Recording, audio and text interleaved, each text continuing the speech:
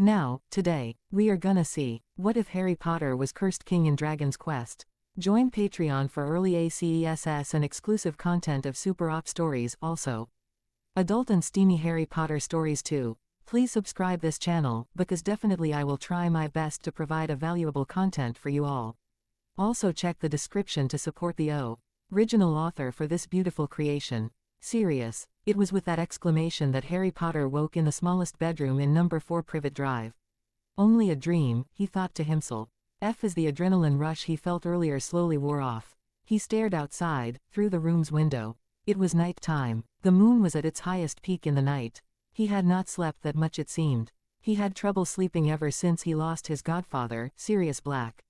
That's not to say he was getting over it, far from it. He realized a little while back that moping around thinking about the what-ifs would do no one any good. It does not do to dwell on dreams and forget to live. A voice in his head spoke wisely. Those were the words his headmaster, Albus Dumbledore, had given to him when he kept sneaking around to the Mirror of Erised in his first year. He absent-mindedly looked at the letter his headmaster had sent him 2 days before. He had read it enough times to recite it by heart. It read, "Dear Harry, if it is convenient to you, I shall call at number 4, Privet Drive this coming Friday at 11 p.m. to escort you to the borough where you have been invited to spend the remainder of your school holidays. If you are agreeable, I should also be glad of your assistance in a matter to which I hope to attend on the way to the borough. I shall explain this more fully when I see you. Kindly send your answer by return of this owl. Hoping to see you this Friday, I am, yours most sincerely, Albus Dumbledore. As it was Thursday night, right now, he had about a day left to come. Better make sure I didn't sleep an entire day. Merlin knows I've done it before, Harry thought, before going to his dresser which housed his digital clock. His uncle had bought the old rackety dresser for him. Believe it or not, he had moved it in his room, in the way of appeasing him for the summer time. It had an oval mirror on its top, and a fair amount of drawers, It helped Harry put miscellaneous things. When Harry had inquired on the nature of its origins, the fat-necked man had said he found it at an old pawn shop. Figures. He glanced at the clock. Thursday 11:50 p.m. He made to turn away, to sit in the chair beside his bedroom's window, but something stopped him. He looked at the clock. 51. He froze. Something was wrong. 52. He looked around. 53. The air felt heavy. It was as if there was something with him. 54. No, not something. A sort of force. 55. It was all around him, pulsing with immeasurable power. 56. It felt like it was compressing now. Harry gained his breath. 57. The feeling was there, but it seemed to be coalescing around something, but what? 58. The pressure came back full force. Harry noted that it was coming from the mirror. 59. The clock stopped at 11:59 p.m.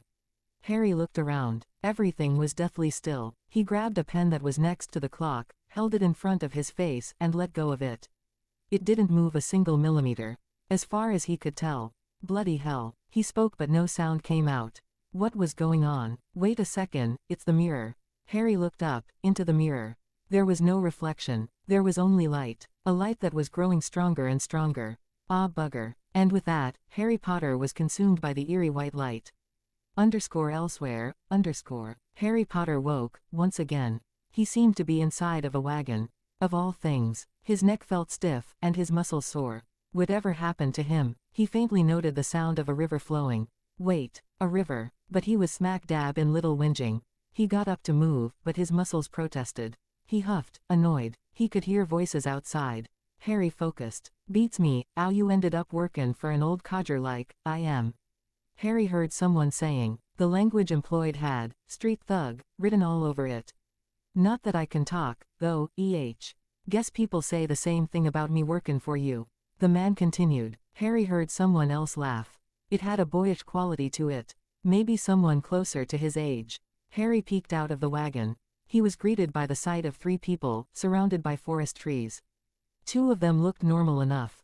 He immediately attributed the deep, gruff voice to the stocky-looking man. He wore puffy blue pants, and a brown fur vest. On his head was a spiky shell, fashioned like a helmet.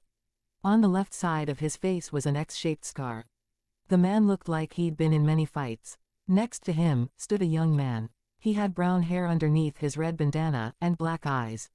His outfit consisted of gray pants, black boots, a blue, long-sleeved shirt, topped by an orange jacket. The right side of the jacket had a rather large pocket, which contained a cute little rodent. On the young man's back rested a sword. The third person, well, Harry couldn't even say it was a person, really. It was green, and wrinkly, and it was wearing orange. Old codger, I do hope you're not referring to me. A royal-sounding voice came out of the freaky little toad, which startled Harry. What would you know? A lowlife like you wouldn't recognize nobility if it came up and bit you on the arrrgh.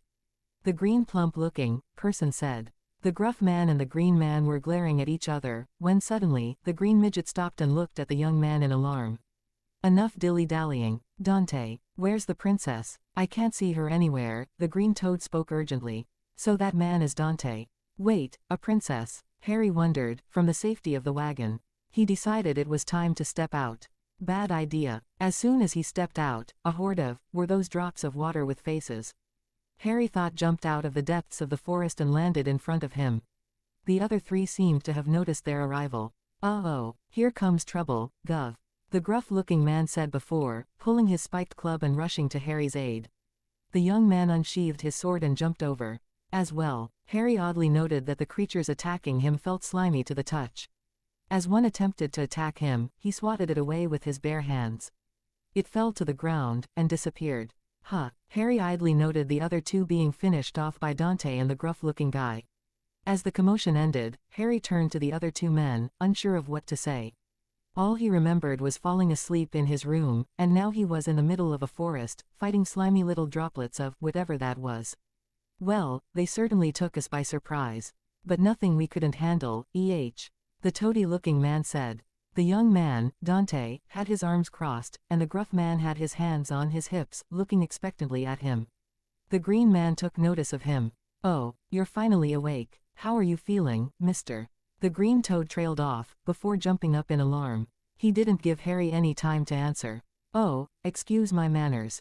My name is Trode, and I am the king of Trodane Castle, even if I don't look the part right now, the green bean, Trode said. He turned to the young man, Dante. And here is my retainer, Dante. And this thug of a man is Yangoose. He finished, drawing a glare from the gruff man, Yangoose. Dante simply waved with a smile. Oi, Grandad, watch wo, ya say. Yangoose growled at Trode, who seemed to realize something. Completely ignoring Yangoose, the height-challenged king said, Now, where's the princess? Where's my Medea, my precious one and only daughter? He ran around the clearing they stood in, looking around worriedly. A daughter. Harry thought with a grimace. Dante looked at him in amusement, probably having figured out his line of thought. Harry heard soft gallops against the ground. He turned to see a beautiful white horse with a brown mane slowly walking towards them. The horse's eyes seemed somewhat human-like. Ah, there you are. Thank goodness you're safe, Medea. Trode exclaimed as he hurried over. Distantly noting that the little toad's run just looked hilarious, Harry spoke. Your daughter is a horse. Bewilderment laced every word. Looks like he was in for a long day. Rai sat on one of the back of the carriage he'd woken up in. The sound of the horse's Medea's galloping and the liveliness of all. The nature around him invaded his senses. Everything about this place just felt so different. Just where exactly was he? When Harry had asked these people for directions to London, they looked at him as if he was insane. They'd said they never heard of a London in their entire lives. Preposterous, he thought to himself. He would need to get a hold of a map and figure out exactly where he was so he could get to his house. No doubt, the Order would be looking everywhere for him. Once Dumbledore realizes he's not at number 4 Privet Drive any longer. It was only a matter of time. Harry thought back to these travelers that had graciously allowed him to accompany them to the nearest town. So he could take a look at a map of the world and figure out how to go home. They had even given him some of their clothing and a small amount of gold. King, Trode, He little green midget had explained their predicament to him. Apparently an evil wizard dressed like a jester named Dolmagus had cast a curse on the king of Trodane and his daughter Medea. Trode had turned into a little green troll, whereas Medea had been forced to become a beautiful white horse. Dante, formerly a guardsman at their kingdom, had escaped unscathed, whereas the rest of the town had been overrun with magically powerful vines. The people had been put in some sort of unbreakable, deep sleep. Yangus had simply explained that he had a debt to repay to Dante or, the Gov, as Yangus put it, but didn't elaborate. Harry didn't ask any questions. They had told him that they were pursuing this Dolmagus fellow in order to find a way to cancel the curse. They would either force him to remove it, or simply kill him to remove it. Harry had blanched at the casual mention of murder, but one look at Medea's sad demeanor and the way she pulled the carriage had pulled at Harry's heartstrings. He slapped himself in the face, and quickly got off the carriage to reduce Medea's towing load. Harry quickly made his way to walk next to Dante and Yangus, standing to the left of Dante, who looked at him and gave a nod of acknowledgement, which Harry returned with a grin. They had traveled a little ways down the trail, fighting some odd-looking monsters, like a dancing goat playing a horn, which made him more and more uneasy as they approached the town before Harry finally saw the town they were headed to. Yangus ran ahead of them to a hilltop to look at the town. Harry noted. There was a large pillar of smoke rising from it. You see that? I wonder what happened there, Harry said to the others, before looking back at the town again. It was surrounded by a wide moat, and had only one entrance. Its walls were considerably high. Probably to keep those monsters out, Harry reasoned. But why would they employ such a primitive-looking protection? Harry was starting to realize something. He couldn't quite wrap his mind around it, yet. So he just ignored it. They headed for the entrance, which was opened up by the sentries standing guard. The houses were made of wood, but looked very sturdy in their construction. There were many stairs leading to another level of the city, where more houses and shops were built. There even seemed to be a bar up there. Harry distantly noted the lack of technology. As they passed the marketplace, people stared at them, or more likely, at Trode. Harry understood they were probably looking at Trode, who was waving happily at everyone. It wasn't really surprising, since he looked like a pruned-up green vegetable. The ragtag party finally pulled into the town square and stopped. Trode jumped down the ground and started looking around. Yes, here we are. If my memory serves me correctly, this is the place. This is the town where Master Rylus lives. Yangus interjected. Hold Orz's, granddad. I thought it was Dolmagus we was after. I am not your granddad. Trode seethed in annoyance, and of course Dolmagus is our man. He's the one who turned Medea and I into such laughing stocks. He took a breath. But that dastardly magician can't hide from us forever. We must track him down and lift this confounded curse. Oh, just look at my poor Medea. And we'd only just settled on her engagement to the Prince of Argonia. Oh, that despicable Dolmagus. Quote. Harry, having heard that rant back in the clearing, mostly tuned it out. He looked around and saw a few shops, and nodded to himself. He could start gathering information about how to acquire a world map there. Trode turned to Dante. That's why it's imperative we locate Rylus. Will you go and find him, Dante? Dante just nodded and told Yangus to come along. He headed to Harry to get him to come too. All right, I'll help you. But only after I finish looking for a map of the world. Perhaps I can figure out where exactly I am and how far away from home I am. Harry answered, rather shakily. He had a distinct feeling that he was not going to like the answers he would find, but shook it off for the moment. Harry shook hands with Dante and Yangus, and went his own way, waving at Trode and Medea. After walking for a while, Harry headed to the nearest shop in the marketplace. He was greeted by the sight of a pudgy-looking man talking to the shop owner of the adjacent stand. You know, something's been bothering me. There was a strange man here the other day. He was dressed like a jester, so I thought maybe he was some kind of traveling entertainer. But there was something creepy about him. I wonder if he's still in town. That set Harry on edge. Dolmagus was here. He'd have to tell the others when he met up with them. First things first, Harry walked up to the shop. The owner noticed his presence and smiled. Hello, sir. May I be of service? He genially said. With a polite nod, Harry began. Yes, I was wondering if you had a map of the world. I wish to locate a certain city to see how long it would take me to get there. The shopkeeper frowned. I apologize. While I do possess a map of the world, I do not wish to sell it. The man answered apologetically. Thinking quickly, Harry suggested amiably, well, would it be agreeable if you allowed me to look at it? The owner gave him a calculating look, as if trying to see the merit in such a decision. His eyes lit up. Why, yes it would. However, you will have to pay me a fee, say, 30 gold coins. The man spoke. 10, Harry countered. 20. The shopkeeper answered quickly. 15. Harry suggested. Deal. And with that, they shook hands. Harry learned that skill from his surrogate mother, Molly Weasley. Harry put his hand in his gold bag, and fished out 15 gold coins. He handed them to the man, who opened up a side door for the stand. Taking that as his cue to enter, Harry followed the man to a treasure chest he kept under the stand. Harry waited patiently as the man rummaged through the chest. He pulled out an old-looking, worn roll of parchment.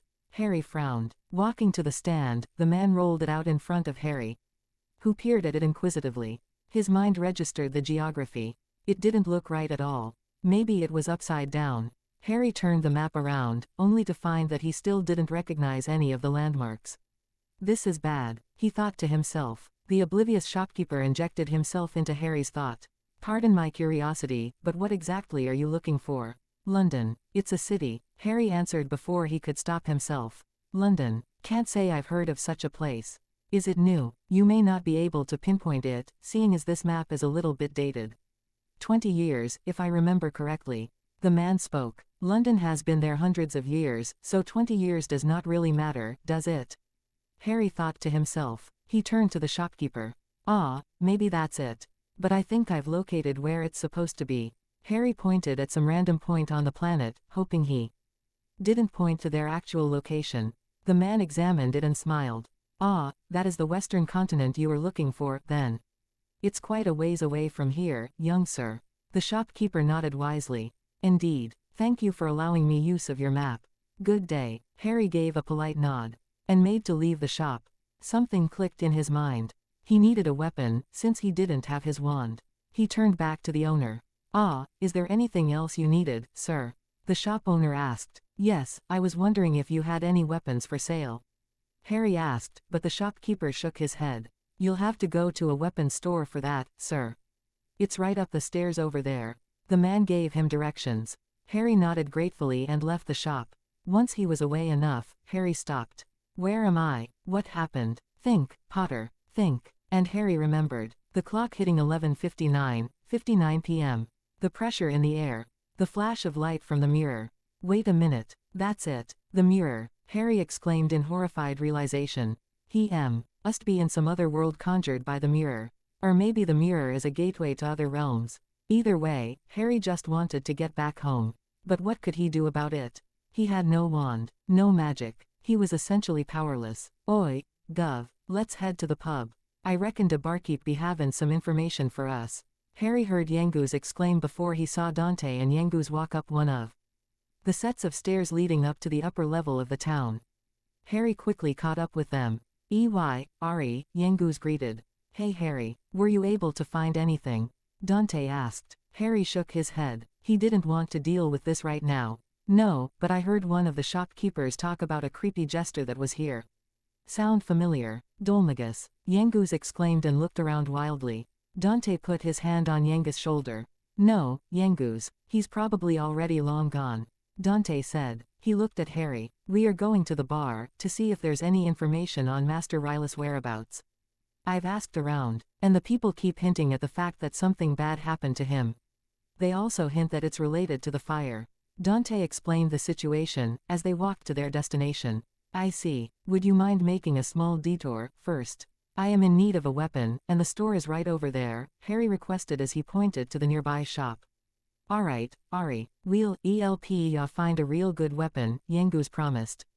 Dante only smiled. They entered the weapon store. Many spears, axes, swords were on display racks. Harry looked at them all. He didn't have the strength for an axe nor the dexterity for a spear. A sword sounded like the best thing he could get. Welcome to the weapon shop. What can I do for you? Harry turned to see a bulky man behind the counter, welcoming his potential customers. Oh, yes, I was wondering if you have any swords on sale, Harry said, feeling stupid, as he had seen many swords lined up on the walls. Sensing his discomfort, the owner walked towards display rack, and removed one of the swords, handing it to Harry. It was heavy, but not heavy enough that couldn't wield it. Harry gave a few experimental swings. He had no real way of testing its sharpness, but he thought it looked sharp enough. He looked to Dante and Yangoose, who nodded approvingly. Harry smiled. Where am I going to put it? He blurted out his sudden thought. Thankfully, The owner heard him, and produced a sheath, with a strap and buckle. Here, you can have the sheath for free. Just strap it to your back and put the sword in it. The shopkeeper watched as Harry did as he said. As soon as he was done, Harry turned to the store owner. How much do I owe you? Harry asked. Ah, it comes down to 270 gold coins. Harry gave him the required money, nodded to the man, and left the store, with Yengus and Dante following closely. Thanks, guys. Harry thanked his two companions, and they made their way to the bar once more. They opened the bar's door, and walked inside. Immediately they felt a change in atmosphere, as the smell of alcohol assaulted their noses, and the sound of enthusiastic piano solos entranced them. All three smiled as they made their way through the hustle and bustle of customers. Dante was greeted by one of the waitresses wearing a tight, long-sleeved shirt and small skirt. She was even wearing a bunny tail and ears. She giggled at him. Ooh, I love seeing new faces. You're not from around here, are you? She bent forward, not noticing Dante's blush. Is that little creature in your pocket a pet of yours? It's so adorable. What's its name? She asked the embarrassed youth. Hey, his name's Munchie. He answered with a nervous smile. She giggled again. Munchie. A cute name for a cute little fellow. Well, Munchie, enjoy your stay. She took another hungry look at Dante, and walked away to tend to the other customers. Not bad, Gov. Yengu slapped Dante in the back, who just laughed nervously. How about we go see the bartender now, Dante? Harry saved him from further embarrassment. Dante just nodded quickly, his cheeks red. Reaching the bartender, a rather nondescript-looking fellow addressed them. Hello, are you looking for someone? He asked. Yes. By any chance, would you know where Master Rylus is? Dante answered politely. The man looked alarmed. Master Rylus. So, you haven't heard. Master Rylus died in the fire the other day. The fire, Yengus exclaimed. The man nodded and leaned forward. He whispered, actually, just between you and me, I think he was murder. Oops. I shouldn't have said that. Forget I mentioned it. The man shook his head and went back to drinking. Dante looked at both Harry and Yengus. Let's just see if the bartender knows anything, Harry suggested, and the three approached the bartender. Before they could start, however, the bartender addressed one of his customers. He had long, black hair, thick eyebrows, black eyes, and a black mustache. His cheeks were bright pink, a contrast to his tanned skin, and showing his obvious state of inebriation. He wore an orange robe, with red flame patterns on the edge of his sleeves. A few empty bottles were in front of him. Seems like he'd been here for some time. Haven't you had enough, Mr. Calderasha, sir? The bartender asked. He continued, I'm sorry but I've got a business to run. This, haphazard fortune-telling of yours is costing me a fortune in free drinks. The man in front of him, Calderasha, slammed his glass into the bar. It did not break, surprisingly. What? My fortune-telling, haphazard? Are you a complete fool? He exclaimed. Calming down, he looked to his side. Let me tell you something for free. All fortune-telling is haphazard. What do you expect? Calderasha raised his glass. Anyway, so what if I saw it? So what if I foretold the fire? If I'd tried to stop it, then what? It would only have led to another disaster, that's what. The man looked defeated as he said this. Harry felt pity for him. He himself had experienced the horror of prophecies. An image of his godfather flashed through his mind, and he scrunched up his eyes closed. I'm sorry, Mr. Calderasha, sir. I don't follow. The bartender was obviously confused. If you're saying you knew about the fire, shouldn't you at least have warned Master Rylus? The barkeep reasoned, but Calderasha did not hear the barkeeper's explanation, too lost in memories. Yes, poor Rylus. How many times I argued with the old man. I cannot believe he is gone. He put his head down and stopped talking. The bartender took that as his cue to stop, and give Calderasha his space. Dante approached the fortune-teller, who glanced at him from the corner of his eye, not even bothering to turn his head. What is it? He said, annoyed. Suddenly, he got off his chair and looked at Dante with intensity. Dante instinctively stepped back. You. Come, show your face to the great Calderasha. Yes. Harry shuddered. Yengus looked amused. Before Dante could react to this, the exit of the bar opened abruptly, stopping the music. People turned to see who interrupted their good time. It was one of the villagers. He looked terrified. Quick, everyone come quick. There's a monster in town. He exclaimed and took his breath. What? One of the customers said. Not having time to explain. The villager answered, just come and see. The whole town's gone crazy. Everyone ran out of the bar. That doesn't sound good. Let's check it out, Harry said and ran outside, followed by Yangus and Dante. The three made their way down the stairs to see what the commotion is about. They reached a mob of people, gathered in front of Trode and Medea. What the? Yangus looked alarmed. He turned to Dante and Harry. This ain't good, Gov. Come on, look lively. They made their way to the pair. URRRGH. It looked at me, a villager exclaimed. Ew, it's hideous, an old lady said. One of the younger villagers held some stones in his hands. He handed them to the villagers. Get out, monster. You're not welcome here. With that, they began to throw them at the small green man. He instinctively shielded his face from the onslaught of stones. Honestly, the way he was treated hurt much more than the stones that impacted against him. His daughter stepped in front of them and shielded Trode from the stones. Yangus grabbed the diminutive troll and made a break for it, with Medea, Harry and Dante following closely. As they left, they heard the villagers cheering. Get out, out. One shouted. Get out of air. Another said, we don't want your kind here. That struck a nerve with Harry. It reminded him of the Dursleys. Outside of Fairbury, It was already night time by the time the ragtag group was kicked out of town. Gathered just outside the town, Harry, Yangus, Dante, Trode and Medea stood. Well, that was a fine reception, King Trode said furiously. He stomped on the ground, taking out his anger. Don't they realize who I am? HMPH. Judging a book by its cover. Don't they know it's what inside that counts? He asked to no one in particular. Harry nodded, remembering his father's friend, Lupin, who happened to be a werewolf. He had been his best teacher in defense against the dark arts, whereas the so-called normal wizards were absolutely horrible at it. He shook the memories away. Yeah, you can say that again. Yangus nodded somberly. King Trode turned to Dante. So then, Dante, did you manage to find Master Rylus? Yes, but from what we were able to tell, he died in the fire that the town was talking about. Dante explained. The diminutive green troll man stepped back in shock. What? He's dead. Oh, no. He turned and walked for a few moments. Well, I suppose there's no point crying over spilt milk, he sighed, but then perked up. It's Dolmagus we're after. He's the one who cursed the princess and I, after all. He's the one who made us look so ridiculous. I had hoped Rylus might be able to help us locate him, but it seems we'll just have to track Dolmagus down by ourselves. He said resolutely. With Rylus gone, we have nothing further to gain from staying here. Let's be on our way. And with that, they all began to leave.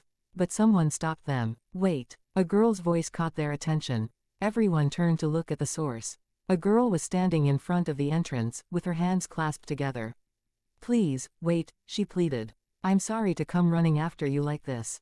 It's just that, I wanted to ask you a favor, she said. Harry's eyebrows raised in surprise. You ask complete strangers for help, Harry blurted out, to which the girl simply blushed. Yangus and Trode glanced at each other incredulously. Raising his hand, the green bean addressed the girl. Are you not afraid of me, young lady? He asked, curiously. I dreamt about you, she explained. I dreamt that some people came to town with a strange creature. It was, sort of halfway between a human and a monster, and I dreamt that they could make wishes come true. Yangus laughed, and Rode looked a mix between shocked and appalled. A strange creature. Are you referring to me? Trode exclaimed. Harry laughed silently, while Dante just gave a good-natured smile. The girl immediately backtracked. I'm so sorry. I didn't mean to be rude. Glaring at Yangus, who had stopped laughing but was looking at the troll man smugly, Trode turned to the girl. Hey, not to worry. I've had worse things said to me today. You know, you remind me of my Medea. You're about the same age. Anyway, you say you had a dream about me. Most peculiar, he said. I'm sorry, I haven't even introduced myself. I'm Valentina, daughter of the great fortune-teller, Calderasha. The girl Valentina introduced herself to the group. If you could just come to my house, I'll explain everything there.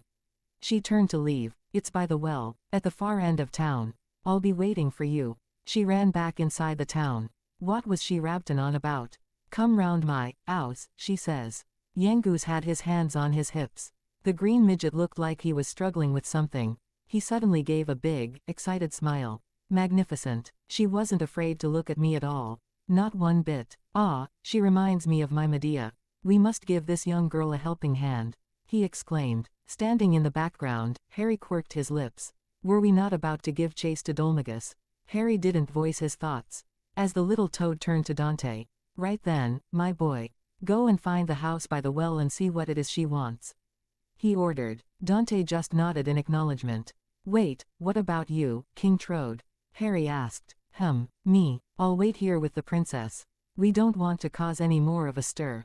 Trode said before heading back to give Medea some food. Not wasting any time, the three men headed back into town. As they made their way to Valentina's house, Harry spoke with his two companions to pass the time. She's an odd one, Fancy askin' a funny old crew like us for, ELP.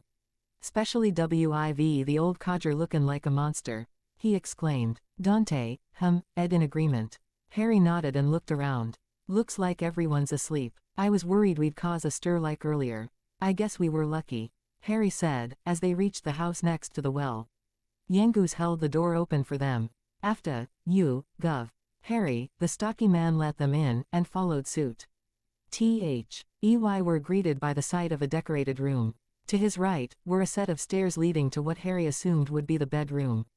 In the middle of the entrance, lay a purple carpet, with yellow spots on the edges. And with yellow lamps on the edges. On the center of a table was a fancy pink table, with a crystal ball, and some pieces of paper with archaic writing on them. Valentina lay, her head in front of the crystal ball, obviously having slept while waiting for them. Dante nudged her awake. She groggily looked up at them. Her eyes snapped into focus, and she straightened her back. Ah, you came, she said happily and stood up, dusting herself off. I'm so sorry. I must have drifted off.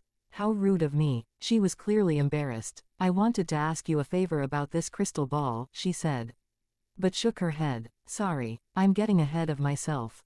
Perhaps I should start from the beginning. Valentina asked. Yes, that'd be great, Harry smiled. Of course, let me explain. My father, Calderasha, was once a really famous fortune teller. Lost treasure, missing people, there was nothing the great Calderasha couldn't help people with. That got Harry's interest. Now, he didn't really believe in divination, after his few years with Trelawney, but he was willing to try anything, at this point. He listened carefully, but then one day he lost his powers. All of a sudden, nothing he foretold turned out to be true anymore. It's probably because he stopped using a crystal ball. This glass ball isn't, but that's as far as she was able to say, when the front door suddenly opened. It was Calderasha. Valentina, what is going on here? He walked forward. How many times have I told you not to touch my crystal ball? Calderasha looked to his right, recognizing Dante. What, aren't you that boy from the pub? What brings you here? Never mind. I do not know what my daughter has asked you, but you can forget it. I do not need your help. I am fine as I am. He exclaimed dismissively. He looked back at Valentina. I am going to bed. Valentina, say your farewells and show our young visitors to the door. Calderasha said and made his way upstairs. I am sorry about my father. Valentina looked down. But whatever he says, he's the one who's really suffering since he lost his powers.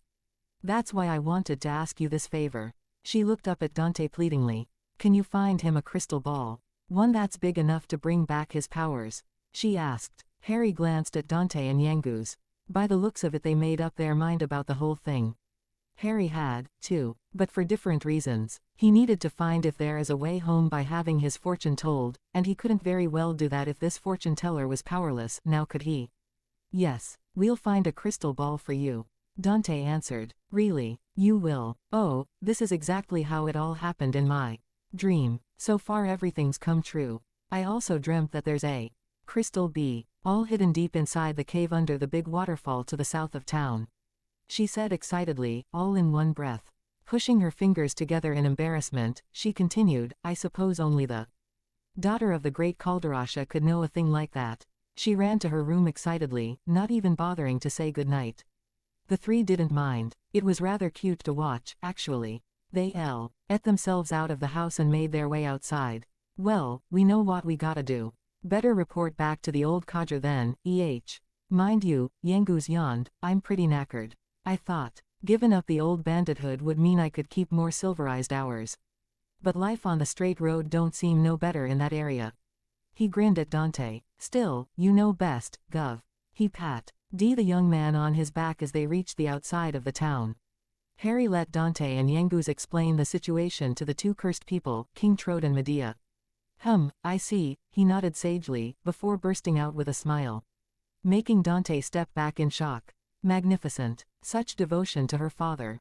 I'm impressed. Just how a daughter should be, he said adoringly. Harry looked at Yangus. He ain't quite right up there, he. Yangus said, and Harry let out a chuckle. Not noticing their little conversation, King Trode continued. And if this Calderasha gets his powers back, there's nothing he can't find, am I right? Dante nodded. Then we'll kill two birds with one stone. If everything goes according to plan, we'll find out where that hateful Dolmagus is. But time's getting on. Medea and I will stay outside. That's the last time we set foot in a barbaric town like this. But you should spend the night at the inn and rest well so that you're ready to take on the world tomorrow. In the morning, we leave for the waterfall cave, Trode ordered. Yangus, Harry and Dante went back to town to get a good night's rest. They would need it tomorrow. I'm exhausted from writing so much. I'll update when I can. 3. Cave under the waterfall. Disclaimer. ****, I do not own Dragon Quest VIII or Harry Potter in any way or form. Wish I did, though. Journey of the Cursed King. Chapter 02, Cave Under the Waterfall by Ranma XLR. Copyright 2013. Come on, time ta Jerup, Ari. A gruff-sounding voice woke Harry from his comfortable sleep. Harry groaned, and opened his eyes, to see Yangus nudging him awake. 5 more minutes. Harry whined and closed his eyes. Finding no reason to deny him this, and seeing as waiting 5 minutes did not really change much in the grand scheme of things, Yangus let the boy have a little bit more rest. And started getting his things together. Harry Potter let his sleepiness fade as he listened to the sounds of objects being moved, most likely Yangus equipping his gear and putting on his boots. He sighed and got up, rolling his shoulders so it wouldn't feel so stiff. Hey, awake then. Best be headin' out, Ari. The gov's already out of town, waitin' for us. I'll tell 'em you'll be WIV in a bit. Yangus gave his parting words as he left the inn, no doubt to rejoin Dante and the others. Harry rubbed the sand out of his eyes and proceeded to put his new gear on. He looked himself in the mirror. He was wearing a simple dark, long-sleeved green shirt that reached his upper thigh area, and gray pants that were held up in place with a brown belt. Strapping on his sword, he thought he didn't look half bad, though he wouldn't be caught dead wearing this if he were home. Here, however, was another story entirely. He shook his head. Time to meet up with the others so they could get that crystal ball, which would give Calderasha's fortune-telling powers back. Then, Harry would be able to get some information. He just hoped it would work. Exiting the town, he was greeted by the others. Ah, Harry, there you are. Have you had a good rest? King Trode asked genially. Harry nodded. Splendid. I had a look around with my darling Medea, and we spotted a cave under a waterfall to the south of here. It's as that charming girl, Valentina, said. The troll man looked positively giddy. Well, we'd better not waste any time then, Dante answered, and nodded at everyone, beckoning them to start moving. They got the hint. On their way there, Harry made small talk with the diminutive troll. So, you went to the cave? Harry asked, while stroking Medea's neck as they walked. Ah, yes. Dreadful trip, it was. Monsters everywhere, the cursed king explained. I do hope you realize that the princess and I have no intention of setting foot in that cave. We are royals, after all. We can't go putting ourselves in danger like that again. The trip to the cave was daunting, I tell you, he exclaimed, and gave him a look. So I'm relying on you to find the crystal ball. Figured as much, Harry said before joining the others in the front. Yangus noticed something to his left. Monsters. He notified everyone before leaping forward to do battle, followed by Dante and Harry. Harry unsheathed his sword and looked at his opposition. He didn't know a thing about fighting, let alone fighting, whatever it was he was looking at. There were 3 of them, in total. Dante and Yangus had taken 1, each. Harry gazed it warily. It looked like a giant green slug with rather oversized lips. It leapt at him, attempting to smooch him. Harry jumped back, dodging the disgusting little creature, before slashing his sword horizontally, causing a deep gash to appear. It fell backwards, defeated. Well, that was interesting, Harry said as he awkwardly sheathed his sword. Not bad, Ari. Yangus looked at Harry. Harry laughed nervously. It was nothing, but it was my first time fighting with a sword. Harry explained and brushed off the compliments. Ah, your first time, my boy. May I ask what your weapon of choice was before? King Trode asked kindly. that is to say, I used a wand, Harry admitted. Trode's eyes lit up. Oh ho, a magic user. King Trode inquired enthusiastically. Sort of. I can't really use any right now, since I don't have my wand, Harry answered nervously. Trode only looked perplexed. A wand, my boy. I'd never heard of magicians needing wands to cast spells. Granted, from what I remember from Master Rylus, he'd said magical weapons made his spells stronger, but he didn't need a weapon to be able to use his magic. The king argued. Harry just shook his head. I dunno a lot about the magics, Ari, but the old codger's right. Yengu supported what the troll man said, though said man glared daggers at him for calling him an old codger. I'm sure we can look for some magic books when we get back to town. But for now, we have to get that crystal ball. King Trode ordered, and they left the issue alone for the time being. Couldn't keep that charming girl waiting, you know. They fought a few more monsters on the way, before passing a sign. No one gave it any heed because the waterfall was clearly in view. And the diminutive king did not look fazed by it. They reached the waterfall, and Harry couldn't help but be amazed by the beauty of the sight of nature at work. The water slid down smoothly as it fell, having no problems with the giant drop. Each drop of water fell with its own clarity, making a booming noise as they all hit the river water below. Surprisingly enough, Harry noted, the dirt rail they were on led straight into the cave. Everyone stopped. Naturally, I can't go in a cave with you. I have my precious Medea to worry about. But, King Trode made his way to the back of his carriage and came back, holding a torch in his hands. I believe this will help you. He handed the torch to Dante, who smiled. Off you go, he ordered and went back to sitting at the front of the carriage. They entered the waterfall cave without a word. Wow, this place is big, Harry said as he looked around at the stalactites that hung from the ceiling of the great big cave. They were standing on a naturally made bridge of stone. Torches adorned both sides of the bridge, giving it an eerie feel. He looked at the left side of the bridge. That is a long way down, Harry noted their current height, and managed to spot a treasure chest in the distance. Oi, look over there. Think the crystal ball is in there? Harry asked. Could be, Dante answered before leading the group forward, intent on reaching that chest. Their path divided forked into two paths. Which way? Harry asked. I reckon we go right. I hear something there, Yengus reasoned, and they all went to the right. They reached a large cavernous room, with a dark-skinned fellow looking lost and frightened. All right there, Yengus approached the man, who was scared senseless by this. After gathering his bearings, the fellow answered. I came to look at the waterfall and I stumbled upon this cave. A waterfall cave, it's so intriguing. I was trying to explore, but I've gone and got myself completely lost. He said. Lost? The exit's that way. Harry pointed behind him. How could anyone miss that? Ah, I see. Thank you, strangers, but I suppose I'll linger here a little longer. He answered and went back to walking around. After proceeding with their exploration of the cave, Yengu spotted a few chests and made to open them, but they had regular common items, such as medicinal herbs. He did, however, throw something Harry's way. Before looking around some more, he grabbed it with little effort, a testament to his skills as a seeker, and examined it. That's a leather hat. Could be of some use, Dante smiled as he explained him what it was. Thanks. Harry put it on. It felt odd, but not uncomfortable. Yengus came back, looking irritated. This is like looking for a needle in an eye stack. How are we supposed to find a crystal ball in air then? We'd better go carefully, gov. Don't wanna get ourselves hurt or nothing. He grumbled to Dante. Let's keep going, I think we'll have more luck if we go down, Dante reasoned. Both Harry and Yengus nodded. Fine by me, Harry answered, and they were off. As they made their way forward once more, Harry suddenly fell forward, holding the back of his head in pain. He felt a viscous liquid against his palm, sort of like those slime monsters he fought in the clearing in which he'd woke up. Blimey, bubble slimes. Get up, Ari. Harry did so, and turned to see what had blindsided him. It looked similar to the blue slimes he had fought before. Its color was green, and had the consistency of sludge. Floating above it, were the semblance of green bubbles. Harry unsheathed his sword, just in time to block an attack from one of the green monstrosities. It had thrown its green bubbles at him, and they impacted with his sword, enough to push him back a foot or so. Harry held his sword high and leapt forward, slashing straight down.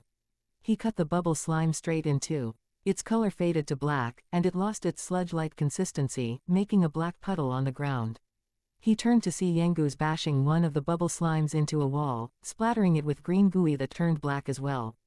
Gross. Damn thing took me by surprise. Harry exclaimed and wiped the back of his head clean. He didn't want any of that on him. With that out of the way, they made their way through the tunnels, until they reached a set of stairs leading down. As they made their way down, Harry heard Yengus whining. This place is nice on the eyes and everything, but the damp don't do nothing for me, I tell ya. I can't stand bein' all wet like this. Feels like I've 'ad an accident or somethin', he had said. Harry snorted, amused. They made their way forward through the cave. The torches gave the entire place a creepy feel to it, despite their use. Fullness in making the entire place well lit. It would probably be worse if it were dark, Harry thought to himself. They reached another cavernous room, filled with stalagmites and stalactites. Harry heard the sound of falling water. A sign of inner waterfalls. What's that in the distance, Gov? Yengus exclaimed, and tried to focus his vision. Not sure, Dante stared. It looked to be a broken-down doorway, with something standing in the middle. Looks like someone's guarding that entrance. Maybe this is a sign that we're getting closer, Harry suggested. Could be. Let's check it out. Dant. Ordered and the two followed without hesitation. They reached the odd-looking guard. It wasn't human at all. The little critter wore a purple hood. It had brown fur and looked like a mole, about the size of the diminutive king they were traveling with, but it held a large mallet in its right hand. It had to be strong. It didn't seem to be paying attention to them. Harry took a risk and sidestepped it, and tried to pass through the large doorway. It answered by jumping right in front of him with a glare. Harry warily backed away, and rejoined the group.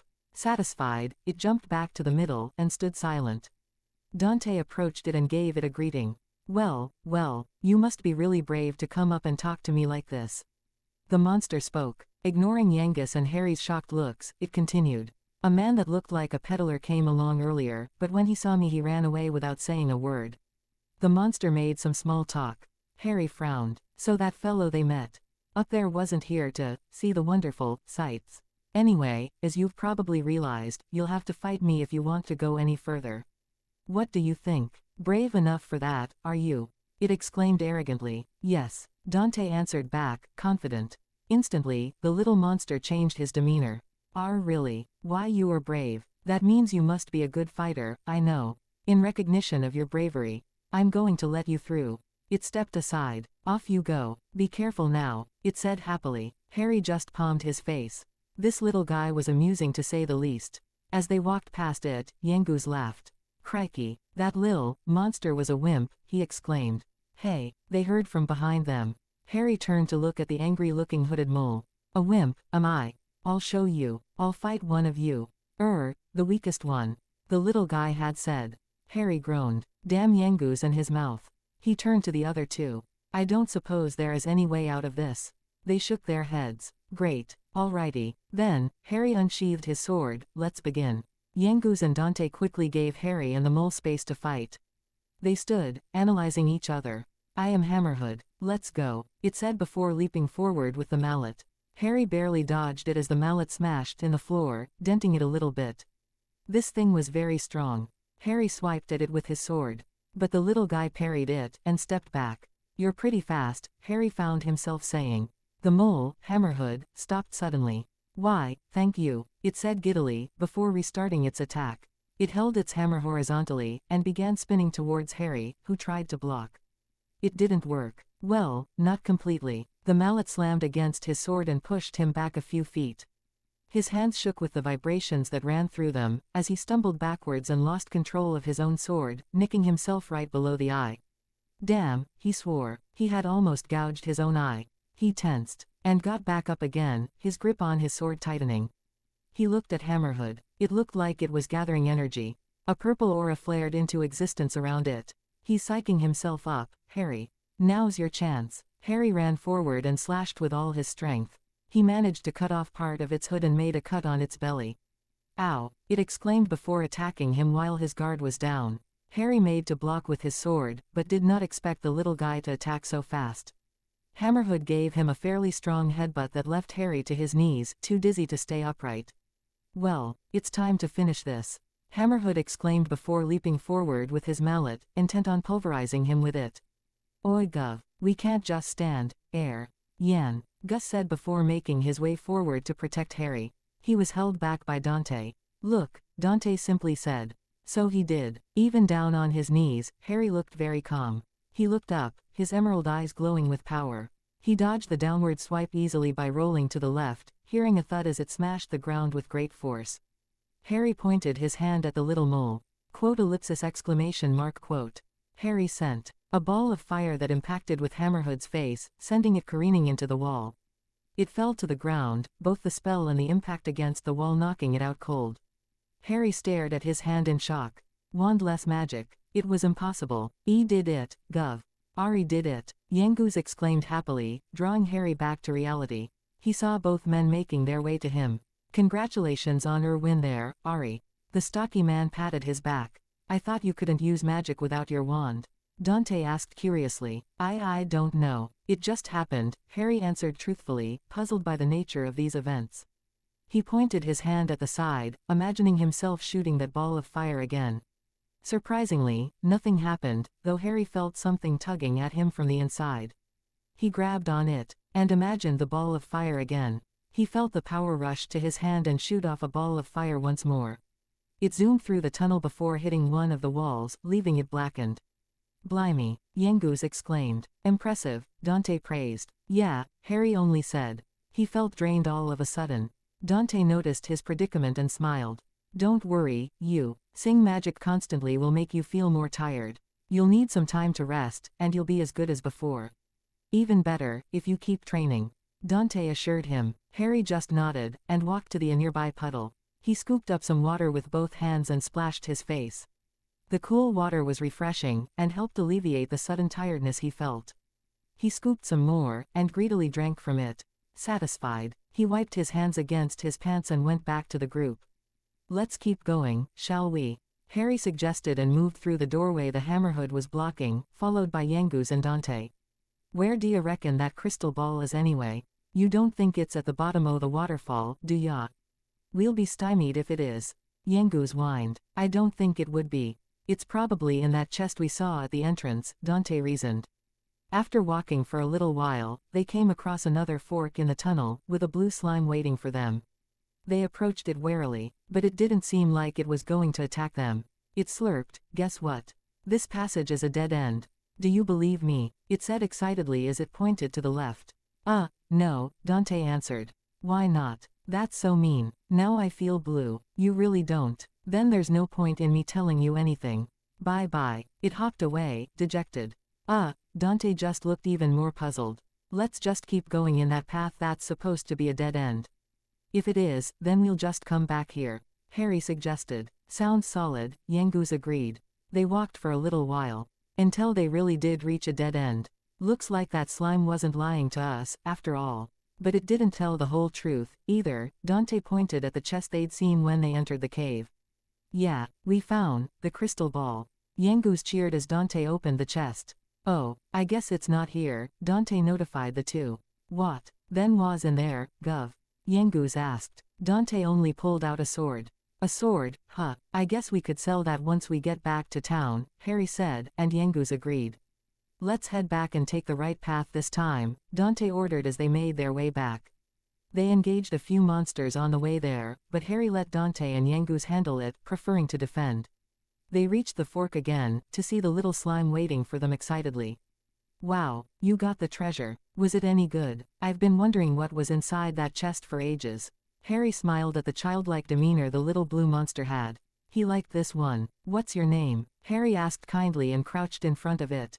It turned to him. I don't have one, it said happily. That's awful, Harry said, appalled. He didn't know what came over him, but he reached out to it.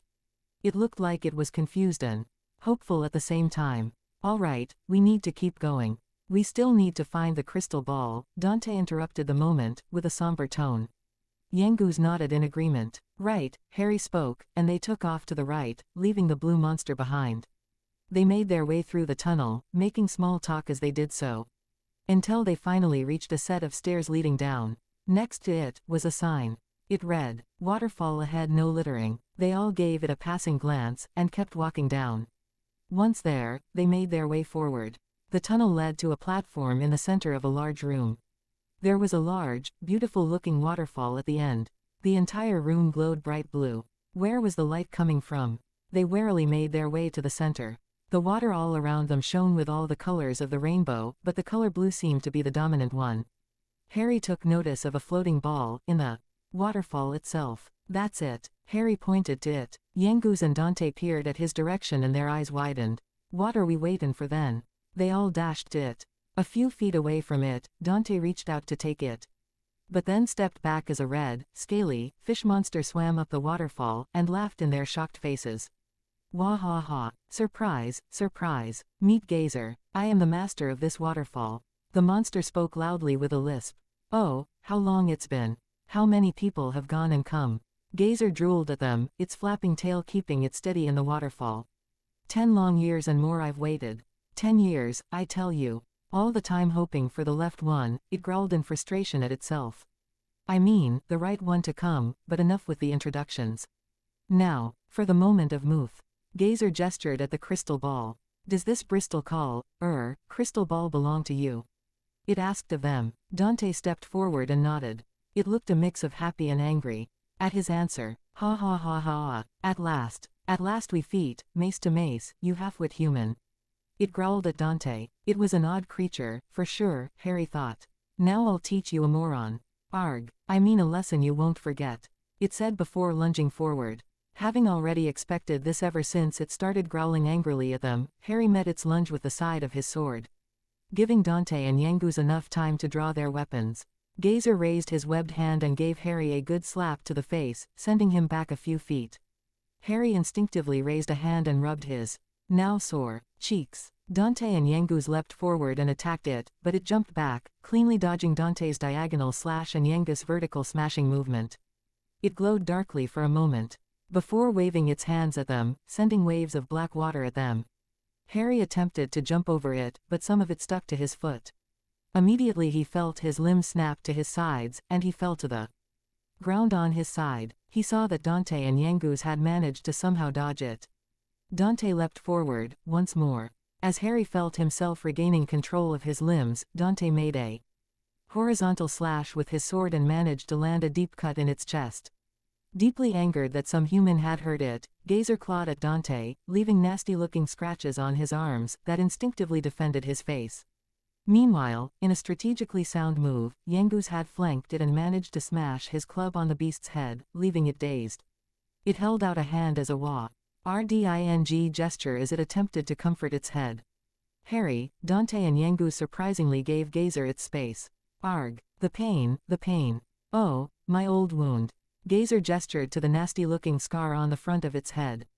Ever since I got this, I've not been right quite. It looked angrily at Dante, and it's all because of you. Me? What did I do? Dante asked the fish monster, confused. What? You don't know what I'm talking about. Then you're not the true owner of this crystal ball. The shame, the shame. It made grandiose gestures. So strong. Strong enough to withstand my fearsome might. You were no Tortoon feller. Gazer declared. It looked at Dante inquisitively. Wait, could you be? The waterfall hears many rumors, you know. I hear that a castle called Trodane has been cursed. That it was overrun by thorns. And that only one person inside survived. Harry heard the red-scaled monster, looking at Dante, who seemed surprised the fish monster even knew this. He set off on a journey, leaving a course and heart with a lone driver. Gazer spouted off, not bothering to correct its mistakes this time. Dante looked down, remembering the horrible time. He had woken up, with the castle eerily silent. And everyone had turned into living, thorny statues. He looked back up at the monster, and nodded. As I thought. That was you. Gazer exclaimed, I don't know what you want with this crystal ball, but it's yours now. I accept D-hands, or is it defeat? The fish monster took the ball in his webbed hands and gave it to Dante, who put it in his large bag. The scaled monster turned to leave, but stopped. One last thing. Should you meet the true owner of this crystal ball, tell him this from me. He inched closer, as if he was about to whisper a secret. Don't throw things in the fallwater. He shouted at them, before grabbing his head in pain. So, where thee fell. Oh, the pain, the pain. The pain of my old wound. It whined, before jumping back in the waterfall, swimming downwards. Well, we've got what we come for. No point, hangin' around this damp old place any longer. Let's, EAD back to town and get that crystal ball to Valentina. She must be dyin' to see it, Yengu said, before everyone turned and left the big room. I kind of felt sorry for that monster, what with the damage his head suffered, Harry said, feeling a little bit guilty over the whole matter. Dante nodded. He felt the same way. I suppose that geezers, at a bit of an hard time of it, really. I mean, gettin' whacked on the EAD like that with a crystal ball. Muse. Be awful not bein' able to talk proper, like. Yengu said in agreement, but looked the other two with him. But why'd Calderasha throw it away in the first place? That's what I don't get. Yengu's put that little idea out there. You know, I was actually beginning to wonder the same thing, Harry blurted out. Me too. I don't really know either, but we will probably find the answer when we bring it back, Dante reasoned with the two. Who nodded. They made their way out of the large cave, fighting monsters here and there. That gazer said something a bit odd back then, Yengu suddenly spoke, as they were almost out of the cave. Dante had asked. You know, that thing about the thorns and the castle and only one person survivin', what was on about, Yengu's answered with a grin. Who knows? Dante answered evasively, making Harry look at him. So it really was true. All of Dante's friends in the castle had all been cursed. Harry felt awful. He had only thought it was the castle itself that had been cursed. But the people as well. Dante looked at him, pleading him to say nothing. Harry just nodded. Dante looked relieved. The rest of the trip back outside was made in a comfortable silence. Harry had to shield his eyes from the intense rays of the sunlight that invaded his vision as the three men exited the cave. They were greeted by a whinny from Medea and a cheer from King Trode. Ah, you're back safely. Were you able to acquire the crystal ball? King Trode asked excitedly. As Dante began to report on the events that occurred in the cave, Harry started feeling more tired by the second. He was exhausted. His legs felt like jelly. Goodness, all that happened inside a cave. It's extraordinary that this gazer monster knew all about us, but how preposter. How's to say that you rescued me from the castle? It was I who rescued you. Those monsters never get their facts straight. Preposterous, I tell you. Dante shook his head in amusement. Trode turned to the others. Right, time to return to Fairbury and have Calderasha tell us where to find Dolmagus. That's why we went to all the trouble to get the crystal ball, after all. Trode's order irked Yengu's, but he followed it anyway. Oi, what trouble did you go to, Grandad? It was the Gov, Ari, and me that done all the hard work. Yengu's growled out, irritably, and got a glare from the green toad in return. You ignorant imbecile, don't you realize that when my subjects suffer, I suffer? The king answered hotly. Subjects? Since when, avenue I been your subject? But Yengu's left it at that. Harry tiredly followed the group. Determined not to be a burden. You alright, Ari? Yengu's inquired, looking a little bit worried. I'm fine. Still a bit tired from shooting those fireballs, Harry answered quickly. Ah, you did magic. My boy, I thought you said you couldn't, not without some sort of focus, King Trode asked him with a raised brow. I didn't know I could, either, Harry shrugged, trying to stay steady on his feet. The trip back to Fairbury took them most of the afternoon. They had fought more of those giant-lipped slugs on the way back, but Harry had noticed that, despite his tired state, they felt much easier to battle now. The sun had begun to set when the odd-looking group reached Fairbury. The smoke that was coming out of the burning house had lessened considerably, leaving the air much cleaner now. Without any words, Harry, Dante and Yengus had left the green old geezer and his horse princess outside the walls, and they entered the town. They began walking towards Valentina's house. I feel a bit better now we got the job done. I mean, not nervous like I was the last time I was, He stopped talking for a small moment. I suppose the job ain't quite done yet though, Not till we, and over the crystal ball. I was gettin' ahead of myself. Yengus shook his head. Yeah, but we're almost done, so it's alright to think we've finished our work, Harry answered. Dante only nodded. The three passed by the weapon shop and through maze of houses, and finally reached Valentina's house, beside the well. They entered the house, seeing Calderasha sitting in front of his fake glass ball. His eyes closed. As the three stepped forward, he looked at them. I knew you would return before long, Calderasha said, and it seems you have done as Valentina asked. You see, Calderasha lightly slapped his right thigh. Even with a glass ball, the great Calderasha's eyes can see further than you realize. But you were meddling in matters that do not concern you. And you were wasting your time. You can bring back my crystal ball as many times as you like. I will just throw it away again. His voice was raising. Dante relayed to him the fish monster's message, which made Calderash's head turn in confusion. What? Don't throw things in the waterfall. It might open up an old wound. What on earth are you talking about? He stood up. Enough. Listen to me. No one knows why I threw away my crystal ball, he said agitatedly. Even Valentina has no idea. I'm not about to confide in a stranger. He held out his hand. Give it to me. This time I will smash it into a million pieces, so it never finds its way back to me again. He yelled at them, furious. Stop. Valentina's voice broke through his anger. His eyes were wide as he turned to look at her. Please stop, father, she pleaded. I know. I've known for ages. I know why you threw away your crystal ball. You know. So you know about your real parents. He sounded agitated. Valentina looked down. Yes. And I don't blame you for their death, she said with intensity. Why not? How can you not blame me, Valentina? How can you not hate me? Calderash's voice broke, and he was on the verge of tears. She looked up into his eyes. Because you were just fortune-telling. Just doing what you do best. Valentina continued, I was too young to remember, but you were once a truly great fortune-teller, weren't you? Father. Calderasha lowered his head, in shame. No one knew where my parents had fled to. But to you, it was as clear as day, she said. Calderasha reminisced. Back then, there was nothing I could not see. The great Calderasha was known all over the world. I was walking on air. Fortune-telling was my life. It was my soul. He closed his eyes. I thought only of myself. Be they good or bad. I cared not who asked me to use my crystal ball. I lived for the vision. It's all right, father. You're a good man. You took me in and raised me, didn't you? When I was just a helpless baby. She comforted him. Harry felt awkward, watching this scene play out. He looked and saw Yangus and Dante feeling equally uncomfortable. At least he was not alone. I want to see it for myself. I want to see the great Calderasha in all his glory. I want to see your magnificent powers at work again, father. She continued vehemently, heedless of the other's discomfort. Oh, my sweet Valentina. Calderasha was teary-eyed, as he embraced her in a hug. Let's go back to the inn, guys. Harry suggested quietly, as they all silently made to leave the house. Wait, travelers, the three stopped. And turned to see Calderasha, with his daughter in his arms. I need to thank you properly. Please, stay at my house for the evening. It's the least I can do, he suggested amiably, and gestured to the stairs leading up to the bedroom. Not wanting to ruin the moment, the three companions made their way upstairs. There's 2 beds, Harry noted. Without thinking, he literally lunged at it.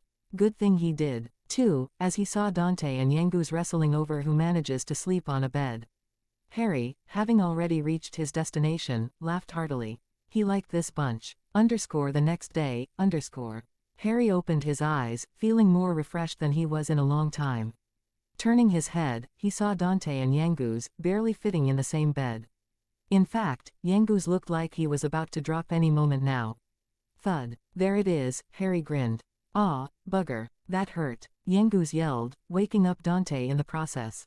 Dante just sleepily looked at him. Oh, sorry Gov, Yangus looked apologetic. Dante sighed, and got off the bed. He waved at Harry, who smiled his way. They're probably expecting us down. Dante stopped and yawned, downstairs. Harry nodded, and got up as well. Yangus went back into bed, and fell asleep almost instantaneously. Wow, Harry said, as the gruff stocky man started snoring loudly. Harry and Dante made their way downstairs. They saw Calderasha was calmly sitting in front of his crystal ball, his eyes closed. When they approached him, his eyes opened. So you were awake at last. It is already past midday. You must have been exhausted. He looked forward, missing their affirmative nods. I must thank you and your friends. He gestured to the ball laying on the table in front of him. Look. I have put my crystal ball back where it belongs. Harry felt a shift in the air around them, and tensed. It felt like a pulse, beating around them. Many years have passed since I gazed into the crystal like this. I have to thank you for returning it to me. Calderasha's eyes were closed, and he looked like he was concentrating. His back suddenly straightened, and his eyes went wide with alarm. The crystal ball was glowing with power.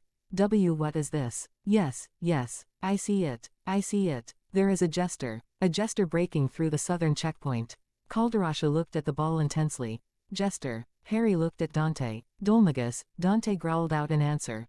Yes, the mists are clearing, and the same jester murdered Master Rylus. Calderasha declared. Yes, the mists are clearing. Calderasha focused, and Harry noted that he could see a black shape in the ball. He couldn't make out what it was. Ah, can it be? Surely not, he has changed, but there can be no mistake. It has to be Master Rylus' former pupil, Dolmagus. He almost yelled. Dante nodded grimly. Huh, what? They heard Yangu's yell from upstairs. They felt the wood shake as the large man made his way downstairs in a hurry. Gov, he said. Dolmagus, right. That's our man. That's the evil magician Yuen, the old granddad are after, in it. He turned to Calderasha. So where'd go after that? What else can deduct? What else? Let me look deeper. Calderasha closed his eyes again. A few seconds passed, but nothing happened. What's this? Calderasha snapped his eyes open, examining his crystal ball. His eyes widened as he saw what was wrong. Yes, no question. This is definitely my old crystal ball. But, look here, it has been chipped. It must have hit something very hard to do this damage. He exclaimed. Harry and Yangus glanced at each other. Gazer, Harry mouthed. The other two nodded, understanding. And look, someone has scratched some letters next to the chip. Calderasha read the message, and stood up angrily. What? Halfwit. Who's the halfwit? What ignorant lowlife would do this to my crystal ball? Harry suppressed a snicker. You what? When I asked what else could see, I didn't mean on the ball, I meant in the ball. Yangus said, exasperated. He turned to Dante. Whatever. Oh, come on, Gov. Dante made his way to Calderasha. I see something is bothering you, Calderasha said wisely. Yes, we already had our own suspicions on who killed the Master Rylus, but what we need to know why he did it. Dante asked. It's hard to say for sure. Perhaps he is trying to eliminate everyone who knows who he is. Or perhaps he has other motives. Calderasha shook his head. Even I do not have the answers. The fortune teller saw Dante beginning to look frustrated, and said, but through the mist, I saw this Dolmagus breaching the checkpoint as he moved south. There is a small village called Alexandria in that direction. I can tell you no more. Thank you for everything you have done. Shish you good fortune on the journey ahead. And with that, the conversation was over. Alexandria, huh? Harry noted the village's name. Dante nodded. That seems to be our next destination, from the looks of it. We have to reconvene with King Trode first, though, Dante said, but before that, let's go say goodbye to Valentina. Harry smiled, and followed Dante in the room behind the fortune-telling room. Valentina was calmly sitting on a chair in front of a large dining table, lost in thought. Her eyes lit up, as they neared up, and she spoke. Thank you so much. You've been so kind. I know he can still seem a little twisted. But he's changed. I can see it in his eyes. She talked about her father, that sparkle. I'm sure that's the old Calderasha. The one I never knew. I know he's not my real father. But that doesn't matter to me. Dante smiled at her. You might find it hard to believe, but he was such a wonderful father to me when I was a child. Her eyes went wide. Oh dear. There I go again. I'm such a chatterbox. You have to go now, don't you? Would you pass on a message to your little green friend for me? Just tell him I said thank you. She asked. We will, Dante confirmed. And both Harry and Dante left the room. Yangus was waiting for them at the exit. Come on, Gov. Ari. Yangus waved at them and left the house. Dante nodded at the fortune teller, and also left. Harry was about to follow suit. When he suddenly remembered what he wanted the crystal ball for. He approached Calderasha. Ah, yes. May I help you, Harry? He asked the emerald-eyed young man. Harry wasn't sure what to say. I'd like to have my fortune told. I need to find my home, or any way to get back. Harry managed to ask. Ah, I see. Lost and with no way home, I understand. The mustached man clapped his hands. Come. I shall tell your fortune with my crystal ball. Harry simply nodded and waited patiently, as Calderasha's eyes closed in concentration. Yes, I see. The mists are clearing. I see it. What is this place? The man sounded bewildered. Large buildings that reach out to the heavens. I see them. Harry nodded. It sounded about right. But where is this place? I had never heard of any city such as this. He exclaimed, looking at Harry pointedly. I'm not from around here, Harry answered evasively. Can you tell me more? Please, I really need to get home. Calderasha nodded. It's the least I could do. After all, he concentrated on his crystal ball again. What's this? I see it, a large moving shadow over the land. I don't understand." He looked at Harry again. "I am sorry, Harry. That was all I could see," Calderasha said apologetically. "Don't worry about it, that's more than what I knew before. I'll just have to keep watch of large shadows." Then, Harry sighed, and bid the man goodbye. Once outside, he saw both Yengus and Dante waiting for him. "What took her so long?" Yengus asked. "Oh, was just saying goodbye to Calderasha, that's all," Harry assured him, and led the way. His two new companions following. Their way back out of the small village was spent in a rather pleasant silence. They were greeted by the sight of Trode giving his daughter some food. He finally took note of their presence and ran to them. "So, what happened? Did you do what the young girl asked?" Well," he asked eagerly. "Yes, it seems that Dolmagus really was the one who killed Master Rylus. And he's near a town called Alexandria, which is to the south of here." Dante explained what happened. "What? Dolmagus killed Master Rylus? The same Dolmagus we're looking for? That fiend killed his own teacher." Trode looked angry. He looked up at the trio. "And you say he headed south? Then there's no time to lose, Dante. We must go after him at once. Let's be on our way," King Trode ordered, and made his way back to Medea in the carriage. Harry looked to the south. "Alexandria, here we come," he said with a smile. He didn't know why, but he felt happy. Happier than he had been for a long time. Yay, another chapter over. Am I glad to be done with this one. I hope you enjoy it. 4. Alexandria. Disclaimer. ****. I do not own Dragon Quest VIII or Harry Potter in any way or form. Journey of the Cursed King Chapter 03, Alexandria. By Ranma XLR. Copyright 2013. Harry managed a glance towards the setting sun, before having to jump to his right, avoiding a lightning-quick sword thrust by Dante. His grip tightened on his sword, and he swung it horizontally, hoping to score a hit on Dante, who simply moved his own weapon to intercept it cleanly. Rai suppressed a whine as Dante began his onslaught of attacks yet again. He began to think he made a mistake when he had requested some training from Dante. He reasoned that he had almost gouged his Yi out while fighting against Hammerhood in the waterfall cave the day before. Dante had quickly accepted, and ran into the woods. A few minutes later, he had returned with some sword-sized sticks. For practice, he'd told him. The two youths waited until the group set up camp before beginning the training. Medea had whinnied and sat in front of them, hoping to watch their little training session. It would be a nice break from all the boredom of being unable to speak to others due to her curse. It was all going well, at first. Dante had shown him some basic sword stances, and showed him how to properly handle his sword. Harry was impressed, as he realized that even the most basic of things could help. For example, Dante had corrected the way he held his sword. Harry had the sword grasped firmly in his hand, which was perpendicular to the handle.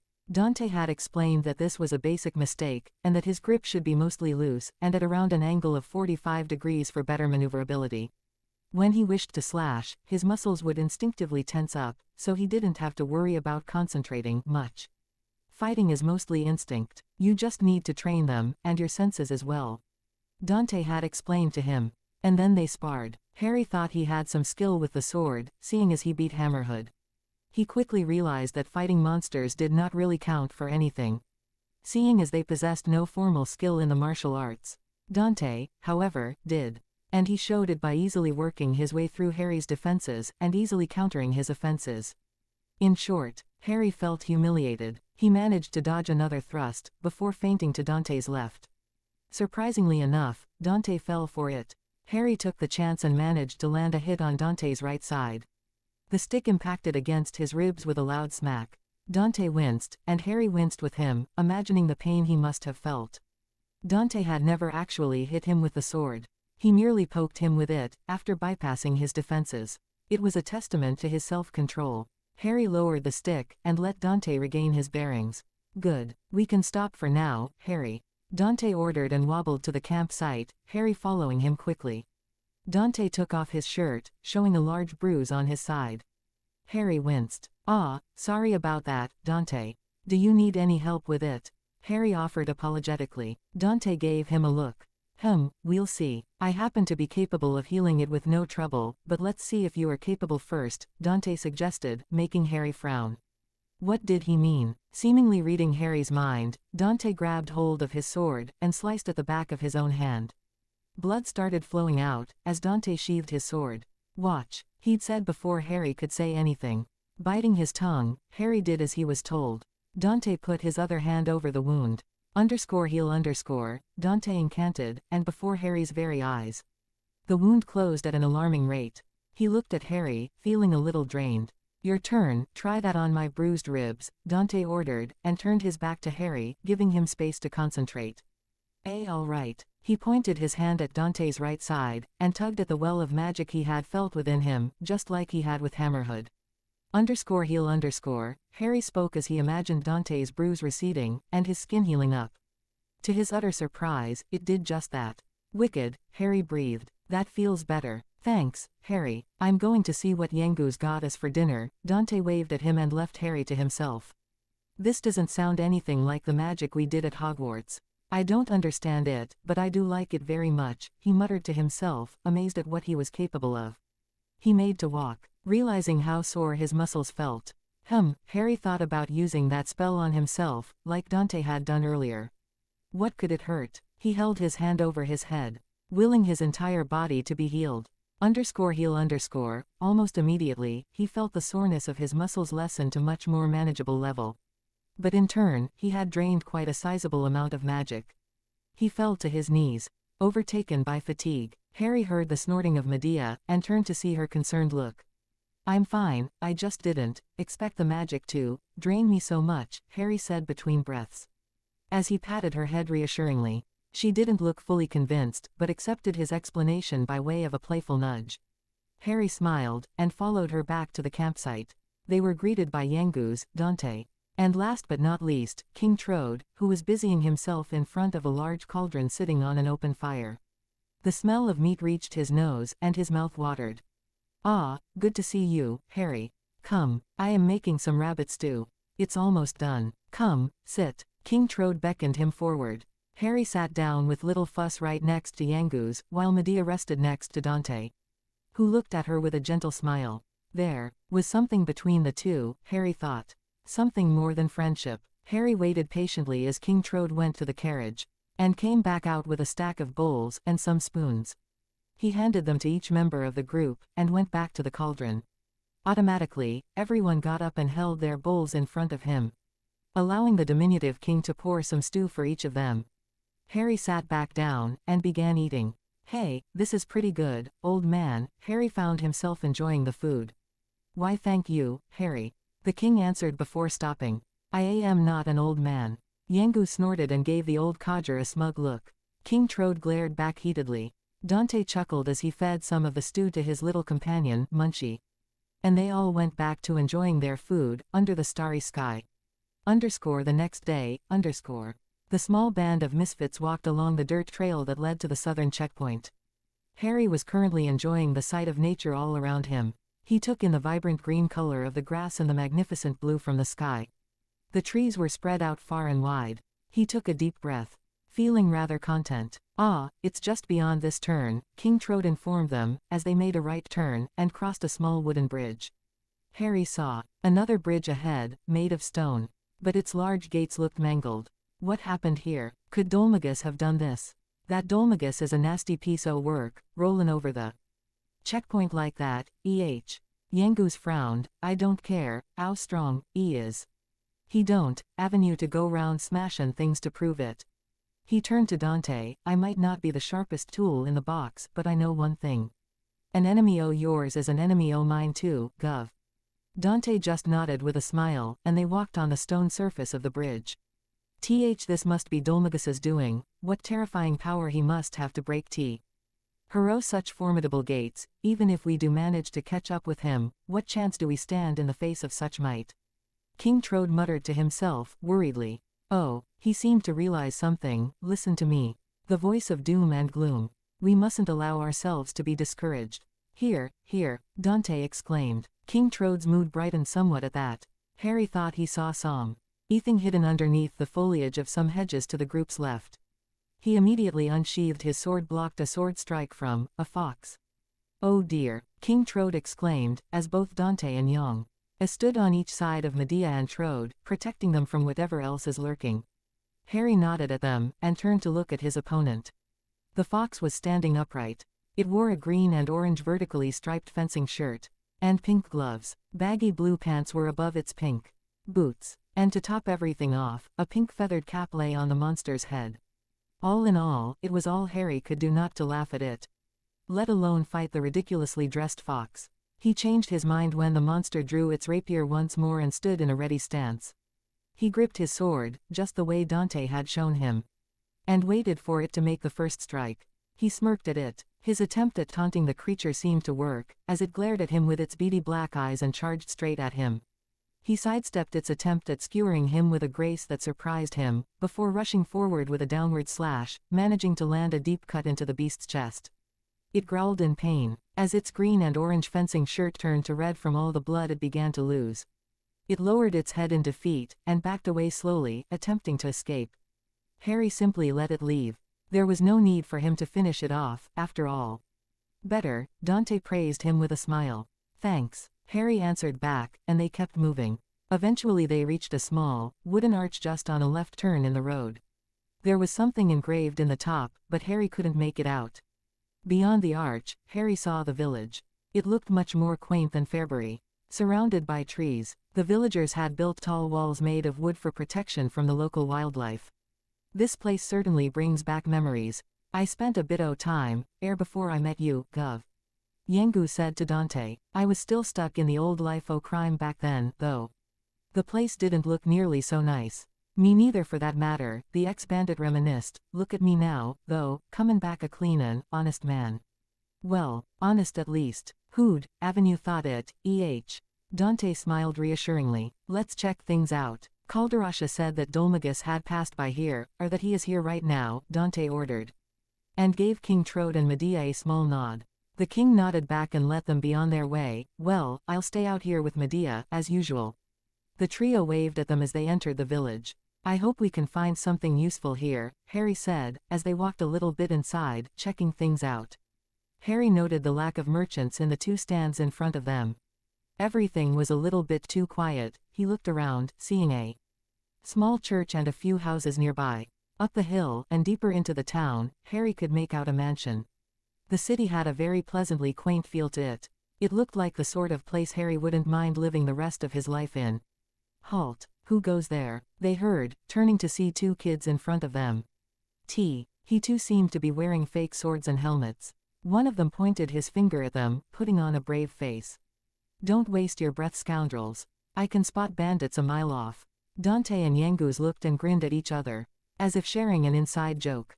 Meanwhile the first kid looked at the second one, who seemed rather scared of them. This is for Alistair. Come on, Mash, let's get him. The first kid called for the second one to come over. Oddly enough, the second kid, Mash, answered, yes sir, Bangers. And moved forward, holding his little stick in preparation for a fight, while Bangers attempted to draw his sword. Prepare to meet your maker. Bangers prepared to charge, but was interrupted. What on earth are you two rascals up to now? Stop it at once. Harry heard an O.L.D. lady's scolding voice break their concentration. Both the kids froze up, and slowly turned to look at the stern-looking old lady eyeing them with disapproval. Where are your manners? That's no way to welcome travelers. She admonished the two kids, before hitting Bangers on his head, hoping to knock some sense into the boy. Ow! She then whacked the other boy as well, for good measure. Mash looked like he was going to cry. Didn't Miss Jessica ask you to run an errand for her? And here you are playing around. She reminded the two boys, who were downcast.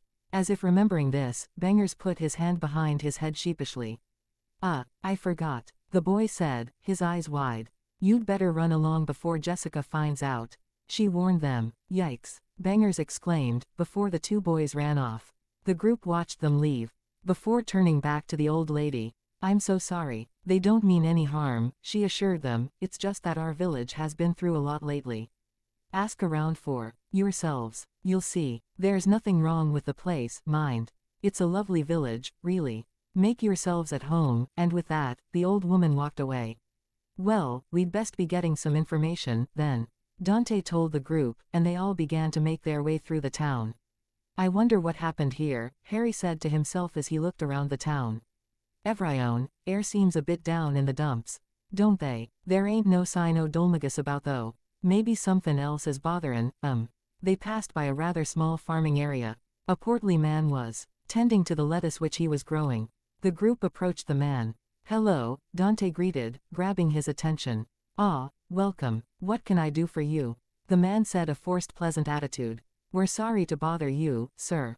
But we were just wondering, what happened here?" Dante asked. Immediately the man's demeanor changed. "It's no bother. The heir of the great Albert family, Alistair, was murdered over in the Eastern Tower. I reckon it was the doin' of some thief, in there after the statue of Alexandra." The man answered somberly. "Oh, I see. Thank you for your answer," and they all left him to tend to his plants. "Wow, you think it's Dolmagus?" Harry asked, once they were away enough. "It's a possibility. We need to look around some more." "Let's go check out the church," Dante suggested, and led the way. They passed by a well, with two women engaged in conversation next to it. Harry decided to stop and listen in their conversation, hiding himself behind a conveniently close enough tree. Master Alistair's father passed away, so, although he was young, Alistair was the head of the Albert household. "I just can't believe this has happened. I dread to think how his poor mother and sister, Miss Jessica, must be feeling. It must be hitting Miss Jessica particularly hard. The pair of them were always inseparable," he heard one say. "Even though he came from an important family, he never lorded it over us. He always guarded the village for us. What a terrible waste, a lovely boy like him being killed like that. What is the world coming?" The other woman spoke, near sobs. Harry empathized with the two's story, he himself familiar with the pain of loss. He shook his head quickly, warding off memories he did not want to face. He made his way to the church, hoping to catch up with Dante and Yangus. He found them, exiting the building. "Any luck?" Harry asked and received a shake of Dante's head. "You?" Dante asked. "Yeah, the man that was killed, Alistair, lived in that big mansion from what I overheard. His father had passed away a long time ago, and his remaining relatives are his sister and mother. The sister's name is Jessica." Harry relayed what he was able to find out to the two. "Jessica, you mean the girl who those two little kids were afraid of?" Dante asked. "I'm not sure, but it could very well be," Harry answered. They passed by the graveyard, taking notice of the old lady who had admonished the two little kids, Bangers and Mash, before. She turned to them. "No doubt you've managed to figure out what happened. Lady Rosalind and Miss Jessica have shut themselves away inside, ever since Master Alistair's death. The poor lambs." She turned back to the grave, and began to pray. They took it as their cue to leave. "What now?" Yangus asked the other two. "Well, since we have nowhere else to go, we could simply just go to the big mansion and ask them what happened," Dante explained. "Yeah, they could have information on Dolmagus," Harry agreed with a nod. "Alright then, after you Gov. Ari." Yangus let Dante lead the way. They passed through a large entrance, with several archways. "Huh, it looks smaller up close," Harry noted, as they approached the mansion. It looked more like a large house rather than an extravagant mansion, really. They passed by a maid, tending to the front lawn. She looked up at them, and beamed. "Welcome to the Albert family residence," she said, before heading back to her work. The group smiled back, and headed inside. The entrance looked extravagant. Painting lined the sides on the walls, and many lit candles were perched on golden candlesticks. In front of them was a large set of stairs forking into two paths. On the group's sides were two doors. They were greeted by a guardsman. "There was never any need for a guard here in the past. I was hired just after Master Alistair died, so I'm still quite new here, really." He looked sheepish, but then gave a stern look. "That doesn't mean I'll be putting up with any shenanigans. Though, make sure you behave inside the mansion, do you hear?" He warned, and received nods in return. "Good." The guardsman resumed his post. As they went up the stairs, the trio saw a man dressed in noble garb, looking down at them. They finished making their way up, and went to address him. He had a self-absorbed look on his face, as he began talking. "Ha ha ha, congratulations. You have the great pleasure of meeting, the world-famous poet, Lorenzo." He spoke grandly. "Not only am I the son of the chancellor to a large and prosperous kingdom, but I'm also the lovely Jessica's fiancé." "Yes, that's me." He puffed out his chest. "She lost her brother recently, so I came here today to comfort her. But I seem to be faced with an unexpected obstacle to our love. There are some brats in front of her room who won't let me in." He made a pained face. "The sea of true love is strewn with the flotsam of despair. But I shall crest the waves of Advay, RSITY, and find harbor in my lady's bosom," he announced before looking down at the stairs once more. As they walked away, Yangus burst out laughing. What a load o' dung. Yangus blurted out after laughing. You can say that again, Yangus. Dante said with a mocking smile. Harry nodded, amused at this pathetic man's attitude. They noticed a woman, in a finely crafted red and pink dress, sitting in front of a table. Looking rather depressed. By the looks of her attire, Harry guessed she would be the mother, Lady Rosalind. But he wasn't sure. She took notice of them as they approached her. Hello, ma'am, Harry greeted. Ah, hello. Allow me to introduce myself. I'm Rosalind Albert. Rosalind introduced herself with forced grace. Are ye really? Don't look a day older than 20. Yangus exclaimed, and the woman blushed at the unexpected praise. Dante gave Yangus a light smack to the back of his head. Show some tact. Now is not the time for such things, especially with what we heard has happened, Dante admonished. And Yangus had the good sense to look a little ashamed. It's all right, young man. I do appreciate the flattery. She gave a small smile. However, you're right. Sadly, my family is currently in mourning. No one is permitted to set foot outside the house.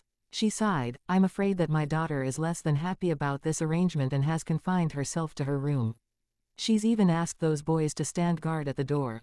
I'm sure I don't know what's got into her. She shook her head, confused and agitated. Kids. Harry turned around to see Bangers and Mash standing guard in front of a door at the end of the room. So it really was the same Jessica. He turned to the woman.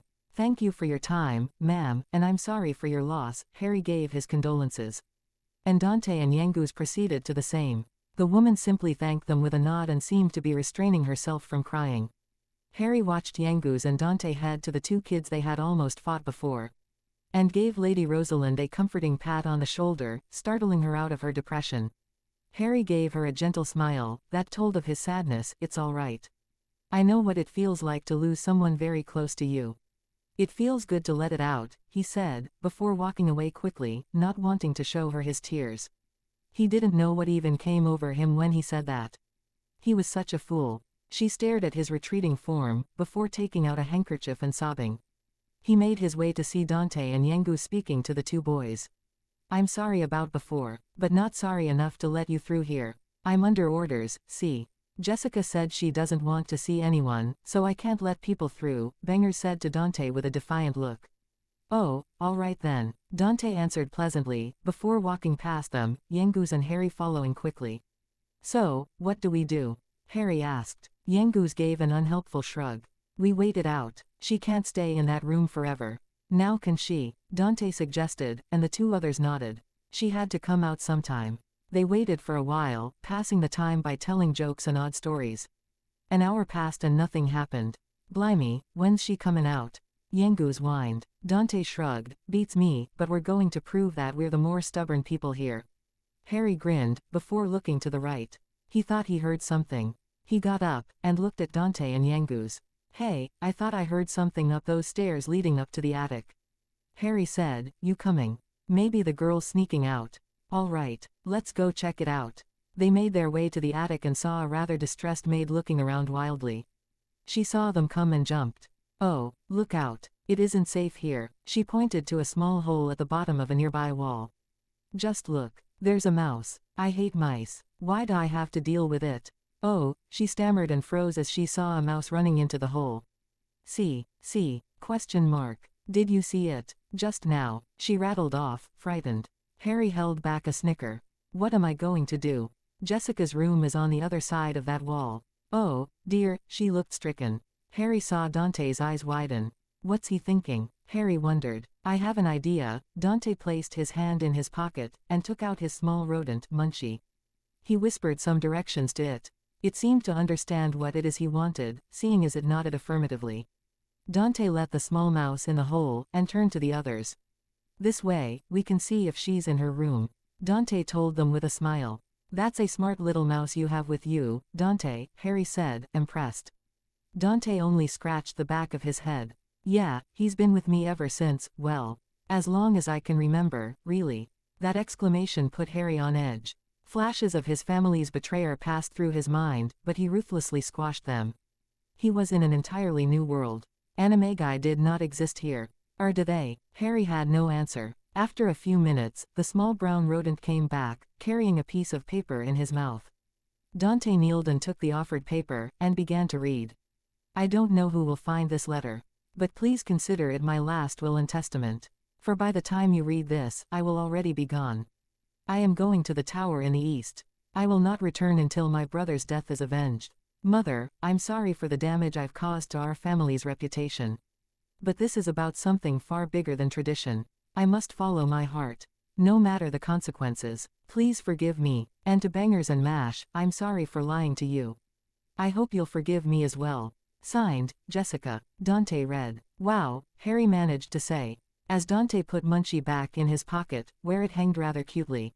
I wonder what this Jessica bird who wrote that letter's like. And, what about that mouse o' yours, gov? It's got some nut on it, ain't it? Talk about clever, Yengus exclaimed. Dante only grinned. He was proud of his lifelong friend. The tower, huh? We better tell Bangers and Mash, so they don't have to stand around all day for nothing. Let's not tell the mother, though. She'd probably be devastated, Harry said, to which both his fellow travelers nodded. They hurried downstairs and made it to the two boys once more. Mash crinkled up his nose. You again. What is it? Mash asked. Well, we just came to tell you that Miss Jessica is not really in her room, Dante informed the two children, who jumped up in shock. What? She's not. Wait a second, you're trying to trick me. I knew you were dodgy the moment I saw you. Bangers glared. Prove it. You can't just say something like that without proof. Are you a complete thicko? Or what? Dante answered by reading him the letter which was written by Jessica. What? A letter from Jessica? No way. You're lying. Bangers exclaimed, disbelief written all over his face. She's been in her room the whole time. So how could she give you a letter? I dunno. It sounds sorta real to me. Mash interjected, worried. Bangers made a thinking pose, considering his friend's answer. He pointed at Dante. Okay. Fine. I'll check her room. But if I'm right, you'd better leave and never come back. Got it. Dante nodded. Right. Just wait here. No running away, now. Bangers warned, before rushing into her room. Hey, she is gone. They all heard from inside. Bangers popped back out of the room, looking worried. Gimme that letter. Bangers snatched the piece of paper away from Dante's outstretched hand, and examined it. This is definitely Jessica's handwriting, the boy confirmed, but if she really did go to the tower, she'll end up just like her brother Alistair. This is bad, this is really bad, we've gotta do something. We've gotta get her out of there. The small boy was frantic now. He pointed accusingly at the group. This is partly your fault. So I'll open the door to the tower. You go in and get her. Got it. He managed to sound brave. Why would we need a kid like you to open a door? Harry asked, amused. Shut up, you. Mash defended. Only Alexandrians know how to open the tower's door. I see, Dante interjected, so where is this tower, anyway? To get to the tower, go left down the path outside the village. I'll come with you, so you don't get lost. Bangers declared before turning to Mash. Listen, Mash, whatever you do, don't let Jessica's mum find out where she went. He ordered his friend. Yes sir, Bangers. Mash saluted. Good. Come on, we've gotta hurry. Bangers turned back to the trio of men, and they all ran off, to regroup with Medea and King Trode. They quickly explained the situation to King Trode, and, while he was annoyed that they were not chasing Dolmagus, he couldn't very well let a young lady die if he could help it. Of course, the fact that she may know something about Dolmagus helped as well. They made Bangers sit in the carriage so he wouldn't suffer any unnecessary damage, as they fought the local wildlife and monsters. The sun was already setting when they were halfway to the tower. We stayed a while in that mansion, didn't we? Harry noted, disgruntled at the fact that it hadn't really helped, seeing as the girl wasn't even there. And now they were going to a tower riddled with monsters. Just to make sure she wouldn't die in there. Great. The tower kept getting larger and larger as they approached it. It hadn't looked so formidable from a distance, especially with the wooden mill fan on the top. A bit run down, innit? Yengu said. That was an understatement. It seemed to be overrun by weeds and vines. It looks as if no one has cared for this place for a long time. Then again, it did give it a somewhat aesthetically pleasing appearance. No matter, they headed to the entrance door, Bangers following them closely. We made it. Jessica's in there. The small boy took a breath. Now.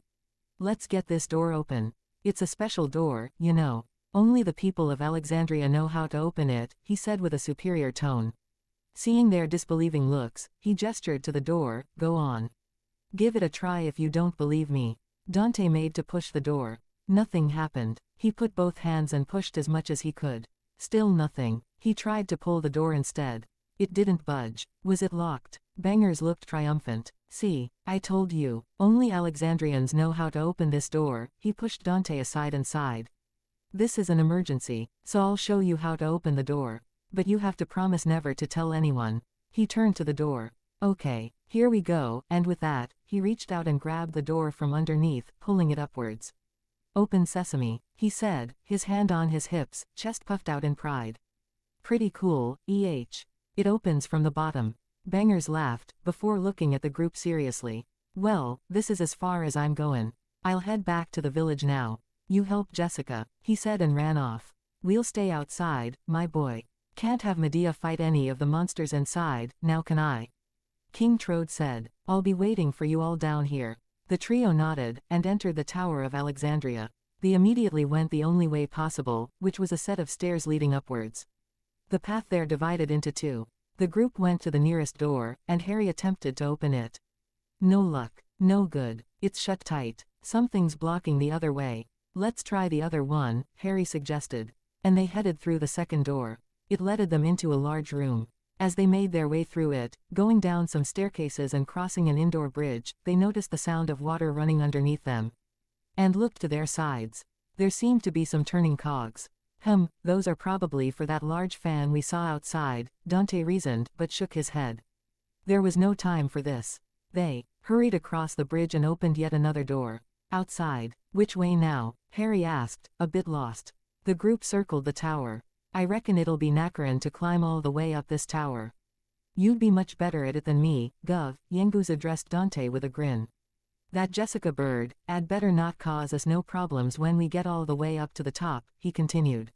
That'd be annoying, Harry agreed. They reached another set of stairs, and went through the door at the end. The next room seemed to be another passageway, but Dante managed to spot a ladder leading upwards. Well, at least we're making progress, the brown-haired youth said before climbing up, Harry and Yengus following. They exited through the door that greeted them, and EY finally spotted their main destination. 4 more floors. Come on. Harry was annoyed. Go on, wive out me, Gov. Yengus joked, and the mood lightened. The mood turned sour again, however, when they entered the main building. A set of stairs was in view, yet it was blocked by a set of bars in the passageway. How were they supposed to get through? Dante managed to spot something off the side, and ran to it. They heard him ponder before catching up. Harry examined what his friend was looking at. It seemed to be some engraving in the wall, that looked like the face of a monster. Its eyes glowed an eerie blue, and its mouth was wide open. I wonder what happens when I put my hand in the mouth, Dante wondered and placed his hand inside the mouth of the engraving. Suddenly, the ground they stood began to spin. As the wall Dante had put his hand in had begun to spin as well, it stopped, when they reached the other side of the wall. Wicked, Harry breathed, grinning excitedly, looking at an equally excited Yengus and Dante. Come on, let's keep moving, Dante ordered, and they followed him up the stairs. They reached a fork in the road. They saw the same engravings on 2 different walls to the left and right. Which way do we go? Harry asked their unofficial leader. Well, right is right, after all, Dante said, and they all stood in front of the engraving, as Dante placed his hand inside the beast's mouth, causing the wall to turn again. They reached an empty room, with only a lit torch in the center, and yet another engraving on the wall to the left. They didn't mind it, seeing as it was a very fun and magical experience. The other side of this wall, though, made Yengus groan. More stairs, he grumbled, and they all walked upwards once more. They ran through a maze of hallways that led in one direction to yet another set of stairs. They quickly made their way up, and through the now spiraling hallway. Don't worry, Yengus, we'll probably reach the end in the center, Harry reassured the grumpy Yengus. They reached a small set of stairs at the end. They knew this was the final set, seeing as the noise from the outside world was growing stronger. This is it, Harry said as they made it past the final step. This entire trip up here had better been worth it. The group was not disappointed. Surrounded by man-made waterfalls and small, well-tended gardens, this place almost looked like a paradise. And at the end of the room, overlooking the, now night, starry sky, stood a beautiful-looking statue of an equally beautiful-looking woman dressed in silky-looking garments. They approached the statue, looking around them as they did so. Looks like this must be the top. Feels a bit different to the other floors. No sign that Jessica Girl Bangers was on about though, Yengus frowned. Yeah, I wonder where she is, Dante agreed, and made his way to the statue, looking at it inquisitively. Its eyes seemed to be adorned with a ruby-colored jewel. Would ye look at the size of those jewels? Yengus exclaimed. Harry turned quickly, hearing something. The others followed suit. A girl walked up the stairs, showing herself to them. She had captivating, brown eyes and long red hair, tied into 2 pigtails, with a few strands of it hanging over her face. She was wearing a white dress shirt with a red tie. Her skirt was long and black. She seemed to be holding a bouquet of flowers, which she dropped when she saw their presence. With a shocked look on her face, she started. You, she glared, I knew you'd be back for the jewels. You killed my brother. Now you'll suffer the same fate. Looks like she heard Yengus comment about the jewels. Crap. With almost no warning, she conjured up several fireballs and launched them at the group.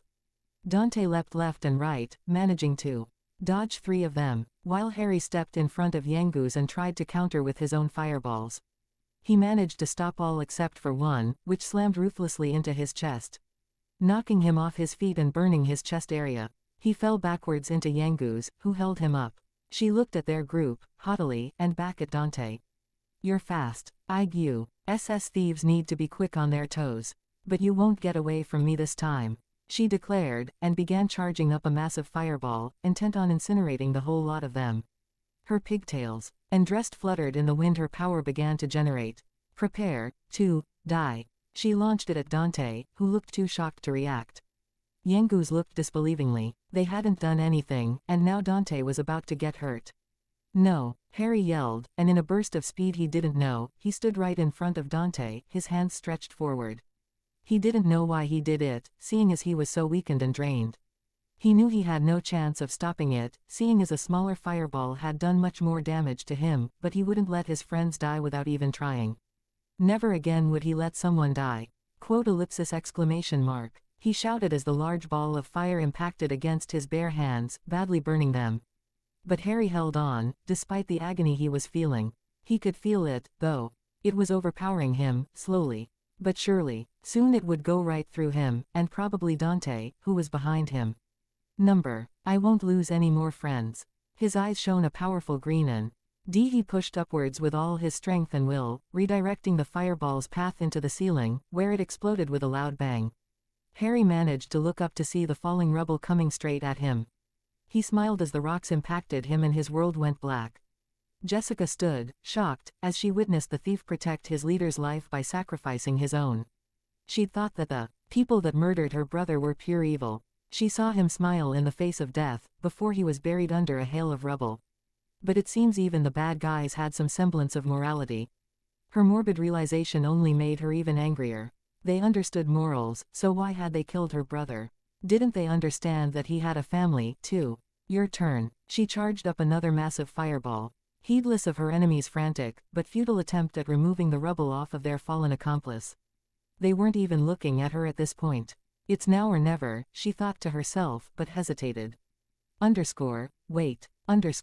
Everyone stopped what they were doing, and looked around with alarm. Who was there? Jessica, it's me. Don't you recognize my voice? The voice seemed to emanate from the statue. Alistair, Jessica exclaimed, shocked. Stay your spell, Jessica. I wasn't slain at their hands. Stay my spell, but it's too late. She shot the spell forward, but managed to make it swerve around the group, who had finally unearthed their burned and broken comrade. He looked like he'd been through hell itself. Dante held his broken body against him, trying not to sob. Cor blimey, Ari, Yengus croaked. Please let this work. Dante looked frantic as he pointed his hand at Harry's body, hoping beyond hope that his friend was not too far gone. Midhell. Dante almost shouted as the power of his healing magic rushed through his body and entered Harry's, making most of his wounds fade. His clothes had been tattered beyond repair, and his chest bore the presence of nasty burn scars that Harry would have to deal with for the rest of his life. Still, Harry was alive, and that was good enough for him.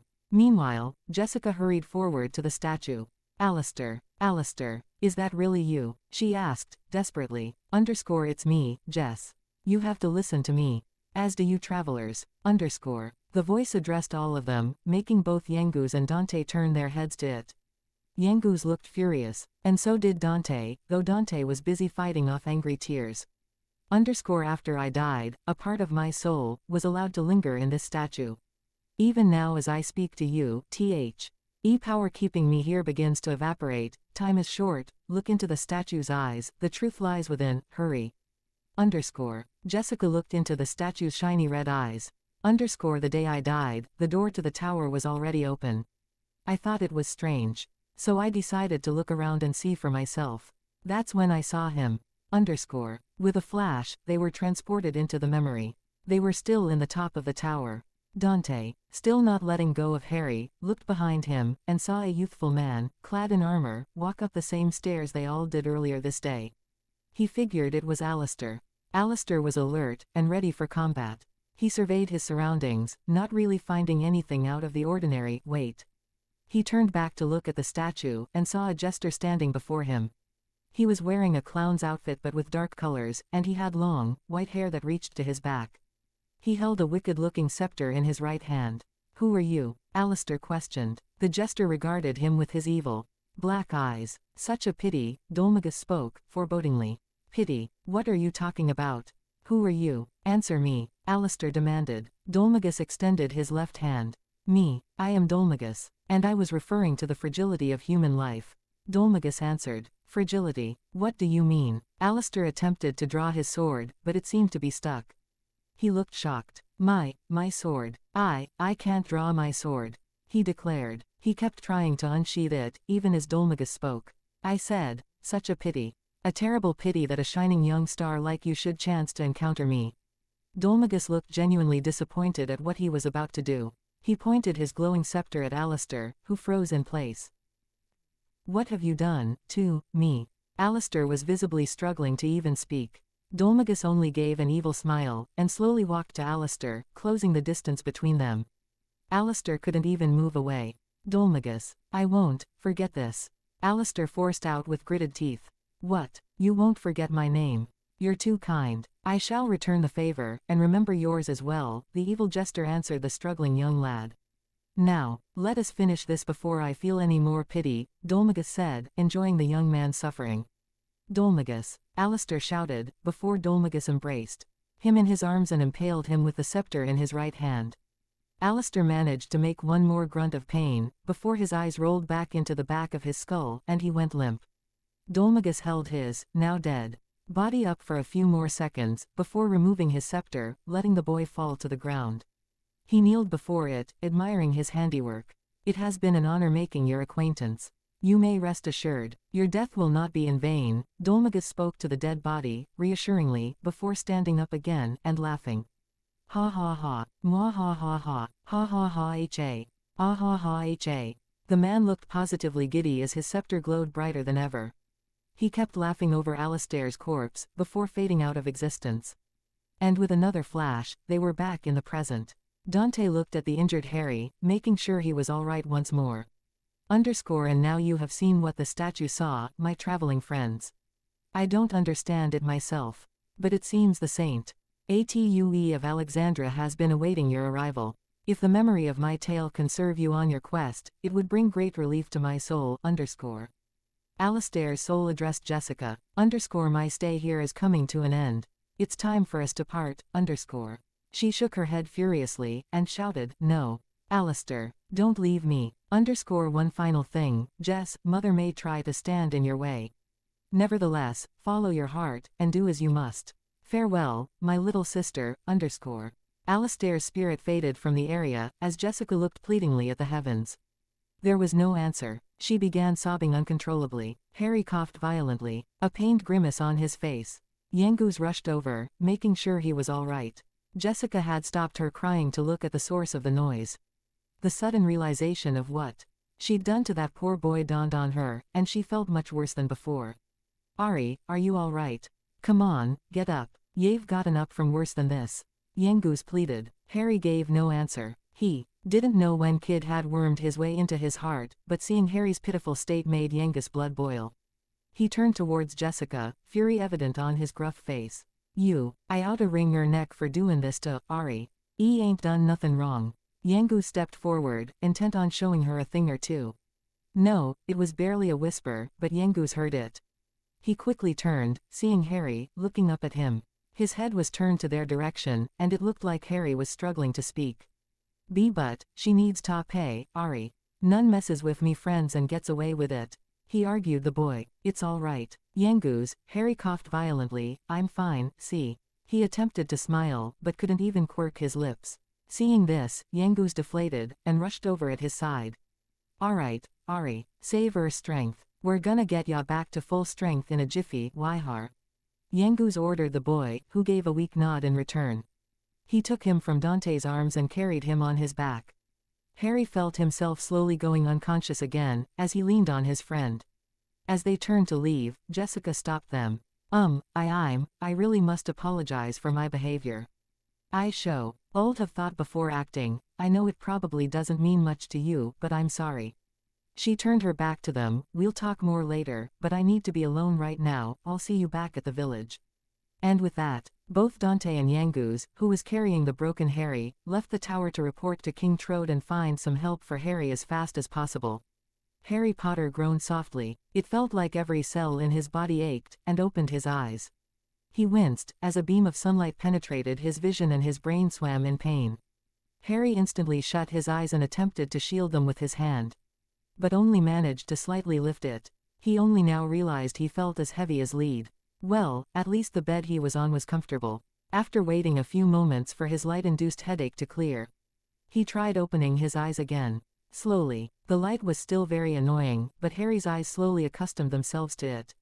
Harry weakly turned his head, trying to ascertain where he was.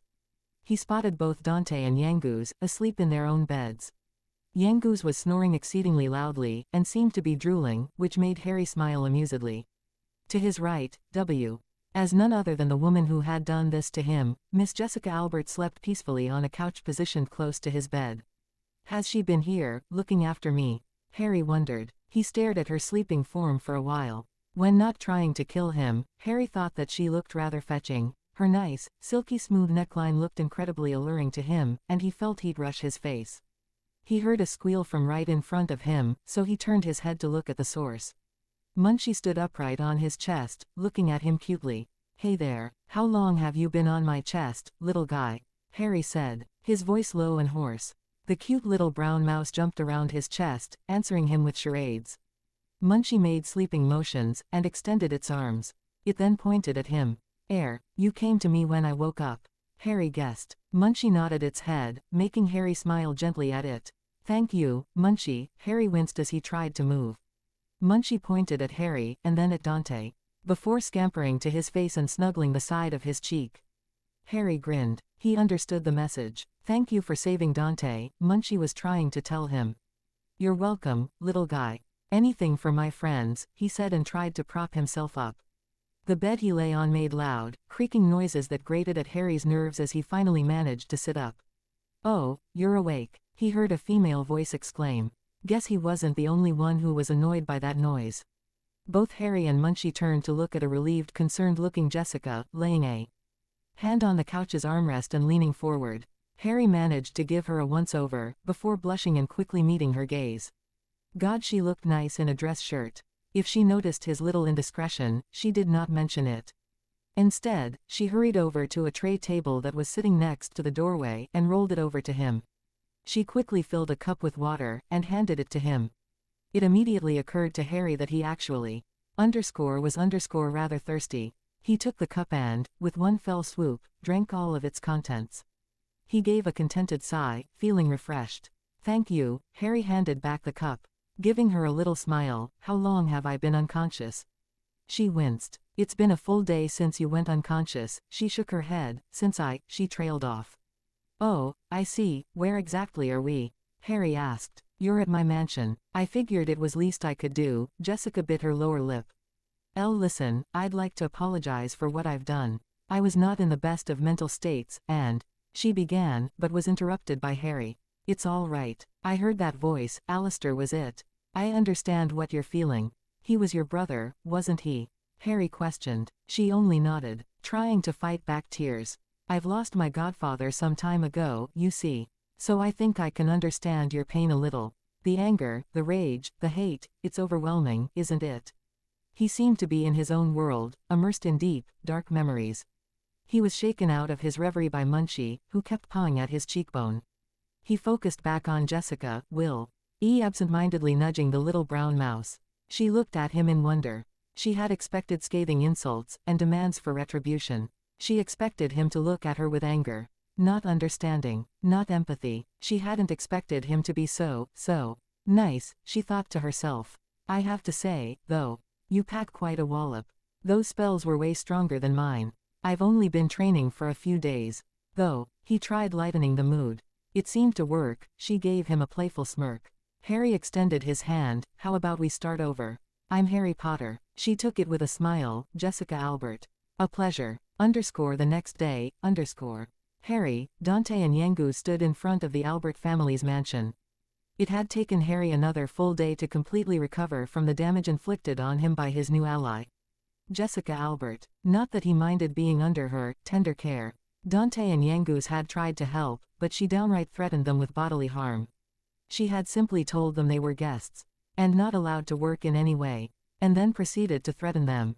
Harry thought it was funny. Harry chuckled. He had seen the woman at some very interesting angles, with no real repercussions. What more could he ask for? What are you so happy about? Dante asked him, with Munchie in his pocket, munching on some cheese. It burped loudly, causing Dante to grin down at it warmly. He gave it some more cheese. Oh, nothing really. Just thinking about my time recovering, he answered with a half-truth. Yangus and Dante both gave him the same look that meant they pret. Tai much knew what he was really thinking about. It's that obvious, isn't it? Harry groaned. Yup, Dante confirmed. She's a looker, alright. Not my type, though. I'm sure she's got a lot to offer. But I need a girl who's a bit more racy. You know, a bit spicy, like. Yangus scratched his head. Harry raised his eyebrows incredulously. We are talking about the same woman that almost beat us all down with no real effort, aren't we? Well, she didn't really beat you, did she? Dante interjected thoughtfully. Huh, Harry asked, confused. Think about it. You countered most of her attacks, and managed to deflect her strongest one. Now I'm not saying she's weak in any way, but you've only had a few days of training with your magic. I think you did great, Dante assured him with a smile. Right, Harry said uncertainly, not really believing any word Dante uttered, but let the matter drop. All he saw was her easily overpowering him, and if it wasn't for some stroke of luck, he probably would have died that night. He knew he had used something other than fire to block Jessica's huge fireball. He just needed to figure out how he did it. In short, he needed to train his magic more. Anyway, we need to catch up with her now. She left to the port prospect rather hurriedly. Dante began leading the way to the village's exit. Harry didn't know exactly what happened to make her leave so quickly, but he had heard loud shouting noises during his recovery time. A few minutes later, Jessica came to his room and simply told him that she's leaving to Port Prospect. Harry had dumbly nodded and watched her leave. He quickly put two and two together. She most likely had an argument with her mother about leaving the house to avenge her brother, and Lady Rosalind probably tried to force her to stay in some way. Hey, it's you. Just at the exit, Harry heard a familiar voice and the group turned to see Bangers and Mash running towards them. Jessica told me to tell you that she said she's going to Port Prospect. She heard rumors there about some weirdo or other, and she said she's going to stop him. The boy took a breath. If you want to go there, just head towards the tower and go right where the path splits to two. It'll be a long trip, though. Oh, all right. Thank you. Dante thanked the boy and patted his head. May we meet again. And the three companions took their leave of Alexandria, their friendship stronger than ever. Ah, Harry my boy. So glad to see you've recovered. King Trode looked pleased at the sight of Harry walking under his own power.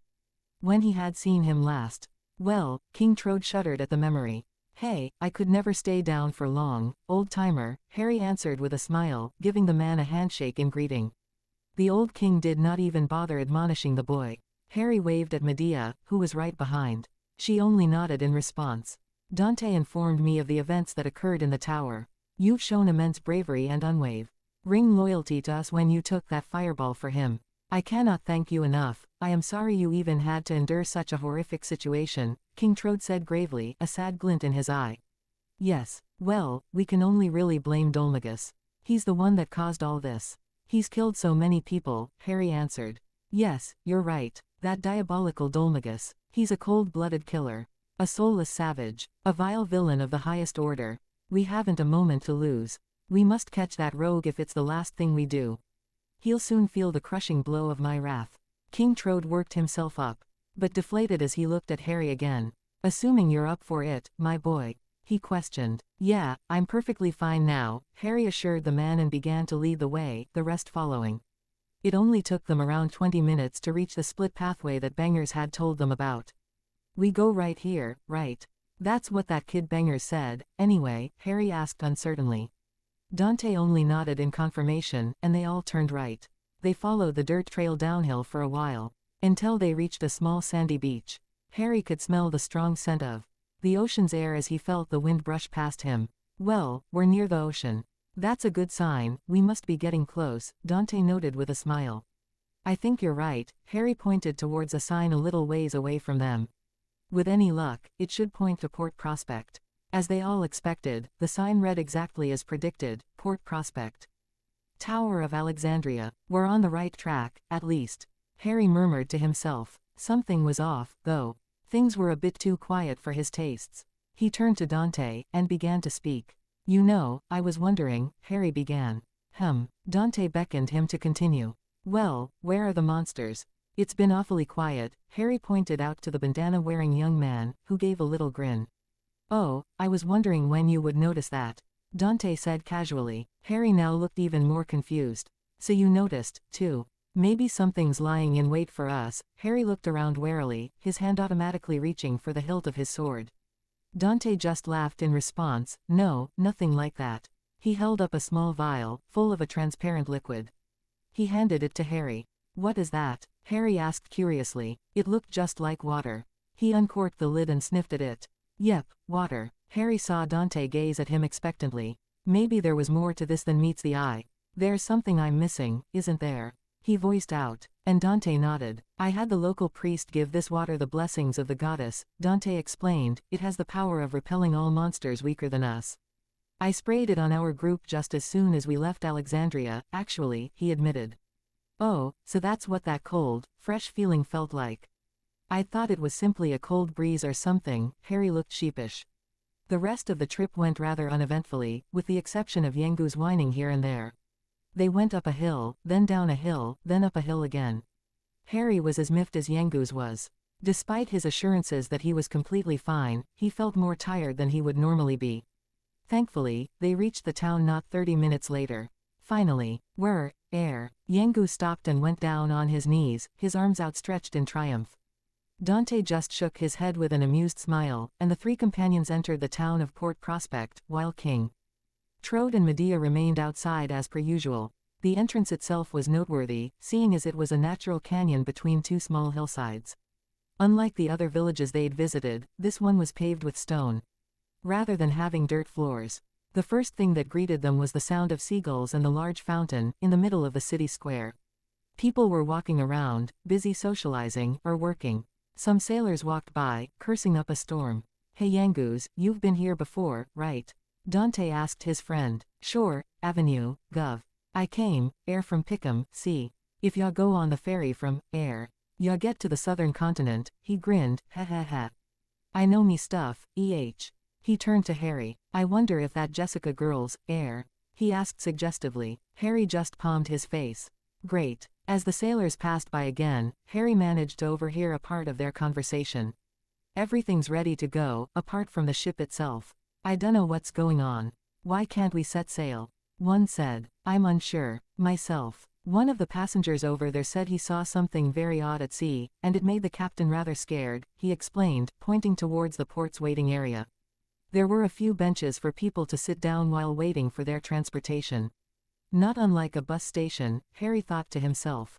Okay, guys, I think I have a lead. Harry quickly told them what he'd overheard, and pointed at the direction the other sailor had. They saw two men, engaged in a conversation.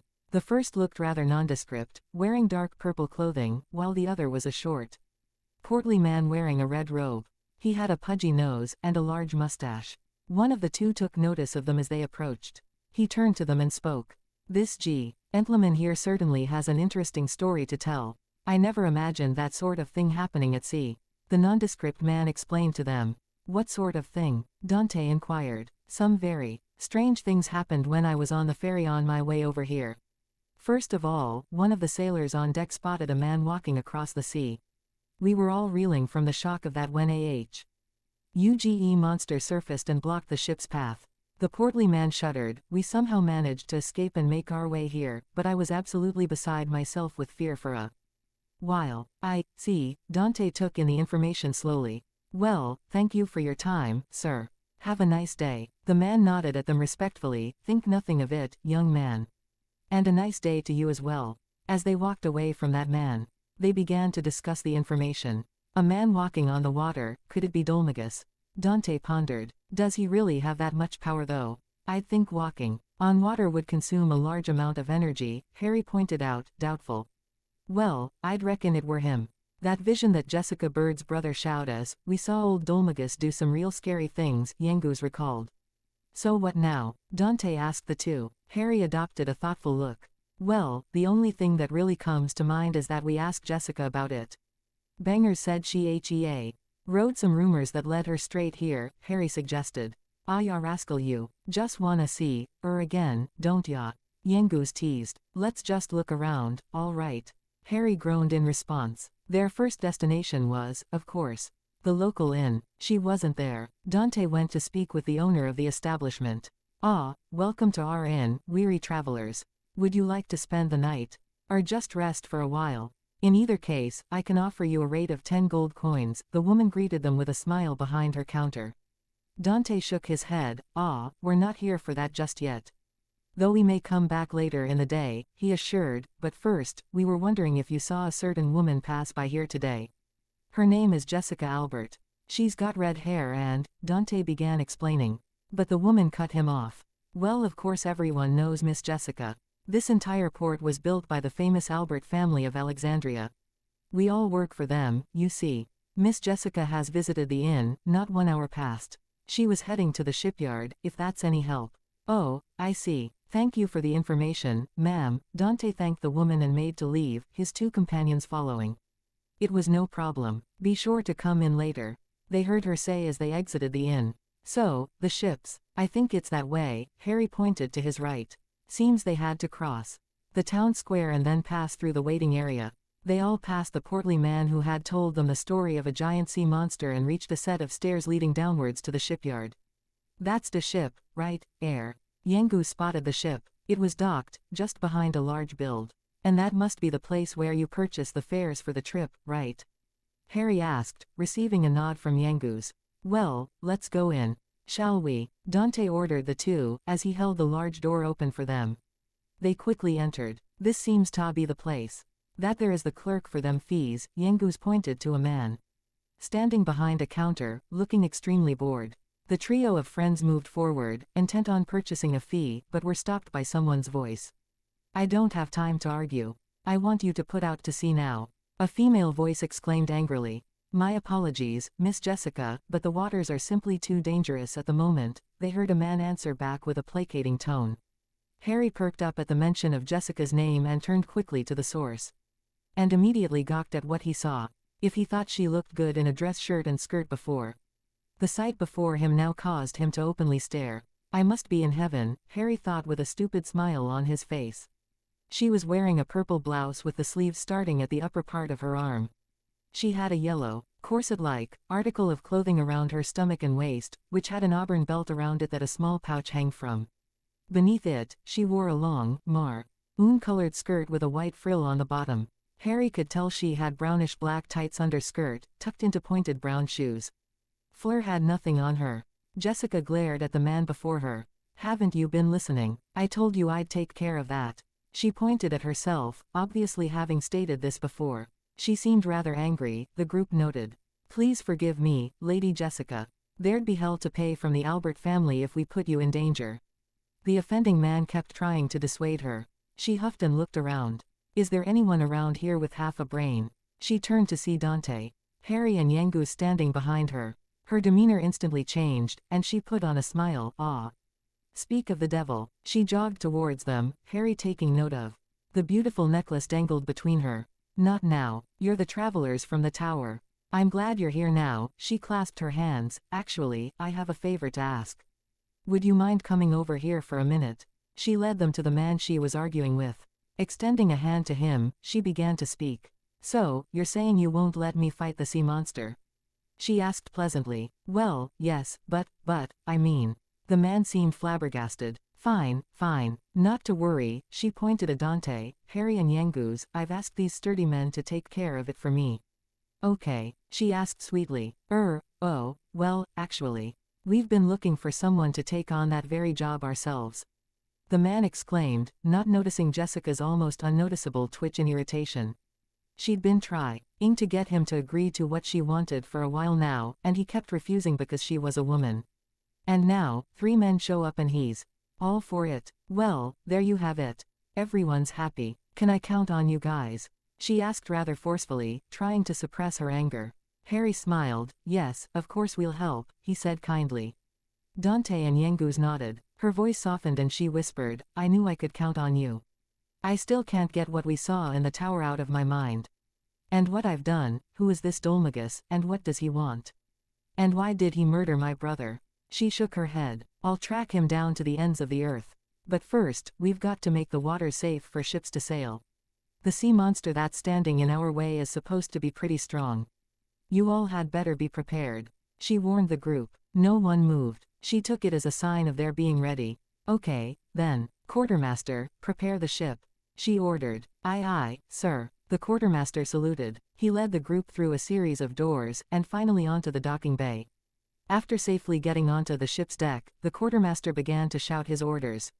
Prepare to set sail. Weigh anchor. Aye, sir. The crew shouted as they went into action. Soon, they were already sailing the sea. Dante, Harry, Yangoose and Jessica were watching every side of the ship, hoping to spot the sea monster. I see something. It's behind the back of the ship, the quartermaster warned everyone. True to his word, the surface of water was littered with bubbles. Most likely, something was about to surface. The group rushed to the back of the ship, see a giant squid rise from the water's surface.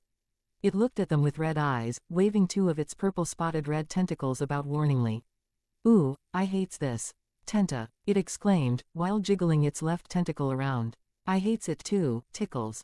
These nasty humans and their ships, always. Sailin' over poor Calamari's head. It answered itself, now jiggling its right tentacle about. Clearly, it was not in the highest of mental states. Yeah, Tenta, yeah. Humans don't have no manners. That's right, Tickles, they don't have none at all, they don't. No, it continued its own conversation, heedless of everyone else's disturbed gazes. That's why Calamari's gonna stand up for all the poor creatures of the sea. Starting by eatin' these here humans.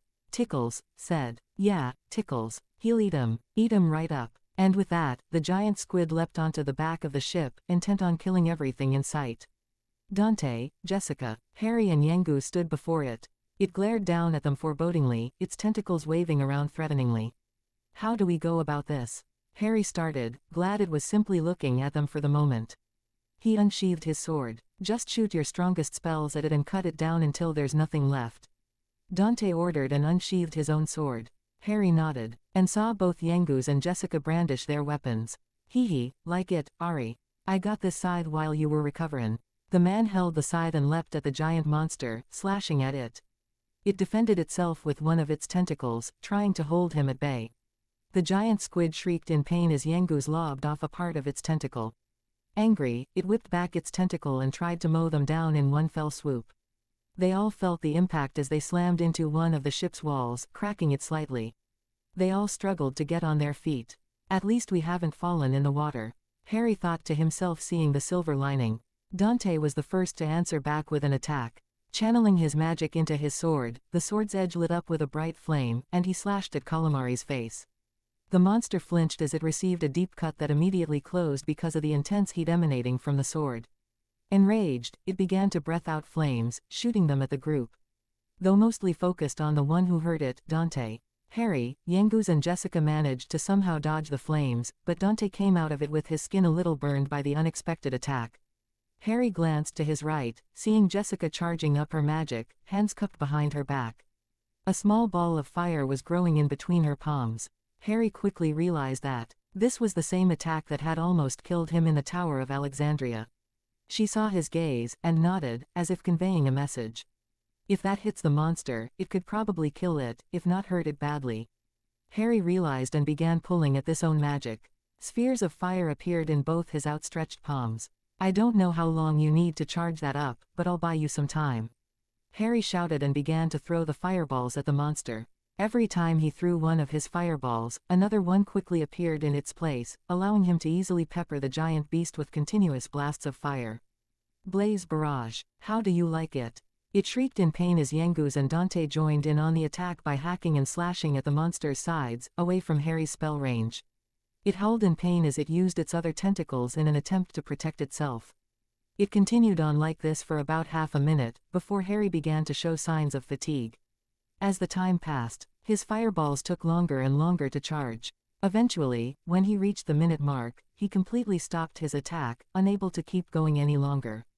It's ready, Jessica exclaimed to his side. Harry saw the giant squid slap both Yenguz and Dante away like gnats.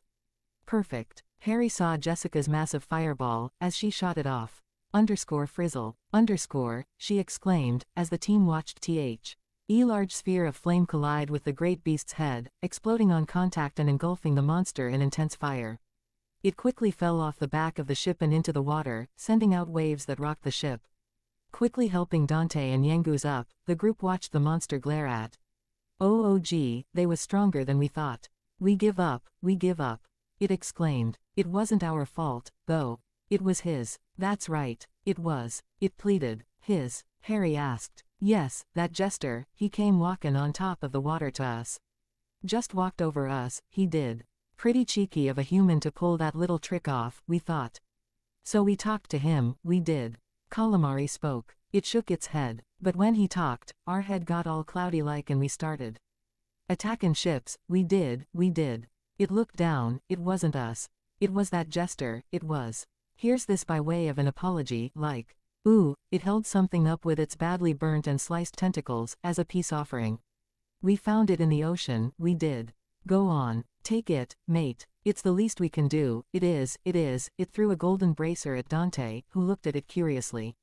Well, that is all from us. We are leavin' now, we are. Have a pleasant trip. So long, it said, before quickly receding in the water. Harry let out a breath he didn't know he had. Not bad, guys. You're a lot stronger than you look. Jessica praised them. She looked at Harry with a smile, but then turned to Dante and Yenguz. I never properly introduced myself to you. I'm Jessica Albert, she said brightly. I'm Yenguz. And Dante, heirs the Gov. Yenguz exclaimed with a small grin. Yenguz and the Gov, is it? Right. Thanks again for your help with the sea monster. Now, let's find Dolmagus. I'm sure you need to get ready first, so let's head back to Port Prospect. She looked to her side. I'll tell the captain to weigh anchor. She gave them all a quick smile, and walked down the stairs which led to the captain. All three watched her walk away. Oh, I almost forgot. She suddenly stopped. I called you 3 thieves back at the tower, and I never formally apologized. So, she bowed forward, giving all 3 an eyeful. Forgive me. She looked at the ground. It's alright. No need to be all formal, like. Yenguz quickly said. Yeah, both Harry and Dante answered simultaneously, blushing. They looked at each other with identical grins. She smiled up at them, her pigtails fluttering with the ocean breeze. Anyway, I'll talk to the captain. She walked away. Not too much later, they heard the quartermaster began to shout his orders to go back to Port Prospect. In no time, they were all back at the docking bay. Jessica came back to the trio of companions. Yenguz and Dante were both poking fun at Harry, who seemed to be blushing. They all stopped once they noticed her approaching. Interesting. She placed a hand on her hip. We took care of the sea monster, so I got them to agree to wait for us, Jessica explained. I figured you'd like to rest and buy provisions before we set sail again. You're right about that, Yenguz exclaimed with a loud yawn. Right. I'll be waiting for you here. Don't take too long, now. We've got work to do. She promised, and walked back inside the ship. That monster was no match for us, Yenguz grinned as they all walked back into town, intent on having a good night's rest. I wouldn't know about that. Yenguz. I remember it flicking you away like a fly, Harry joked. The stocky man scratched behind his head sheepishly. Hee hee, it still feels good to floor something that big, though, easy or not. Yengus continued. Dante nodded, also feeling satisfied. Oh, I almost forgot, Dante exclaimed, before digging into his backpack and fishing out the gold bracer the giant squid had given them. I remembered, the giant squid gave that to her, didn't he? Yengus exclaimed excitedly. That's right, Dante confirmed. Harry looked at it warily. You sure we can trust something given by a monster, though? Harry looked concerned, maybe it's cursed or something. At the mention of curses, both Yengus and Dante deflated. You're right, Ari. We needs to get the item checked out, Yengus suggested. Yeah, but who has the power to do such a thing? Harry questioned. Oh, that's easy. There's a church over there. The local priest can help us. Dante answered, pointing at one of the buildings they haven't entered yet. Right, if you're sure, Harry said uncertainly. Perhaps the priests here were not all talk, like at his home world. I'm sure. How else do you think you woke up so quickly in Alexandria? Dante asked. Herbs and medicine. He scoffed. We had the local priest come in and use his healing magic on you. I have to say, it's done wonders. Dante led the way to the church. Oh, I see. Harry took in this new information as he followed Dante into the religious place. The inside of the building did not look very noteworthy. There were many rows of benches laid out for people to sit during ceremonies, and there was an altar in the back of the church. Harry saw a woman standing behind the altar, dressed in religious garb. She regarded the trio with a smile. Wayward sheep of the great shepherdess, welcome to this house of the goddess. How may we help you? She began. Harry managed not to snort. So it was a goddess here. Interesting. Hello there. I've come here in the hopes of finding someone capable of helping with a certain issue, Dante began. The priestess nodded, and waved for him to continue. You see, not too long ago, a monster handed us this golden bracer. He showed her said bracer, and we were unsure if we should equip. It could be cursed, he explained. Ah, I understand. You wish for me to remove the curse, if there is one, she inquired, and received nods in response. She gave Harry a strange look. I am willing to help you, though I must ask, why has your friend there not done this for you? I sense a holy power within him, but there is also something much darker. She pointed at Harry, who immediately began to finger his lightning bolt scar he received from his worst enemy, Lord Voldemort. You're saying I could find out if it's cursed or not? It looks like a regular bracer to me. I certainly don't feel anything from it, Harry pointed out nervously. She nodded wisely. I see. I would suppose it makes sense, she nodded. Leaving the group confused, the dark curse inside of you must have blocked your true powers, she explained, and beckoned him to come forward. A dark curse. Ari, but he's fine, Yengus argued, disbelief on his face. Dante only stared, silent. It's true. I know what she's referring to, Harry sighed, but how did you know? He asked the woman warily. I can see it as clearly as day, my boy. It lingers on in that scar on your forehead. The priestess noticed him subtly try to hide the scar. She turned to Dante, who had been silent through the whole. You knew of this, she stated. Harry whipped his head around wildly, glancing at Dante. Yes, Dante admitted and turned to Harry. After the priest had healed you, Harry, he came to me asking about it. I told him I had no idea you were even cursed. He told me that this was very ancient and powerful dark magic, and that he was amazed you were even still alive. He asked me how long you've had it, but I didn't have an answer for him. Dante explained, looking at Harry uncomfortably. All my life, Dante. I've had this loathsome curse since I was a year old, Harry admitted with a sigh. He knew they were probably going to talk about this at the inn later. Harry turned to the priestess. So, this curse, what should I do about it? Harry asked. I would offer to help you, but I do not possess a new power to purify you of such powerful dark magic on my own. I've heard through the grapevine that the seas are safe to sail through again once more. I would highly suggest sailing towards the Myela Abbey. I'm sure the priests there can help you, she explained. However, I can tell you that the golden bracer you have is not cursed in any way. She tried cheering him up. Harry nodded gravely in response, not even giving her attempt at lightening his mood any attention. Voldemort, I will come back, as soon as I figure out a way to decurse myself, and a way home, Harry promised himself grimly. Right. Well, thank you for your help, ma'am. Have a good day. Harry gave a small respectful bow, and left the premises quickly, his two friends trailing behind him.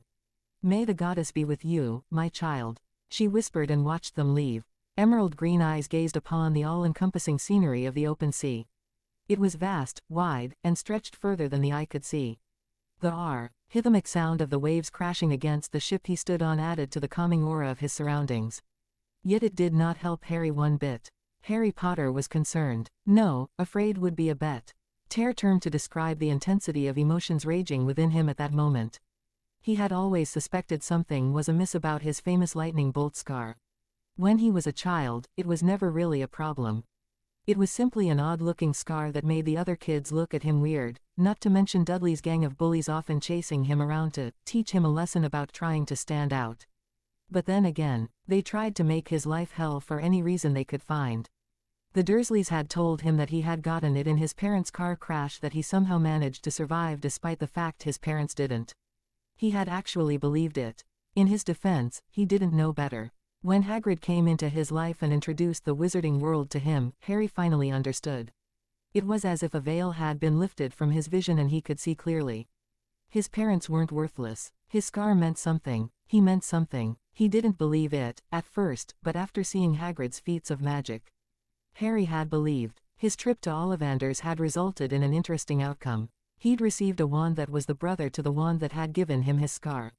Over the course of his first year, his scar kept acting up and he had many headaches. It was only at the end of it that he realized that it was Voldemort's presence that caused his scar to flare up in such horrible pain. He had thought it somewhat useful. A neat Voldemort detector, he'd thought. He never thought to ask. Why his scar reacted this way to his nemesis' presence. As it was, he was more concerned with the Dursleys rather than his scar. Then his second year came around, and Professor Dumbledore had revealed to him some interesting information, after he'd had his yearly epic battle with Voldemort. Of course, Dumbledore had basically all but told him that Voldemort had literally given a piece of himself to Harry when he had tried to kill him with the Avada Kedavra. What that exactly meant did not really register with Harry. He had understood the basics, sure. He could speak Parseltongue, the language of snakes, and he had some of Voldemort's powers. It certainly explained his strength in magic. But he just didn't think any more on that subject, preferring to enjoy the rest of the term. It was now that his conversation with Dumbledore at the end of his second year came to mind. You can speak Parseltongue because Voldemort can speak Parseltongue, Harry murmured to himself, closing his eyes, trying to will the answers to come. They did not. He did not really understand. Harry recalled the events of the day before. He, Dante and Yangoose had went to the local church in the Port Prospect so that the priestess, Harry corrected himself, could check to s. If one of the items they had acquired from a sea monster, long story, was cursed or not. Turns out, it wasn't. But that fact became irrelevant when the priestess had told Harry that there was some dark curse in his scar, leeching his life. It was just like when Hagrid had revealed the wizarding world to him.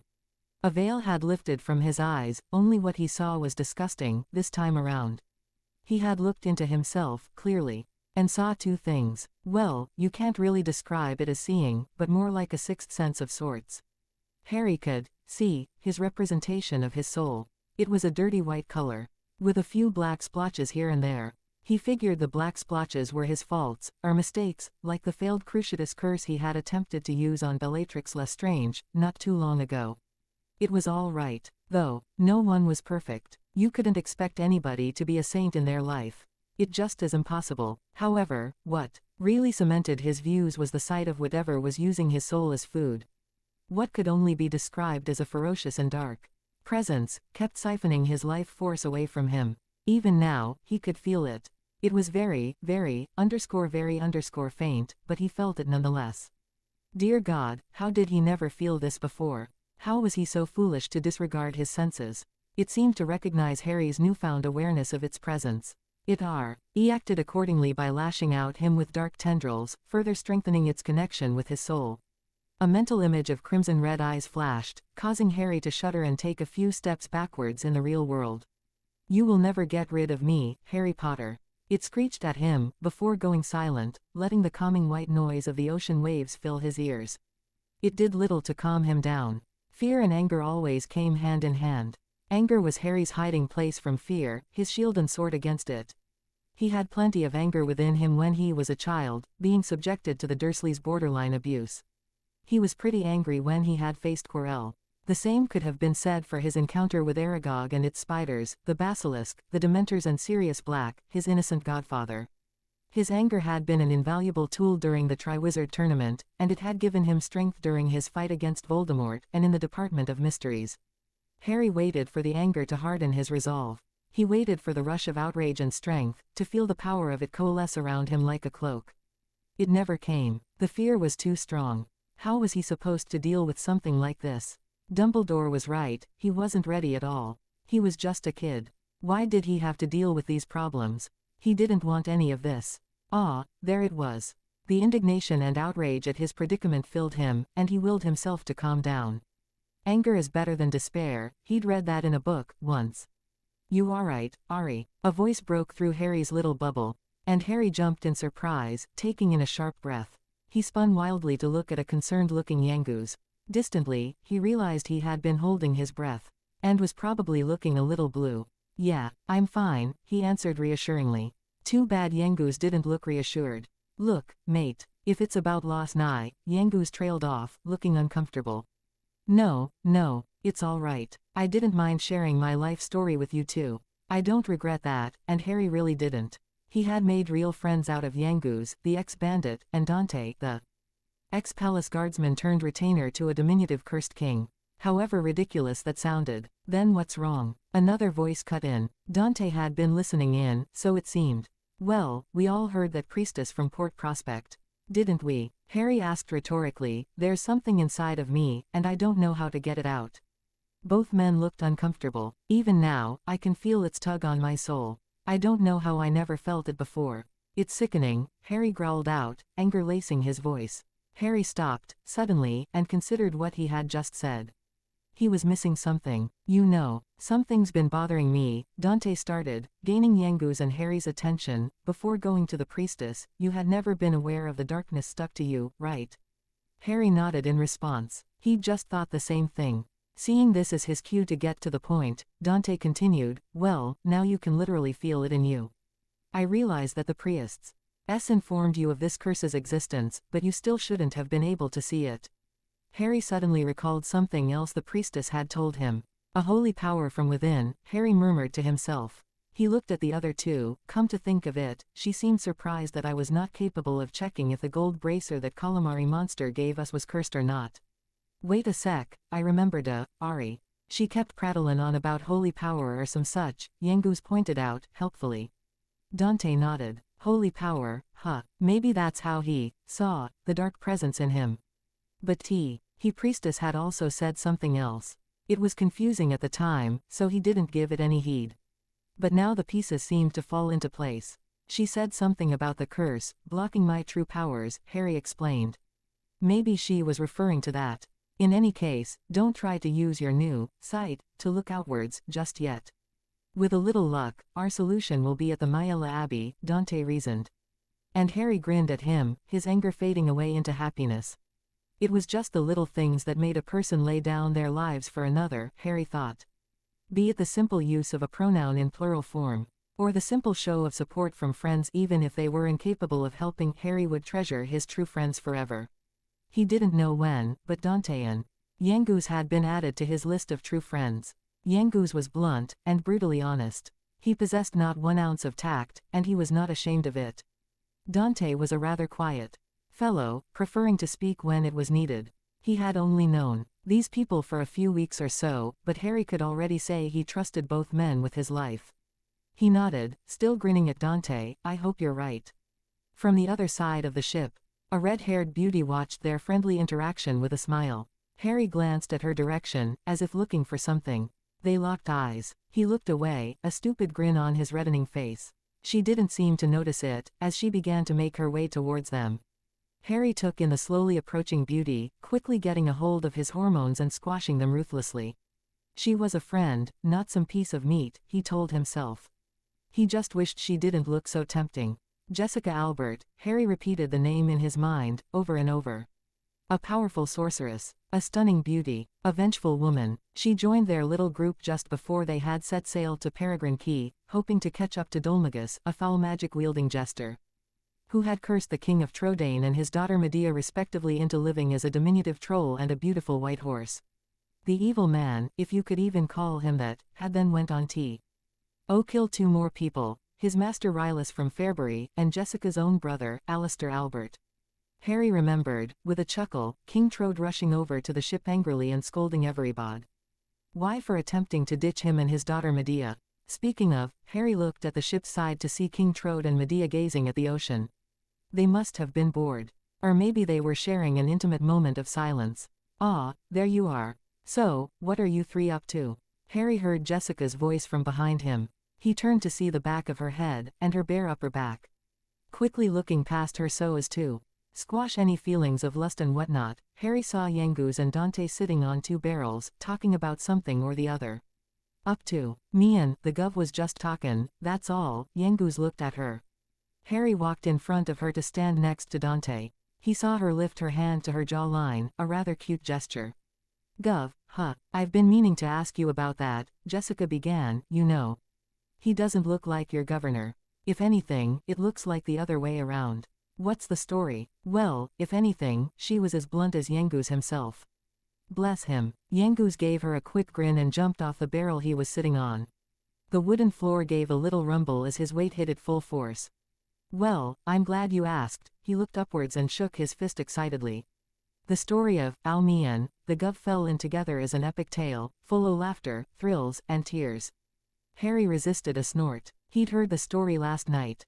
It is it? Jessica looked rather delighted. Well, why don't you just give me the highlights? Alright, I will. Yangoose grinned at her. It all started on a fine, summer's day. The sound of insects was deafening. I'd just decided to make a clean break for it. I was well hacked off WIV the old bandithood. So I decided to leave the town I'd lived in me, old life and start fresh, like. Yangoose said as he looked to the sky again. I ain't exactly a looker as you can see. Perhaps that's why people treated me funny everywhere I went. Like I was a thief or somethin'. I didn't, avenue no place to go and not a penny to me name, neither, so I ended up goin' back to the old game. And that's when I run into the gov, Yangoose pointed at Dante, who smiled. Flashback, Yangoose stood on a bridge in the middle of a forest. Holding an axe and looking expectantly forward. It was just another day to him. The sky was clear, the sun was shining, and the many noises of the forests filled his hearing. Just another day, he spotted some people coming towards him and waited patiently. Time to make some money, Yangoose thought, and he pulled his axe out threateningly as soon as the group reached him. He did a double take. It was a young man, a horse, and a monster.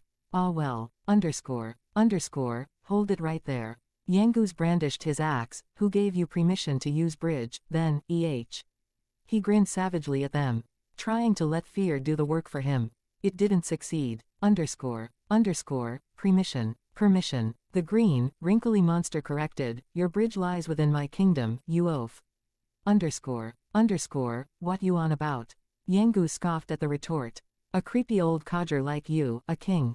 Don't make me laugh. I see your mouth is as vulgar as your face. The diminutive troll answered, yes, I'm the king. And who exactly do you think you are? Yangoose puffed up his chest. Me. Hearing my name is enough to make anyone wet their knickers. He spun his axe a few times for show and stomped hard on the wood beneath him, making the rope bridge they stood on shake. That's right. Talkin' to none other than Yangoose, the legendary bandit, himself. He declared, holding his axe at the ready. The young M. And in the troll in front of him were nonplussed. Yangoose. The green man spoke. Who? The one and only. Yangoose answered with pride, time to cough up. You, avenue to pay if you wanna cross my bridge. The one and only Yangoose. The troll looked downright amused at this. What a shame there aren't more of you. Now, kindly remove your one and only self from my bridge and clear off. Yangoose growled. How dare this no-name monster insult him like this? Grr. Don't push your luck, you green-faced freak. Yangoose shook with rage. I would have let you go if you'd kept your gob shut and paid up, but y'all wanna do this the hard way. His voice was deceptively calm at the end. The calm before the storm. Underscore he leapt at the young man, intent on cleaving him in two. Yangus missed by a hair, his axe breaking through the wood he stood on. Immediately realizing his mistake, he had enough time to grab onto the nearest wooden bridge step. The entire bridge wobbled up and down, threatening him to lose his grip on the wood. He looked below him, and saw a huge drop. He yelped in fear. Underscore he heard the green monster laugh. Underscore, now, Dante, my boy. Now's our chance to cross. The old freak ordered, and the group ran across to the other side, leaving Yangus behind. But the young man, Dante, stopped and looked towards the bandit with concern.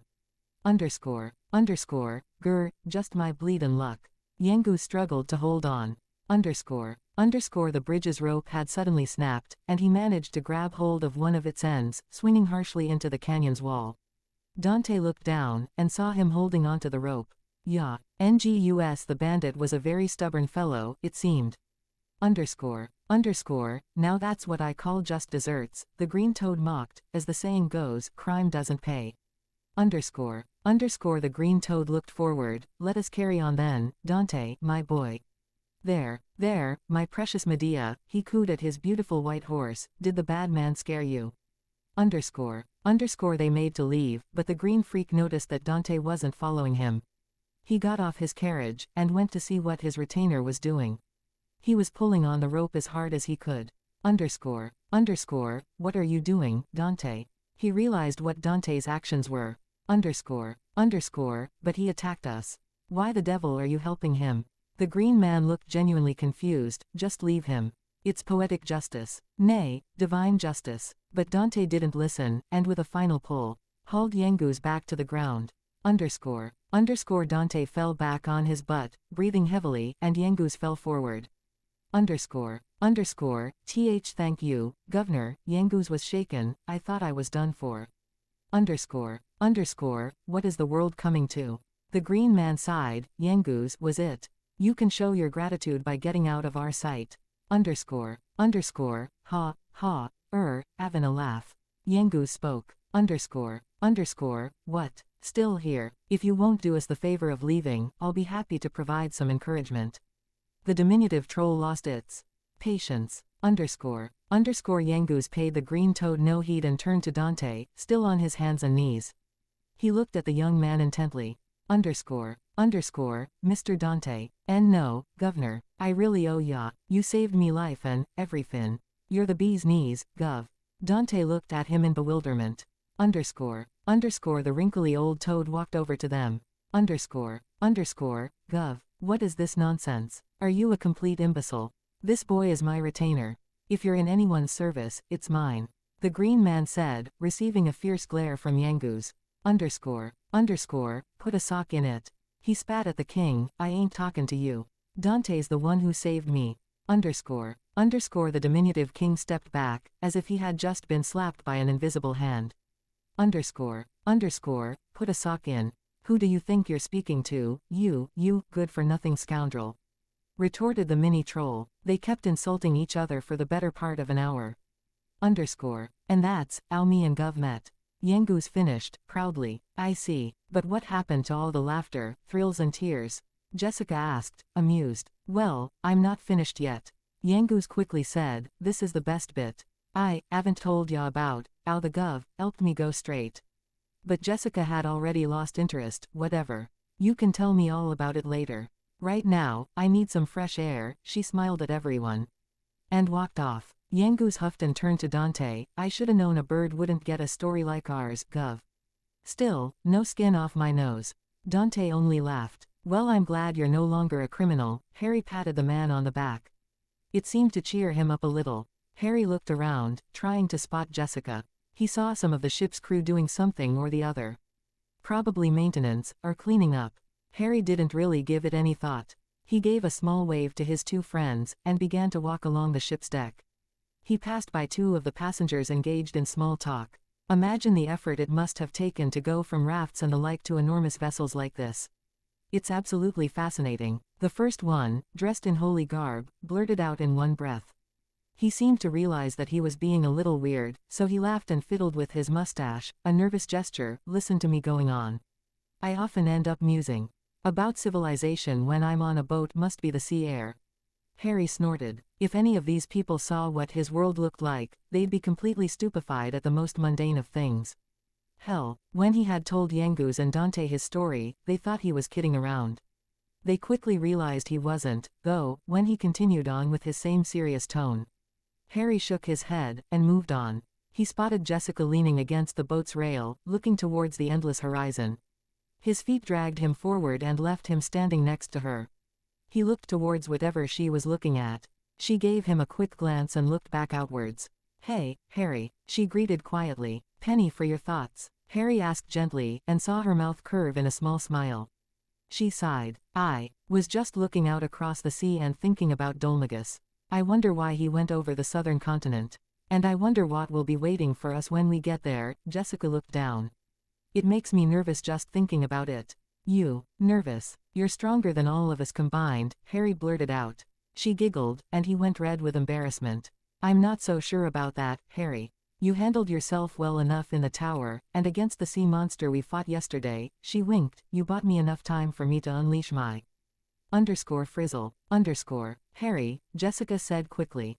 Interrupting whatever it was Harry was about to say, you held off a giant monster with a large barrage of _frizz_. What did you call that attack again? She laughed, a melodious sound, blaze barrage. It was creative, she praised. Yeah, but I'm a little bit lost. What's a _frizz_ and _frizzle_? Are they the spells we used? Harry asked, a touch of confusion in his tone. Jessica looked at him like he'd grown a second head. You really don't know any magic, do you? She asked bluntly. I know magic, just not the sort that I've begun to use here, Harry defended quickly. What do you mean? I thought it was all the same everywhere. It was Jessica's turn to be confused. Thinking quickly, Harry said, well, it's not. Where I'm from, we need the use of wands. The spells I used to be able to cast are very different than the ones I'm casting right now. And they were. He seemed to be mostly channeling elemental magic in this world. Sure, he'd recently learned to use _heal_, but he'd only used it twice. Once on Dante, and then once on himself. He'd have to practice with it, of course. Though the fact stood, he seemed to be using fire magic a whole lot. And during his fight against Jessica, he had used some sort of barrier. He wasn't sure how he had ever managed such a barrier, but Harry had a sinking feeling it was related to this blocked power that the priestess in Port Prospect was referring to. Back to the point at hand. In his homeland, witches and wizards used a variety of spells that covered a wide field of categories, such as cleaning, healing, cooking, enlarging, reducing spaces and sizes, warding homes, conjuring, combat, the list goes on. The magic he was using right now was different. The obvious first difference is that it required no use of wands. Which Harry was thrilled about. The second difference was its sheer power. Harry didn't quite understand how his wandless magic was in fact stronger than his wand magic. Since he had turned 11 years old, he had been taught that magic without a wand was inherently weaker, unless you were really emotionally agitated.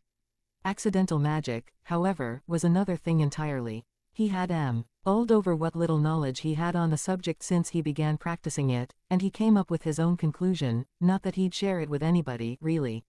Simplicity. The magic he was using was not precise at all. It was nothing like the magic he had learned at Hogwarts. The spells were hard to master because you needed a good amount of concentration and willpower to achieve a result. Not to mention the clear mental image of what you want to happen, and the proper wand movements. The magic here, well, all Harry needed to do was point his hand at something, get a reasonable image of what he was going for, and unleash his power. It was akin to a fireman pointing a fire hose at something and letting loose the powerful torrent of water that'll tear anything in its way. So why did Harry use a fire spell instead of anything else? He could have used wind, water, or lightning, or even earth. Fact, people learn to inherently fear fire more than anything else. Why? It wasn't all that difficult to answer. Despite people's knowledge of the destructive power of water, they still don't really fear it. Water is a human being's lifelong companion. They bathe in it. They drink it. Without water, a person will die of dehydration. So it's only logical to view water as a friendly element. Like water, wind has also been a constant companion of man, though it was capable of very powerful hurricanes and typhoons. It is usually gentle with the world. A breeze here, a cool wind there. The earth. Despite the existence of earthquakes, people can't shake their familiarity to this element. The earth supports everyone's weight. So it would have to shudder in response. It may seem a ridiculous answer, but it is nonetheless true. So why not fear lightning? In Harry's world, it is general. Lee accepted that lightning has been tamed by the muggles of the world. It was probably one of the only things on the entire planet that made wizards wary of messing with their non-magical counterparts. Which leaves the element of fire. Why fear fire, when humans fear nothing else? Fire is uncontrollable. It is a wild, ancient power that always runs rampant in the world. Animals and humans alike have been ingrained with a primal fear when faced with fire. But to wield the element of fire, synonymous with having incredible power over almost everything else, Harry had not really given it any thought. When he was allowed to go to the cinema with Dudley for some occasion or the other in which the Dursleys couldn't just drop him off with a babysitter, of course Harry mainly saw movies jam-packed with action, fighting, and a lot of explosions. Lots of fire. Those experiences sort of stick with you. I see, Jessica said carefully, snapping Harry out of his reverie. So what are these spells you spoke of? Harry asked, interested. She looked rather happy. Glad you asked. She held out a hand, palm facing up. Harry stared at it for a second. Her hand was tiny and delicate. She clenched her fist, in a sudden motion. And when it unclenched, a small ball of fire floated above her cupped palm. Same fire spell I have been using, Harry noted. This, she created a few more fire balls and made them rotate in a circle. As if she was juggling them, smirking as she watched Harry's astonished expression, _frizz_. She made a sweeping motion, and the blazing balls of fire shot out into the water, making a sizzling noise with each impact. I understand. So it's called frizz, huh? Jessica nodded at his inquiry. Harry continued, so I'm going to guess that _frizzle_ is most likely a higher level of it. Yes, she confirmed and cupped both hands at her side. Harry took a step back. The trick to this spell, she explained, brows furrowing in concentration, is combining the power of as many _frizz_ spells you can create, and compressing it into one spell. Well, as much as you can anyway. Her dress fluttered more violently than what the ocean breeze was causing, and he saw the balls of fire appear and combine, without growing too much in size. She kept at it for around half a minute, and she stopped. A fireball about 3 times the size of _frizz_ lay comprise, said between her two palms, which seemed to be straining against the pressure of holding such a powerful spell. _frizzle, Jessica cried out and thrusted her arms forward, palms facing outward. The RGE ball of fire shot out with alarming speed. It hit the ocean water and exploded, sending rather hot water everywhere. Some even managed to reach the ship. Holy shit, Harry heard Dante cry out, and swiftly turned to see Dante soaked. He had been coming their way, and had been hit by the water. Oh, Jessica suddenly looked pained, and rushed to Dante. Are you all right? Yeah, just a little bit unexpected. The bandana-wearing young man answered quickly. She sighed in relief. I bet Yengus would be upset if you weren't, Gov. She asked. He looked a bit uncomfortable. It sounds weird coming from you, Dante said a bit irritably. Sorry, just joking. That kind of thing isn't really my style. She answered with a smile. He deflated, and smiled back. Yengus joined them not much later, and they began to talk. Harry stood off to the side, thoughts of the spell Jessica used still in his mind. Combine and compress. Combine and compress, he kept repeating himself. His eyes were closed. He cupped his palms together and held them at his side. He mentally imagined balls of fire appearing in the space between his palms, and kept combining them. With each combination, they doubled in size. And Harry had to force it back to its original size. He could already feel its power beneath his fingertips. He kept conjuring more and more balls of fire, compressing them as he did so, until he was sure he could hold no more. He did not notice the group staring at him. He didn't notice Jessica's amazed look. Harry opened his eyes and looked down at his cupped palms. There was a rather large ball of fire lying between his two palms. He didn't even think he was capable of pulling it off. His euphoria at managing to make _frizzle_ vanished when he began to feel the spell's wild power fighting against him. It needed to be set free. It needed to _explode_. Harry wasted no time. _frizzle_. He shot the blazing sphere of fire out to sea, where it exploded magnificently, though. Harry was sad to say that it wasn't anywhere near as good as what Jessica had been able to produce. The explosion's radius seemed to be about a third of what Jessica managed. His shoulders sagged with exhaustion, and Harry distantly noted that he was sweating rather profusely from the exertion. Hey, he gave a smirk at his group of friends, before falling on his backside, unable to hold himself up any longer. He saw them run towards him, but he paid more attention to Jessica's sweatless, fresh-looking self. She didn't look drained in the slightest. And her spell was 3 times stronger than his was. Jessica had a lot of stamina, it seemed. He liked the sound of _that_ thought. Pervert that he was. Bedtime. See y'all later. 7. Setback. Harry took deep and long breaths to regain his bearings, and managed to stand up once more. His dark green shirt clung tightly to his skin, a side effect of his drenching sweat, and he felt a little dizzy. He felt himself about to fall, when Dante rushed over and held him up. Just in the nick of time. Thanks, Harry said tiredly. It's nothing. Come on, let's get you indoors. Maybe someone will let us use their bed. Dante led his friend to a door in the center of the deck. Yangoose and Jessica walked alongside them. Something else, Ari, Yangoose praised. Hey, it was nothing, Harry managed to answer between breaths.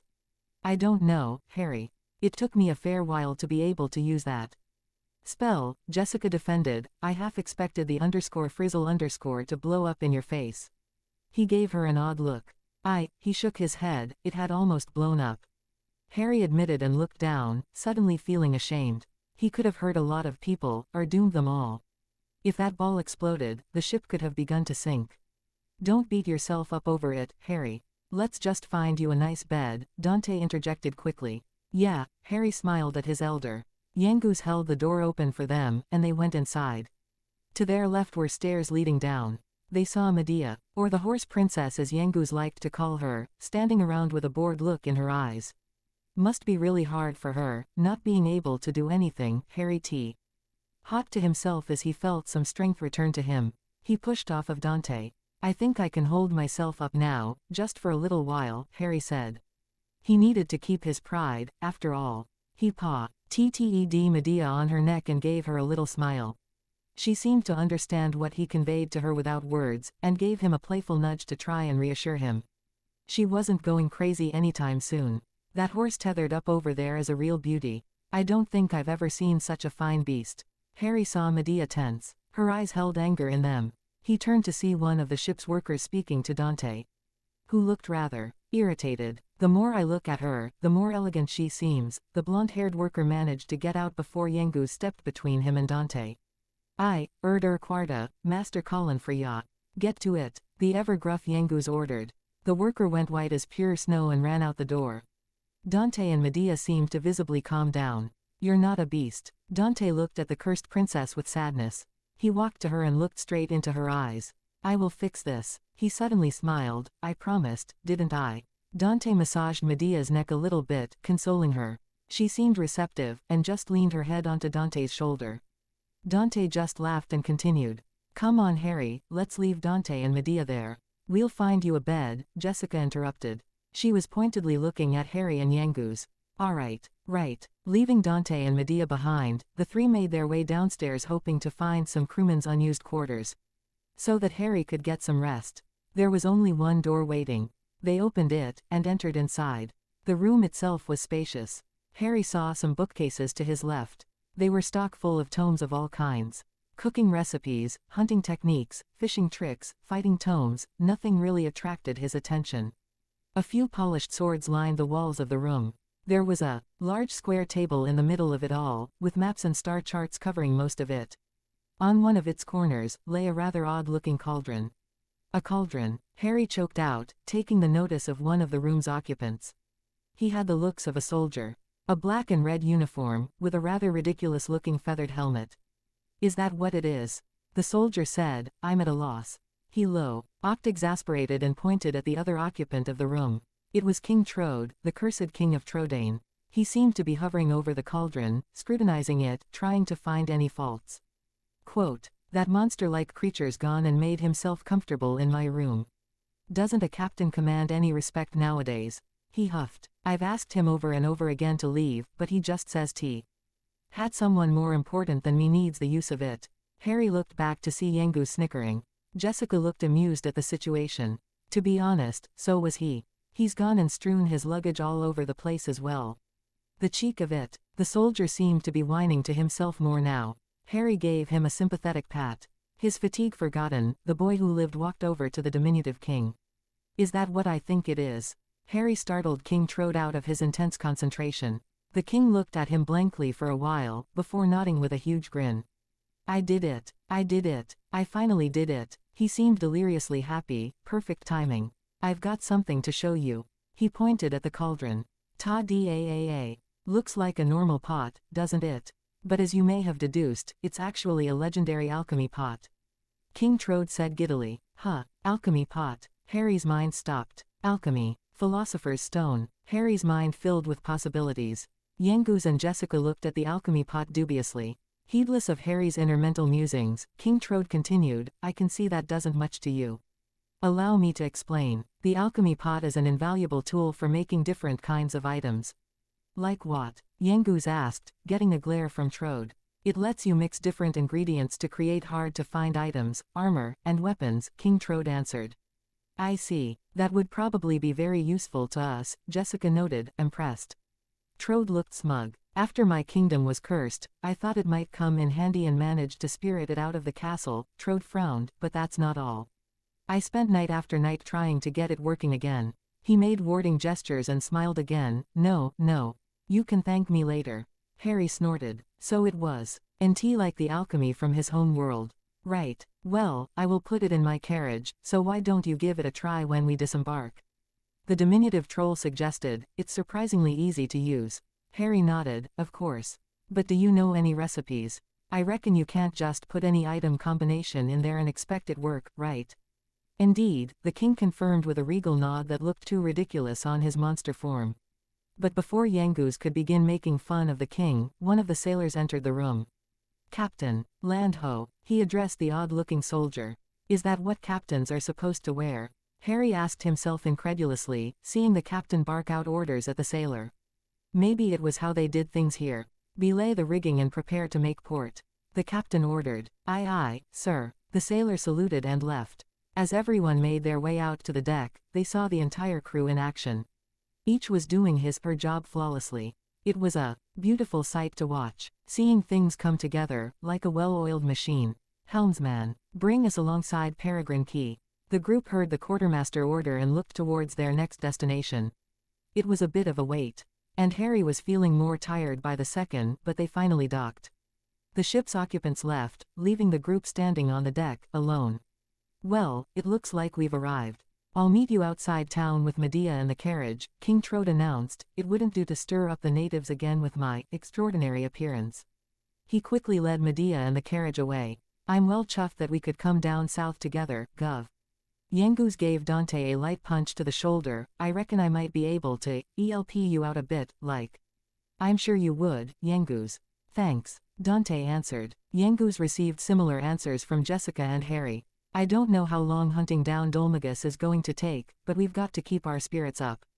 Jessica said while looking at Harry. That said, we can't take our sweet time about it, either. So let's get you rested up as quickly as possible, Harry. We might as well do the same. I'm fine, Harry protested. I just need a little, he yawned. They all gave him an incredulous look. He ran his hand through his wild hair, looking sheepish as he did so. All right, I guess I do need some rest. Harry conceded and glowered at the amused smirks his companions gave him. Later that day, The group, along with its new member, Jessica Albert, had already departed from Peregrine Key. There as surprisingly little information in the port town, and it left them all feeling frustrated. You'd think that information gets passed around like candy in there, but we found absolutely nothing on Dolmagus. Harry spoke out loud without realizing it. Agreed, my boy, though it was already unlikely that Dolmagus passed through here, considering the fact he walked on the water. There was no need for him to visit the Peregrine Key. King Trode reasoned. Our only avenue, at this moment, Dante interjected, is to go the Maella Abbey. Harry frowned, remembering his time in the church back in the Port Prospect. Whatever was inside of him would probably not go quietly. And Harry thought it was going to involve a lot of pain. Lot of pain. Images of Christian exorcisms flashed through his mind. He distantly remembered a movie Dudley was watching at some point. About some girl possessed by the devil and doing unnatural things. The exorcism had been frightening and gruesome. Harry sighed, and Dante gave him a quick glance. Harry just waved him off, feeling overwhelmed on the inside but using his anger to block it. Harry didn't notice his teeth clench. Don't worry about it. Harry ground out and took the lead, leaving behind a pensive-looking Dante and Yangoose. What was that about? Jessica asked confusedly. Nuffin ta worry yourself over, Yangoose quickly said, giving her a not-so-subtle hint. The group followed the dirt path for a few more minutes, wondering if they were ever going to find any leads on Dolmagus. They made their way down the hill they were currently on, and passed by a small forest. The party killed the time by making small talk. King Trode told them random stories and jokes to lighten their mood. Harry began to deflate, after a while, and began to share some jokes of his own. Yangoose was in the middle of a joke involving a troll and a female pixie when it happened. Stop, Dante suddenly ordered. Everyone stopped and looked the young man, who scanned his surroundings with an intense look in his eyes. Harry looked around. He felt nothing. Are you sure you're Al? Harry began but stopped at Dante's glare. There's something here, the bandana-wearing man murmured. He looked around some more, but then stopped moving. His eyes were closed, but Harry saw that his muscles were coiled, as if he were ready to strike at a moment's notice. True to Harry's observation, Dante launched an assault to his right, leaping forward and bringing his sword in a mighty downward slash. At first glance, it looked like he swiped at thin air. But lo and behold, the dirt underneath his feet became stained with a purple liquid. So you found me, a disembodied voice spoke eerily, in front of Dante. The air in front of him shimmered, revealing an interesting-looking creature. It was a lumpy-looking thing, resembling a large cone with small hands and feet. Its skin color was green and its eyes had no pupils. It opened its mouth and laughed uproariously, its blue tongue writhing inside its mouth. It stopped laughing and suddenly pointed its staff at the group, unnerving them. They unsheathed their weapons. 4-on-1. Not very fair, is it? He green blob noted and planted the staff in the ground. Around it, a large crimson circle formed. The monster kept muttering in some unknown language, and Harry felt a shift in the air. He looked to his friends and saw that they felt it as well. He looked back at the monster. Whatever you're doing, I won't let you finish, Harry shouted, power already at his fingertips. Frizz. The ball of fire quickly formed in his palm and he threw it straight at the lumpy monster. It exploded mere inches from its face, a translucent blue shield covering its form. Too late. It cackled, my servants, I summon thee. The circle shined with a bright crimson light, a pentagram forming. Around the lumpy mage, 3 rifts formed, on from them emerged monsters. The first was a gigantic insect, a moth. It flapped its wings and generated strong winds, making Harry shield his eyes.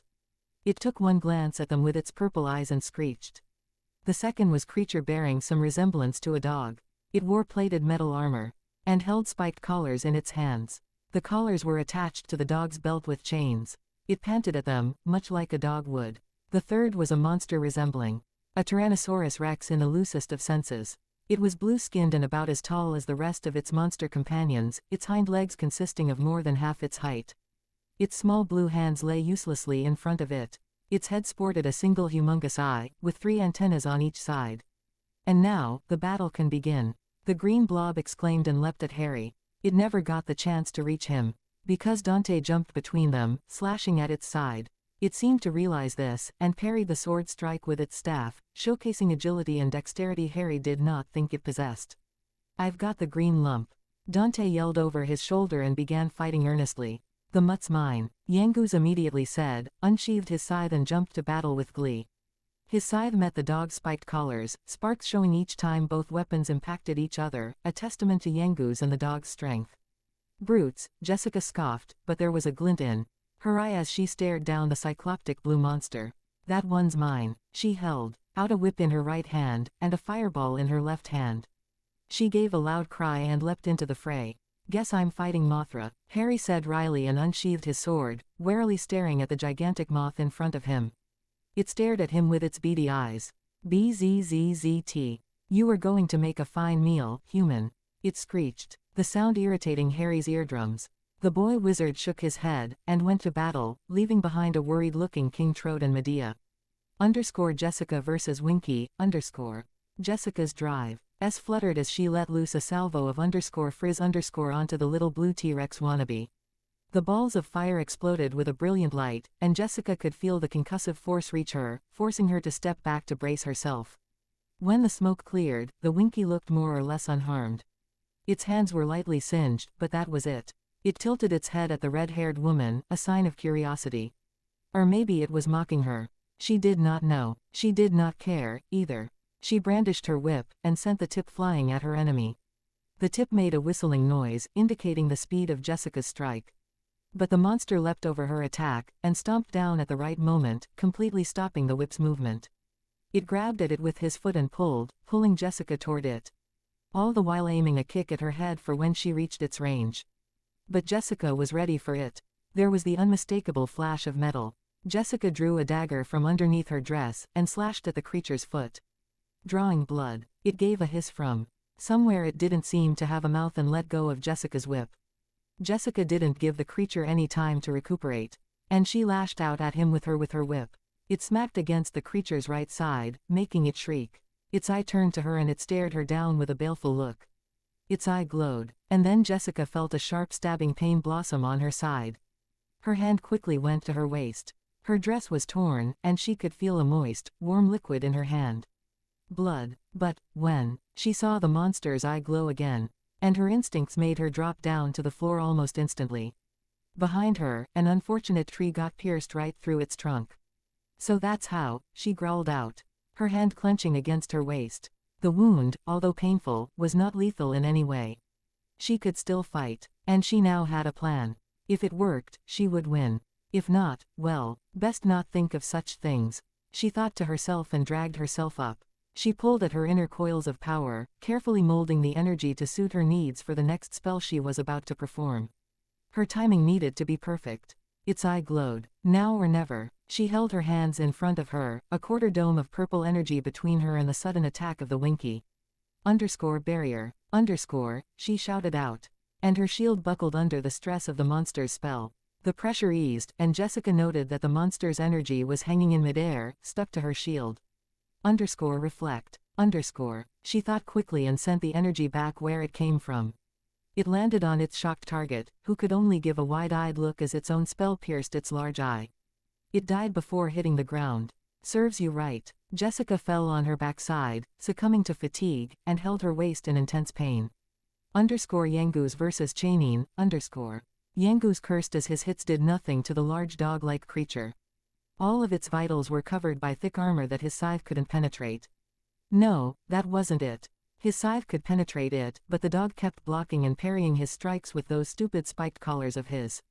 Frankly, it was getting annoying. How about this, then? Yangoos gave a war cry, and made a giant leap, swinging his scythe in a downward strike, using gravity to boost the power of his hit. The strike broke straight through the mutt's guard, and through its thick armor. Thick, red blood seeped through the armor, showing Yangoos that he hit true. The dog howled, in pain as it uselessly pawed at its armor, unable to reach underneath to soothe the pain. Its pain gave way to rage, and the upright dog charged at Yangoos with great fury, slashing and swiping at the stocky man with all it had. Yangoos dodged and parried as best as he could, but he wasn't exactly the smallest of targets. Many of the dog's attacks hit true, and Yangoos felt many pains as the spiked collar sunk into his body, punching small holes on his back. He cried out in pain as the other collar hit his right arm, injuring him further. Yangoos roared and pushed the monster off of him, causing his injuries to become worse when the spiked collars were dragged off his skin. The dog landed on its chest, and gave out a pained cry. It hit the floor with its wounded chest taking the brunt of the impact. Yangoos had no mercy. As soon as the dog turned on its back, he stomped on its wounded chest with both his legs, applying his full weight onto the creature. The armor cracked and bended inwards. The canine monster gave a pained gurgling noise and went still. Bloody mutt, Yangoos gave another stomp for good measure. It was still. Satisfied, Yangoos walked away from the corpse, heading back to Medea and the old codger. Harry versus Mothra. This was not going well. Harry was a little upset that Dante had chosen the apparent leader of the enemy group, but he had little time to think. Such things as his opponent began attacking him after it said it was going to eat him. Harry had dodged its first initial strikes and his counter-attack had lobbed off one of its feet. With a rather savage grin that he definitely was not capable of publicly expressing before coming to this land, Harry let his power rush through his body and sheathed his sword. He redirected his energy to his palms. Blazing balls of fiery hell forming. Blaze barrage. Harry called out and shot ball after ball in the monster's direction. It did not even try to dodge. Harry smirked, knowing his attack would kill it. But then the monster glowed a bright green. It flapped its wings once and shrieked. Infernus. With a mighty flap of its wings, it unleashed a miniature tornado, which absorbed and adapted its fireballs to its own uses. With another flap of its large wings, the moth sent the, now fiery, tornado, straight at Harry. Fuck. Harry swore loudly, and braced himself, knowing there was no way to dodge this thing. He focused his inner magic, trying to get it to listen to him. He imagined himself shielded by a flame-resistant cocoon. He gave a small smile, when the air around him shimmered, and a bright cloak formed around him. He relaxed, and was promptly dragged into the tornado. Maybe he should have also blocked the wind. The tornado roared unforgivingly, twisting and turning Harry around like a ragdoll. Before throwing him aside, straight into a tree, he slammed against it harshly and then fell to the ground with a loud thud. The boy who lived wasted no time, and dragged himself to his feet. Pain clouding his mind and vision, he could make out the form of the giant moth, flying straight at him, intent on delivering the death blow. No way, Harry bellowed out, drawing his sword and meeting its attack head-on. The blade met little resistance as it cut cleanly through the middle of the giant bug. The monster promptly fell on the floor, its body giving involuntary twitches. His sword clattered on the earth underneath his feet as he fell to his knees, holding his sides in pain. Still, he gave a smirk even as he gathered his magic to use a _heal_ on himself. Harry Potter 1, Bug 0. Dante vs Lumpy Mage _. Dante immediately opened up with a series of sword strikes he had learned from his youth as a guardsman trainee. The strikes were a series of lightning-quick piercing strikes followed by a diagonal slash. He figured it was his best bet, since piercing strikes were sometimes harder to defend against than slashes. The plump monster cackled as it parried and dodged his strikes. Using its staff to whack the boy on the head, Dante quickly reacted and blocked the offending weapon mere centimeters above his head. He held the staff in place with one hand, and lashed at the creature with his sword, intent on carving a deep wound into its body. Realizing this, the monster leapt back, only receiving a part of the strike. It cut through its blubbery composition, making it growl and press on its chest area, trying to keep the blood from oozing too much. Heal, it incanted, and the wound half closed. It gave a loud curse. For some reason, its spell was not as effective as it had thought it would be. Maybe all the effort it took in cloaking itself all this time exhausted it. Dante didn't really care. With a battle cry, Dante rushed the creature, intent on finishing the fight. No, it held its staff aloft, and slammed it down in the ground. A shield flickered in place, surrounding it in all angles, just before Dante reached it. He made for a brutal slash that would take its lower body. But his sword collided against the shield, giving out plenty of sparks as it grinded downwards. While I am in this shield, none of your feeble sword strikes can hurt me, the monster claimed. Before waving its staff, the wind suddenly howled with unseen force, and Dante was sent flying. His flight was halted by a rather sturdy-looking tree. He slammed into it with the force of a sledgehammer, crying out as he fell. He got to his feet slowly, and put his hand to his mouth before coughing. He drew back his hand. Blood. My, the green blob gloated, before murmuring something, its pupil-less eyes lighting up with arcane power. Dante was ready this time, planting his sword in the ground, and holding on for dear life. The spell lasted for around half a minute before the lumpy mage gave up on trying to send the young warrior flying again. Seems you're good at nothing else but defense. Pathetic. It taunted him. Dante growled and thought about his current predicament. None of his attacks could go through his shield. And while inside the shield, the stupid monster kept throwing spells at him. Throwing spells, even while inside the shield. Dante grinned. He knew what he needed to do. He pulled his sword out of the earth, and held it in a ready stance. He only had one chance to try this. Going for physical attacks again. The monster scoffed, "Go ahead. Do your worst." It didn't even attempt to interrupt whatever he was about to do. The arrogance. It ends, now, Dante shouted and sprinted to the green monster, his sword ready. As soon as he got within slicing range, Dante gave a feral grin, startling the green blob. Suddenly, his sword went alive with white-hot flame, and he slashed horizontally at it. The shield got torn apart like so much paper, and the sword cleanly cut through the creature's head. Its head flew off its green body and fell to the floor, rolling to his feet. Dante said nothing and rushed back to his friends. After a series of _heals_, the party was no longer in need of medical attention, though their fatigue did not diminish in the slightest. So, with the help of King Trode, the group set up camp. The clear air began to fill with the noise of crickets and owls, with the occasional bat screeching. The moon began to rise, showering the group with its ethereal light. Yangoos took a little while to gather up some dry wood for them to start a fire, but Jessica shot a quick _frizz_ at the pile and they had a campfire going. Harry sat in deep thought as everyone chatted around him, sitting near the fire to keep warm. A dirty bowl lay beside him, remnants of a surprisingly delicious rabbit stew that Jessica made. Harry smiled for a second at the thought of the woman, and went back to thinking. You know, Harry started, making everyone look at him. I'm having a hard time believing that was just a random ambush. That green blob had been tailing us for a while, and we never knew he was even there.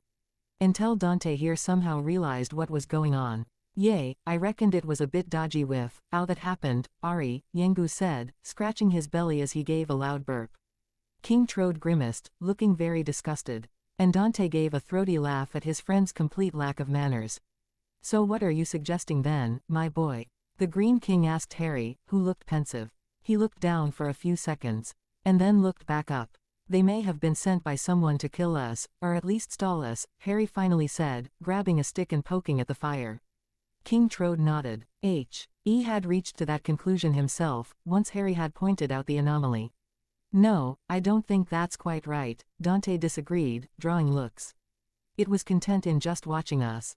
If it were aiming to fight us, it would have prepared for the occasion, instead of summoning monsters in the middle of the fight. Dante reasoned. And besides, the only reason it was forced to fight is because I forced it to. The young man finished. But who would wish to watch our movements? King Trode asked. Who else? Harry countered with a question of his own. Dolmagus. Better question, Dante spoke. Why wouldn't Dolmagus simply attack us head-on? Reckon that Dolmagus is scared o' us, Gov. Yangu said with a smirk. It sounded so ridiculous, especially after having witnessed what D.H. Olmagus was capable of during the vision that Jessica's brother had showed them. But could it really be true? Was Dolmagus afraid? The next day, It was late in the morning. The sun had already risen, and the chirping of birds was strong. The smell of grass was strong in Harry's nose, yet he paid it no heed, for he was asleep. The sound of clattering dishes reaching his ears, however, changed that. He blinked his eyes open. King Trode was coming back, carrying a stack of clean bowls that defied his own height to the carriage. He looked quite ridiculous, attempting to balance the dishes by leaning to the left and right constantly. Harry sat up, rubbing at his eyes, and donning his glasses. Somehow, his glasses survived the trip, and he was glad they did. It wouldn't do to be blind in an unfamiliar land. He had been lucky that to tap in magic as quickly as he did. No, he couldn't call it magic. It was so different than the magic from his homeland. He preferred to think of it as his body energy, since it seemed to tire him out at a phenomenal rate. Harry gave a loud yawn, and proceeded to get up and put on his equipment. He glanced around the campsite. Yangoos was sound asleep, snoring so loudly Harry was amazed everyone else was still asleep. Dante slept peacefully, despite this noise. Harry resisted a snigger when he spotted Munchie standing on his forehead, looking back at Harry cutely. It made some quick hand motions, and turned away from Harry, its tail wagging high in the air. It almost looked as it was going to. Its tail reached down towards Dante's nose, and lightly brushed against it. No effect. Undaunted, it rubbed its tail against Dante's nose a little more. Sure enough, Dante quickly sat up and sneezed, Munchie sailing in Harry's direction, landing straight in Harry's open hand. It stared up at his grin. Good show. Harry chortled as Dante blinked at them both. Oh, I see. He seemed to understand. I'll have my revenge. Dante smiled. Oh, revenge. What on earth are you talking about? A groggy female voice asked. Harry turned, Munchie in hand, to see Jessica looking at them both with a little bit of annoyance and curiosity. They must have woken her up. Thick sheets were wrapped around her slender frame, making Harry's imagination about what she wore underneath run wild. "Sorry we woke you up." Munchie here couldn't resist messing with Dante. Harry gave a nervous grin. Gesturing to Munchie, she squinted her eyes at the little brown mouse for a while and then gave a dazzling smile. "It's not a problem." She got up and walked to the carriage. The sheets still perfectly wrapped around her. Harry watched her leave. He heard stifled laughter from behind him, and whipped his head to see Dante trying not to grin like an idiot. Munchie jumped off his palm and scampered towards his owner, climbing in his pocket. "Don't even say anything." I don't know what you're talking about." Dante gave an innocent look. Harry wasn't fooled. Good. They spent the next 10 minutes poking and prodding Yangoose, trying to wake him up. A light bop to the head finally did the trick. What are you fellas doing above me, Yangoose asked, with one eye scrunched closed. "Oh, nothing, I'm just checking what it was that Harry did to you last night while you asleep." Dante looked positively mischievous as he said that to the stocky, who suddenly glared at Harry. "The old chap knows some tricks, he does." Harry thought and quickly backed away from Yangoose, sputtering. "What'd you do to me, Ari? It better not be permanent." Yangoose shook his fist at the boy. And made to grab the boy who lived, intent on giving him a noogie.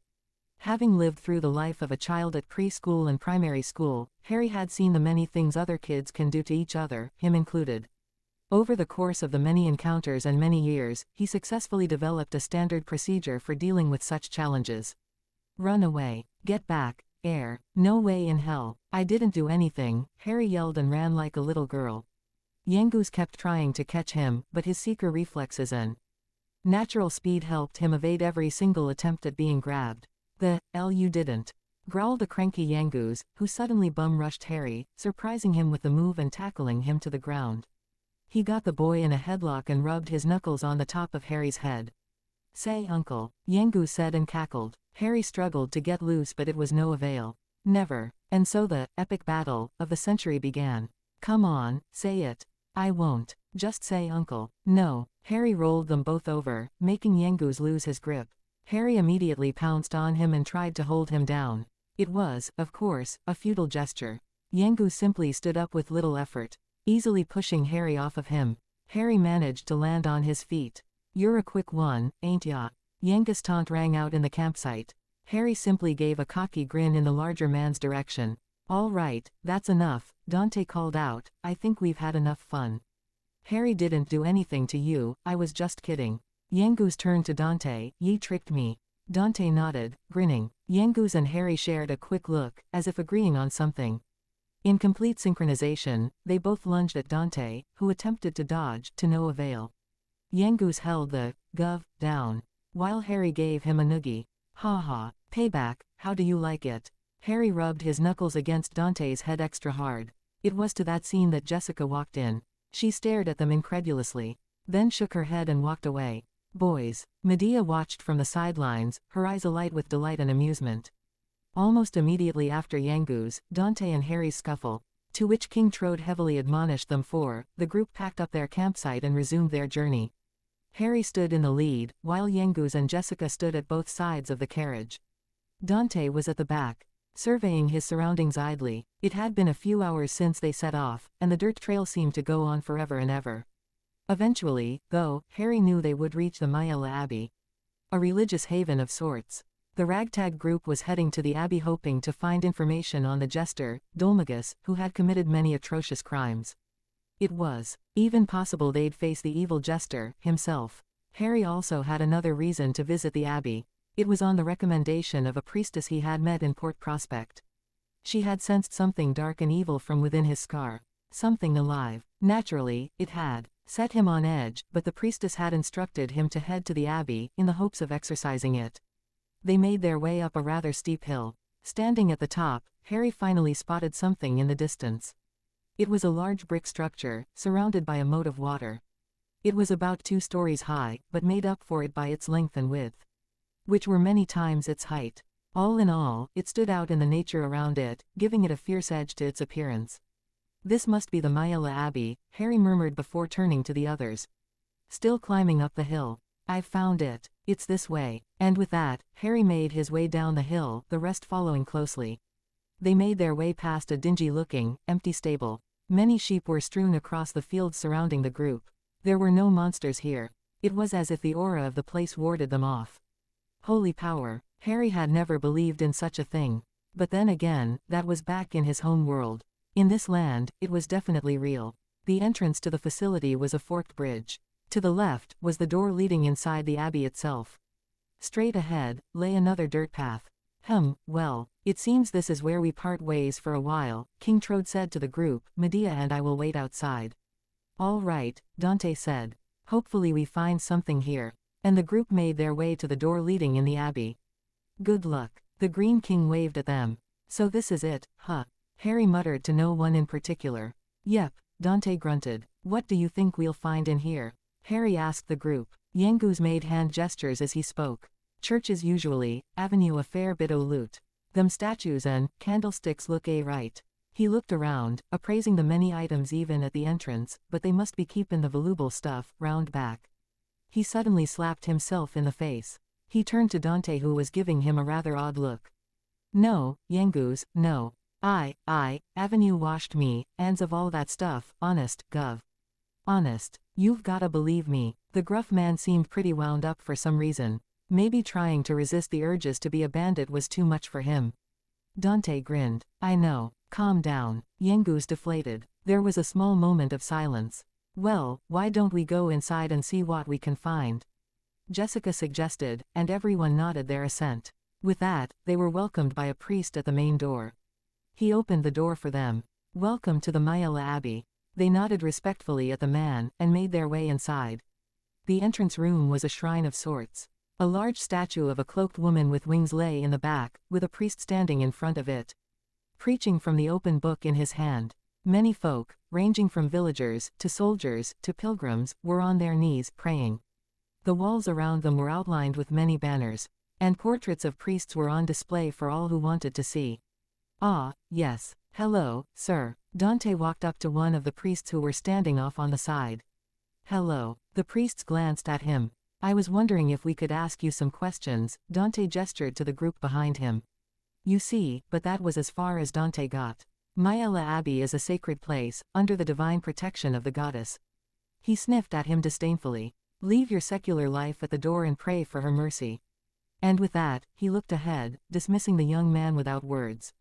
Dante was flabbergasted. Let's see if there's someone else who can help. Jessica suggested. Maybe this was the only grumpy priest. They made their way to the preaching man in front of the large statue. Harry made to talk, but the priest beat them to it. Unwashed vagrants are not permitted to approach the holy altar. Spittle flew out of the man's mouth, threatening to hit Harry. May the goddess strike you down. This is exactly why the Templars need to guard it. The group backed off. What the hell? Dante said aloud, but kept walking around. Surely there is someone worth talking to. They found another priest standing in a back room. Ah, hello, the priest greeted them. Well, at least he seems polite enough. Dante thought. Maybe they would finally get some answers. But what the priest said next dashed his hopes entirely. If the weight of a sin bears down upon you, may I suggest a contribution of gold to the abbey? He opened his arms, as if to pray. This will please the goddess, and she will grant you an indulgence. Quote. Seeing as Dante was probably not going to have any luck with this one, they all made their way back outside, trying their best not to seethe. What a bunch of greedy, money-grubbing, tasteless pieces of trash, Dante ranted as soon as they exited. Me and churches just don't go together. Or me and abbeys. Or whatever ya wanna call 'em. He gave a grin, trying to lighten the mood. Nah, I'm a pub man myself. Churches are good for avenuing a snooze, and pubs are good for avenuing some booze. Ha ha. Dante's face broke into a small smile, before going back to its scowl. The people here are so snobbish and arrogant, Jessica noted. It's nothing like the church in Alexandria. Yeah, this place reeks of corruption, Harry agreed. There was a mournful sigh from behind them.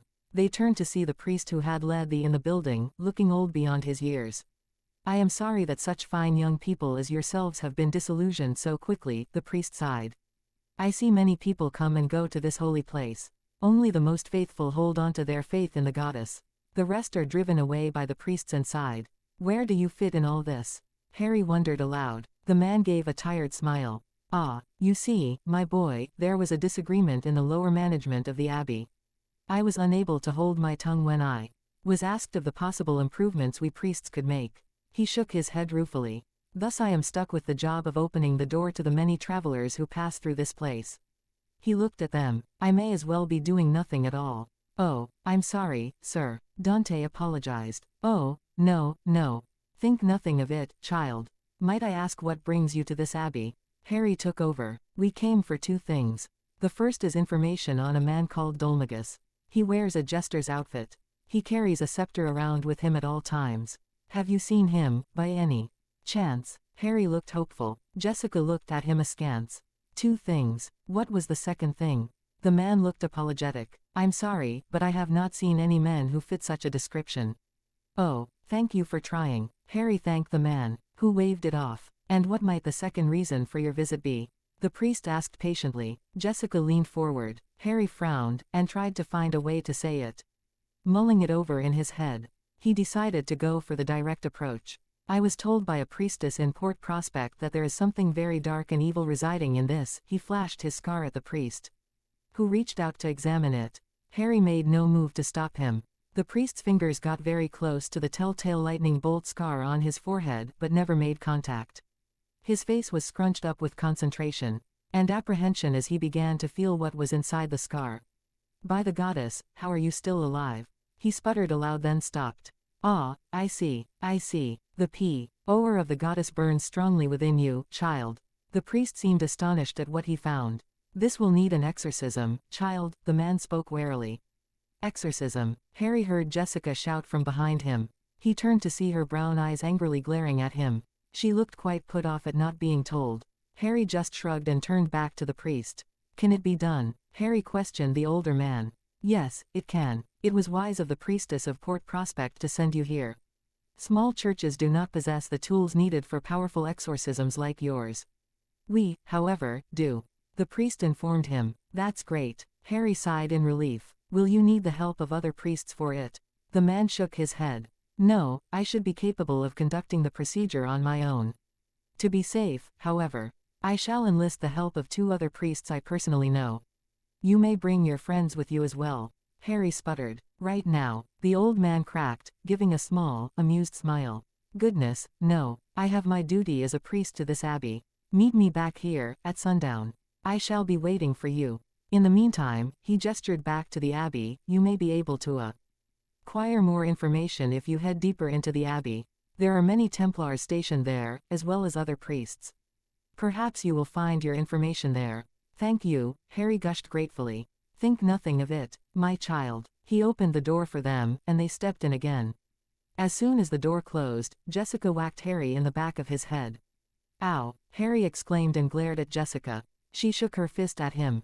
An exorcism. When were you going to tell any of us? She seemed livid. It's my own business, he snapped at her. And besides, I've already told Yangus and Dante.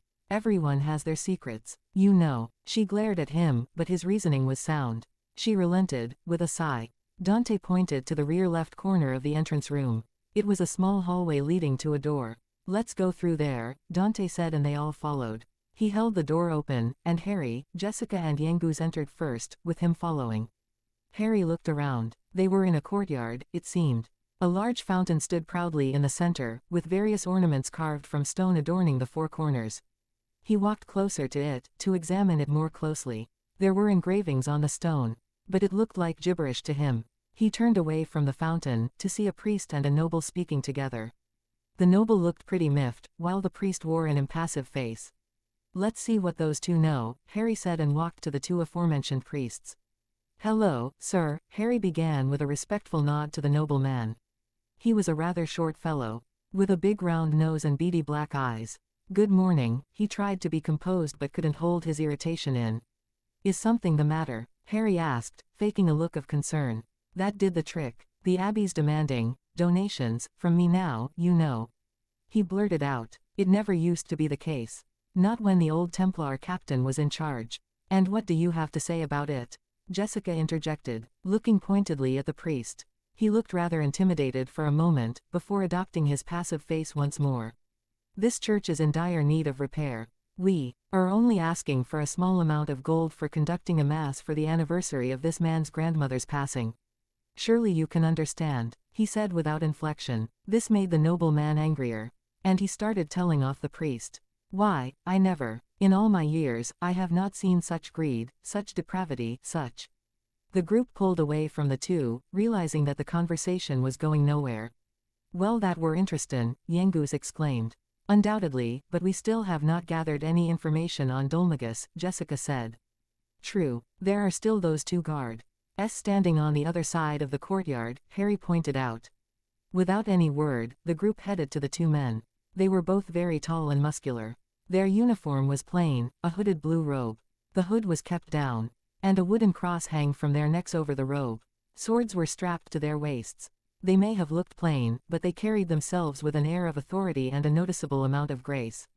As soon as they got close enough, the two guards stopped them. Halt, who goes there? One said. Before the group's members could introduce themselves, the other guard continued.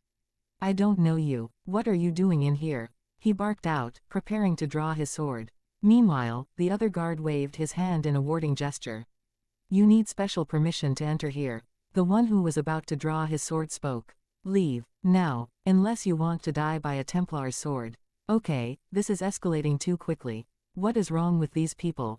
Harry thought to himself, tensing up. A banging noise was heard from above them. They all looked up to see open windows. Two men were holding them open on each side, with the leader standing in between. He looked down at them disdainfully. His shoulder-length black hair was slicked back, showing off a defined widow's peak. He had piercing green eyes. His outfit differed from the rest of his followers, marking him as the captain of the Templars. He wore a golden necklace. I ordered you to keep strangers out, not to be rude, he bit out. The guards looked well intimidated. We have a reputation. Do you want to sully the name of the Templars? Both guards immediately kneeled before the leader.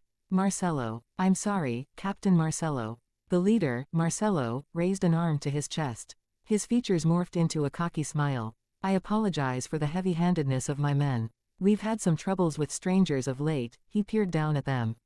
Our duty is to protect the Abbey. We can not permit nameless travelers to wander around at will. Matters within the Abbey are trouble enough, he muttered a bit too loud. But that's no concern of yours.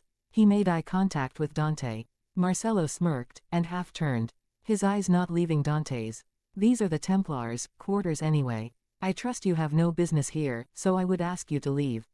I warn you, my men are ill at ease. I may not be able to stop them next time. With that infuriating smirk on his face, he walked back inside the building, his two guards slamming the windows closed. Who does that guy think he is? Harry fumed at the treatment they received. Captain Marcello is the presiding head of the Templars, one of the guards answered his rhetorical question. As the most able among us, he was appointed by Abbot Francisco to act as his aide. He is entrusted to carry out the majority of the Holy Father's business. What are you doing? The other guard, the one who had went to draw his sword, spat at his colleague. He turned to the others. Curse you, now I'm in the captain's bad books. Get out of here. In a bad mood, they began to make their way outside of the Abbey. The Templars certainly seemed to think highly of themselves. Don't they? Jessica said, irritated. Who do they think they are, talking to us like that? What a bunch of arrogant idiots. I can't wait to get out of this place. You have to say, though, that Marcello fellow seemed to have these Templars on a tight leash, Harry noted. Yengus nodded in agreement. That old gaffer bloke just now came across as the quiet type, but, at a glint is I don't reckon, misses a trick, Yengus spoke. Dolmagus won't be gettin' in without a fight. That's fair sure. They finally reached the outside, once more. The ONLY good priest they had come across stood at the entrance, waiting for them. Any luck? The priest asked. The Templars, Dante spat, did not see it fit to share any information with nameless travelers. I see, with that.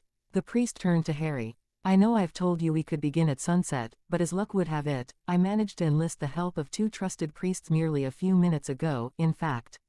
Oh, Harry answered. Are you sure those priests are trustworthy? You seem to be the only one here who is not overrun by greed. The priest shook his head with a smile. There are many priests here. I doubt you've met the majority of them. I managed to get one of my colleagues to take my position here for the rest of the day while I conduct this exorcism. The question remains, are you ready? Yes, Harry said instantly, his eagerness to get rid of whatever is ailing him overrunning his fear with ease. All right, follow me. The priest instructed, and he walked along the right side of the facility. They followed him. Looking over his shoulder, Harry saw another man take the priest's place. "May I ask what your name is?" Harry asked the priest aiding him. Why felt very odd accepting help from a man whose name he did not even know. "Oh, excuse me," he stopped, shaking his head. "Where are my manners? My name is Thomas." Thomas, Harry rolled the word around in his mouth. "I'm Harry Potter." They shook hands and continued walking. Thomas led the group down into the cellar. It was very well lit, with various holy items lying on a table at the far end of the room itself. Many crosses and depictions of a cloaked and hooded woman holding a staff adorned the walls. A large rectangular table stood in the center. There were 5 straps hooked up to it, small ones in each corner, and a large one in the middle. They were obviously used to hold down people being exorcised. The priest, Thomas, walked beside it. "Now," he began, and gestured at the table. He motioned for Harry to lay on it. "This is where I will conduct the exorcism in question. However, before we begin, I must go fetch my fellow priests to aid me in this endeavor. While I am sure I am capable of handling it myself, you simply can't take enough precautionary measures in situations such as this." "I understand," Harry answered, and Thomas the priest left the room, leaving Harry, Yengus, Dante and Jessica alone. "Dante," Harry called out to his friend. "Yes, Harry," Dante answered. Harry seemed at a loss of words. He cleared his throat, and spoke again. "If whatever is in me takes over, kill me." What? Jessica exclaimed, shock registering on her face. Harry didn't have to look at her to see it. Harry didn't even pay attention to her. He looked unblinkingly at Dante. Dante was speechless. How could his friend even ask that? "Harry, you're my friend. I can't. You may have to." "No, Dante, I can't let whatever's in me get loose. If that happens, shut up," Dante roared. Harry's eyes went wide with shock. "It won't happen. You better make sure it won't happen, or I'll kill you myself, resurrect you, and then kill you again. You understand?" Harry nodded dumbly, overwhelmed by the vehemence of Dante's statement. He looked to the others. Jessica seemed in a state of shock at the entire situation. He couldn't blame her. Else has lingering traces of an evil spirit or whatever in her body. Yengus observed them silently, but tilted his head in Dante's direction, signifying his agreement with the bandana-wearing young man. "I'm WIV the Gov, heir. Don't fail. We've still got to find that Dolmagus, don't we?" "I guess you're right, Yengus," Dante. With that, they all deflated and spent the remainder of the waiting time in silence. As the seconds turned into minutes, Harry's wariness turned into outright fear. Was he going to survive? What in the name of Merlin was he going to face? Could he even handle it? Fortunately, the beginnings of panic got squashed by the arrival of Thomas. At his sides were 2 other priests.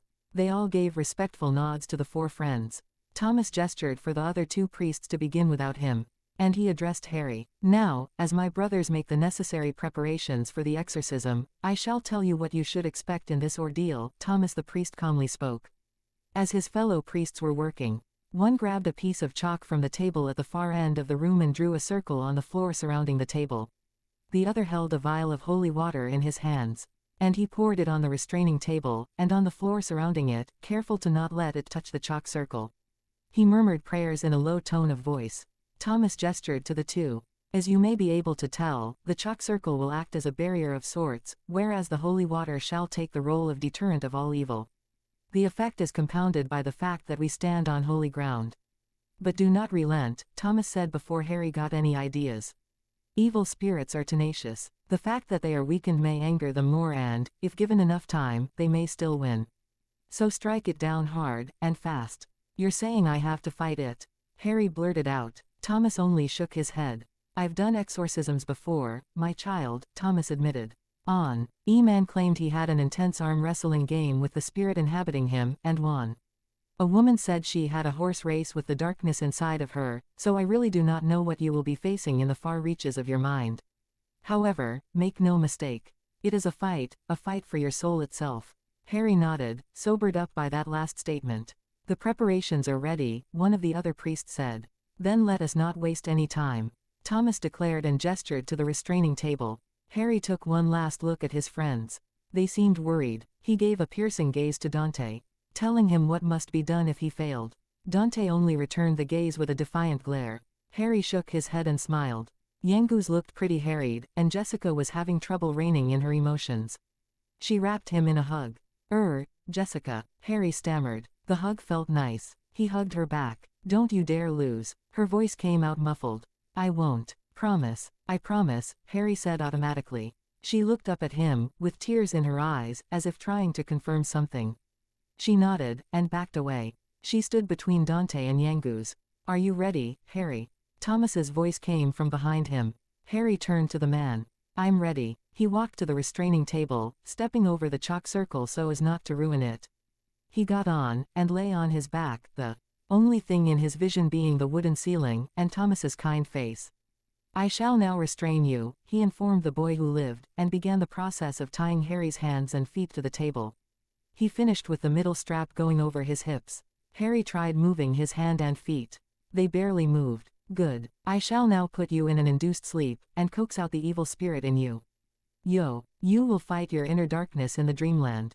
Good luck. And with that, the priest rested his hand on Harry's forehead, muttering a prayer to the goddess. The language was archaic to Harry's ears, but from what he could understand, the priest was asking the goddess to put Harry to sleep, so he could face the evil within. That's silly, Harry said. Why couldn't you just ask her in the normal fascio? He fell asleep. Thomas had the sense to look amused at that comment. His mood soured when he felt the unholy dark power envelop Harry. Almost immediately, another power, emerald green in color, surfaced. Clashing with the dark power, in a control for dominance. The priests hurried out of the circle, and nodded at his brothers. Close the circle. The two priests folded their hands, and began muttering. The air around Harry shimmered as holy power enveloped the boy, forming a translucent cylindrical shield. May the goddess help you on your battle, my child. With Harry, N.H. Ari finished his sentence but realized he was in another place entirely. He looked around. He gasped, unable to keep his shock in check. He was in the Great Hall in Hogwarts. The long dining tables were missing, though the thousands of candles floating overhead were still there. He looked up into the velvety black ceiling, drinking in the happy memories of this place. Harry Potter, Harry Tens. Ian turned to see a face he had not seen in 3 years. He was a boy of about 16 years of age, dressed in Hogwarts robes, with the changes to them indicating he was in the Slytherin house. A silver prefect's badge was glinting on his chest. He had jet black hair, but his eyes were as red as blood. Surprised to see me, the boy spoke, and walked around the great hall, examining everything around them. You, Harry growled out. The other boy simply smiled, a mocking expression. Yes, me. You didn't think you could get rid of me that easily, did you? The red-eyed boy taunted him. I destroyed you in the chamber. How are you here, Riddle? Harry asked. Riddle merely smirked. Luckily I was able to latch on to your own soul, despite the fact that my diary was destroyed. He informed Harry. What? Harry was confused. How? Harry didn't know why, but Riddle was answering his questions. Perhaps he was compelled to do so. It was a very fortunate turn of events, you see. I was to enter your body because there was already something Voldemort, my future self, had left in here, Riddle explained as if he was talking of the weather. It made Harry sick. A piece of Voldemort already in me, the scar. Harry reasoned out, and Riddle nodded. As you may or may not be able to tell, we are not capable of lying to each other in this domain, Riddle said distastefully. He pulled out his wand. Crimson eyes flashing dangerously. Let us begin. With no other warning, Riddle began. Avada Kedavra . Harry dropped to the floor, narrowly dodging the killing curse. It flew past him, and exploded against the wall, scorching it coal black. Harry sprang into action, his sword in hand. He dodged another killing curse and a bone breaker, finally reaching the elder wizard. Riddle waved his wand. A wall of earth appearing into place in front of Harry, stopped his vertical strike. Harry heard laughter from the other side as the wall exploded, showering Harry with bits and pieces of rock. He rolled on the ground, lessening the impact, and quickly got up. Perhaps he needed another approach. Frizz . Balls of white-hot fire appeared in his palms, and he threw them at Riddle, who seemed amused. Pathetic. Protega . He waved his wand lazily, a shield shimmering into existence in front of him. The fireballs didn't slow down in the slightest, simply passing through the shield and smashing into Riddle, sending him flying. He fell in a crumpled heap on the stone floor, gasping for breath. What? This is not possible, he shrieked, and got up, rage dominating his features. Riddle brandished his wand at Harry, and slashed at the air. Almost immediately, Harry dodged the invisible blades of wind shot by the wand. And for good reason, the blades sliced against the wall behind him, showing a sizable gouge. Undeterred, Tom Riddle sent more wind blades at Harry, managed to land a few cuts on his right arm, his scalp, and his left leg. Riddle, however, was not done, as he sent a fiery whip at Harry, who had not been able to regain his footing after that assault. The whip flew at him with considerable speed. Harry had a flash of remembrance, and imagined himself enveloped in a flame-resistant cocoon, just like in his fight against the gigantic moth. His power answered to him, and enveloped his body like a second skin. With a triumphant smirk on his face, and using his seeker reflexes, Harry held onto the fiery whip just before it his body, and pulled. Vold Riddle immediately lost his footing, unable to understand what just happened, and stumbled forward in time to see Harry's sword flash. The sword plowed through Riddle's stomach, and came out of his back. "You're finished," Harry declared, and pulled his sword back out. Riddle fell to the floor, unmoving. Harry began to walk away from it. Finished, am I? A disembodied voice spoke from all around him. The great hall shattered out from view, bathing everything into total, absolute darkness. Ari had fallen and scrambled hastily to his feet. There was a distinct lack of noise, and the darkness pressed into his eyes. Was this death? No, Harry could still feel the pain from the cuts on his arm and leg and scalp. Harry stood, ready for anything, but nothing happened. It appeared he was alone. Gritting his teeth, Harry stubbornly waited, his sword ready to strike at whoever showed himself. "I know where you are, Harry Potter." "Yeah, right. You can't see me, just like I can't see you," Harry pointed out, inwardly relieved at the sound of life. "Oh, but I can hear you, Potter." Avada Kedavra. A green flash of light illuminated the darkness around them, heading straight for Harry, who jumped to the side. The light flew past him, and the area around them darkened once more. Harry stood ready to face anything. Except he was attacked from behind. Harry felt a spell hit him from behind. Crucio. Shouted Vold Riddle with utter glee, as Harry writhed on the dark floor in pure agony. "Careless, Potter," said Vold Riddle's all-encompassing voice. "So careless. I expected better of you." Every cell in Harry's body screamed in pain. It felt like white-hot knives were piercing every inch of his skin. His scar throbbed with intense pain, and he screamed. Suddenly the pain stopped. Harry shuddered painfully as he got up. He gathered all his energy and held it in his right arm, letting it build up. A minuscule ball of light flared in his palm, though it was hidden from his enemy. "I tire of our game," said Vold Riddle's voice, and Harry somehow saw him standing before the boy who lived. "Perhaps I can end it quickly for you." The shuddering suddenly stopped, and Harry felt empowered by something. He glared at his archenemy. "And this." A gigantic stream of fire exploded out of Harry's outstretched hand, taking Riddle unaware. His enemy screamed as the white-hot stream of fire ate away at his very being. Harry's nose was assaulted by the smell of burning flesh, and he heard a loud sizzling noise. "You may have won the battle today," growled out the dark specter, beginning to lose its form in the inferno of fire. "But there are others like me. You will never get rid of me, Harry Potter." And with that, the specter gave a final shriek before the fire completely consumed it. Harry kept his stream of fire going for as long as he could manage it. For all he knew, whatever he'd just killed wasn't dead yet. So he kept pouring out his energy for a full minute, before cutting off the flow. The fire died abruptly, the darkness around them gaining a modicum of strength. It still did not fully envelop Harry like in the beginning, and he understood why. Where Riddle's specter once stood was now a ball of pure green energy.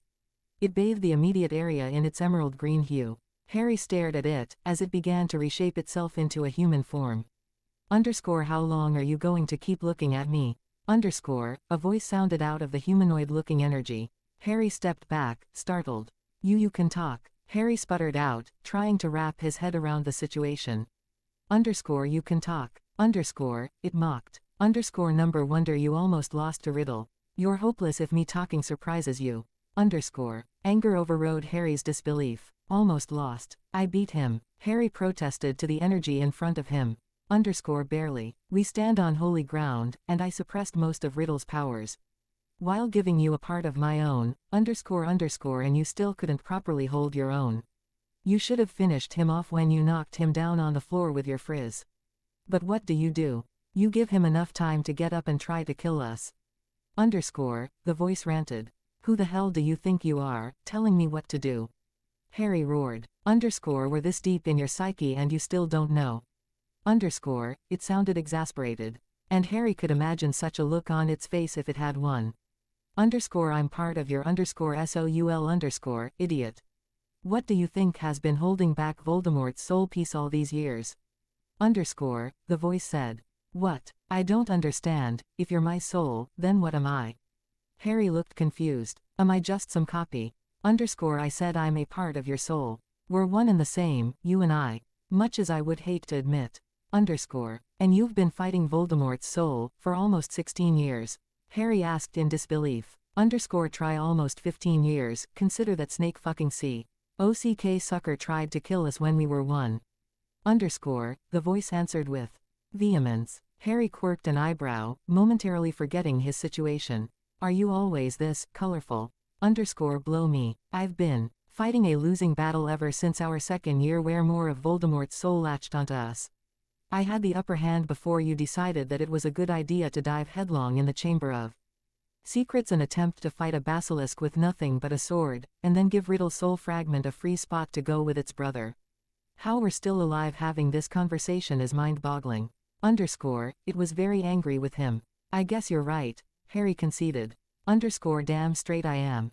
Underscore, the voice answered. So what do I call you? Harry asked. Underscore, what the flying Merlin's nutsack do you mean? I'm you. My name is Harry, just as much as it is yours.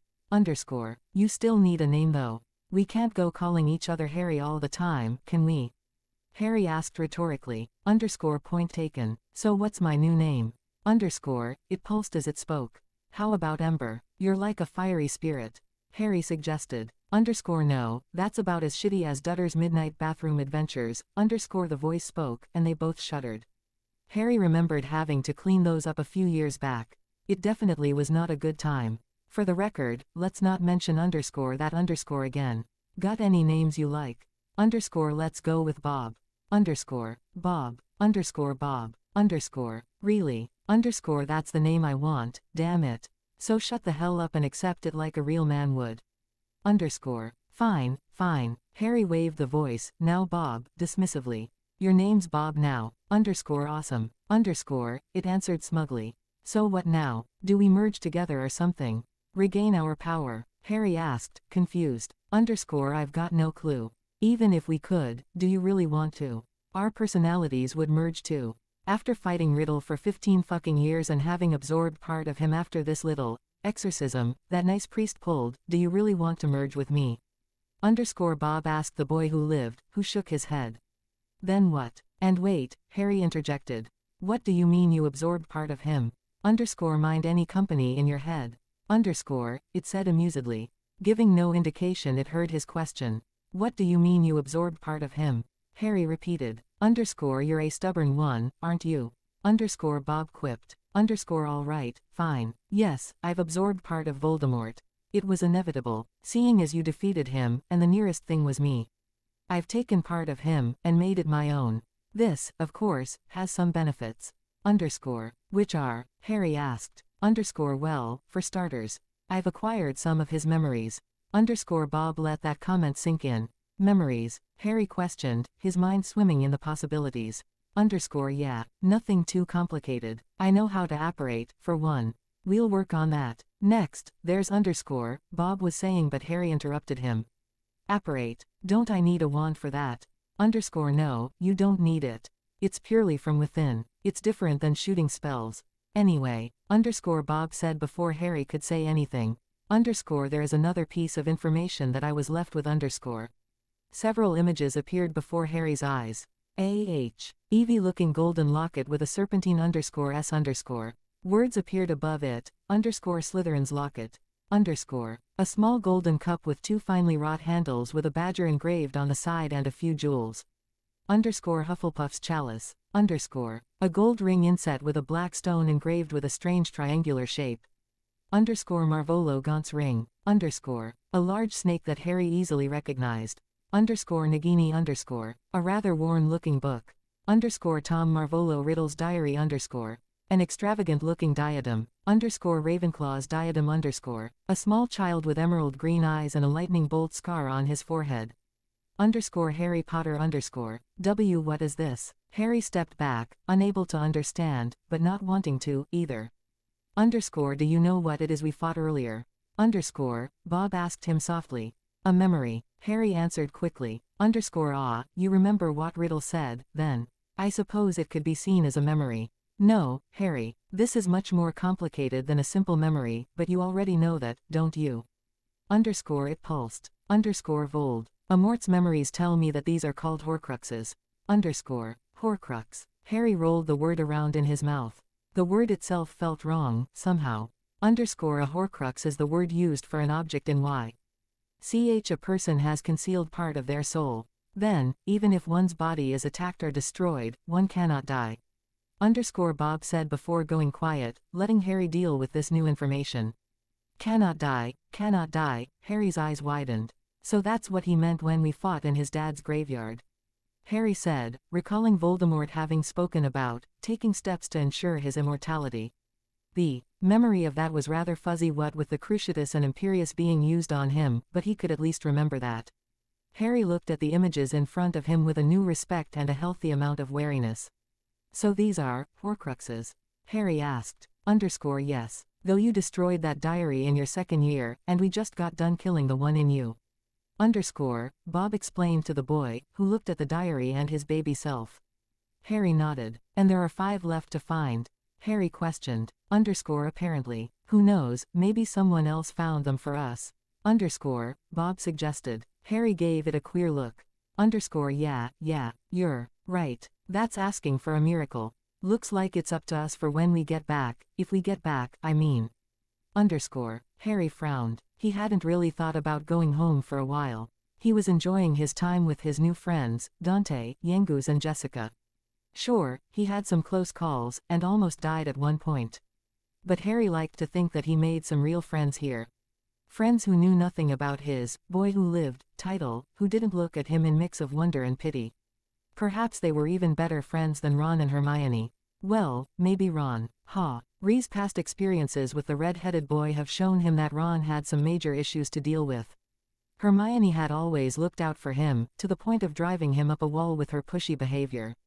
Still, it showed that she cared. Bob interrupted. We don't have to go back. We don't. Harry asked himself, having never considered that possibility. No, we don't. Why yes. Hold, you want to go back and save the wizarding world. They treat us like a hero one second, and the next we become a pariah. The Ministry is corrupt beyond any possible repair. The Order can barely fight Voldemort's Death Eaters. Why should we go back? We're going back, Harry suddenly said, a grim look on his face. Why? Why would you want to go back to that place?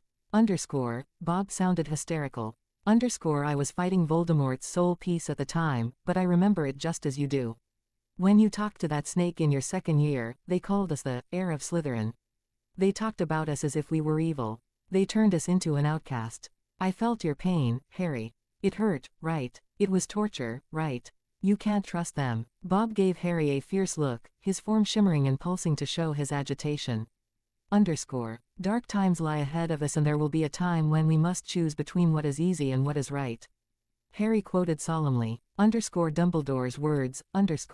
Yes, I know that I've had my differences with the man, but he was genuinely looking out for me. And besides, I'm not leaving Remus, Hermione, and the Weasleys to the mercy of Death Eaters. Not to mention Neville, Luna, and the others. Harry answered vehemently. Bob said nothing for a while, looking at the fire in Harry's eyes. Then he nodded. That's everything I managed to get out from Voldemort's spirit fragment that I absorbed.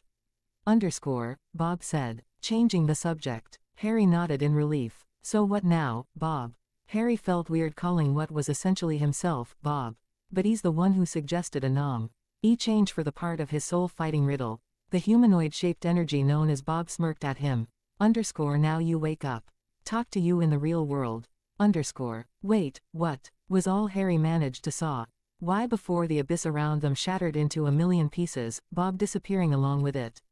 In the cellar at the Maella Abbey. The first thing that Harry felt was his body's soreness. It was as if he'd been through hell and back. His wrists and ankles were chafed by the restraints, and all of his muscles ached. How long had he been this way? He opened his eyes to see the dark ceiling above him. Finally awake, Harry. A voice rang through the silence. Harry turned his head to see Thomas the priest standing outside of the circle, holding a cross protectively in front of him. The two other priests were sprawled on the floor, out cold. Behind the priest stood his three friends, who all had worried expressions on their faces. What happened? Did I do this? Harry asked as he looked at the two unconscious priests, feeling a stab of guilt at what he'd done. When I put you in the induced sleep, whatever was in your body tried to possess you. Your body began to convulse and fight against your restraints. Thomas began. You then became enshrouded in very dark energy, and it fought against the barrier. My brothers attempted to fight it off, but were only able to last so long against a spirit that evil. I don't understand, Harry trailed off. I shall elaborate. When the human body receives too much pain, it shuts itself down. That is what happened with my brothers. Ey could not fight back against the dark energy, and they fell unconscious after it hurt them enough. The barrier was completely shattered, so I intervened and held you in place until the exorcism was over. The priest explained calmly. Harry noticed the sweat pooling on Thomas's face, who didn't make any motion to wipe it off yet. Will they be all right? Harry quickly asked. Thomas chuckled, relaxing a bit. I'm sure with a good night's sleep they'll be just fine. Thomas assured the boy who lived. Speaking of, it is already night time. It's been that long. It felt like an hour at best for me, Harry said, remembering beyond surrounded by the abyss and not being able to see or hear anything. He shuddered. I wouldn't be surprised. Inside your own soul, I would think the concept of time would be skewed, would it not?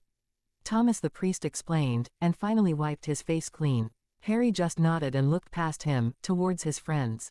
You guys all right? You look a little pale, Harry joked, trying to lighten to mood. All three rushed at him with surprising speed, startling Harry. You're all right, Jessica exclaimed. Were those tears in her eyes? She immediately went to remove his restraints, showing his chafed wrists and ankles. Those look like they hurt, mate. Yengus quipped, and Dante nodded. Yeah, they're really annoying. Harry agreed. His sore muscles were even worse. I've got just the thing. _heal_. Power raced out of Dante's outstretched hand and enveloped Harry's body. Almost immediately, the damaged wrists and ankles healed themselves, leaving nothing behind. Harry felt the soreness in his muscles reduce itself considerably. Thanks, Dante. Harry sat up, looking at his companions. Thank you all for staying with me, you didn't have to. We wanted to, Jessica interrupted, heat in her voice, and fire in her eyes. Harry smiled at her gratefully, and her look softened. Well, Dante said excitedly. Harry looked at him confusedly. Well what? Harry asked. Come on, you just had an intense fight inside your own spirit. I want _details, _juicy details. Dante blurted out and looked to the others for support. I am somewhat curious as to the nature of the battle as well. Jessica quipped with a smile.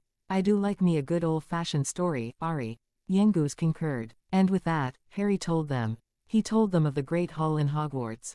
He told them of fighting Tom Riddle, another wizard who had possessed one of his friends at one point. He told them of how he thought he defeated Riddle. He told them of the all-encompassing YSS that surrounded him from all sides immediately afterwards. He told them of how he could not see nor hear anything. He told them of how Riddle blindsided him, almost killing him, and he ended the ale with him finishing off Riddle with a stream of fire. That spell is called _sizzle_, Dante explained. Took a lot out of you, didn't it? Harry just nodded. You won't tell them about me. A familiar voice said from within his head. And Harry managed to keep a straight face. Wait until we're alone next time, and no, I won't tell them. They'll think I'm a nutcase if I did, anyway. Harry answered the voice known only as Bob. _sizzle_, huh? Harry said. I'll keep it in mind. I'd hate to interrupt this moment. Thomas's voice interjected. But it is rather late. I understand, sir, Harry said. I won't waste any more of your time. Thank you. And with that, Harry gave a long bow to the surprised priest. No thanks needed, my boy. I only wish we'd have taken care of it sooner. And he meant it. Now, if you'll excuse me, I must go fetch a few of my brethren to collect these two fine priests. You can find a night's rest at the nearby town called Simpleton. You only need to follow the path. He bade his goodbyes, and left the cellar, leaving the 4 friends and 2 unconscious priests. Guess we ought to be going as well, Dante said after a moment of silence. 3 smiles met his statement. Outside of the abbey about 20 minutes later. My word, King Trode exclaimed after Dante explained what happened at the abbey. He looked at Harry. Such bravery, such power. You, my boy, are the shining example of what the youth of today's age should strive to be. Harry was a bit unnerved by the vehemence of the old-timer. It was nothing, he said automatically, a blush rising to his cheeks. Nonsense. Humility is sometimes an endearing trait, but you cannot simply dismiss this event as inconsequential. You've been fighting an evil spirit inside of you your entire life and you've finally defeated it. King Trode praised the boy. Harry looked even more uncomfortable. Medea gently nudged her father, trying to get him to see Harry's discomfort. Thankfully, he did, and expertly steered the subject. Trode turned towards Dante. Still no clues as to Dolmagus' whereabouts. HMPH, he scoffed. If only I didn't look like this, I wouldn't have to rely on you. No doubt I'd get some answers if people knew I was king. Trode sighed. It can't be helped, I suppose. Perhaps we may yet find something in Simpleton. It's very possible, Jessica agreed. And ye'd be right. Most o' the folk that go prayin' at Myella Abbey stay over at Simpleton. There used to be a bit more goin' on round, in the old days, but that's about the only place left now. Yengus grinned. So if we go to Simpleton, we'll probably be able to find out more about the Abbey. Genius, Gov. Dante nodded with a grin of his own. Not to mention a place to sleep. Harry said. Then let us be off. Onwards to Simpleton, King Trode declared, and Medea gave a loud whinny, leading the way with the rest following them. They walked along the dirt path leading to Simpleton for a few minutes. Harry swore he could hear the sounds of bubbles. He dismissed it as his imagination. I heard the sounds too. Bob spoke to him. It's not just me, Harry asked. Well, technically I am you, so you should just ask the Midget King. Bob helpfully supplied to the boy who lived. Harry made his way next to the King of Trodane. King Trode, Harry called out to the Green Troll King. Yes, my boy. I noticed something odd earlier. A bubbling noise, Harry explained, hoping he didn't sound dumb. Trode looked pleased. Noticed that, did you? That, my boy, is the sound that an alchemy tea makes when it has finished processing the items put inside it.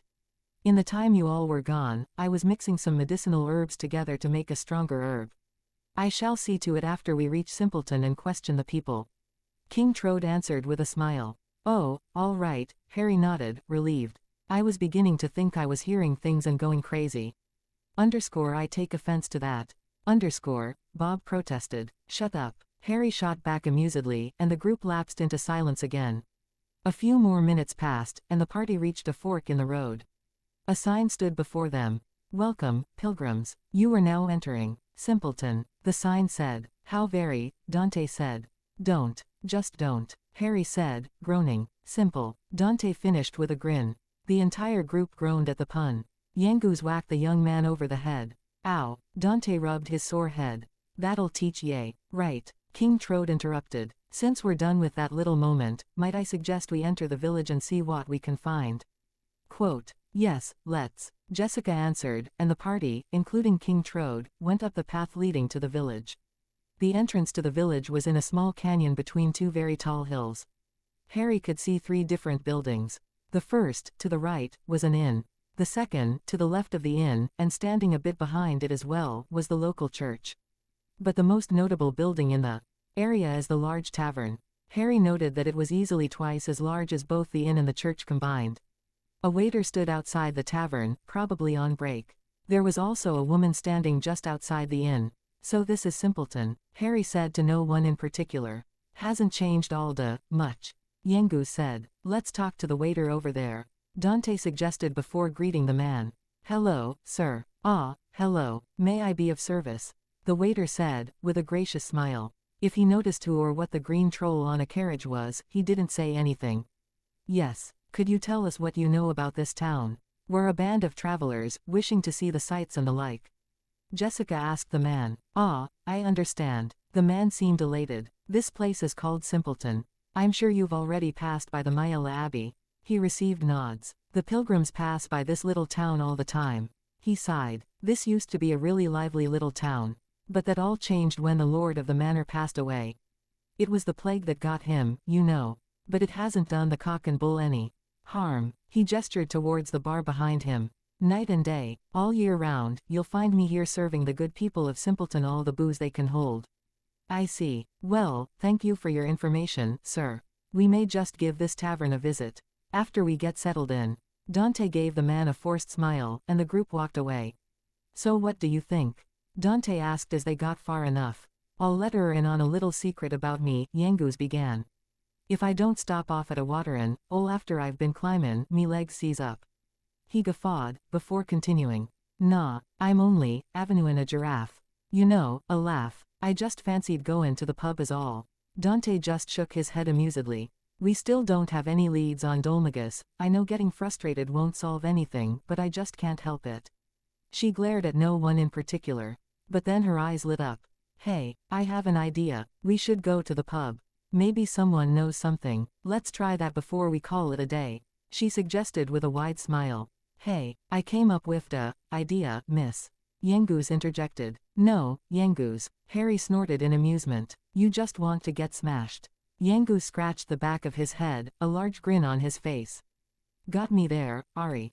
Then it's settled. Dante looked at the three. We go to the pub. Splendid idea. I haven't had a good beverage in a good long while. King Trode exclaimed, and they were off to the tavern. They climbed up to the front porch, passing by a few gentlemen.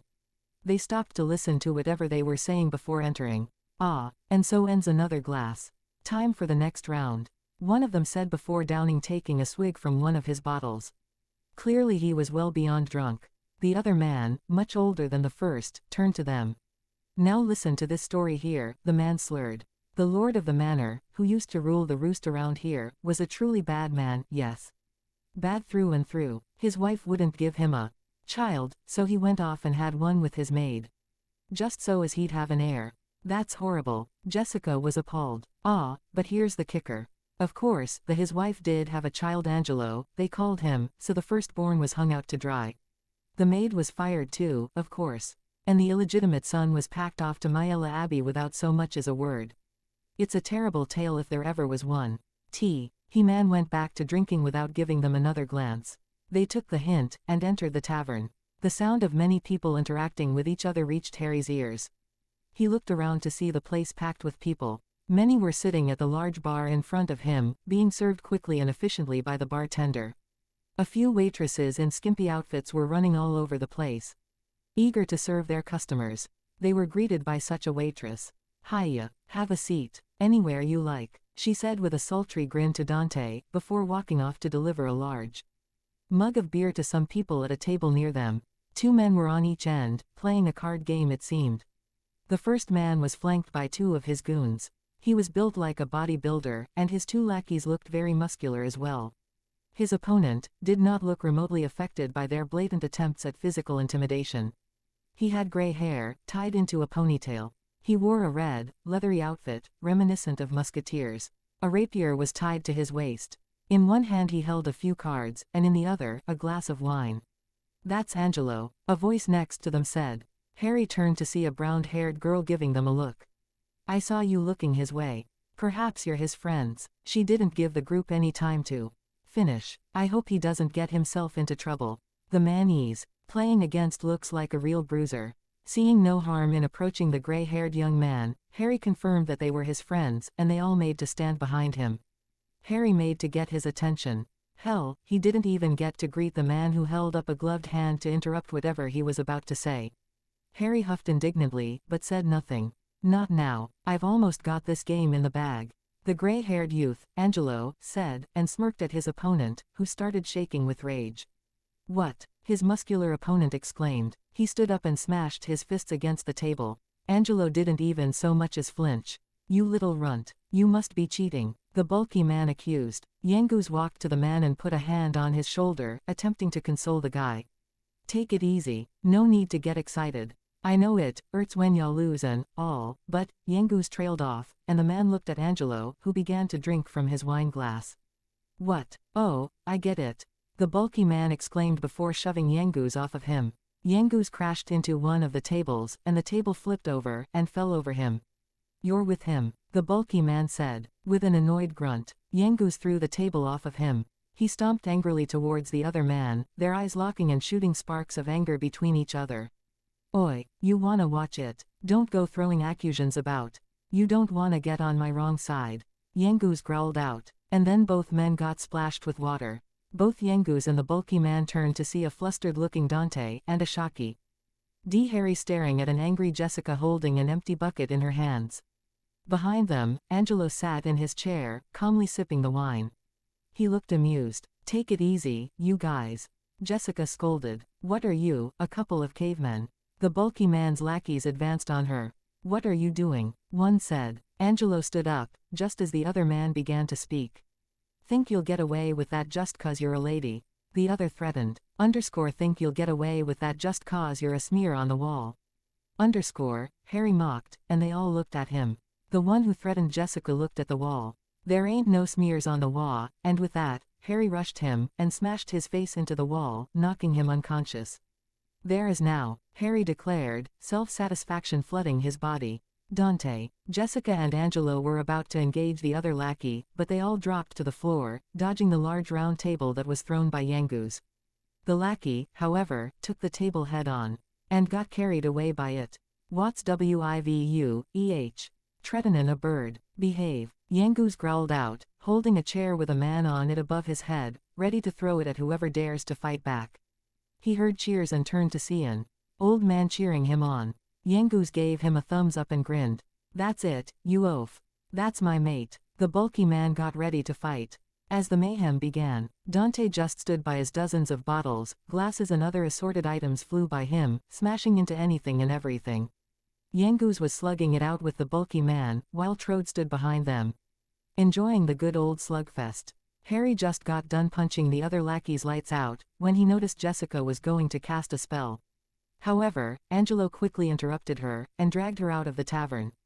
Dante followed. Harry followed them as well. As he exited the tavern, the noise level was reduced to the sound of crickets and the night breeze.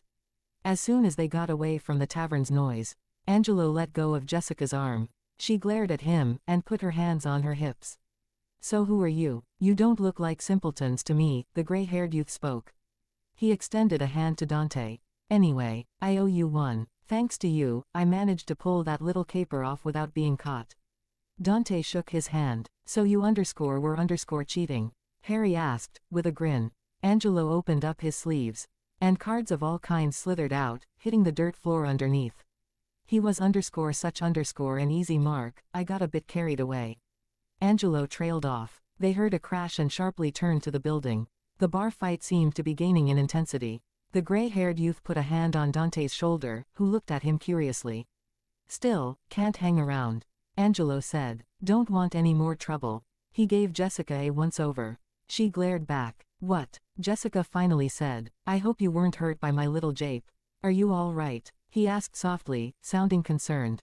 Of course. Having witnessed his earlier boasting and now knowing he was very good at faking it, she wasn't having any nonsense.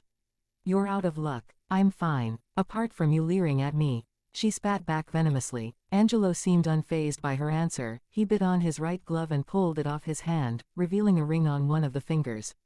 By way of thanks for helping me, and as a memento of our encounter, he took off the ring, and placed it in her hand, leaning forward. She leaned back, disgusted. The name's Angelo. I live at Myella Abbey. She tore her hand free from his ring clutched in her fist. Angelo turned to leave. Show them that ring if you'd like to see me. I'll be expecting you. Au revoir, for now. Myella Abbey, all right. Just ask for Angelo, don't forget. And with that, he walked away, leaving behind an angry Jessica and Harry, though for different reasons, and a wary-looking Dante. Thankfully, Dante was saved by Yangus showing up at that exact moment. Oh, 'ere you are, Gov. I been lookin' all over for ya.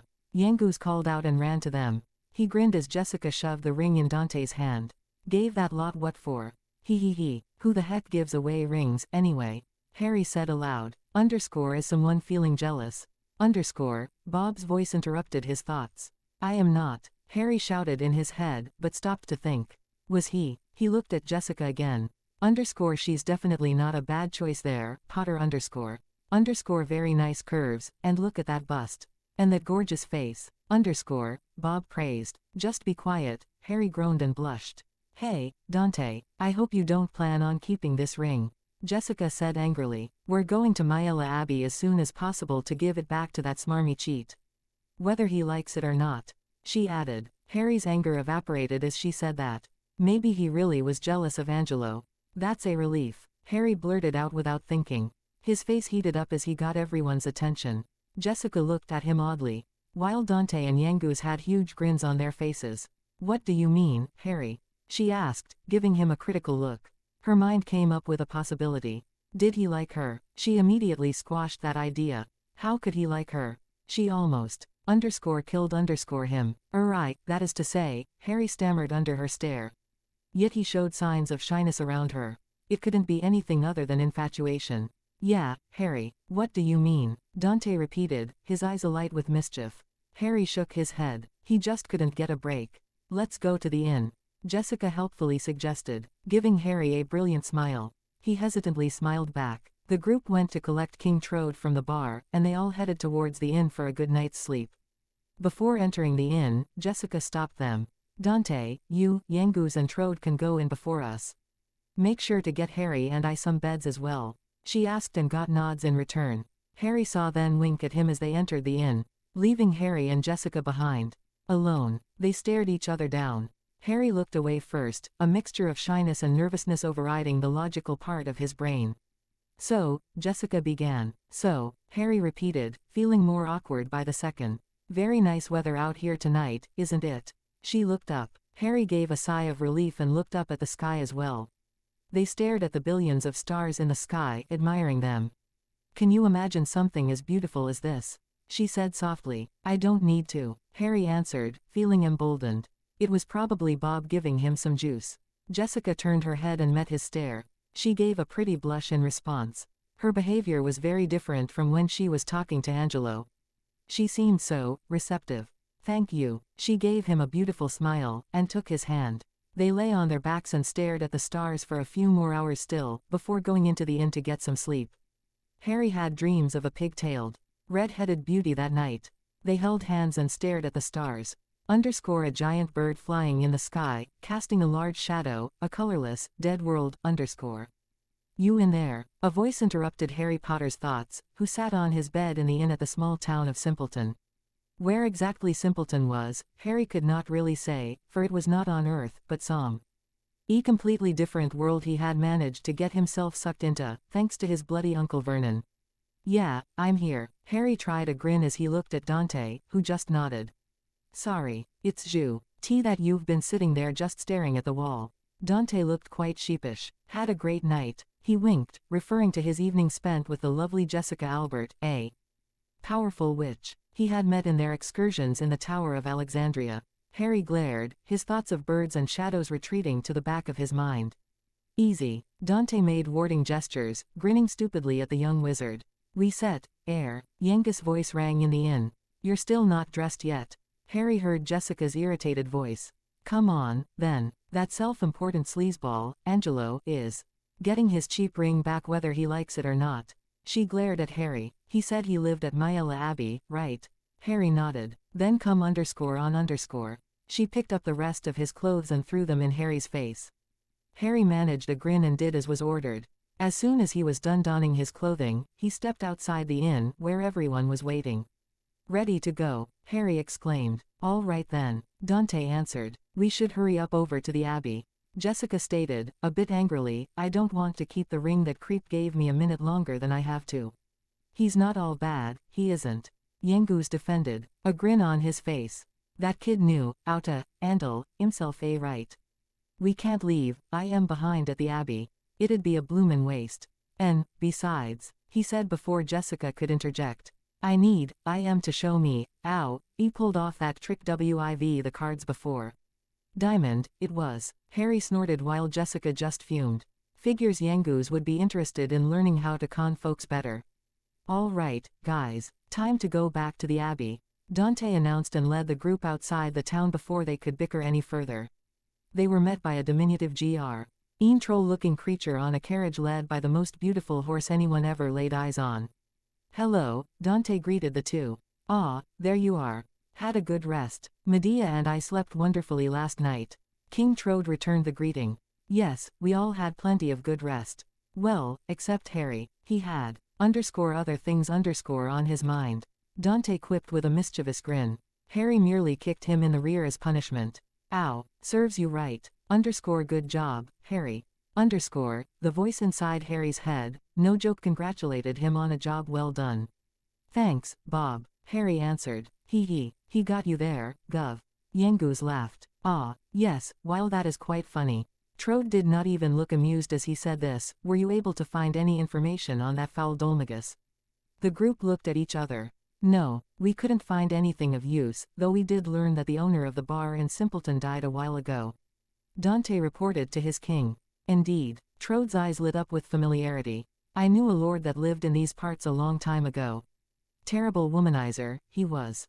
Trode made a face. I sent flowers when he died. He paid for his decadence with his health, poor fellow. Wait a second. The story we heard last night, about the lord of the manor having a child with the maid, and then with his wife, Harry exclaimed, drawing everyone's attention.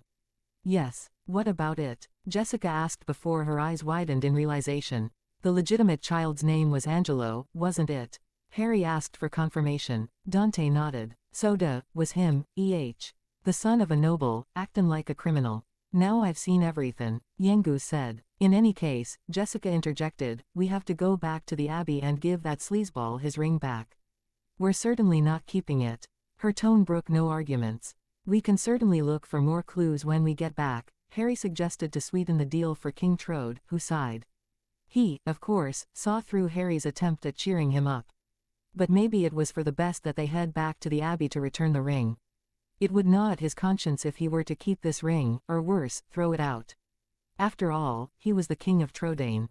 And if he couldn't be bothered to have morals and honor, then who could be? All right, we shall head back to the Myella Abbey. And with that, they were off. Harry opted to remain silent on the trip back to the Abbey, choosing to converse with Bob instead. Bob was a peculiar being, to say the least. You see, when the Dark Lord Voldemort decided to attack young Harry when he was 1, he had inadvertently made a Horcrux out of Harry himself. In response to this event, Harry's soul split itself to combat Riddle's own soul piece lodged in Harry's famous lightning bolt scar. To make matters worse, Harry's battle with another Horcrux that Voldemort had made a diary ended with that Horcrux merging with the one in his scar, thus making it stronger. It all seemed to go downhill from there.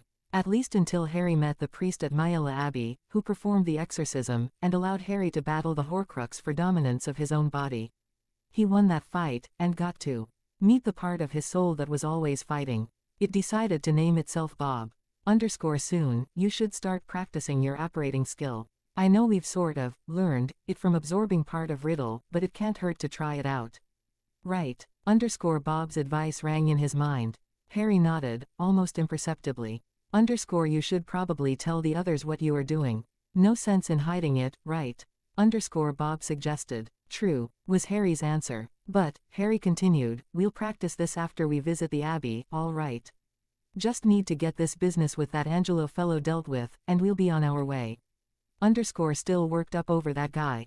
Come on, Jessica hates the idiot. Or did you think, sleazeball, is a term of endearment?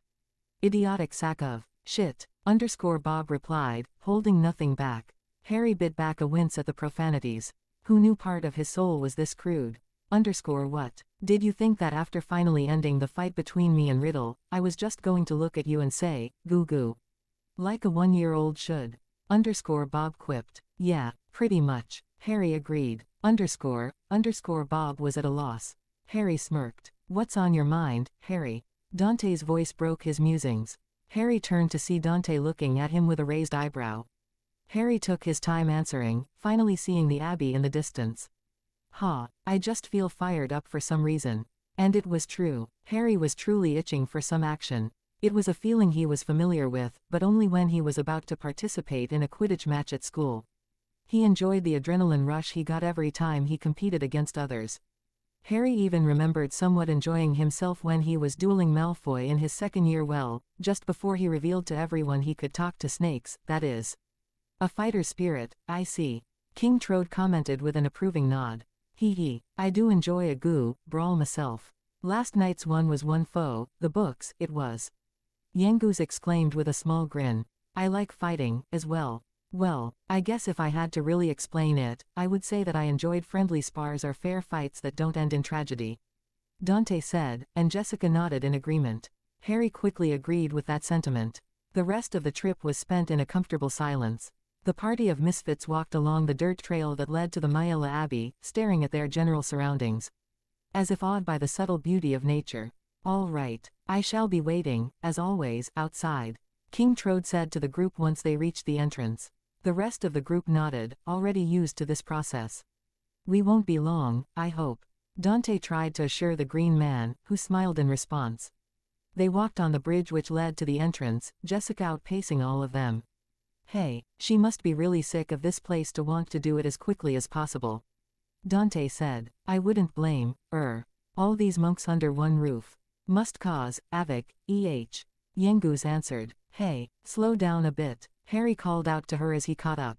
She looked somewhat embarrassed. Sorry, a little quirk of mine, I can never relax until the nasty work's out of the way. She apologized. It's all right, he got on my nerves as well, Harry replied, and they kept walking to the large door of the abbey, where a familiar man greeted them. It is nice seeing you again, travelers. Thomas the priest greeted the group. Likewise, Harry smiled. You look like you're in a bit of a hurry. Is something the matter? Thomas asked. Hey, noticed that, did you? Well, it's like this. Dante began to explain the events of the night before. The man's eyes widened in recognition. Ah, the Templar Angelo. He's a bit of a peculiar case. He was sent to the abbey when his father died. He grew up under the harsh tutelage of Captain Marcello, who seems to hate the young man with a passion. Time has not been good for the boy, Thomas said to the group. I see, Harry answered. He understood that treatment well. Between the Dursleys and Snape, he had all he could get from that kind of treatment. Well, anyway, we have to return the ring to him. It's not ours, and I'm not sure if he'll get in trouble for losing it. Dante trailed off. Thomas opened the large doors. All right, don't let me hold you back. Thank you, Thomas. Harry thanked the man as they entered the building.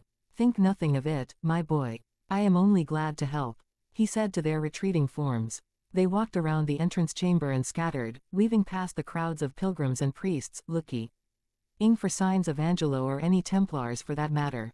Not a sign of, there isn't, Yengus reported. I don't think we'll find Angelo around here. He must be in that guarded building we couldn't get in before, Jessica reasoned. Harry wished he had an invisibility cloak. Makes sense. Dante nodded, and they made their way to the back. They spotted a few monks walking around and chatting, and the same two guards they saw the last time they came here. Harry wondered if they'd let them in, or simply take the ring back. You again. What do you want? The bald one looked irritated at their presence. The other held his sword at the ready. Dante showed the two the ring he'd received. A man called Angelo gave me this. I wish to return it. The quick and simple explanation was enough to calm the guards. You've come to return Angelo's ring? The bald one asked. The other guard scoffed. HMPH. Put it up as credit at the pub again, did he? That boy's a disgrace. The man grumbled, and looked at Dante. Very well, then. Angelo's inside. Get a move on. The two guards moved aside, allowing them entry. Once inside, Harry deflated. The tension was killing him. We're finally in here. Harry breathed a sigh of relief. I hate to say it, but that ring he gave us ended up coming in handy. Jessica said, before we give it back, though, let's go to the monks' quarters and hear what they have to say about Dulmagus. She suggested. That's actually a pretty good idea, Dante answered before they all started to look around. They saw a Templar guard passing by. He took note of their presence. Why are you here? He asked threateningly. We were allowed entry to find Angelo and give him back his ring, Harry answered quickly. The man adopted a look of disgust. That miserable excuse for a Templar. Always at the pub. His grog-soaked breath heaped shame onto our abbey. I suppose you've also come to collect on the debts he owes. The man gave a nasty smirk and said, he's in his room, just at the top of the stairs. Harry watched him walk away. Looks like, he's the black sheep of the abbey, Yengus commented. The group made their way around the floor, hopeful to find anything on Dulmagus. They passed by what looked to be a classroom. A few children sat, listening to every word the monk said.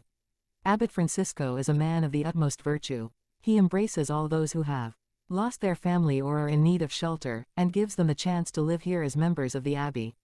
He told the children, who nodded, most likely already knowing this knowledge. Wonder if, he'll take a few confessions from me. What do you think, Gov? Yangoose asked curiously. Dante just smiled. They looked around some more, only to find stairs leading down.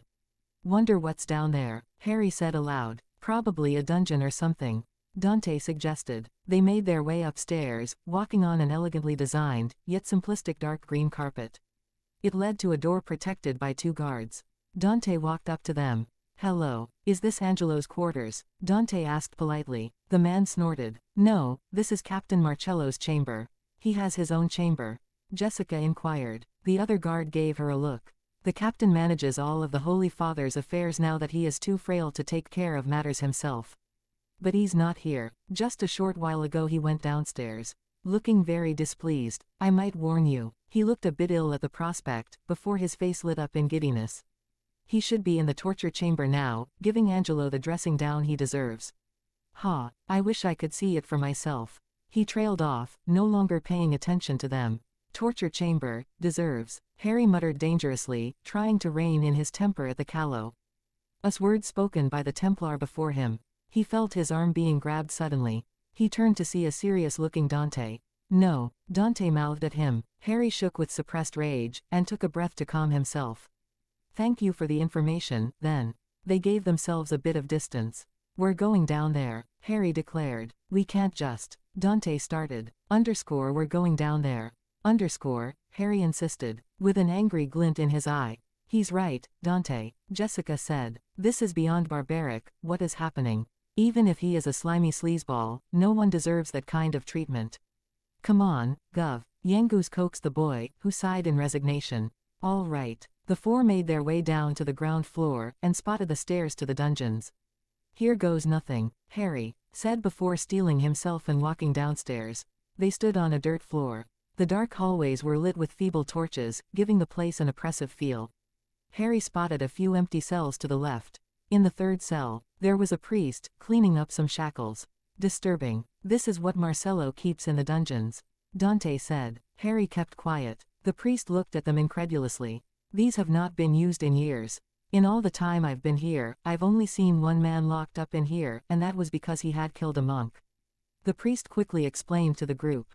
Still, Dante trailed off. I'll let you in on a little secret. The monk said, though Captain Marcello is not the kind of man to take any nonsense from anyone, he'll never challenge the word of Abbot Francisco. The abbot has been like a father to Marcello, you see. I don't know the full story, but apparently the wealthy family into which Marcello was born gave him up to the abbey for some reason. He explained further. Harry had alarm bells ringing in his mind. Marcello's the illegitimate child of that noble who died. Bob mentally shouted in realization. I see, Harry murmured, as they resumed their course to find Angelo. What is it, Harry? Dante asked. Nothing important. Could just be a hunch. Harry deflected. They reached the end of the hallway. There was a nondescript-looking door, with a guard stationed next to it. He took note of their appearance and started speaking. This is the interrogation room. Beyond it is the torture chamber, used in days of old to convert heretics to the faith. The guard informed them, you're free to enter the interrogation room, but Captain Marcello is using the back room at the moment, so it's off limits. Jessica nodded and thanked the man. Before everyone went inside the room, there was a large rectangular table. Many log books and pens littered its surface. Must be where they keep the information. Bob noted. There he is, Harry heard Jessica whisper. The group looked at where she was pointing. There was a cell in here. Harry saw a few instruments of torture strewn across the floor.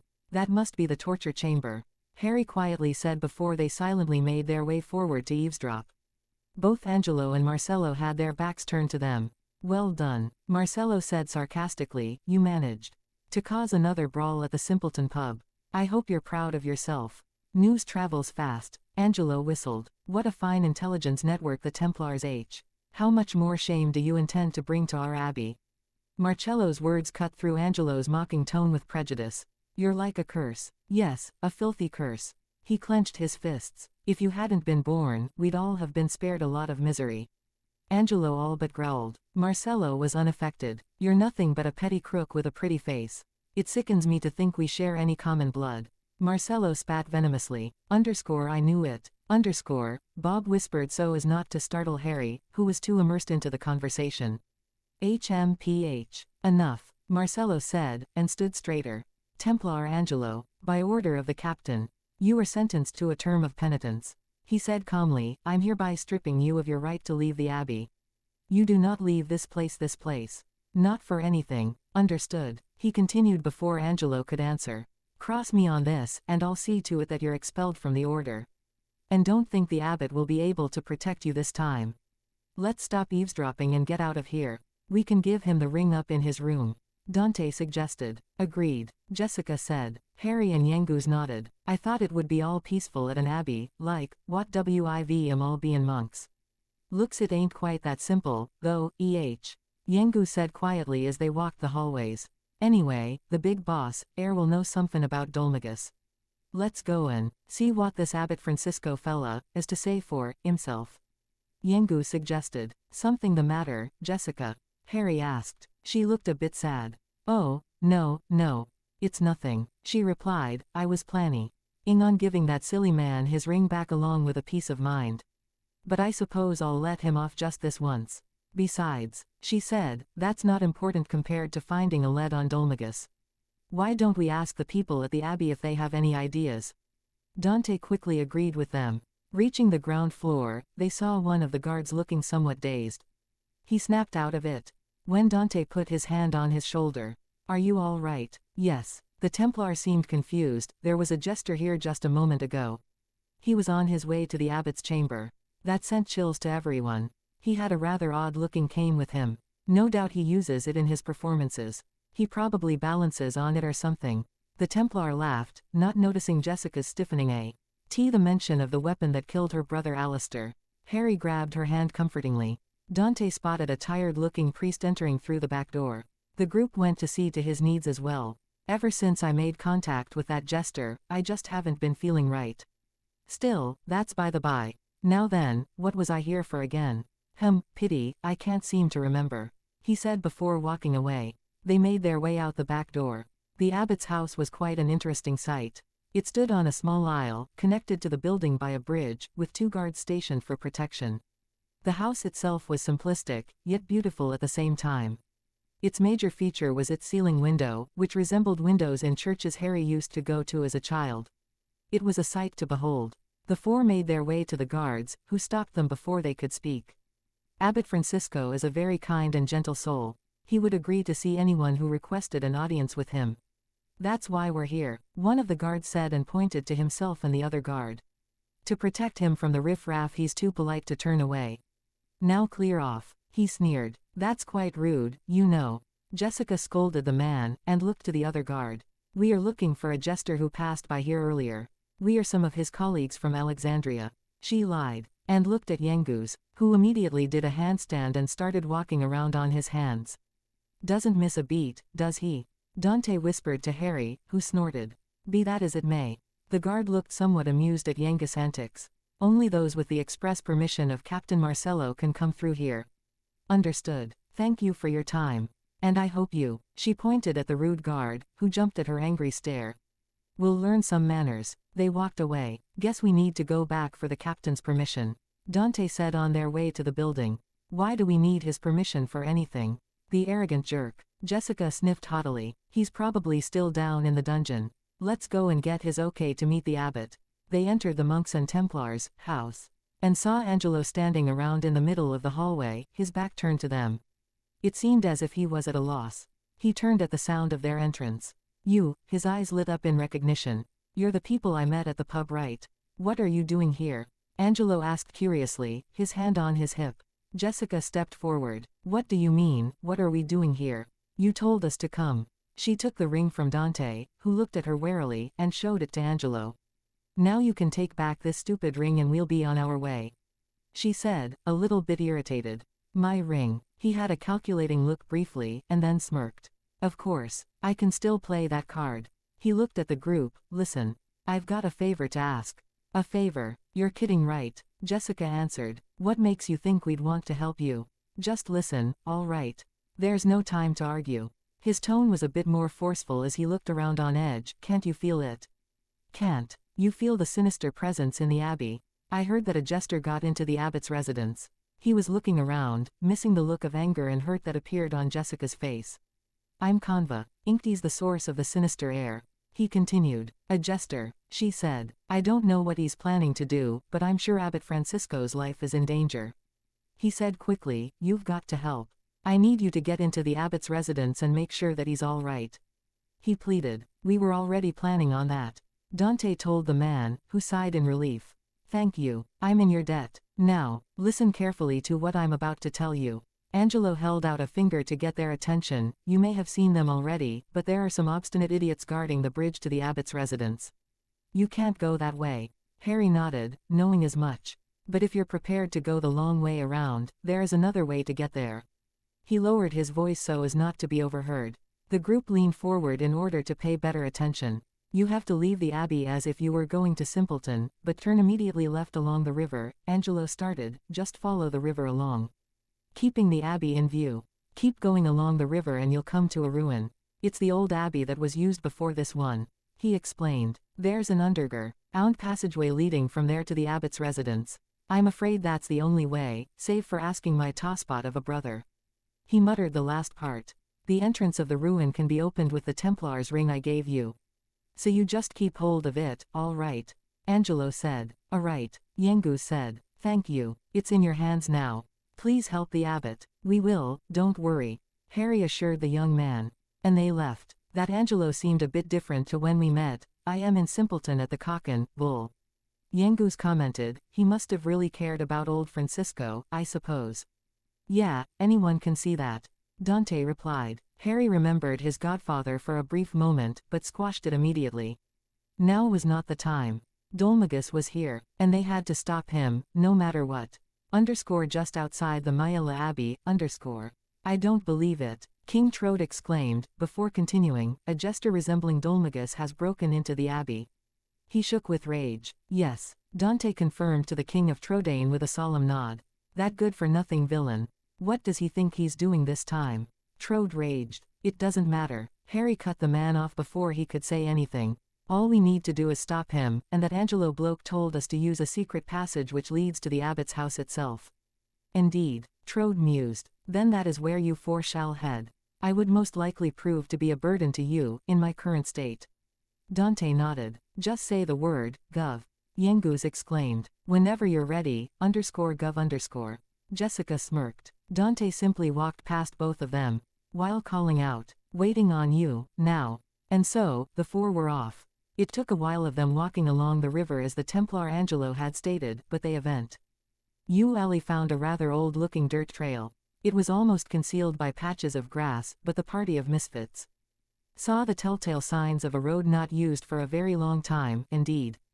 Dante had set a quick pace for the group, as there was no time to waste. The life of the abbot hanged in the balance as every minute passed with Dolmagus in the abbey. You think we can get him? Harry thought. I think what you think, moron. Bob. The voice in his head jeered amusedly. True enough, Harry conceded, an angry blush coloring his cheeks. You could have apparated to the abbot's house. Bob pointed out. I realize that, Harry answered. Well, why didn't you? Bob asked. I forgot. Harry started. I mean, it's not like I practiced it before. I don't want to get splinched because I was too stressed to concentrate on the apparition. Maybe when this is all over and I get a moment of peace and quiet, I can practice it. Fair enough. I guess you're right about that. Maybe when this is over. You can also ask the lovely Jessica out for a date. Bob suggested, and Harry saw, in his mind's eye, an image of himself waggling his eyebrows suggestively. Not the time, Bob. Nonsense. It's always time for a little love, or a lot of love, if you know what I'm saying. Bob answered. Harry just blushed and glanced at the lovely mage in question. Her eyes were staring, straight ahead, with a fire he was familiar with. It was the look of a person who seeks vengeance. Look alive, you guys. Dante's voice broke him out of his thoughts. Harry unsheathed his sword without any hesitation, and stood at the ready, gazing at what stood before them. In front of them, stood a single figure clad in iron armor, carrying a long sword and a circular iron shield. Only, it seemed to be empty. Was it animated or something? A piercing shriek erupted from its empty helmet as it waved its long sword menacingly at the group. We don't have time for this. Dante growled and rushed the animated armor. Intent on destroying it, he swung his sword in a graceful arc, hoping to decapitate it. His hope were, however, for naught. The iron monstrosity blocked his strike with its sturdy shield, momentarily dazing him. It took full advantage of that event, and brought its sword in a downward slash, hoping to cleave one Dante's arms off. Only Dante's quick reflexes allowed him to dodge that strike. Even then, he only barely dodged, and then he felt pain, as its shoe smashed into his face, sending him tumbling backwards a few feet. He managed to regain his footing, and immediately put some distance between himself and the monster. He winced, and allowed himself a moment to feel his face. His hand came in touch with a warm liquid. Blood. You all right? Harry rushed next to him. Another moment, and Jessica and Yangus were here as well. I underestimated its sheer strength. Dante answered, and Harry nodded. The thing looked powerful enough. And if it could stop Dante, he had no chance. Then let us battle it as a group, Jessica suggested. Yangus, she called to the man, who looked at her. You, Harry and Dante fight it head-on. Keep it occupied. Also, try to protect each other from getting harmed too seriously. Alright, sounds like a plan. Yangus hefted his scythe, in preparation for the fight. What will you be doing? Harry asked, also preparing himself. I will attempt to lower its physical resistance so you can easily dispose of it. She answered. All right. Dante stepped forward, a wince on his face. Are you sure you're fine? Harry asked, a touch of concern in his voice. Dante scoffed. I'll heal this after the fight. If you're sure. I am. Without any more words, the three sprang into action. Yangus reached the monster first, slamming he butt of his side into its shield with all the force he could muster. It did not budge an inch. That's not to say that Yangus didn't let up, however. He immediately followed up with a kick to its stomach, finally managing to send it backwards. Before it could retaliate, Dante arrived behind it, and swung his sword in a diagonal slash, an attack which would effectively kill any lesser being. In this case, unfortunately, his sword collided with its armor, not leaving a single scratch. It was, however, pushed forward, right into Yangus' leg. The language-challenged man gave it another vicious kick, sending it sprawling. It writhed for a moment, and stopped moving. You think we go, gov. Yangus breathed. You guys are ridiculously fast. Harry exclaimed when he arrived. Shish. Dante shushed him and approached the animated armor. A strange green glow emanated from behind them. The group turned to see Jessica, an aura of green surrounding her features. Fools. Behind you, Jessica shouted out. Harry turned just in time to see Dante fly by him. Looks like that scrap of metal wasn't down for the count. Bob noted within the confines of Harry's mind. Yangus was the next one in line, as he bull rushed the animated armor in the hopes of toppling it down once more. He slammed into it with astounding force, yet it merely shrugged the blow off and delivered a headbutt to Yangus, who staggered back in a daze. It advanced slowly, intending on finishing the man off with a deadly swing of its sword. It lifted the steel blade high into the air. Yangus stared at the blade in a trance. This was it. End of the line. But before it could bring it down, a massive ball of fire exploded as it impacted with the animated armor's back, sending it flying into the side of a cliff. Yangus turned his eyes to the source of the ball, seeing Harry with his arms outstretched, hands cupped together in his direction. Got your, Harry panted, back. Yangus took the precious moments to shake himself out of his daze, and ran in Harry's direction, hopefully putting some distance between himself and the juggernaut of a monster they were fighting against. Thing took me by surprise. Dante's voice came from behind Harry. His clothes suffered a bit of damage, and he was rubbing at his right shoulder in an attempt to relieve the pain somehow. A piercing shriek rang from the armored fiend as it got up once again. Its armor was a bit scorched, but the damage was quite minimal. Why won't you stay down?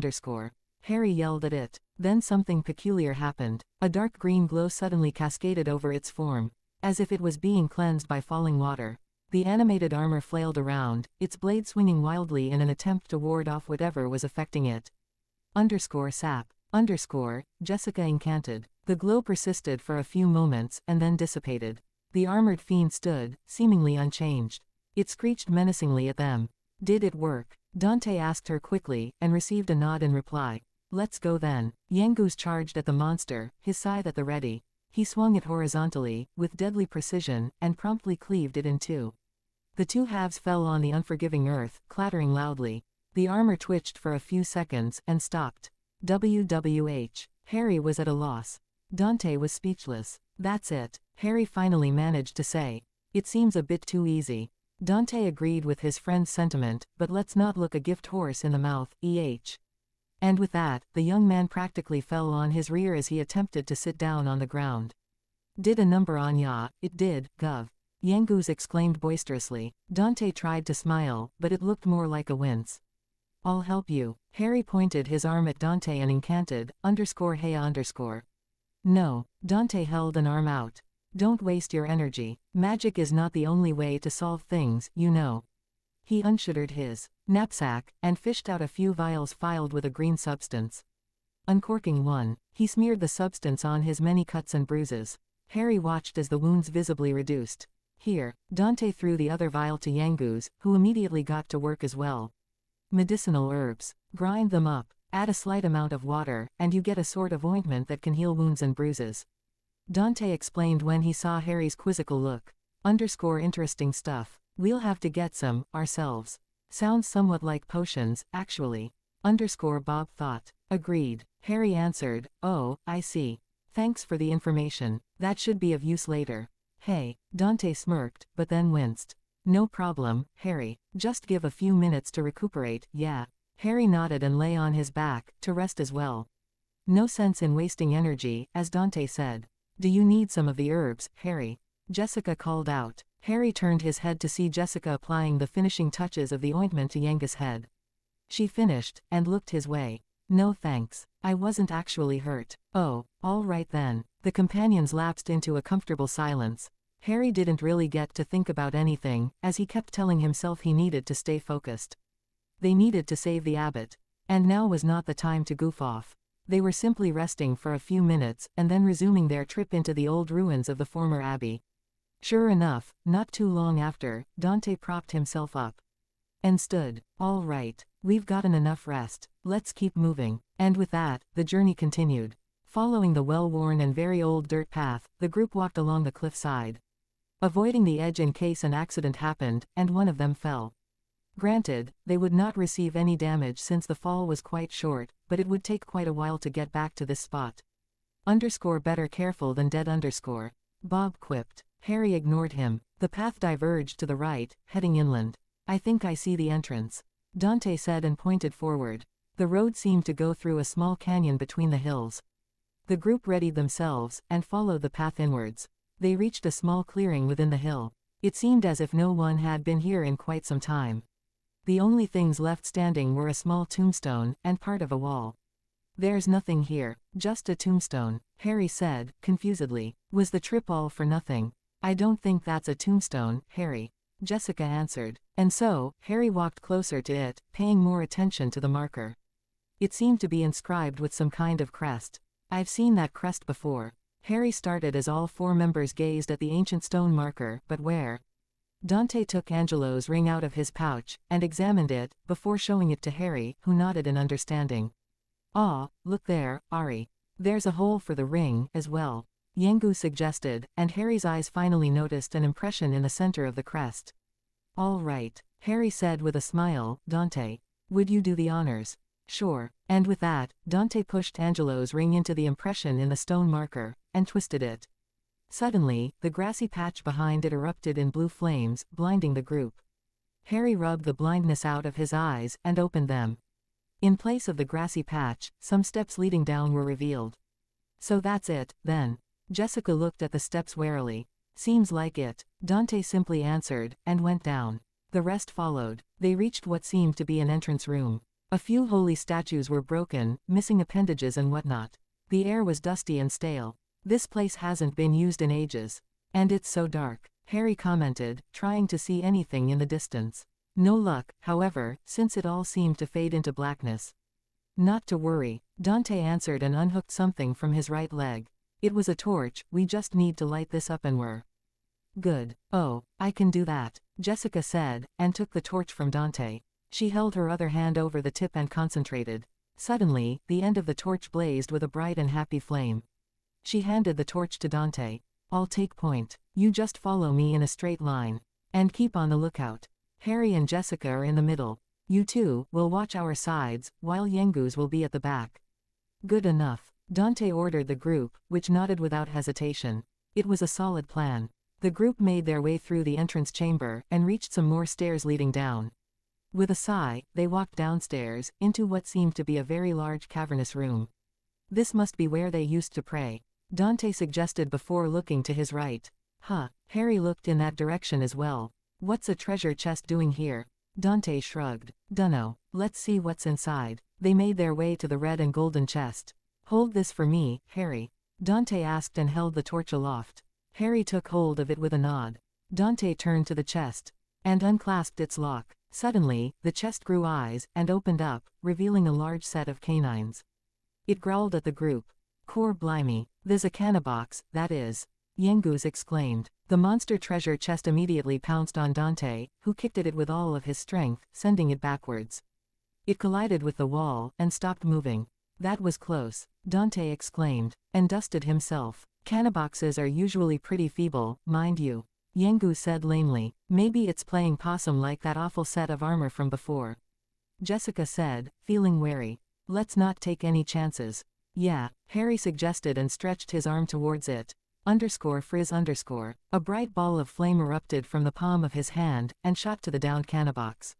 It exploded against it. The monster didn't even move as the fire ate through the wood, turning it to ash. Well, that's that. Harry nodded and handed the torch back to Dante. They made their way out the middle of the large worshipping room and reached yet another set of stairs leading down. How far down do we have to go? Harry wondered as he wiped at his face. The dirt in the air was also getting to be very annoying. The group walked silently down the stairs, hoping not to attract the attention of whatever lurked down here. Dante led them through a hallway and opened the door at the end. They had reached what looked to be the remains of a bedroom. Beds were turned upside down, closets were overturned, the entire floor was coated with a strange, purple liquid. There was a set of stairs leading up on the other side of the room. Great, what is that stuff? Harry dared to ask. Poison, don't walk on it unless you really have to, Dante instructed, and began his trip through the room by walking on overturned furniture, jumping from one to the other until he reached the end. All right, all the furniture seems pretty sturdy, though I would watch myself if I were you, Yengus. Dante smiled. Yengus grumbled something about annoying brats, but grinned as well. A few minutes later, the group had crossed the room. There were a few complications here and there, as Harry had tripped head over a chair and almost fell in the poisonous goop, and Yengus had broken a desk. All in all, however, they seemed to be fine. The group took a moment to catch their breaths, before making their way upstairs. They were now in a lit hallway, which led to a single door. The door's clean Bob noted. Careful, Harry immediately cautioned. That door is clean. They all seemed to notice this little fact as well. Thanks, Ari, Yengus said gratefully, and with that, they lapsed into a tense silence, as they made their way through the hallway and to the door. Ready, Dante whispered, receiving nods. He opened the door. They were greeted by a monstrous thing, indeed. It gazed at them with red eyes and opened mouth, revealing rotted teeth. It was dressed in the garments of a priest. The clothes were of a royal purple color, but were torn and shredded in many places. Its skin was black and blue, and it held a staff in its right hand. Rarg, it yelled at them. So much pain, so much sorrow, it wailed. Why does my goddess remain silent? How long must I languish in misery? It looked upwards into the dark ceiling. We served you so faithfully, yet we died in agony. Had terrible plague consumed my beautiful abbey. Oh, the memory, the pain. So much pain. Undead priest. How quaint. Bob quipped, but Harry did not laugh, as the priest looked upon them, its eyes blazing. And now, you shall taste for but a moment, the agony I have endured for an eternity. It laughed. But fear not, for you shall be saved by the blissful peace of death. It gave almost no warning. Its arm glowed with malevolent power, and suddenly, Harry was assaulted with balls of pure energy. Harry shielded his face with his hands, and felt the stings on his palms. He staggered back. The rest of the group wasted no time and unsheathed their weapons, circling the tortured soul of the priest that dwelled in the ruined abbey. Dante leapt at the monster, his sword lighting up with flames. He slashed at it. It parried the strike with its staff, and slammed the tip into Dante's shoulder, making him wince in pain. It was not fully healed, it seemed. The monstrosity hissed, as it bl. The young warrior away with a wave of its hand. A female shout drew its attention away from Dante, as the undead priest received a whip to the face, knocking out a few teeth, and gouging parts of its face out. It glared menacingly at Jessica, who held her whip in one hand, and a ball of fire in the other. She launched the fireball at the monster, hoping to catch it off guard. Pathetic. It sneered, and with a wave of its staff, cancelled the ball of fire. It looked at the woman. Is that the best you can do? Heathen. But Jessica was smiling, not anywhere close. She said very loudly, our eyes catching movement from behind the monster. It was Yangu's, who attempted to cleave the monster in two, as he did with the animated armor they had faced before. He managed to cut through an arm. Before his side was stopped by the priest's staff. It shrieked painfully. Yangu's jumped back, and kept his distance. It was enraged. Dare. It spun its staff over its head, cackling madly. Harry had finally recovered, and watched the priest spin its deadly staff. Sizzle. It incanted, and a massive stream of flames erupted in every direction. Dante, Jessica, and Yangu's jumped behind. Some overturned statues and columns in order to avoid the flames. Harry, however, had no such way out. Oh, bugger, Harry thought. Flame cocoon. Flame cocoon. Bob yelled in his mind. Harry complied, imagining himself covered in a flame-resistant cocoon. He unsheathed his sword, and ran into the fire. He ignored the shouts of his friends, and kept running. Cocoon was starting to waver, as he felt the heat of the priest's spell increase as he focused it in a cone shape at Harry himself. Harry, painfully, reached the end, and lobbed the monster's head clean off its shoulders. Its spell immediately stopped, and the body slumped to the ground. Harry fell to his knees, very tired from keeping the cocoon up as long as he did. He saw his friends rush to his aid, and cracked a grin in relief. Harry's head whipped towards the source of the sound, his relief gone. It was the monster's head. I'll get why, but it stopped there, as its eyes lost their red glow, and promptly turned blue instead. Ooarg. Oh, my goddess. My dear, sweet, goddess. Its head was looking up now, while its body held its arms upwards. Incredibly enough, a light shined upon the fallen form of the undead priest. It laughed in enjoyment, a far cry from its agonized cackles not a few minutes before. At last, it breathed, oot how is it even talking without lungs? Bob thought, I shall rest, cradled in your blessed arms. Harry watched incredulously, as the light faded away, and with it, went the priest. I guess this is proof that this goddess exists. Harry was awed by the event. He was further awed when he heard a distinctly feminine chuckle as his body and that of his friends were bathed in the same glow and their wounds were healed before their eyes. As the glow faded, the walls were moved around, and a path was shown. What the? Harry said, at a loss of words, and shook his head. They had an abbot to save. Let's go, Harry said, and the rest nodded, walking determinedly along the path. At the end, there was a ladder. This is it, I think, Dante said and looked up. There seemed to be a stone blocking the end. Dante climbed the ladder, and pushed the stone aside, revealing the starry night sky. How long have we been in that cave? Harry asked, shocked that so much time had passed. I do not know, Jessica answered, just as confused. Let's not waste any time then, Yangu said, and they all climbed the ladder. Once outside, they realized where they were, right behind the abbot's house. Yes, Angelo was right. Dante cheered at their success. There's a bad air, round, air, gov. Yangu shivered. Better watch our backs. I don't like how this feels. Dante nodded. The group made their way around the house to reach the front door. What they saw surprised them. The guards who were watching over the bridge were sprawled out on the floor. Harry ran towards them. They were all asleep. One of them was muttering in his sleep. Please, save the abbot. The abbot's in trouble. Let's go. And with that, they entered the building. They found even more guards on the floor, weakly struggling to get up. That jester, seemed to be acting normally when he first arrived. One of them breathed as Dante helped him sit up. But then, he suddenly went mad. He started laughing. The Templar coughed violently, hysterically, and ran up to the Holy Father's chamber. The man's face looked pained. We tried to stop him. But, even with 3 of us, and the man finally passed out. The other 2 are out cold.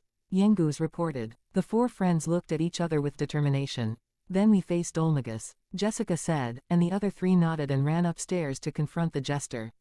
It was quiet, deathly quiet. The abbot was sleeping peacefully in his bed. Yet, above him floated the menacing form of Dolmagus himself. The group started at that, and the insane jester finally noticed them, and glared at them, before disappearing. All remained quiet, save for the peaceful breathing of the abbot. He didn't kill him. What's going on? Harry thought furiously. Bob had no answer. They slowly, and carefully, approached the abbot, not exactly sure what to expect.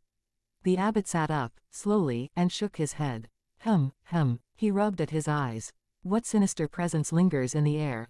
He turned to Dante. And who are you? Did you want to speak with me? The old man asked kindly. But, before anyone could answer, the party of misfits were surrounded by Templars, who rushed in the abbot's room, swords drawn. There they are, one shouted. It's them. Another yelled. You'll be damned for trying to take Abbot Francisco's life. One of the Templars snarled, stepping forward menacingly. What on earth? Abbot Francisco looked positively confused. What's going on? Abbot Francisco. A familiar voice cut through the tension, and the Templars sheathed their swords, and straightened their backs at the sight of their captain, Marcello. The man strutted forward, and knelt at the side of the abbot. Captain Marcello, at your service as always. Ah, Marcello, tell me what's happening. The abbot told the man before him. There has been a breach of security. Many of the guards have been seriously wounded. Marcello said, still kneeling. What? The abbot said, shocked that this could happen. Marcello looked up at the abbot. I feared you might be in danger, so I came immediately. He waved at Harry, Dante, Jessica and Yangus. And sure enough, we've caught these criminals. They've been loitering around the abbey since yesterday. He continued, before they could object. It seems we were just in time. I thank the goddess that you're safe. He stood up, and made a motion for the Templars to arrest the group. They stepped forward, hands on their sword hilts. Wait, the abbot called out, and all movement ceased. These people are no criminals. You tell abbot. Bob thought triumphantly. Marcello stepped forward, pleading with his hands. Please, Holy Father, they were caught red-handed. Look into their eyes. The abbot instructed. See their pure hearts. These people are guilty of nothing. Abbot Francisco kindly, and patiently, said. Marcello turned to glare at Dante. But, he sighed and turned to the abbot once more, a calculating expression on his face. Very well, but we must find out what they were doing here in your residence so late at night. Marcello reasoned. At the very least, let us ascertain that. Please, I don't mind explaining what's going on, so long as you treat us fairly. Harry said, somewhat irritated at the situation. He wasn't fazed at all from Marcello's death glare. He'd seen worse, of course. Ho ho ho, you really are a worrier, Marcello. The abbot laughed. Very well, if you must. Thank you, Holy Father. Marcello turned to the group with a nasty smirk on his face. So, shall we go? A few minutes later, in the interrogation room, Captain Marcello was seated at the table, looking at the group in front of him patiently. Two of his underlings stood behind him, ready for any event to occur. Yangu slammed his hand on the table, an angry look on his face. Now look, we ain't done nothin' wrong. He yelled out at the captain of the Templars. Yeah, Jessica joined him, glaring at the man. We told you, already. It was your man who asked us to check up on the abbot. What right have you to keep us here? Marcello crossed his arms. The abbot is too forgiving. If you're innocent, then who attacked my men? He asked skeptically. I, on the other hand, am not so forgiving. You won't fool me, so don't try. You'll confess but that's as far as he got interrupted by a knock on the door. Who is it? Marcello called out. You sent for me, Captain. A muffled voice came from the door. Come in, Marcello ordered. The door opened, revealing none other than the Templar, Angelo. He walked in the room, and stood at his captain's side. I have a question to ask you. But there's something else first, Marcello said as he looked at Angelo. We've just arrested these intruders in the abbot's residence. They were attempting to take his life. He took a moment to let that sink in, and said, they wounded 6 of my men. Angelo smirked and gave a loud whistle. Marcello glared at the boy, who shrugged noncommittally. ... Very well. The problem is this, my guard is watertight. I make sure of that. He said confidently. There's no way for an outsider to get inside the abbey. Angelo made an innocent face as Marcello kept talking. Unless, of course, they have inside help. Marcello fished inside one of his pockets for something, and held it out for everyone to see. It was Angelo's ring. And would you believe it? When we searched their possessions we found this ring. Templar Angelo, where is your ring? Show it to me now. Underscore if you have it, underscore, Marcello ordered, a dangerous gleam in his eyes. But Angelo was not fazed by this. As he laughed uproariously and took the ring, his face looking relieved.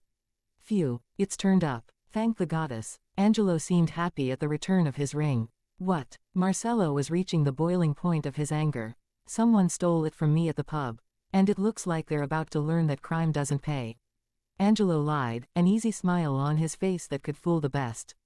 Stole it? What? Yengus snarled. You little fibber. Jessica kicked Yengus in the shin, and addressed Marcello as Yengus writhed in pain. Harry would laugh, if the situation wasn't so dire. We've no use for a ring like that. He set us up. Jessica crossed her arms, glaring at Angelo. I should have known better than to believe a single word from the mouth of a filthy cheat like you. I have nothing further to say. Angelo replied confidently. You can find me in my chambers. Angelo proceeded to leave. Wait, we're not done here, Marcello called out, but Angelo pretended he didn't hear anything, and walked faster. Marcello huffed with irritation, and sat down once more. Fine, I'll deal with him later. First things first. He looked at the group. You've wasted enough of my time. Don't try my patience. I want answers. He took a moment. What did you plan to do to the abbot? Confess. Yengus flailed his arms around angrily. How many times, Avenue, we gotta tell you, We ain't got nothin' to confess. Don't bother, Yengus. Idiots like this bloke only hear what they want to hear, Harry said to his friend, shrugging off the death glare Marcello gave him.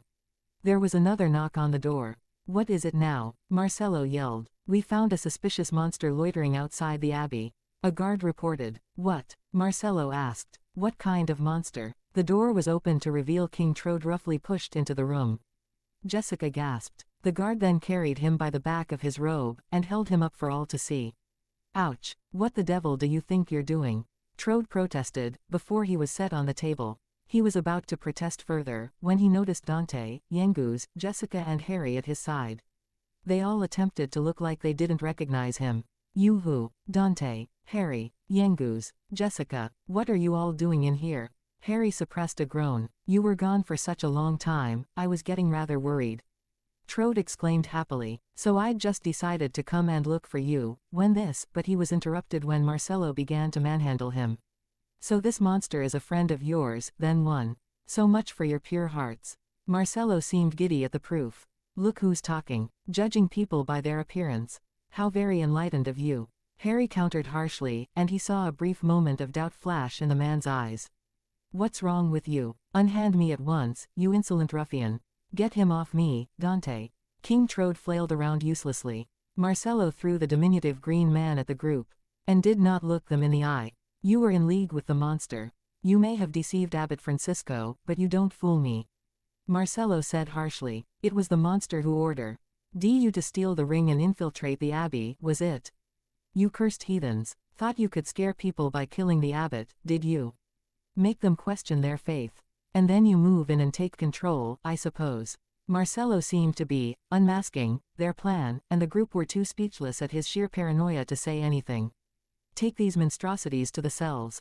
With Trode there, no one dared to fight against the Templars, who led them all into a cell before slamming it closed. A turn of a key, and they were locked in. Curiously enough, they did not take their weapons or personal belongings. Almost immediately, Yengus grabbed the bars and began to scream bloody murder. What a bleedin' nerve. We ain't done nothin'. Let us out of air. He kept shouting. I am no monster. Trode grumbled. There's no point screaming. We've got to use our heads and get out of this cell. Jessica said calmly. Can't you think of anything, Dante? Harry. Dante shook his head, while Harry looked thoughtful. Harry said unsurely. Maybe. I think I can try something. Really? What is it? She shook her head. Whatever it is, do your best.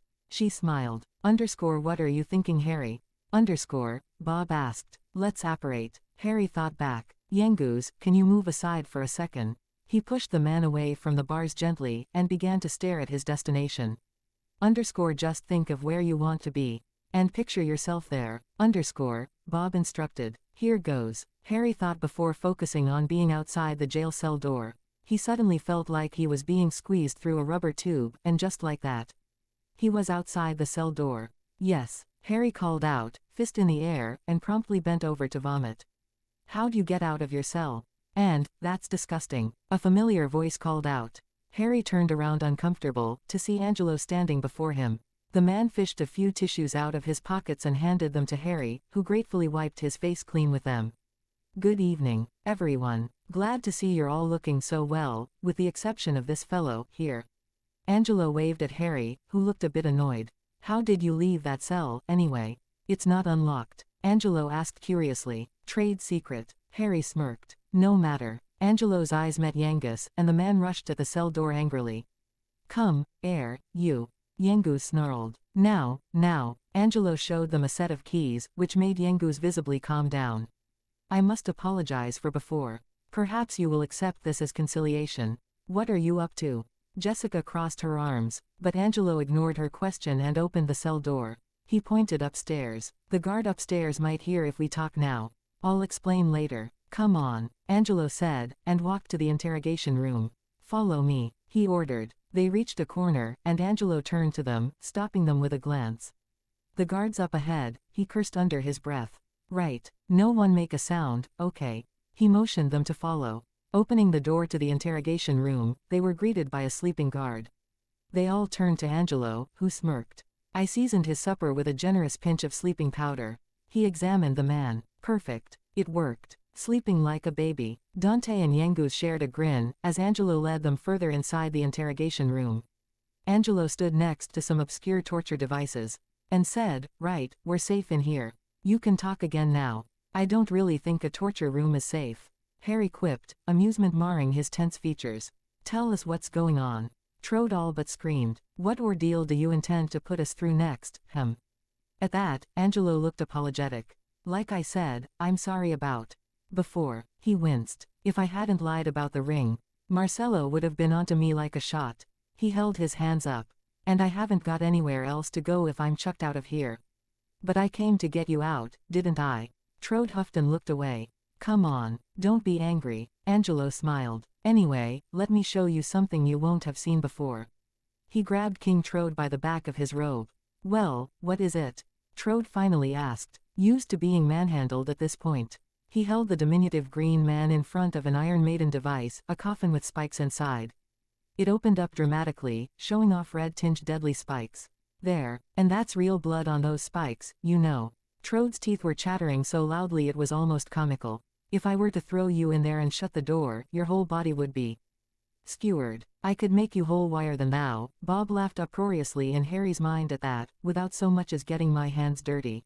"Not bad, Before anyone could protest, Angelo threw the man inside, and slammed the Iron Maiden's doors shut.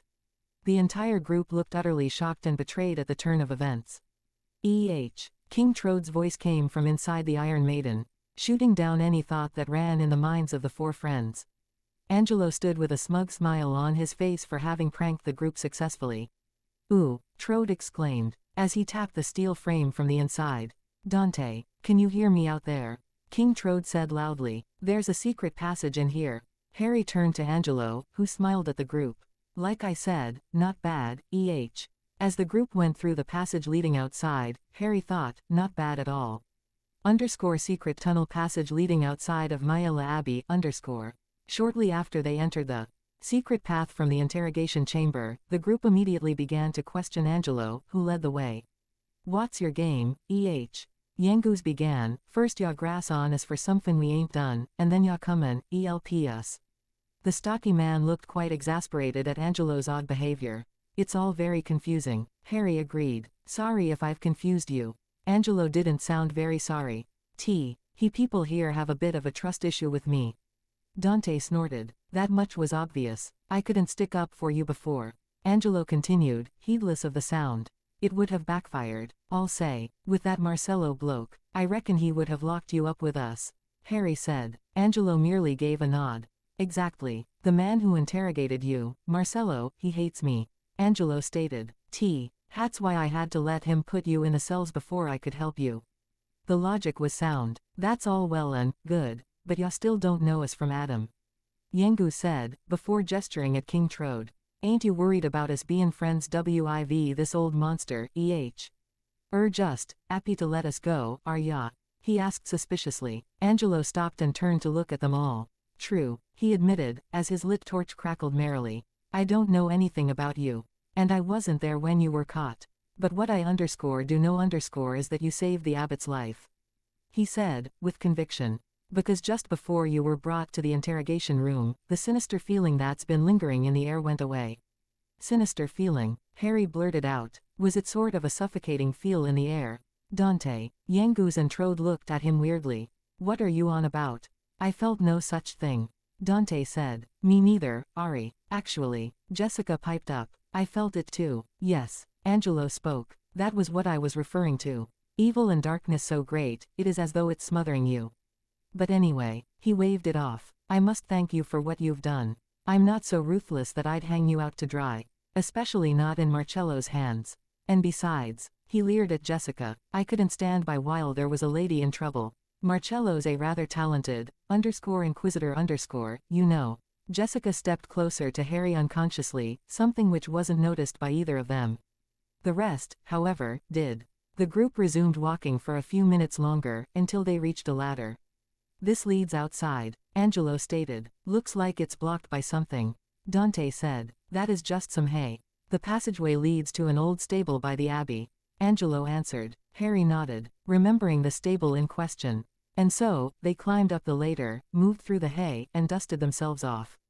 They noticed Medea was left in the stable. Medea, Trode rushed to his cursed daughter.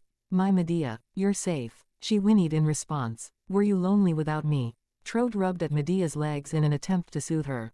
There, it's all right. We'll leave this horrible place at once. Quote. Trode turned to look at the others. The princess and I will go on ahead. Make sure you're not too far behind. All right. Dante nodded and watched the two leave. As the rest of the group waved their goodbyes as well. Once they were out of earshot, Angelo turned to look at Dante. Princess, he started, and Dante tried not to groan in annoyance for having to tell the story again. But Angelo just shook his head. Whatever. Come on, let's go. You'd have to work pretty hard to mess up your escape from here. He smiled, but the expression quickly soured. Anyway, I'm sorry for all the trouble. So, this is farewell. He shook Dante's hand, and gave a nod to the rest. May the goddess watch over you on your journey. And with that, he left the stable, heading back to the abbey. What now? Harry asked. Well, Dante started unsurely. We'll be got by Marcello's henchmen again if we hang about. Yangus said. But we've got to corner Dolmagus and, I am out. He wrung his hands in frustration. A warg. I can't take it. I can't think no more. It does me, eadn. I for one, am glad we're out of that situation. I've got this weird prickly feeling all over. And I didn't even touch those spikes. She shuddered briefly. Let's get out of here. All I can think about is going after Dolmagus. With that said, the group exited the stable. It was still night time. Angelo stood before them, staring off to the side. They all followed his gaze and blanched. The bridge which linked the abbey to the abbot's house was on fire. The bridge. Angelo was shocked. Is the whole abbey on fire? Surely that jester didn't come back again. His features turned into an expression Harry was very familiar with at this point. Dread. Oh, no, he shouted. I've got to save the abbot. And he just ran ahead of them. Come on, we have to go help. Dante ordered, and they all gave chase. They ran through cabbage fields, jumping over fences and the like. Yangus tripped over one of the fences, subsequently tripping Jessica as well. They both got up, and caught up with the rest. We have to hurry, she said heatedly. Dolmagus is probably with Abbot Francisco as we speak. They managed to reach the entrance to the abbey in a very short time. They ran towards the large entrance doors, where a man was waiting for them. Thomas, Harry thought. The priest opened the door without hesitation. He looked worried. Angelo is already inside, hurry. He pleaded, and they ran past him, into the abbey. They ignored the burning tapestry, and the many overturned chairs, desks and other furniture. Seems Dolmagus left a path of destruction in his wake. Bob noted as the group ran through the courtyard. Many Templars were strewn across the ground, some bleeding quite heavily. Shit, Dante swore. Let's keep going. They made their way through the monks' residential building, helping those that needed it as quickly as they could. Once they reached the bridge, they noticed something very odd. Is it just me, or is there a clear path straight down the middle of the fire? Harry asked his friends, who mutely nodded. He shook his head. There's no time, and they all ran through the open path. At the end, they saw Angelo standing in front of the abbot's house. Damn, he swore to himself. Where's Marcello? A chill went through the air. The heat of the flames died away, replaced by a cold and awful presence. Harry and Jessica stiffened, features visibly paling. That sinister presence again. Angelo looked up, face lit up by the flames. No, not sinister, it's worse than that, it's pure evil. He stepped back, as if all the demons of hell had gathered to feast upon. His eyes widened in realization. Abbot Francisco, he yelled, led out and tried to open the abbot's house's door. It wouldn't budge. It's locked from the inside. He realized and banged at the door. Marcello, are you in there? No answer. Damn, he swore. What's going on? He kicked at the door in frustration. It's no good. It won't budge. He spat out and turned quickly, noticing their presence. You lot. Hope sparked in his eyes. Did you follow me here? He shook his head. Doesn't matter. I need your help. Just one last time, all right. He pleaded and gestured at the door. We're going to have to do this by brute force. There might be just enough of us. The door's locked from the inside. We've got to break it down. He explained. Come on, everyone together. They quickly arranged themselves in the best formation to slam into the door. Yengu stood at the front. With Angelo, Harry, Jessica, and Dante supported Yengu's heavy push. The door didn't stand a chance, as it was torn open by Yengu's, who didn't stop afterwards. He tripped and fell on his face. You okay over there? Dante called out. Yeah, Gov. It's nuffin', Yengu's replied. Yes. Angelo cried out, and immediately rushed into the side of a downed Templar. The man looked like he was losing consciousness. What happened? Angelo asked quickly. Come on, stay with me. Tell me what happened. Thank the goddess, you've come. The Templar coughed out blood, the sign for internal injuries. You've come, please, help. Help the Abbo, Urg. Who on earth did this? Angelo questioned. He's dangerous. The man struggled to speak. Captain Marcello is in true BLE. The man closed his eyes and went limp in Angelo's arms. Harry stared at the Templar's fallen form, a mixture of anger and shame flooding through him. Angelo set the man on the floor as gently as he could, before standing up. He shook with rage as he turned to Dante. Upstairs, he barked out. Come on, let's go. You're with me, right? We're all with you, Jessica said thickly. Yengus, Dante and Harry nodded. Thanks. And with that, they all headed for the stairs, where they saw another Templar tumbling down, twisting and turning like a ragdoll. His descent ended next to the group of misfits. The man tried to move, but found he couldn't. He reached out for the stairs. Air, he growled out. We must save the abbot. He struggled some more, before passing out. They rushed up the stairs. Marcello stood in front of the abbot Francisco, his arm in front of the old man, while his sword was pointed in front of him. The group turned their gaze to find the evil jester, Dolmagus. Floating in the air, a wicked smile was on the monster's face as he regarded Captain Marcello. Move aside. I will not tell you again. Dolmagus' nasally voice rang. You have seen what I have done to your men. He chuckled evilly. Stand aside. Never. Marcello swore and glared at the jester defiantly. So be it. With a wave of his staff, Dolmagus sent Marcello flying into the brick wall behind him. The impact was so strong, it actually almost tore through the wall. Angelo rushed forward and knelt by his half-brother. Marcello. It was all that jester. Marcello spat out. I couldn't stop him. He's strong, Marcello admitted, pain marring his aristocratic features, and he began coughing violently. He visibly struggled to get his coughing fit under control. As he looked up at Dolmagus, an eye scrunched closed. But you can't let him. Angelo tried to help him up, but Marcello pushed his arm away. This is an order. Templar Angelo, get the abbot to safety. Captain Marcello ordered. I think not. Dolmagus disagreed, and waved his staff once more. This time, Angelo was viciously smashed into the wall, taking him out of the picture. Wah ha ha ha ha. Dolmagus cackled. Now nothing stands in my way. He approached the abbot. Uck. Marcello tried to get to his feet. You dare lay a finger on Abbot Francisco. Don't worry, Marcello. Abbot Francisco's kind voice rang out in the room. I will be fine. He smiled at Marcello and Angelo, before turning to Dolmagus. He closed his eyes, a peaceful expression on his face. I have given myself to the goddess. Abbot Francisco said. If it is her wish, I am prepared to die. He glared at Dolmagus. But, wretched sinner, if that is not her wish, nothing you can do will ever harm me. He brandished his cross and held it in a warding manner. The goddess will protect us all from whatever evil you can muster. The choking darkness emanating from Dolmagus seemed to lose its power, as a sort of soothing calmness exuded from Abbot Francisco. Dolmagus' eyes widened in shock, as he struggled against the abbot's holy power. Well, Dolmagus jabbed. What faith you have. Let's put it to the test, shall we? The jester started advancing at the abbot, slowly but surely. It was only a matter of time before he got within striking distance. No, Harry's voice rang out, as he rushed and stood between Dolmagus and the abbot. Sorry, but you'll have to go through me, Dolmagus. Harry spat at the evil man before him. Dolmagus regarded the boy curiously. You must have a death wish. Boy, Dolmagus snarled at Harry, who glared back defiantly. He quickly unsheathed his sword, and slashed at Dolmagus, who simply laughed in response, as he flew back to dodge the strikes. Harry wasn't discouraged, however, and rushed the evil jester once more.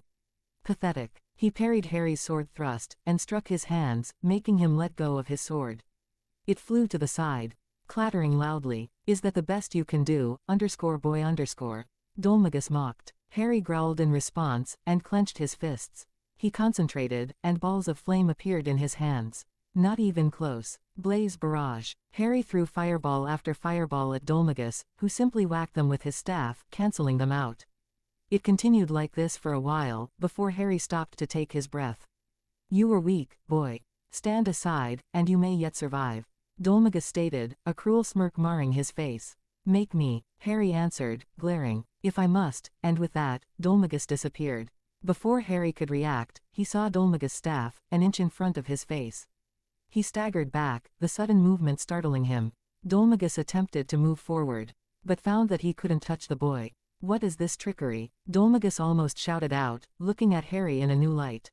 His face quickly switched back to the evil smirk from before. No matter. I shall dispose of you the same way I did with those other Templars. Dolmagus spat, and with a wave of his staff, Harry was sent to join Angelo and Marcello. His back slammed against the wall, the reverberations coursing through his body. He slumped down to the ground, struggling to stay awake, but failing. That was quick. Dolmagus sneered, before approaching the Abbot Francisco, once again. Where were we? He said with a cruel smile. Dante, Yangus and Jessica were about to intervene, when, of all things, King Trode ran up the stairs to confront Dolmagus. Wait, Trode called out. Wait. Everyone turned to look at Trode. It's been a while, Dolmagus. King Trode said, anger lacing his voice. At this, Dolmagus gave a nasty grin. Ah, if it isn't King _Toad_. Looking as small and ugly as ever. He laughed. Shut up. King Trode spat back venomously. Return my daughter and I to normal at once. Do you realize what you've done to my castle? Dolmagus merely lifted his staff in the air, lighting up the entire room with the energy that began to course through it. The entire house shook with the staff's power, before Dolmagus held his staff like a lance. And threw it. It was so quick, everyone missed it. 1 second, he looked as if he was about to throw the staff, the next, it impaled Abbot Francisco. There was no warning. The old priest's face looked pained, as Dolmagus recalled his staff back to him with a wave of his hand. What? Trode shook with fear and shock at the event. Such a pity, Dolmagus said mockingly. Dante glared up at the fiend. He was defenseless. It seems fate and your benevolent goddess are both on my side, Dolmagus said, twisting Abbot Francisco's words. Ha ha ha, he cackled evilly. Yes, such a pity, poor Francisco . The staff glowed once more, surrounding itself with a crimson aura. It hummed with restrained power, and Dolmagus looked upon it as if it were a beauty. The power, he exclaimed. Ha ha ha, my work here is done. He waved his staff at the large window behind him, and blew it up. He made a bow at the rest in the room. Parting is such sweet sorrow. He said his final words before floating out of the room, cackling madly. It was all Harry saw, before finally falling unconscious. The next day, many people stood, watching as Abbot Francisco's coffin was lowered into the grave meant for him when he passed on. It was raining heavily, so heavy in fact, that Harry thought he was going to sink in the muddy ground. Even the goddess cries at the loss of the abbot, Angelo had said, choking all the while. Harry felt and sorrow shame at what had happened. He was powerless to stop Dolmagus. Everything he threw at the jester did nothing. The man was faster, stronger, more devious than he. He outclassed Harry in every way. Only Voldemort had made him feel this way before. He stood silently as he watched the Templars shovel the mud back in the grave to fill it. Marcello had grudgingly vouched for the group's innocence in this matter, clearing them of any suspicion, and allowing them to attend the abbot's funeral. Every one at the funeral felt a terrible sorrow at the loss of the abbot, and the heavens, too, wept tears of grief. The rain continued until dawn, the start of a new day. Templars quarters, Harry stared outside the window. As he sat on one of the beds, nursing his side. He was surprised that he was not that injured from his fight against Dolmagus, considering the way it turned out. He winced at a sudden jolt of pain. Yengus, Jessica and Dante were still sound asleep, though it was only a matter of time before they all woke up. Harry heard some footsteps outside the door, before it clicked open, startling Dante awake. Angelo strode in the room, and leaned against one of the walls. "So, you're awake," Angelo began. "I realize I said it before the funeral, but I just wanted to assure you that everyone knows that you're innocent," he said. "If it weren't for you, Captain Marcello could well have been killed too." He glanced at Harry and nodded respectfully at the boy who stood between Abbot Francisco and Dolmagus. "We're all in your debt. Especially you, Harry," Angelo said. No, Harry said. "You're not. I failed. I let the abbot die," he argued. Angelo shook his head. "Don't sully the abbot's memory by refusing our gratitude, please," Angelo said, and that shut Harry right up. "Anyway," Angelo said to diffuse the tension, "the Templar captain has summoned you to his office." He turned to leave. "See you later then. Don't forget." Angelo closed the door behind him. Dante went to wake Yengus up. He poked the big man in his stomach, and when that didn't work, he tickled his nose. "Achoo!" Yengus sneezed, startling himself awake. He looked around wildly, seeing Harry and Dante standing in front of him, while Jessica was still asleep on one of the beds. "Hi." Dante smiled mischievously. Yengus grinned, finding the strange wake-up call humorous. "Mornin', Gov. Looks like Dolmagus gave us the slip again, Yengus said, before his expression turned a bit sour. "And, all them people dead, I can't believe it." As Dante began to chat with Yengus, Harry went to wake Jessica. Her face looked somewhat pained, as if she were having a nightmare of sorts. He nudged her shoulder. "Jessica," he whispered softly into her ear, trying not to startle her. Try waking her up by dumping ice-cold water on her. Bob suggested, and Harry ignored it while scowling. Her tourish smoothed out into the calm face Harry was used to, and then, her eyes fluttered open. "Huh." Jessica rubbed at her eyes as she sat up. "Hey." Harry greeted the witch, who finally looked at him. She smiled. "Hey Harry," she greeted back. "How was your sleep?" Harry didn't really sleep much the night before. "It was all right," he finally said. "I see," Jessica said, looking at him as if she didn't believe him one bit. There were bags under his eyes, and his body language screamed tiredness at her. "I had trouble sleeping, as well," she admitted with a sad smile. "Dolmagus' treachery never ends. He killed another person. He was right in front of me and there was nothing I could do about it," she said. She glared at the floor, most likely thinking of her brother Alistair. Harry put his hand on her shoulder, getting her attention. "He'll get what's coming to him," Harry promised, and received a nod, and a tentative smile in reply. "Harry," Dante's voice interrupted their conversation. Harry turned to see the man in question, glancing at him. "You want to come with me to the captain's room?" Dante asked. "Sure." Harry nodded and looked at Jessica, asking her without saying anything. Jessica got up. A few moments later, Harry, Yengus, Jessica and Dante stood in front of Captain Marcello's chambers. The two guards got a good look at them. One said. "Oh, you. The captain's been waiting for you. Hurry up." The two guards stepped aside, granting them entrance. As they entered Marcello's room, Harry looked around. Trode and Angelo were also there. Marcello sat in front of his desk. His hands steepled in front of his face. A large bandage was wrapped around his forehead, due to the blunt force trauma his head suffered in his altercation against Dolmagus. "You asked for us," Dante started. Marcello regarded him for a moment. "I trust you slept well." Marcello began. "King Trode has explained everything. I apologize for having doubted you." He laid his hands down on the table. Dolmagus. Marcello spat. "As the true culprit, in the name of the goddess, we must strike down that diabolical jester," he said, but then began to look annoyed. "But I cannot leave here now. As the new abbot, I have much to do. I must be here to guide my People. So, he steepled his hands together again. I was wondering, he motioned towards King Trode, who waved at them happily. According to what King Trode tells me, you are all pursuing Dolmagus. He turned his gaze to Angelo for a moment, but only a moment. He was back to Dante. So I have a proposal. Marcello suggested. I would like my brother Angelo to accompany you on your quest.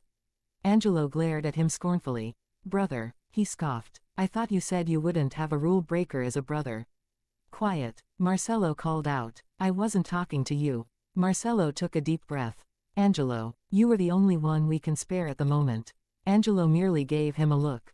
Quote ellipsis quote. Everyone else here has duties to fulfill. Marcello continued. Only you are without such responsibilities. I'm useless, you mean. Angelo had enough. No need to beat around the bush.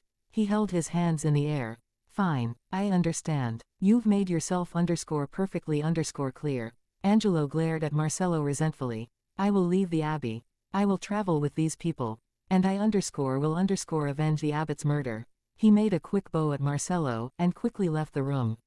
King Trode followed the man. I'll be waiting by the carriage with Medea, then, Trode said, and waved before leaving. Marcello cleared his throat, drawing their attention back to him. He held some rolled-up parchment. It was a bit torn around the edges. This is a map of the world, he explained. If you're going to catch Dolmagus, I'm sure you'll find it indispensable. He held it forward for Dante. Consider it a peace offering, Marcello said, for having doubted you and your friends. Please. Dante gingerly took the map, and placed it in his bag. Thanks. This'll come in handy, it will.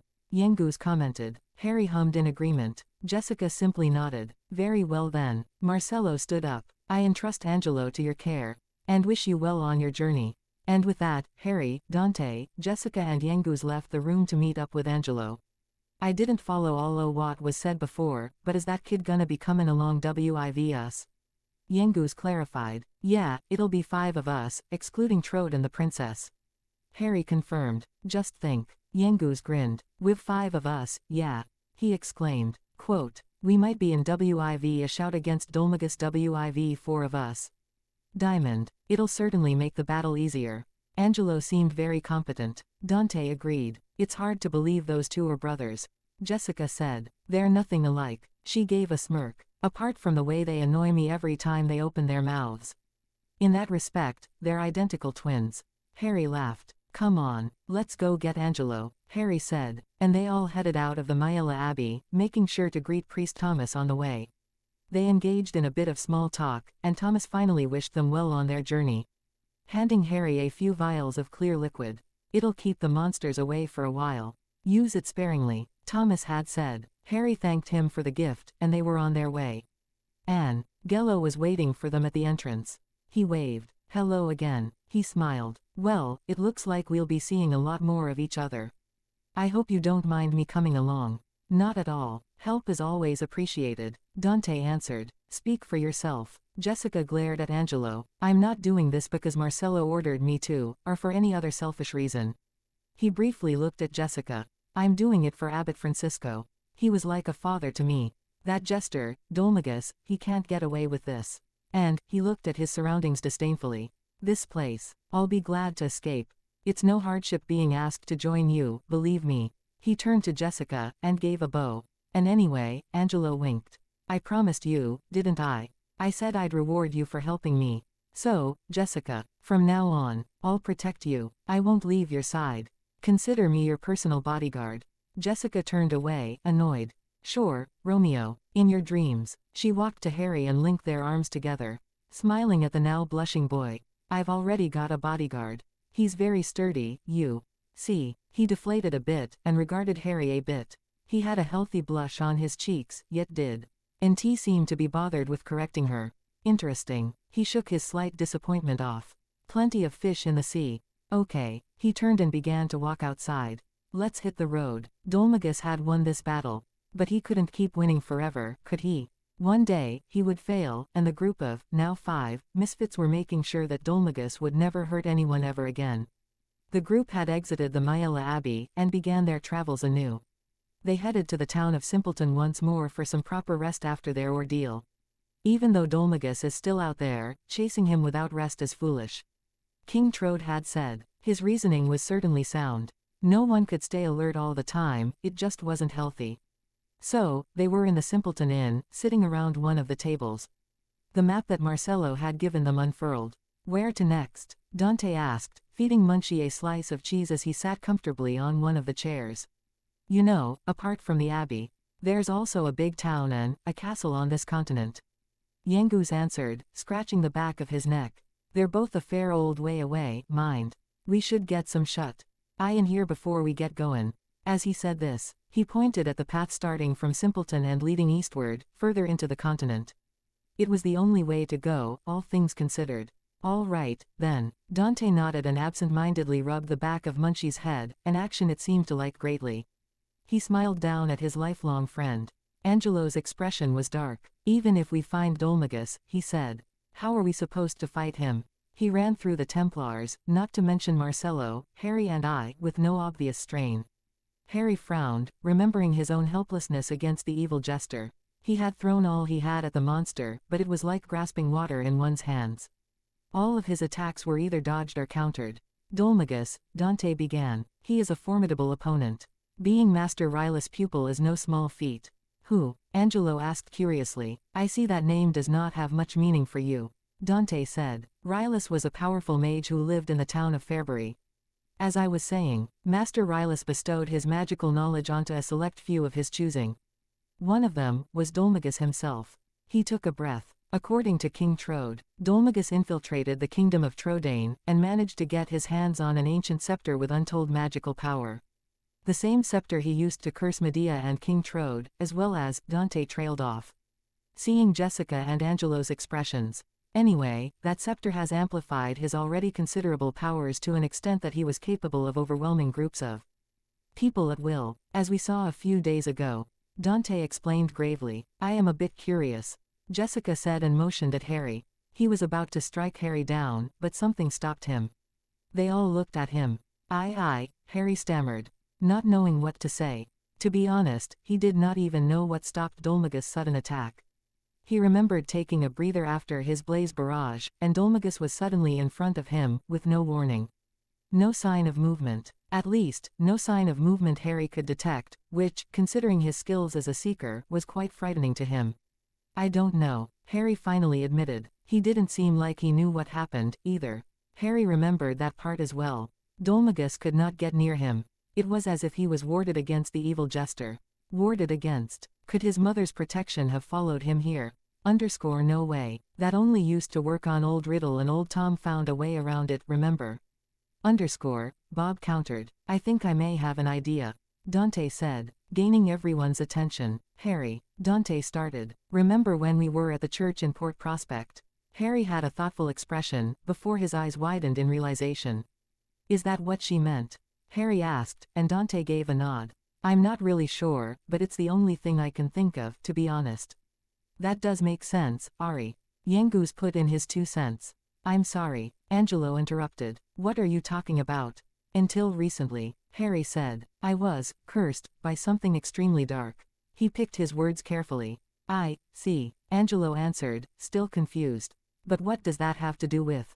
The priestess in Port Prospect said that I also had a holy power within me. As if Harry did not have enough powers already. What's one more, Angelo stood up and made his way to Harry, before placing his hand on the top of Harry's head.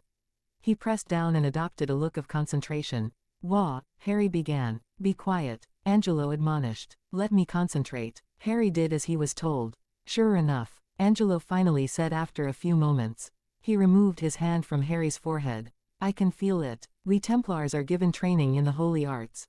Though I was never as good as the others in sensing holy power. He scratched his head. Didn't put much effort into it because, let's face it, holy power doesn't really scream evil presence. So I never really put much effort into it, he said as he took his seat once more. Understandable, Dante said. I would assume you were using it unconsciously. Angelo reasoned. If you learned how to properly use it, he trailed off. So you'll, Harry asked eagerly. I'll train you how to use it. Angelo answered. Thanks. Not a problem. I'd assume we will need every advantage we can get against Dolmagus. Quote. So, about that dinner, Angelo said. But we already had dinner. Dante shouted exasperatedly, getting a few chuckles in answer. You can never have enough dinner. After that, the conversation degenerated into small talk until it was time for them to sleep. The sun had completed its tour for the day, and was replaced by countless stars, which dotted the dark ocean above. A low, crescent moon hovered in the twilight firmament, shining a very dim light upon the land. It was a cool, windy night. The swaying of trees and rustling of leaves could be heard, but not seen, as the encompassing darkness had blotted out all but the faintest light. Briefly, a dark, wispy cloud eclipsed the crescent moon. For a few moments, it looked like there was a halo around the cloud, giving it an ethereal and luminescent quality. Harry silently marveled at the scenery above him, as he lay on the grass outside the inn. At times like these, when staring at the open, starry sky, he felt such a powerful freedom. He raised his hand slowly, as if he did not want to disturb the stars above. It is beautiful up there, isn't it? A voice said softly, startling him. He sat up, only to see Jessica gazing up as well, a serene smile on her face. Yeah, was all that came out of his mouth. Smooth. Bob mocked, but Harry merely ignored it, an angry blush being the only indication he had heard it. She gave him a curious glance. Hey, Jessica smiled. Maybe we should always do this together. You know, she said, when she saw Harry's confused look. Watch the sky every night.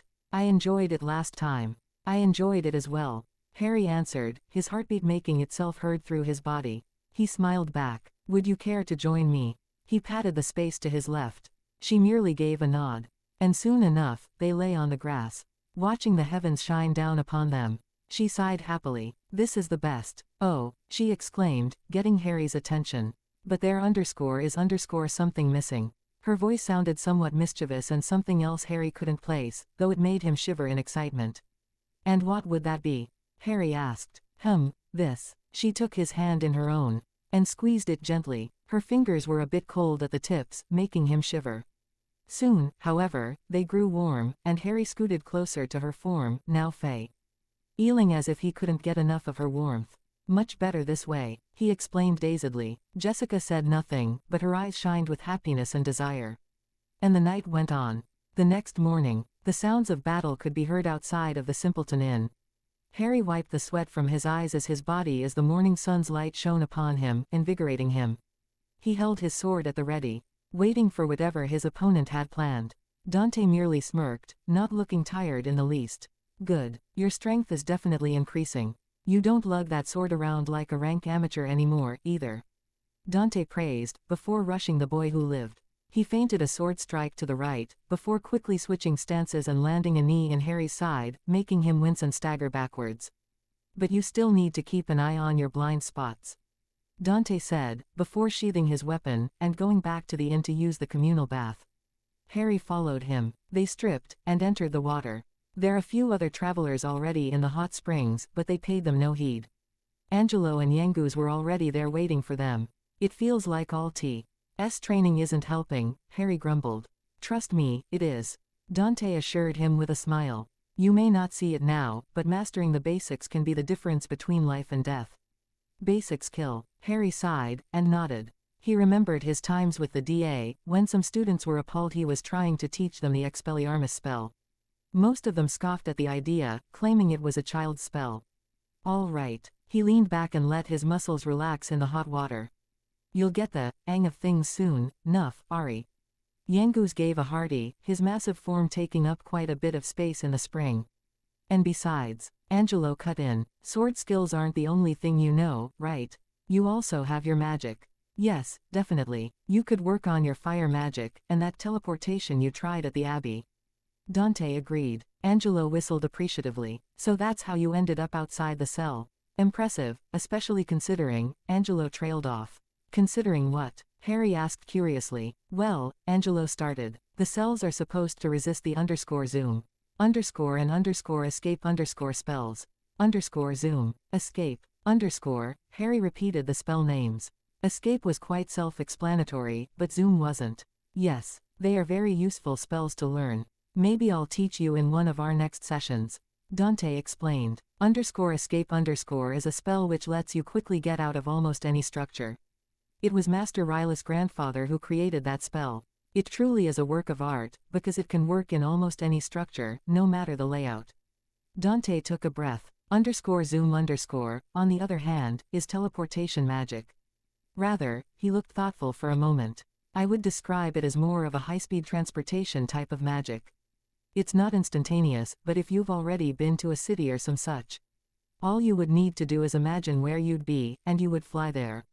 Its only weakness is that you can't use it if there is a roof above your head. Wicked, Harry breathed. They would definitely be useful for when we go back to our home dimension especially when no one knows what they are.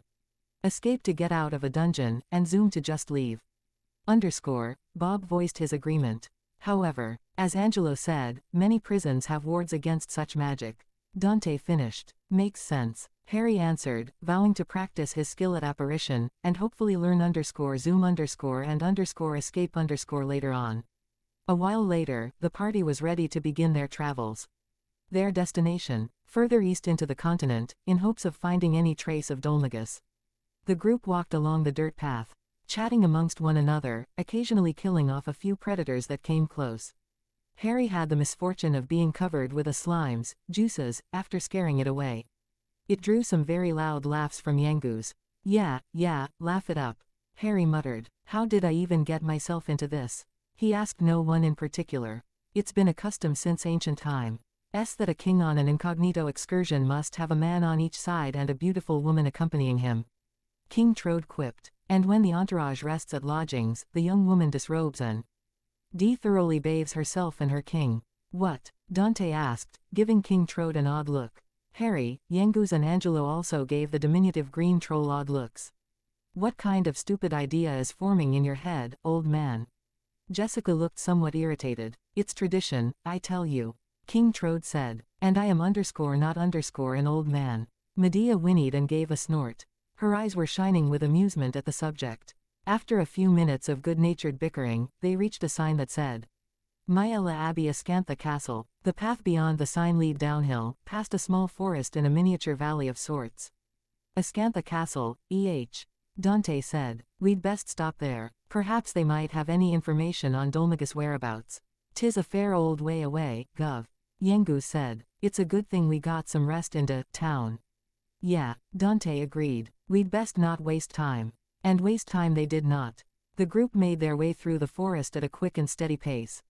Surprisingly enough, nothing attacked them, but who were they to question their good fortune? Hell, it took them hours to even get out of the forest. Finally exiting the forested area, they walked down the path for at least another few hours, until they reached a peculiar sight. One building right next to a bridge going over a river. The sun was beginning to set, coloring the sky with orange and red. Who would live out here? Harry wondered out loud. I wouldn't mind spendin' the rest o' me days in a little house like this. Yangoose said. It hardly needs sayin', but I'd want you there too, Gov. Ari. He laughed to himself a little. Sittin' next to the fireplace, maybe. That's me dream anyway. Why the fireplace? Dante asked. We'd be havin' a good old time, drinkin' ale and sittin' round the fire. Yangoose answered. That would be nice. Hey. Dante smiled, and knocked on the door. After a small while, it opened, revealing an old, worn-looking woman. Travelers, I see, she began. Don't see much of those around these parts. Come in. The group awkwardly shuffled inside the rather small house. The old woman immediately brought some bread and water, which they gratefully took.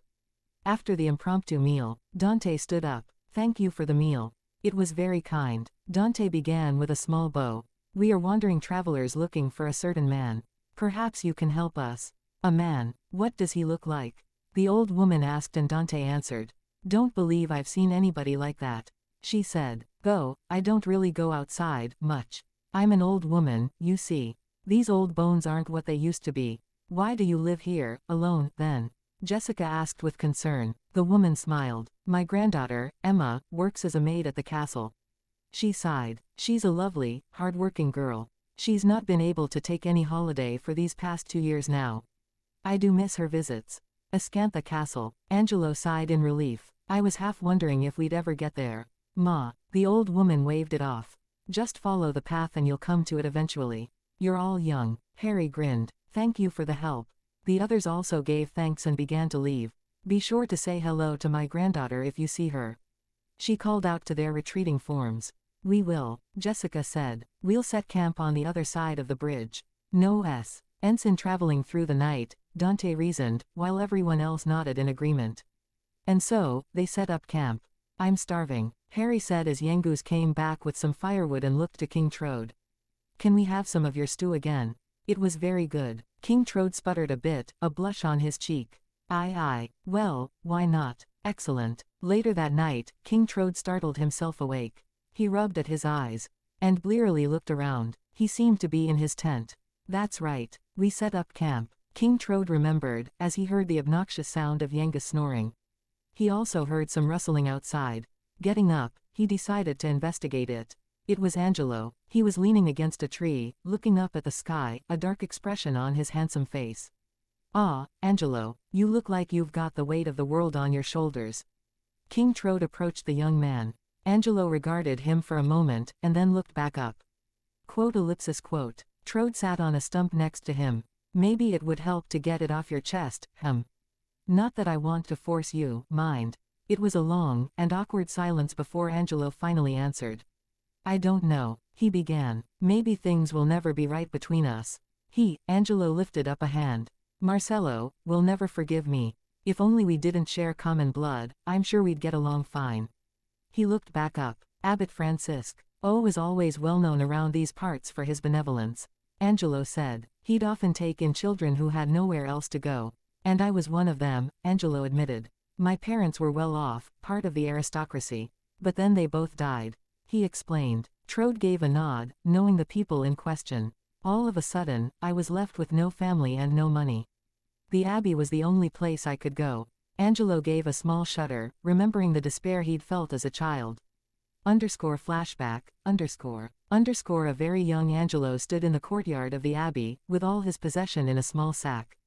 Priests walked past him, ignoring his presence. He looked around, scared and feeling very alone in the world.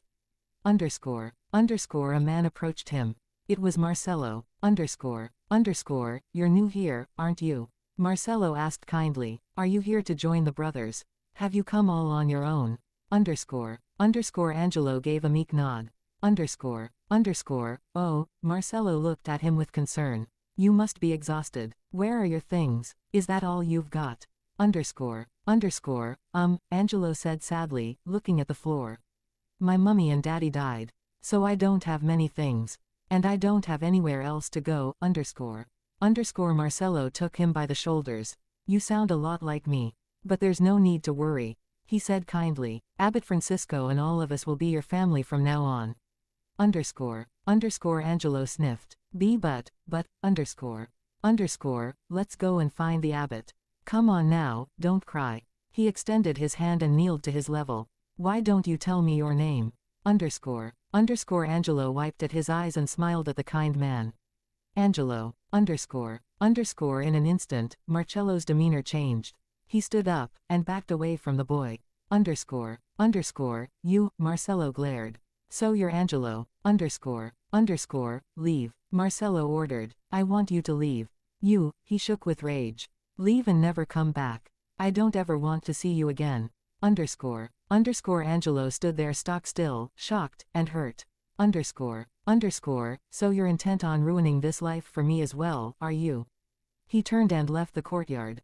Unable to look at Angelo anymore. Pause flashback, Marcello was the golden boy of the Abbey. Angelo said. He studied hard and had a bright future ahead of him.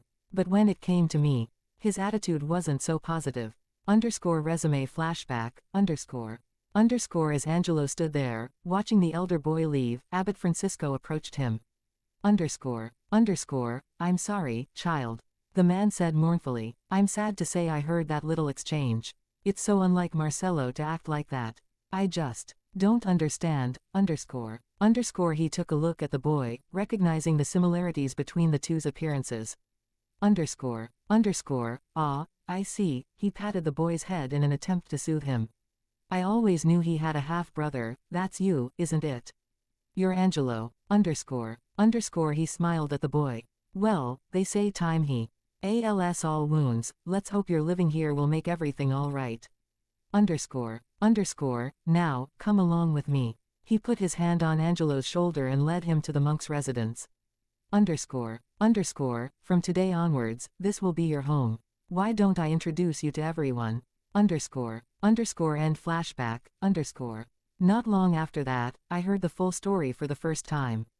Angelo said, about how I had a half-brother who was born from an affair between my father and one of the maids. And that was Marcello. If I hadn't been born, he'd have been next in line to my father.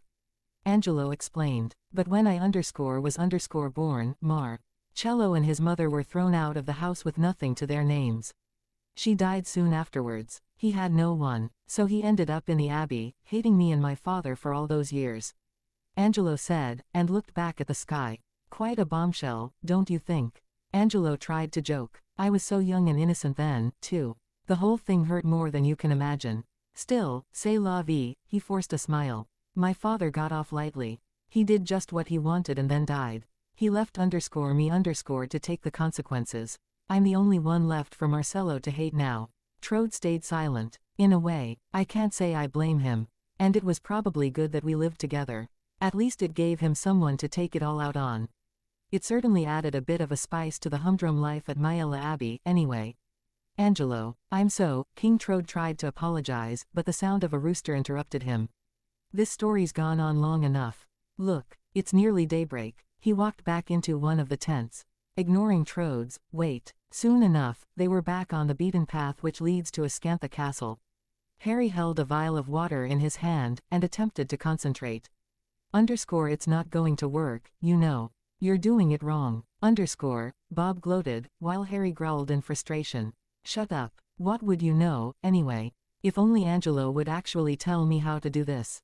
Harry thought back furiously. You see, Angelo's version of training was to give him certain tasks, and expect him to do it in a quick manner.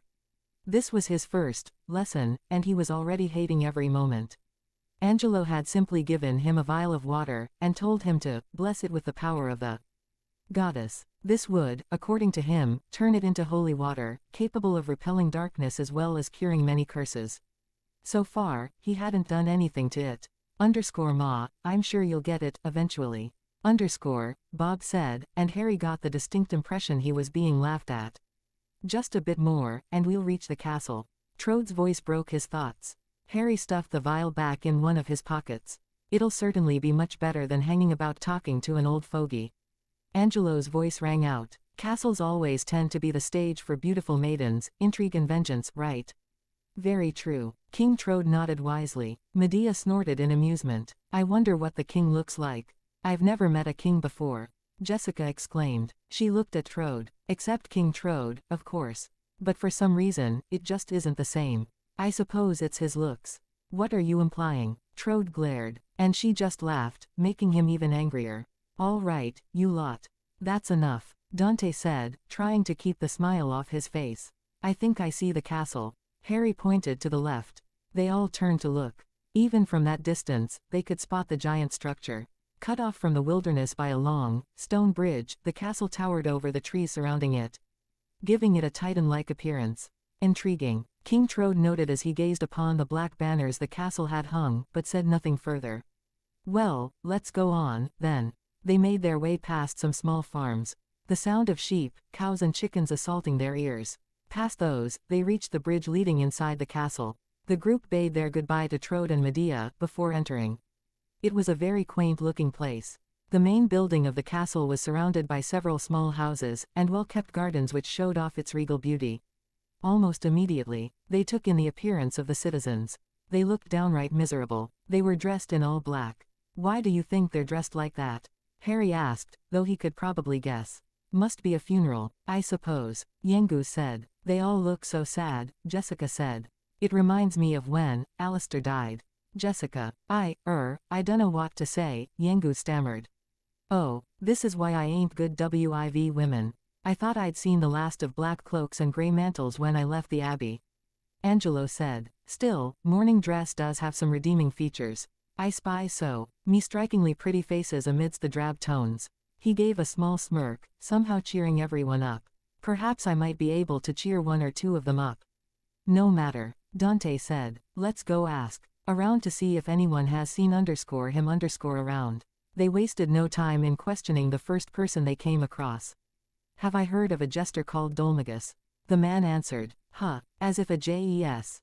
Would come to a gloomy old place like this. Look around you," he scoffed. "Everyone here's dressed in black. If a jester had been here, he'd have stood out like a sore thumb." The man walked away. Harry heard some ruckus in one of the houses, so he excused himself. "All right, Harry," Dante said. "Give me your sword, though." At Harry's quizzical glance, Dante pointed at the weapons shop next to the church. "I reckon I can get it sharpened. Nothing's worse than your sword becoming dull." Harry nodded and unsheathed his sword. He was beginning to have trouble with it. In a few moments, only he and Jessica were left. "Figured I would go snoop around as well," she said. "Fine by me." They snuck to the house he had his eye on, and stood next to one of the open windows. "Always being indoors," a child's voice rang out. "I want to go and play outside." "None of that, child. We are not allowed to do such things right now. We are in mourning," a female voice admonished. The boy shouted in exasperation, and ran to his room. If the footsteps were anything to go by. Sure enough, Harry heard a door slam. The woman sighed. "If only the king would get better again. It's been 2 years now," she said. "We all have to wear mourning clothes and everyone is so gloomy, it's unbearable." She went back to the kitchen. Harry and Jessica glanced at each other, and quickly made their way to meet up with the rest of the party. They were standing in front of the weapons store, watching the owner sharpen up some of their weaponry. "We're back," Jessica said. "Welcome back," Dante said. "Did you find anything out?" And so they told him of what they overheard. 2 years of mourning, Dante asked. "That's just absurd," Angelo exclaimed. "I understand the need to mourn, but, this long. Some folks feel the hurt more than others," Yengu said quietly, drawing a few stairs. "I suppose you're right," Angelo sighed. "Well, it's not really what we're here for," Harry cut in. "Let's go see the king. Perhaps he has some information on Dolmagus." Everyone nodded, and entered the main building. Whoa, the entrance room was a beautiful garden. In the center, there was a peculiar-looking fountain. 4 statues of maidens holding jars, which spewed water out in a small pool. All in all, the view was quite impressive. Giving it a few glances of wonder and appreciation, the group wasted no further time, and made their way up the staircase on the side. They stood in a large hallway, filled with banners and statues. There were a few doors, possibly leading to quarters for the residents. Another stairway was at the center of the hallway, with 2 statues of angels proudly standing next to it. "Which way?" Harry asked. "The throne room is usually at the top of a castle," Dante guessed. "I'm surprised the guards haven't stopped us yet. I suppose doing nothing for 2 years dulls the edge." "Aye, it does," Yengus agreed. They walked up the stairs, and saw a guard standing by yet another set of stairs. "I don't like this place Bob said, annoyed. Visitors. Don't see much of those around here," the guard said. "The audience chamber is just upstairs." "But," he said as they began to ascend, "if you've come to see the king, I'm afraid you'll be disappointed. The minister deals with visitors nowadays." "I see," Dante answered, and gave a small bow, which the rest of the group reciprocated before continuing onwards. "Well, thank you, nonetheless. A pleasure," was the last thing they heard before they entered the throne room. It was the first time Harry had seen a throne room that was not in a book or movie. There was a set of stairs right in front of the group. To their left, stood a long set of pillars, with a large, patterned, bright red carpet. At the end, there was a throne. Wonder where Hogwarts throne room is. Bob suddenly said. "Hogwarts has a throne room?" Harry asked. This was news to him. Well, it's a castle, so I assume it would, wouldn't it? True. Could be something we could do once we get back, Harry thought, and turned his attention back to reality. Dante had already approached the short and stout man standing next to the throne, which was empty. "Hello, sir. We are travelers from the kingdom of Trodaine," Dante asked genially. The man squeaked. "It's most unusual for us to have visitors here. Welcome to Ascantha." He waved his arms grandiosely. His visage crumbled, though. "Regrettably, you find us in mourning for our late queen, so the king is presently unavailable, as he is in his quarters upstairs. I'm afraid that I must request that you leave." "As you wish. We thank you for your hospitality," Dante answered and walked away, the group trailing behind him. "Faye, this trip was for nothing," Angelo said, irritated. "We still have one more thing to try," Dante said, getting their attention. "We're going to the king himself." but he's in his chambers, mourning. Angelo answered. Clearly he has no idea of how we operate. Bob scoffed and Harry gave a grin. That's the stuff, Gov. Yengus grinned. Jessica merely shook her head in minor annoyance. They made their way upstairs, careful not to let the minister see them. They reached open air. The king's chambers turned out to be a house, on top the castle.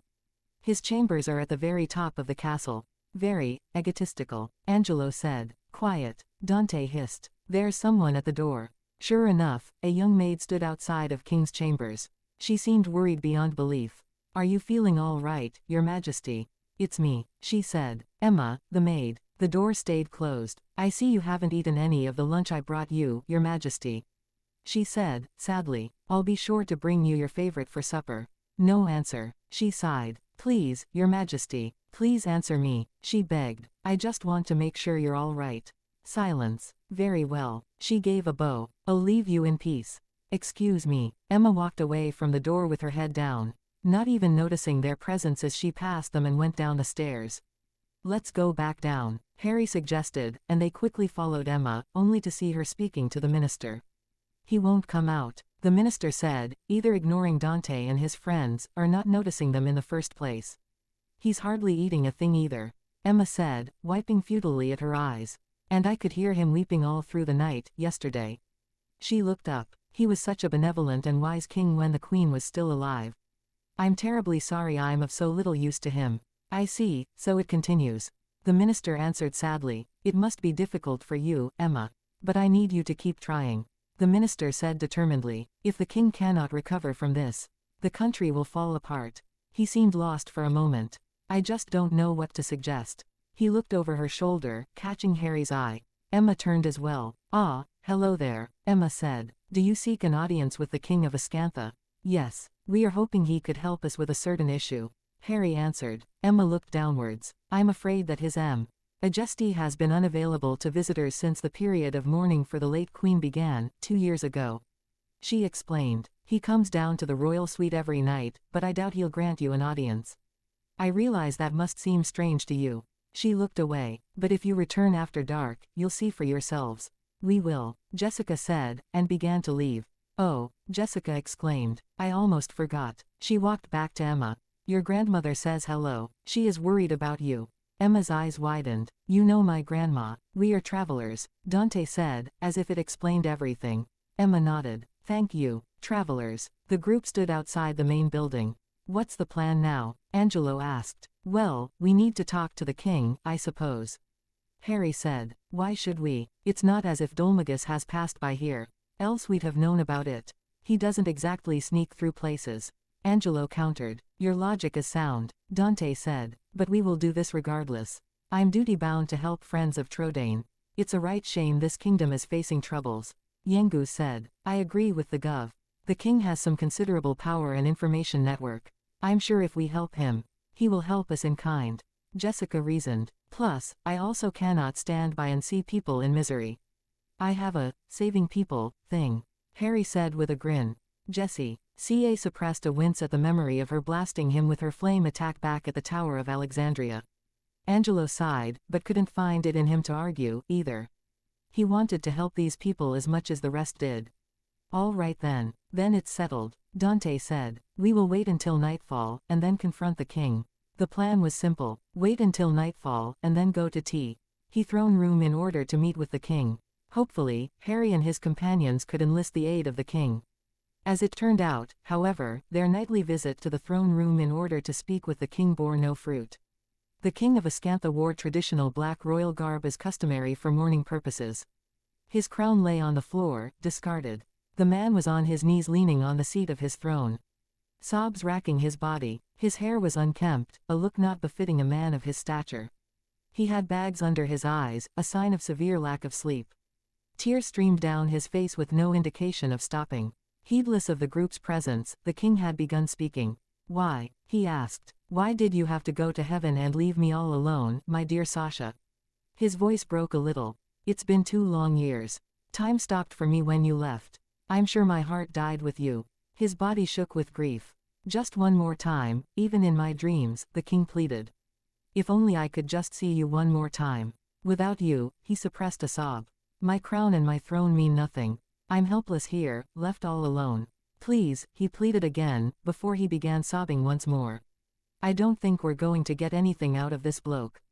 Harry whispered, and received nods from the rest of the group. They took one last glance at the broken man before them, before silently making their way out of the castle. That man really got under my skin. Jessica was angry. Someone needs to give His Majesty a good slap. I know he loved the Queen, but it's been 2 years now. A king has responsibilities. He can't mope around forever. It's not that I can't sympathize with him, though. She calmed down. I mean, I've lost someone I love, too. It's not exactly the same as losing your beloved spouse. Angelo countered. You'll understand one day, when you've experienced true love for yourself. Perhaps I could offer my services on that front, he said. Harry tensed up, biting back a reply. Jessica, however, had no such qualms. Bring your services anywhere _near_ my front and I'll cut them off you floppy-haired choir boy. She threatened, a vicious look in her eyes. Angelo blanched and backed off. Now that's a mental image I could do without . Bob grimaced, and Harry just nodded, feeling a bit queasy himself. Nonetheless, he stepped behind her, and rubbed at her back soothingly. Surprisingly, it worked. This whole meeting was a waste, Jessica said, relaxing a little, as they began walking down the next set of stairs. Agreed, Dante concurred, sighing. I had hoped things weren't so dire. Not much we can do about it, except move on. Harry's words of encouragement did little to squash the feeling of disappointment in the air. Jessica flashed him a quick smile. Oh, a familiar voice rang below them. Harry looked down the flight of stairs, eyes widening in recognition. It was Emma, the maid they'd talked to earlier that day. And up to them and folded her hands together. Did you meet with His Majesty in the royal suite? She inquired. Dante gave a nod. If you could call it a meeting, Harry said, drawing a few sharp looks from his friends. He muttered a quick apology, a blush on his face. It's all right. Emma waved it off. I must explain. King Pavan is refusing to speak with anyone at present. She sighed. Please forgive him if he caused offense. It's all right, Jessica replied, a look of understanding in her eyes. She looked down sadly. You see, he's never been quite the same since Queen Sasha died 2 years ago. Her tone became a bit forlorn. If only it were possible to meet with those who've passed away, it would mean the world to the king if he could see his queen once more. She looked up suddenly, a conflicted look on her face. You know, she began, my grandmother used to tell me lots of stories when I was small. Lots of very strange stories. Wonder where she's going with this. Bob said offhandedly. And Harry gave a mental nod in agreement. I'm sure there was one about a way to make any wish come true, she trailed off. It's no good, though. She looked a little frustrated. I just can't remember it. I'm sure she'd be happy to tell me if I went to see her, but I'm so busy with work here at the castle, she said before turning to Dante. I'm afraid I must ask you a favor, she said uncertainly. I'd like you to go and meet with my grandmother. She lives in a house west of. We know. We've met her already, remember? Harry cut in with a smile. Oh, that's true. I apologize. I tend to forget things when I get worked up. She apologized, but Harry just waved it off. Emma looked back at Dante. Could you ask her to tell you the old story about how to make wishes come true? She asked, but looked down at the skeptical looks of the group. Maybe it's just a fairy tale, Emma had the decency to admit. But if there's any chance it might be true, then I have to try and help the king. I would go and ask her myself, but there's so much work to be done at the castle. And she stammered, tears threatening to burst from her eyes. I can't leave him on his own. There was silence for a few moments. And then, I understand, Dante said with a smile. We will go speak with your grandmother and see if there's anything that can be done to help this situation. She beamed at them, before wordlessly going upstairs, presumably to the throne room, leaving the group to their own devices. Well, looks like we've got something to work with. Dante spoke. I doubt we'll find anything, in any case, Angelo said skeptically, but there was a thoughtful smile on his face. The late queen must have been a near-perfect specimen, seeing as he doesn't take notice of Emma's beauty at all. A decent bloke don't back on a promise. Yengus replied. We've gotta go to that Emma's grands, house and ask her about this fairy tale, whether it be wrong or right. Emma and I seem to be about the same age. But she has to work to support herself, Jessica said sympathetically, and she has to live away from her family while she does it. She must miss them terribly. I think we should help her, she finally said. Dante gave a nod of acknowledgement. We'll need to meet up with King Trode to inform him of the situation first, Dante said. Will he mind us going on this escapade? Angelo asked as they exited the main building of the castle. I don't think he will, Harry answered, digging into his pocket, pulling out the vial of water Angelo had given him. He wants to help people as well.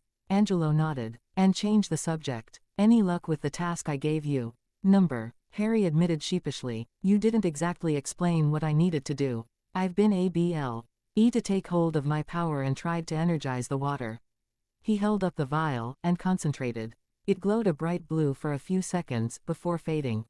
But it just keeps dissipating, he concluded. I'm definitely missing something. Any hints? Ah, Angelo said knowingly. All right, here's your hint. During a ceremony, what exactly does a priest do to bless an item?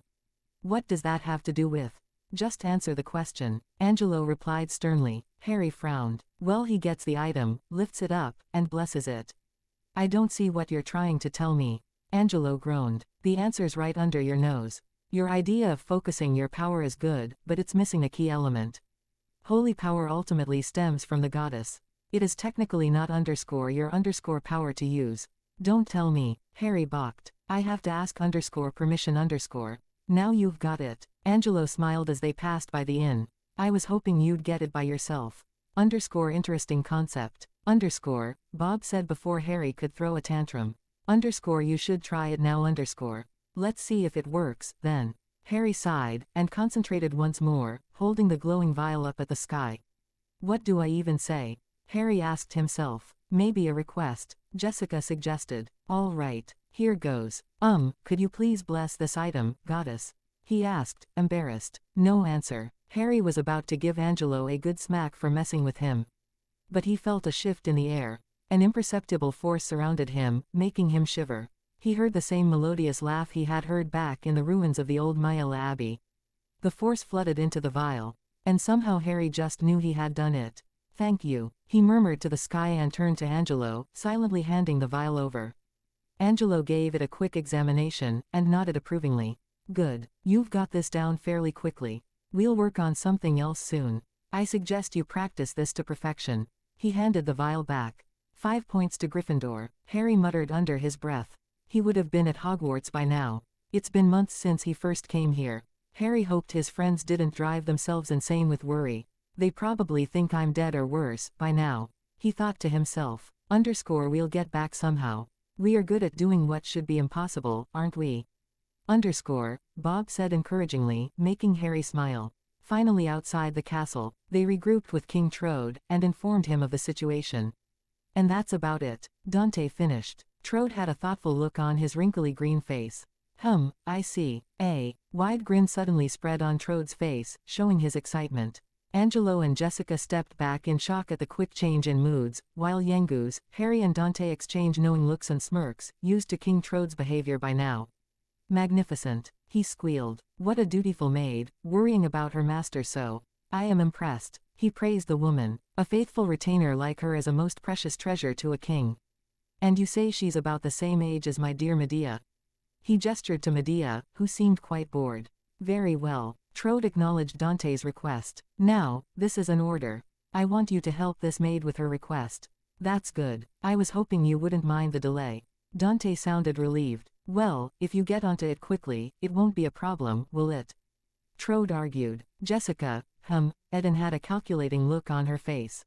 Something the matter? Harry asked softly. This is a hunch. Call it women's intuition, but... HMPH. What are you blithering on about, girl? King Trode cut in. She glared. There's no way a girl's going to be that dedicated for no reason. Not a chance. Whatever are you talking about? Trode seemed confused. Oh, please, can't you just be quiet and let me speak? She asked, and Trode sputtered.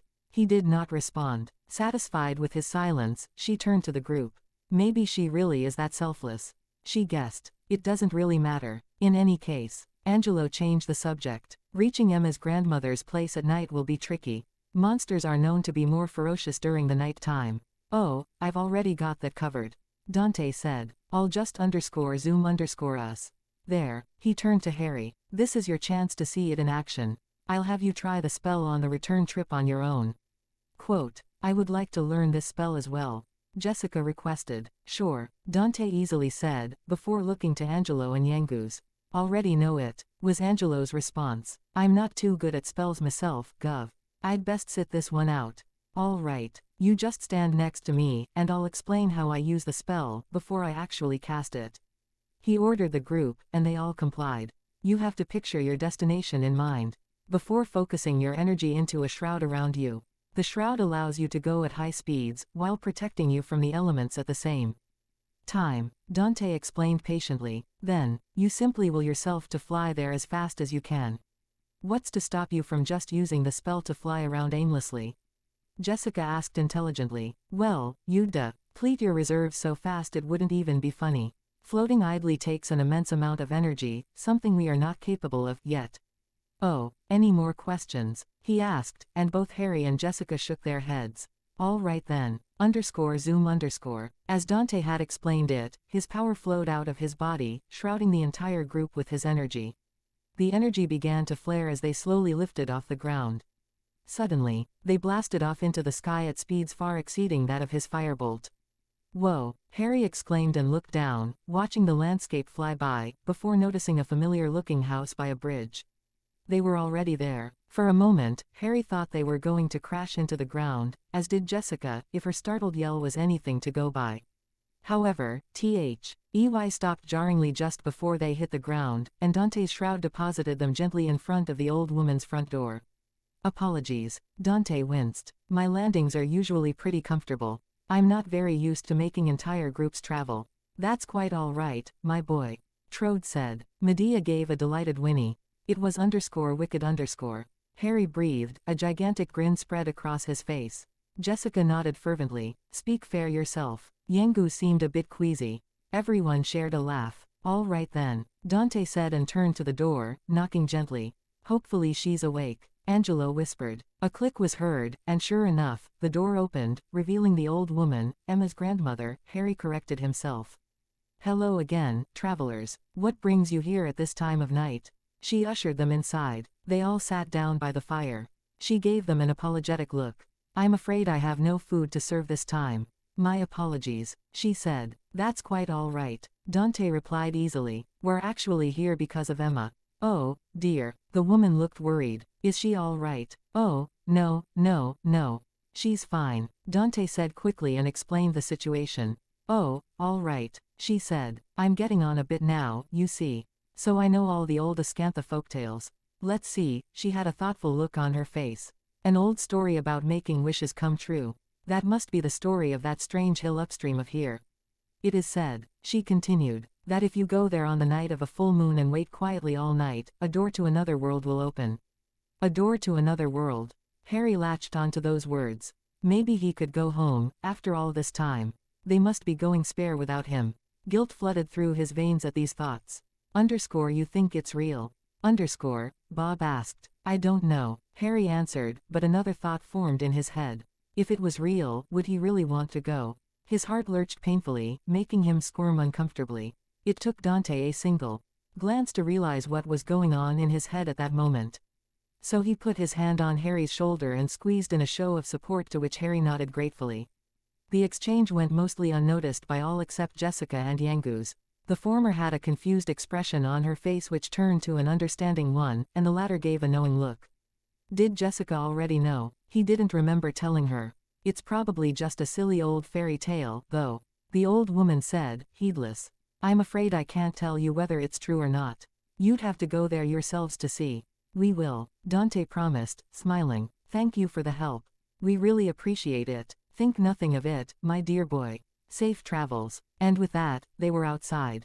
Dante wasted no time, and told him of the folktale they'd just heard. I had no idea such a mysterious place existed just south of Ascantha, Trode said, amazed. Intriguing. Right. Time to climb up to the top and see what's there. I am curious to know what's there as well, Angelo said, and everyone gave him a queer look. I know, he said. I'm the one who was skeptical. But everything just seems to be in our favor right now. What are the odds that the moon, he pointed at the full moon, is full, the same time we hear of this supposed fairy tale? The timing is rather suspicious. King Trode agreed. It done matter much to me, but I do love a spot o' mountain climbin'. Yengu said with a grin. Come on, Gov, let's give it a try. Them mountain monsters'll be no match for us. You and me and Ari, we're unstoppable. He laughed. This is what bein' mates is all about. We'll strike while the iron's OT and fight our way to the top. Maybe it's a doorway to home, Harry said to himself, a bit too loudly. Home, Angelo said, and Harry looked startled for a moment. Jessica was giving him a sympathetic look. It's all right, Harry. Jessica hugged him, letting him breathe in her scent. Dante told me during your exorcism. I'll have to thank him. He murmured and uncertainly hugged her back, pulling her close to him. The embrace lasted for a few moments before Dante cleared his throat. The two disengaged, embarrassed. Sorry, they both said simultaneously, and smiled shyly at each other. Suffice to say, Angelo. Dante started. Harry is not from this dimension. Indeed, Angelo replied. I did not know such a thing was even possible. That's me, Harry said. The impossible is my plaything. He corrected at Jessica's sharp look. Angelo merely gave a smirk in reply. We don't even know if the tale is true or not. So I wouldn't worry too much about the details. Angelo said. For now, let's just go find the spot. Dante ordered, and the group began their journey. They followed the river upstream for a while, chatting amongst each other. Jessica had held Harry's hand all of the way, giving him a meaningful look. They stayed the T-way until the ground became rockier and more treacherous, forcing them to disengage, lest they lose their balance and needlessly injure themselves. After asking King Trode and Medea to wait for them there, the group continued to make their way up, watching their step carefully. They forged onward, fighting off a few hungry wolves that crossed their path, but they were otherwise safe from most monsters. They continued in this fashion for the better part of an hour, until they reached the very top of the tall hill. One by one, they took deep breaths, and examined their surroundings. In front of them, stood the remains of what seemed to be a large house. Rubble littered the floor. Part of a wall remained, with a window somehow still standing on the opposite side of it. Interesting place, Dante said. I'm surprised that window's still standing. You'd think a simple breeze would topple it over. Harry gave the window a close look. The moon shone upon it, casting a long-looking shadow onto the ground. The shadow seemed to be inching closer and closer to the wall opposite of it. So, what are we supposed to do now? King Trode asked. Can you sense that? Jessica suddenly said. I sense magic. Powerful magic. It's coming from the mountain and the full moon. Look at that wall over there. And the shape of the window, something's going to happen there. I can feel it. I think it'll be Jin when the window's shadow hits that wall. Harry agreed, pointing at the ever-growing shadow, also feeling the magical power in the air. How do you know? Dante questioned curiously. Don't ask me how I know. I just do. Jessica answered unhelpfully. We'd better stay here and wait. We can't possibly leave now, she ordered. And so, the wait began. Yengus had the foresight to bring some food from the cart with him, and shared it with the rest of the group, who sat down unceremoniously and ate their food at a slow pace. If the shadow's moving speed was anything to go by, Harry guessed it would take at least 10 to 20 minutes to reach that wall. His guess proved accurate, as he felt a shift in the air when the shadow touched upon the wall opposite of the window. The group's attention converged at the now glowing wall. It weren't doing before. Yengus commented. This is it, Dante said, almost disbelievingly. He approached the wall. A bright slit shone through the middle of the shadow, and the wall opened up like a door, the light beyond enveloping them. And suddenly, they were no longer on the peak of the hill. Instead, they were standing on a platform above what seemed to be a lake. Water fell from unknown places, making Harry look up. He gasped. The others looked up as well, a look of shock on their faces. There were not one, but 10 different moons in the sky. The moon were shown in various states, from full to half full, to crescent and so on. Then, Harry noticed the building a few platforms away from them. It looked to be a house. Its walls seemed to be made of the night sky itself, not showing what is beyond. It reminded him of the great hall ceiling. What the hell? Harry said. This place is worthy of Luna's imagination. Bob quipped, and Harry had to agree. Is this real? Jessica's eyes were wide. Or is it a dream? I feel like I'm a fairy tale. This is simply amazing. Yengus was surprisingly nonplussed. Better just to close her eyes and pretend you ain't seen nuffin when ya get an eyeful o' stuff ya dunno what to do wiv.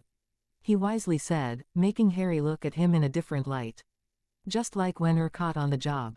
Deny everything. Yangoose grinned, and Harry shook his head. Same old Yangoose. Well, Angelo had a strange look on his face as he took in his surroundings.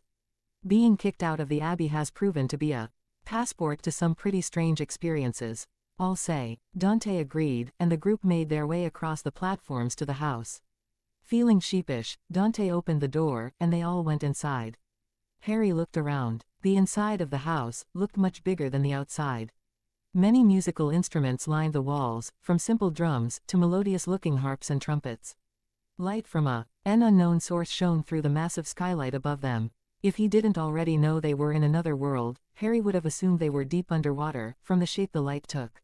I am Ishmari, keeper of the Moonshadow land. A voice made itself known, making the others look to the source. A man stood before them. He wore a long, flowing blue robe, tied to his waist with an orange sash.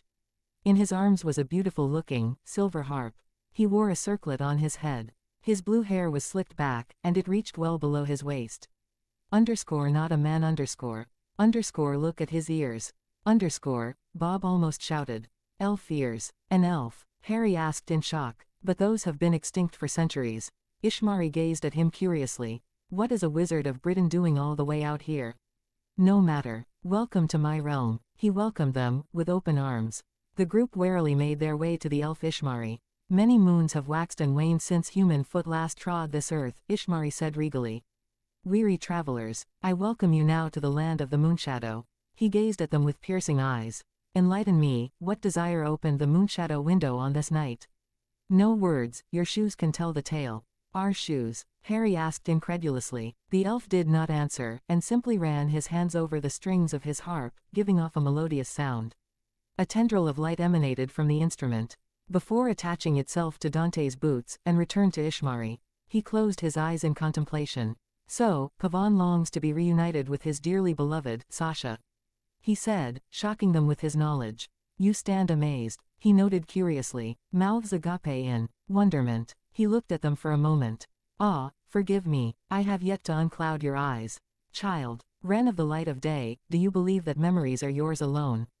Ishmari asked. What? Harry sounded shocked. How could his memories not be his? Your clothes, houses, tables and chairs, he explained patiently. The sky, the land, they too remember each passing day. Silently, they sleep in a dream world of memories. He forged on. The moon's light may give shape to these dreams, these memories. Can you help us reunite with his late wife? Dante implored. I cannot stir this daughter of the sun from her eternal sleep. He frowned. But perhaps I can end your friend's waking nightmare. He wore a look of determination. Lead me to the castle. He ordered. Lead me to the scene of Pavan's misery. They were back outside on the peak of the hill. So ordinary things like clothes and houses have memories. They have dreams. Jessica asked wondrously. Does that explain the vision I had in the Tower of Alexandria? She stood on Harry's right, while the elf Ishmari floated on his left. The elf gave her a long look. You are Alistair's brother. He concluded, and smiled at her look of shock and slight hurt. Do not grieve for your brother any long, child. He among the stars now. She gave a small nod. And went silent. And you, young wizard. Ishmari regarded Harry curiously. What brings you to this realm? Harry struggled to find words. I don't know. I was brought here by a mirror. I'm trying to find my way back. I see. Ishmari, Ed thoughtfully. Do you know, Harry began carefully, some hope glittering in his eyes. Of any ways to return. Perhaps you could do it yourself. Alas, that power rests with the god-bird Empiria, who has disappeared an age long past. Ishmari smiled sadly at the hopeful-looking young man. I see. Harry tried not to sound downtrodden.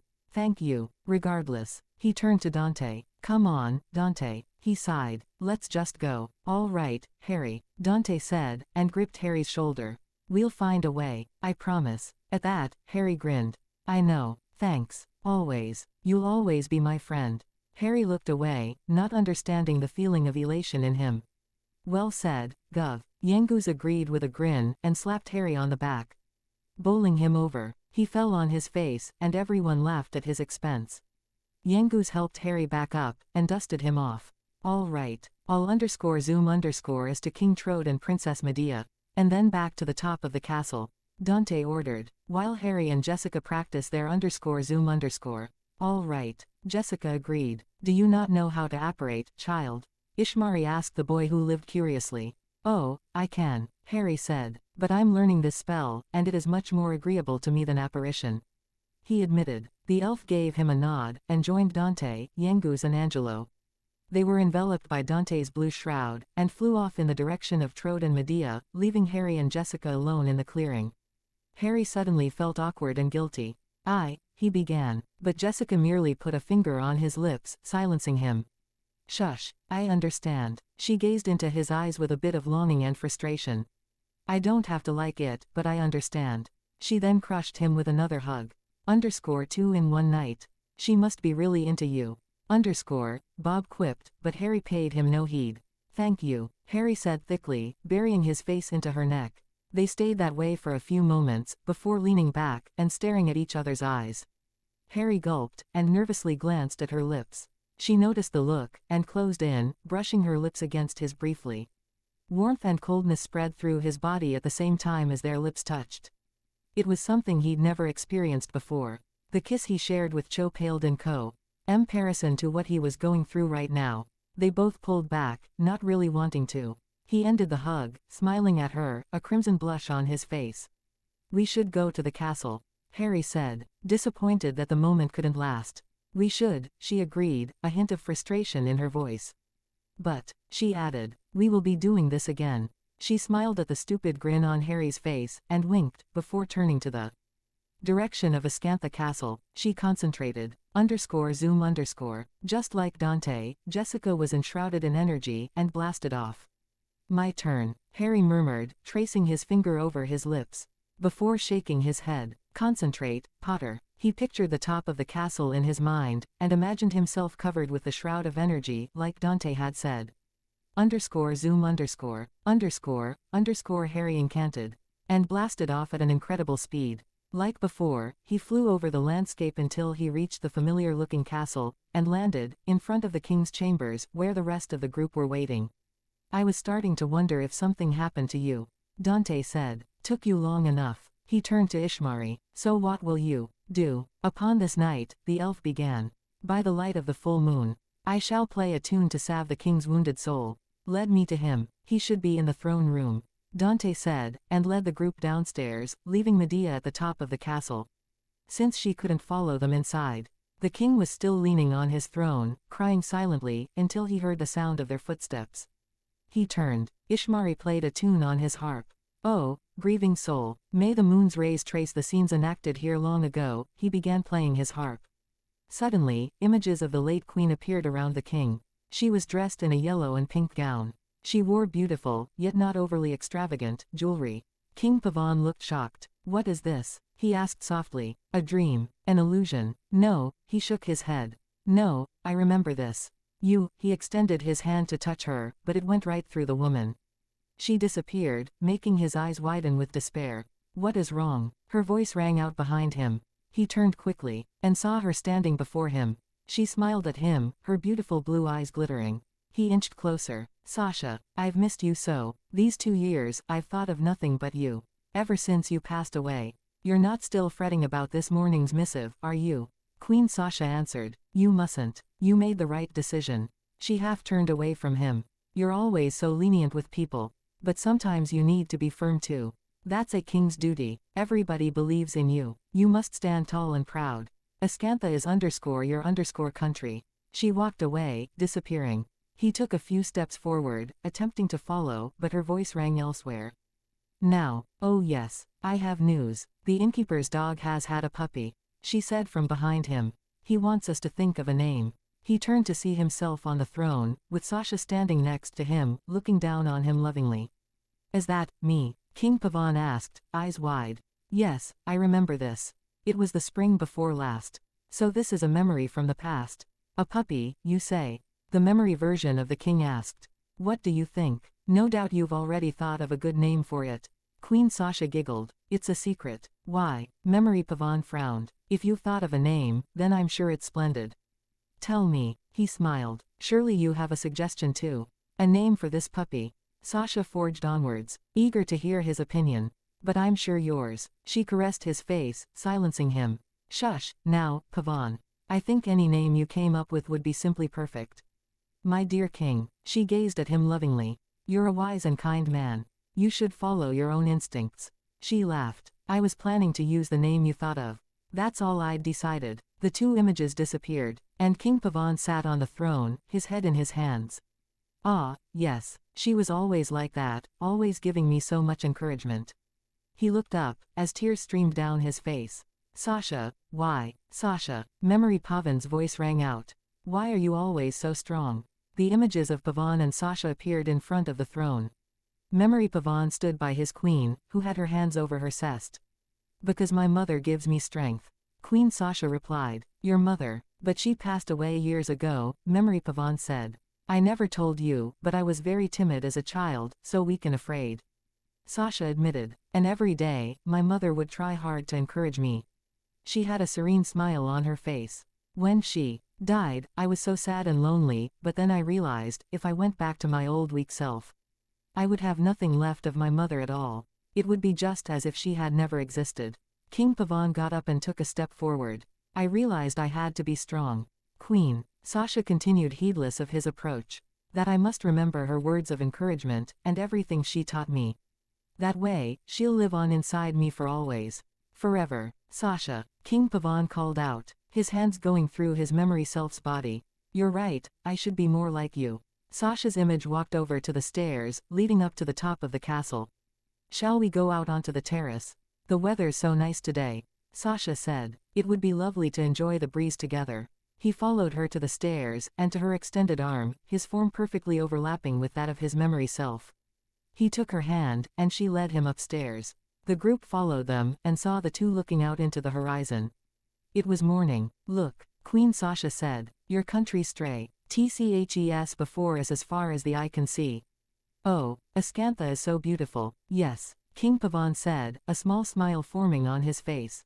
Beautiful, Sasha, so beautiful. She looked at him suddenly. My darling king, for people to live their lives happily, you must be strong. He looked startled for a moment, realizing this was no longer the memory of his wife, but his wife herself, reaching out to him. He attempted to embrace her, but she disappeared when the sun shone on her. King Pavan fell to his knees and crossed his arms over his heart.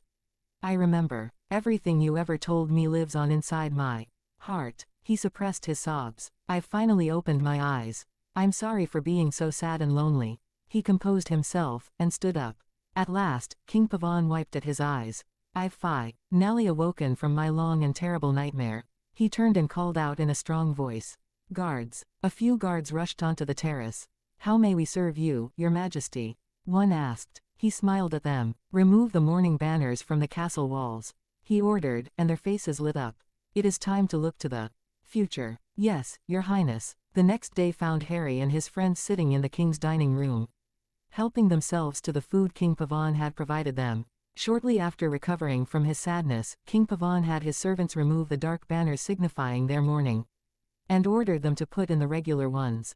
He held a quick meeting with his people, apologizing for his irresponsible behavior over the past few years, and promised to make it up to them. Back to the present. Never again will I forget things Sasha told me, King Pavan said as Yengu stuffed his face, making Dante, who was sitting right next to him, suppress an amused grin. Angelo was seated opposite of Yengu's, enjoying a glass of wine. Harry and Jessica were seated next to him, looking at Pavan as he spoke. The king in question opened his arms out grandly. It felt like a dream, he said. But I believe in what I saw. Thank you so much. It was the right thing to do. Harry waved his thanks off, his actions mirrored by Jessica and Dante. Now I can be a proper king to my people again. If there is anything I can do for you, please do not hesitate to ask. King Pavan ignored their attempts at being humble. Dante, Harry and Jessica glanced at each other to see who would make the request. Dante gave a nod, signifying that he would do it. We are actually after a man named Dolmagus. Dante went straight to the point. He's dressed as a jester, and carries a scepter around. A jester called Dolmagus. King Pavan closed his eyes for a few moments. I'm afraid I haven't heard talk of anyone like that passing through Askantha. I figured as much. Dante sighed. Thanks anyway. I'm sorry. The king apologized, but Dante waved it off, before sitting back down next to Yengu's. Yengu said after taking a bite out of a chicken thigh. Where'd that itchy Marie bloke disappear to? Feels like it was all some kinda weird dream, done it? I don't actually know where he went. Harry admitted across the table. In all the hustle and bustle of the castle staff, I suppose he left. He guessed sheepishly. Bit rude of him to leave without saying goodbye. Angelo said and took another sip from his wine glass. It doesn't really matter. He said he couldn't even help us. Bob said. Some bloody bird is supposed to do it for us. Well, there's nothing that can be done about it, in any case. Dante said, and returned to eating. Are you going to eat that? Dante pointed at some steaks sitting in front of Yangu's, who shook his head and handed him the place. Knock yourself out, Gov. Around an hour later, the group bade the king goodbye, requesting that he contact them if Dolmagus ever turned up. King Pavan had graciously agreed. We didn't really get what we came for, Dante said. But we did some good here. Be proud of that. He looked at his friends with pride as they walked through Ascantha Castle in search of the exit. I feel like I've been dreaming ever since last night, Jessica admitted. I'm happy for King Pavan, anyway. He seems to be cheering up again. And he had a chance to see his beloved queen one last time.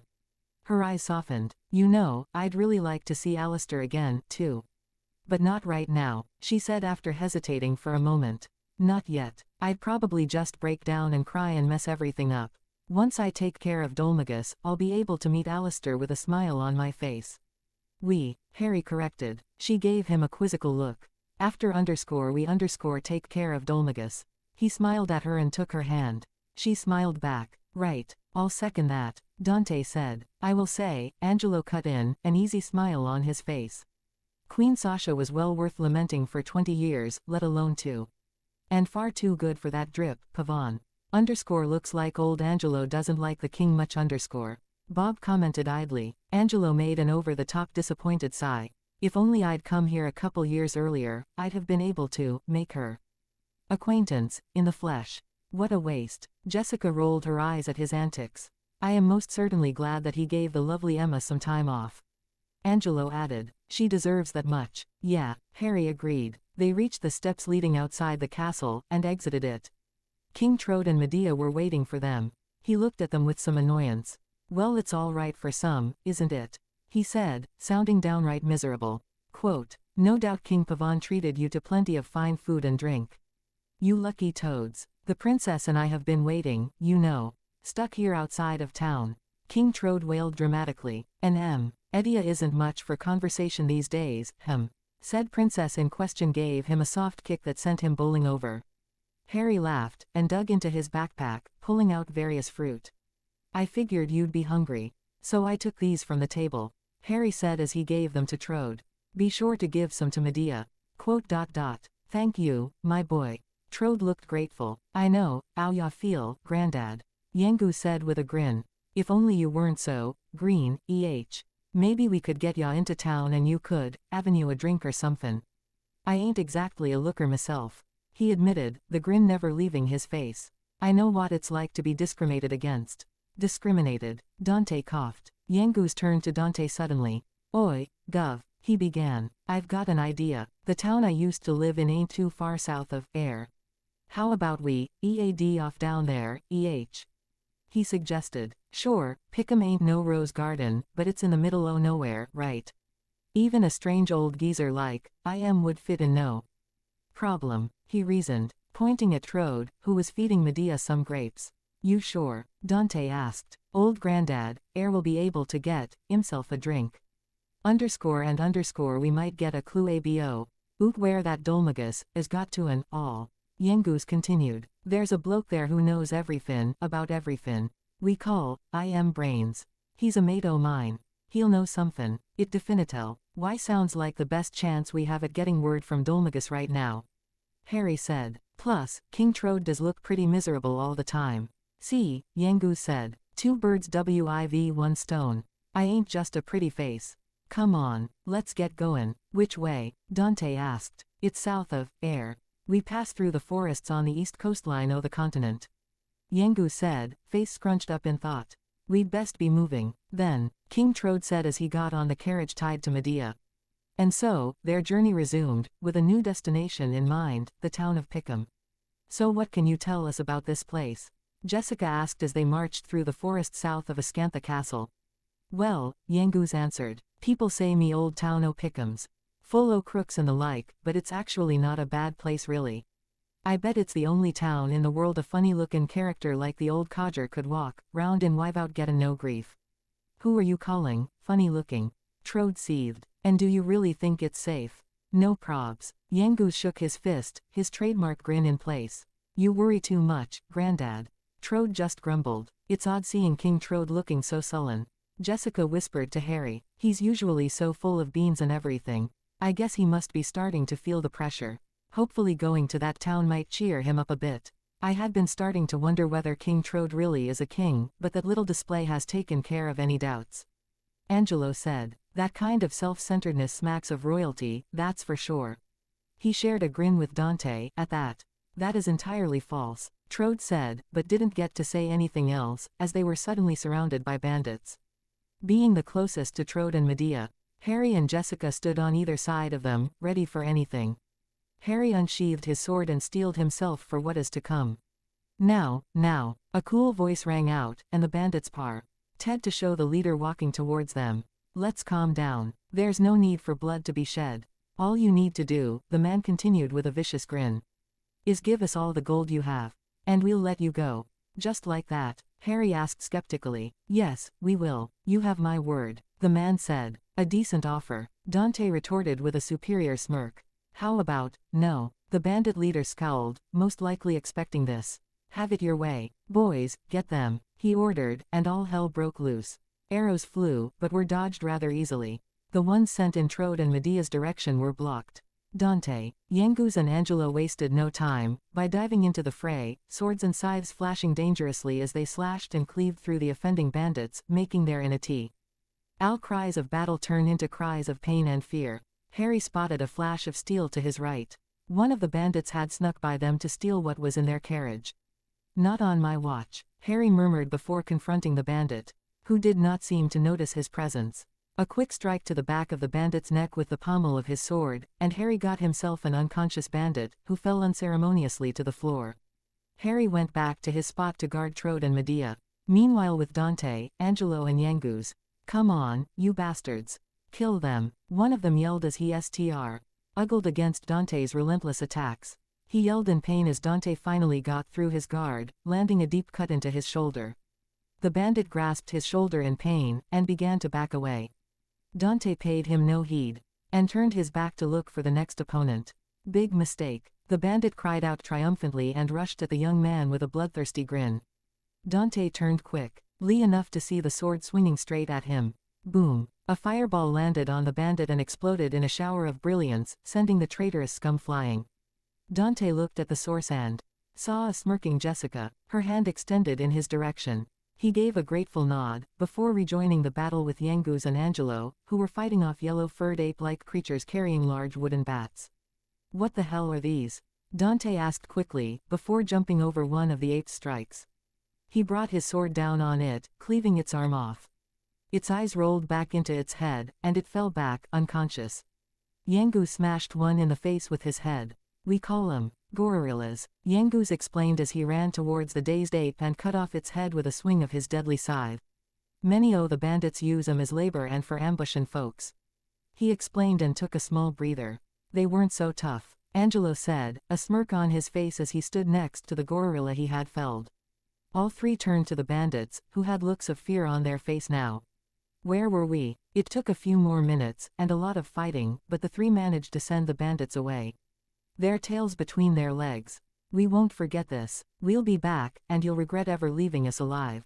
Yeah. Yangoose taunted the retreating forms, and the three allies went back to the rest of the group. Are you all right? Dante asked them with concern. Harry gave a nod. Yes, we only had to deal with one bandit that got through. Harry reported. He tried sneaking by us and into the back of the carriage, but I set him straight. One other bandit did come, but he took his ally and ran off, so I didn't bother giving chase. Sounds bout right. Yangoose nodded wisely. Keep the defenders' attention and get a man to sneak in from beyond. That's what I thought, as well. Jessica agreed. We'll take a few moments to rest up, and then we'll keep moving. Dante ordered. I don't know if they'll come back, but I'd rather not be in the same place if they do. Sounds good. It only took a few minutes before the ragtag group of friends resumed their course. They walked through the thick forest that had no end in sight. The day had passed by them pretty quickly, and they were beginning to get tired, the standoff against the bandits doing them no favors. "We need to find a good place to camp," Dante said, looking around. "I thought I saw a small clearing to the right," Harry suggested. "I'm not sure, though." "I saw it, too," Jessica agreed. "All right, then, let's go." It took a little while, but they reached the clearing Harry spoke of. It was smack dab in the middle of the forest, meaning it was most likely man-made. Not that Harry had any problem with that. He was glad he didn't have to do it himself. Dante excused himself to gather some firewood, while Yengus and Angelo offered to see if they could hunt something down quickly, before the Sioux could set and plunge them into the darkness of the night. Meanwhile, Harry and Jessica set up the tents. Soon enough, Dante came back with the firewood, and, with a quick spell thanks to Jessica, they had a fire going. Some time later, Yengus and Angelo had shown up with a deer and a few rabbits. "Nice catch," King Trode praised, before he began his work at making a stew. The wait for dinner proved itself worthwhile. They sat down by the fire to eat, exchanging small talk, mainly enjoying each other's company. Dante, Yengus, Angelo, Trode and Medea chatted amongst each other, with Medea only answering yes or no questions since she couldn't speak, while Harry and Jessica cuddled next to the fire, kissing and talking softly to each other. The two stayed that way for most of the night, and when it was time to sleep, they regretfully disengaged from each other, and went to her respective tent. _unknown location, _ "Ah, you're back." Dolmagus' voice rang out. "Yes, master." A man kneeled before him. His face was hidden in the shadows. "Well," Dolmagus sounded impatient. "We did just as you said." "But," the man trailed off, fear seeping through his voice. "So you failed." "Yes," the man admitted. "We ambushed them, but they were just too strong for us to handle." "I have no need for your excuses." Dolmagus spat, and the man cowered pitifully. "Leave." The man scampered out of the room so quickly it was almost comical. King _Toad_ and his underlings are becoming bigger nuisances than I had anticipated. A good night's rest seemed to be just what the doctor ordered. As the group moved through the forest at a pretty quick pace. Either that, or they were just sick of the place. Harry couldn't really blame them. Sounds came from everywhere in this forest, driving them insane with paranoia. Plus the bug bites were a bitch to endure. Remind me to kill Yengus for ever suggesting we go to pick 'em. Bob whined, and Harry nodded in agreement. "Ah, there it is," Yengus exclaimed in triumph. "There is what?" Dante asked. "Look, Gov." He pointed ahead of him. "See, we reached the dirt path. This air leads to pick 'em."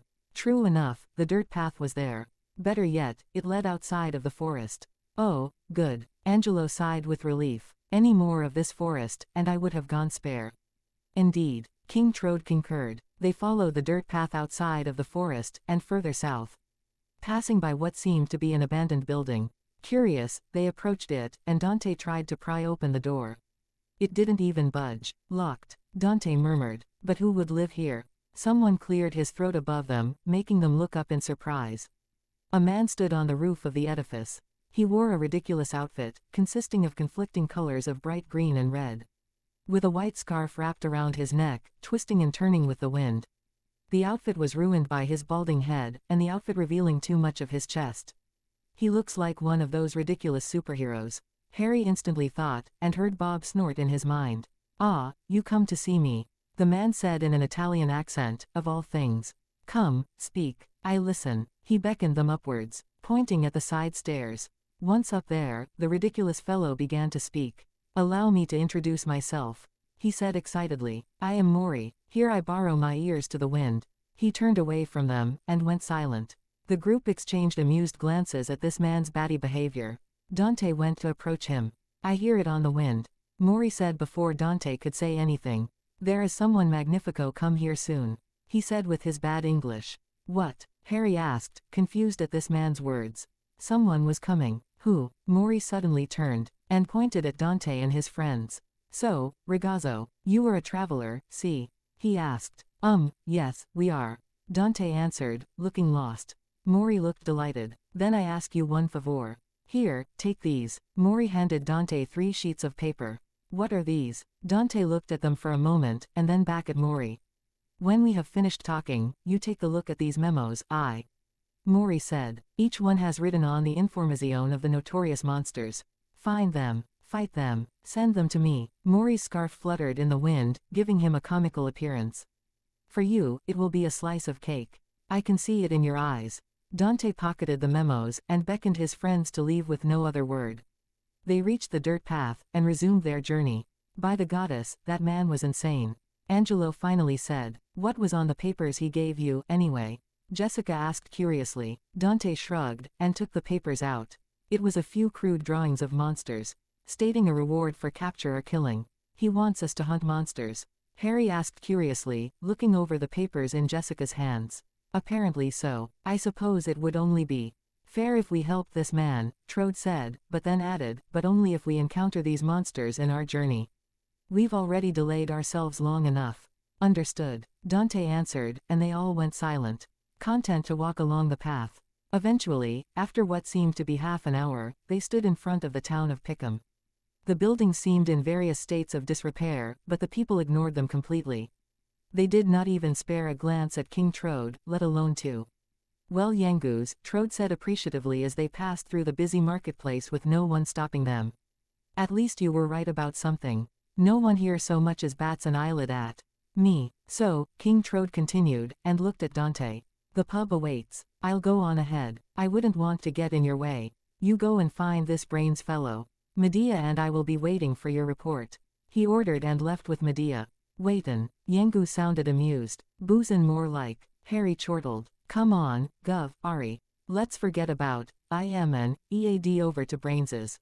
Some of us, Avenue gotta keep our minds on the job, We gotta find that Domagus, Yengu said. They walked around the town, taking in the sights. You know, Yengus, Harry addressed the man. You've never told us much about your life before meeting Dante. I mean, other than you were a criminal. He said the last part hesitantly. But Yengus detected no actual malice from his friend. I was one of a thief back when I was livin' Yengus said proudly. A real top-class bandit. But I got fed up with all that criminal stuff. So I decided to wash me hands of it and leave Pickham for good. He looked around in wonder, most likely taking in the changes since his departure. Goddess, how long's it been since I was last He wondered aloud. It feels funny bein' back, I can tell ya. This place is filthy. Angelo sniffed disdainfully. Let's just find this information dealer, Brains, or whatever he's called, and bid farewell to this stench as quickly as we can. Finding Brains was easier said than done, however. Pickham Town was a veritable maze, and it was thanks to Yengus that they were not lost right now. A bulky, dark-skinned man had threatened them to pay up to pass through the marketplace, but Yengus set him straight by kneeing him in the stomach, bowling him over easily. They wandered through the stores, with Dante and Yengus eyeing some wicked-looking swords, while Angelo looked bored. Harry had the misfortune of being dragged to the clothing store. His misfortune turned to fortune, however, as he was treated with Jessica trying out several outfits. When asked, he admitted he liked every single one she tried on. She grumbled something about men being utterly useless at fashion, ND picked one set out of the 5 she tried. It was a dancer's costume, which consisted of a white tank top that reached just above her midriff, showing off her beautiful curves, and a long, red skirt. They attempted to look for Brains once more, but it seemed every hiding place Yengus knew about was empty, or had the wrong person. They were currently about to try his home. Yengus led them onto the roof of a building, which was connected to several others by bridges. Yengus explained it was the only way to reach his place. They finally got there, and Yengus knocked loudly on the door. When there was no answer, Yengus simply opened the door, looked around for a bit, and closed it. Well, he turned to Dante. This is Brains's gaff, but it looks like he ain't own. Oh well, we better get CK to the pub and ask the old codger what he wants to do. With that, they gave up looking, and decided to meet up with Trode at the bar he was currently at. Yengus led them through the streets quickly, and they reached the place in no time. Medea stood outside, looking bored. They greeted her with a smile, and went in the bar. The place looked completely trashed. Broken bottles lay on the floor, which was littered with wine stains. Many tables and chairs were left overturned, and the walls were in disrepair. King Trode sat on one of the stools, enjoying a mug of beer. They all sat around him.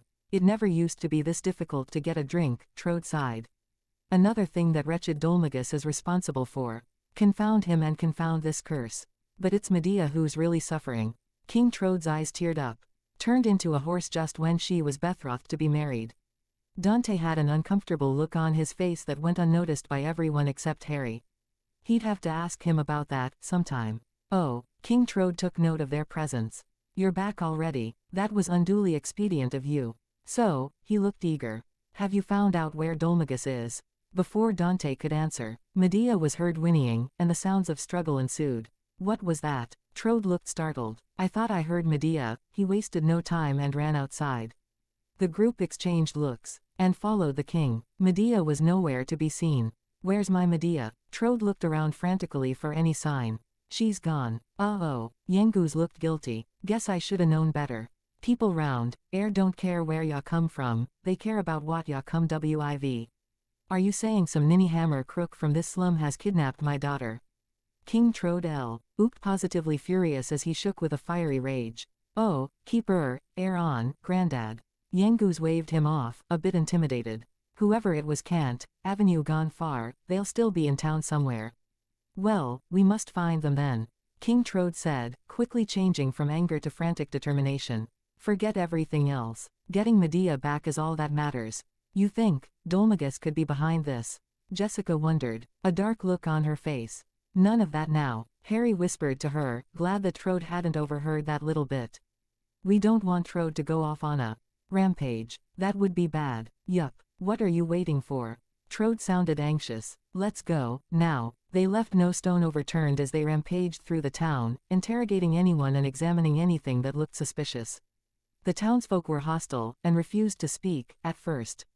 But then, Yenguz, convinced, each and every one of them to share any pertinent information they had.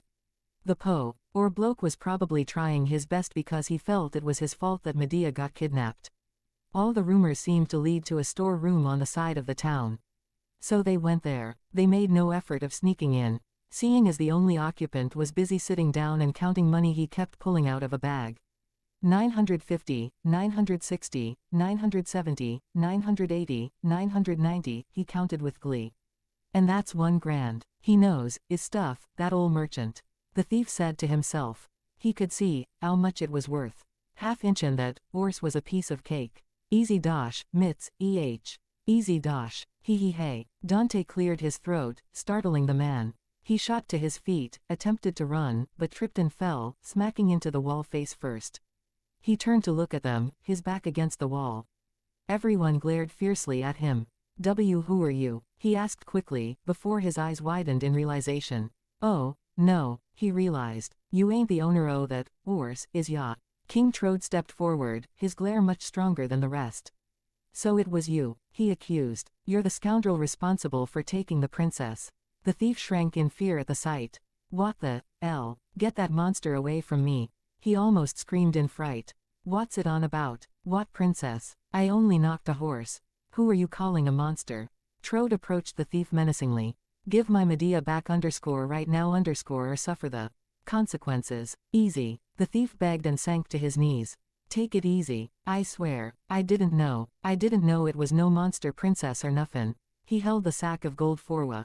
Rode in a panicked attempted to appease the king. Here, Avenue it all. This is all the dough I got for it, I swear. Just don't hurt me. If anything, Trode seemed more enraged. What? You sold my daughter. That's it, Dante. He barked and pointed at the thief. Slay this worthless wastrel. Overreact much. Bob quipped with amusement. Harry did not laugh nor did he acknowledge the attempt at humor. The tension in the air increased to dangerous levels, before Yenguz unceremoniously picked King Trode up by his clothes. Hold Orzes, Grandad. Yenguz began but winced. Sorry, take it easy. This torag ain't good enough for the govs. Sword. He set the king aside, and turned to the thief, cracking his knuckles. Alright, you, he growled out. Let's ear it. Sell it down Beggar's Alley, did ya? To old Dodgy Dave, Why yeah, that's it. The thief admitted, shaking with fright. No, do ya?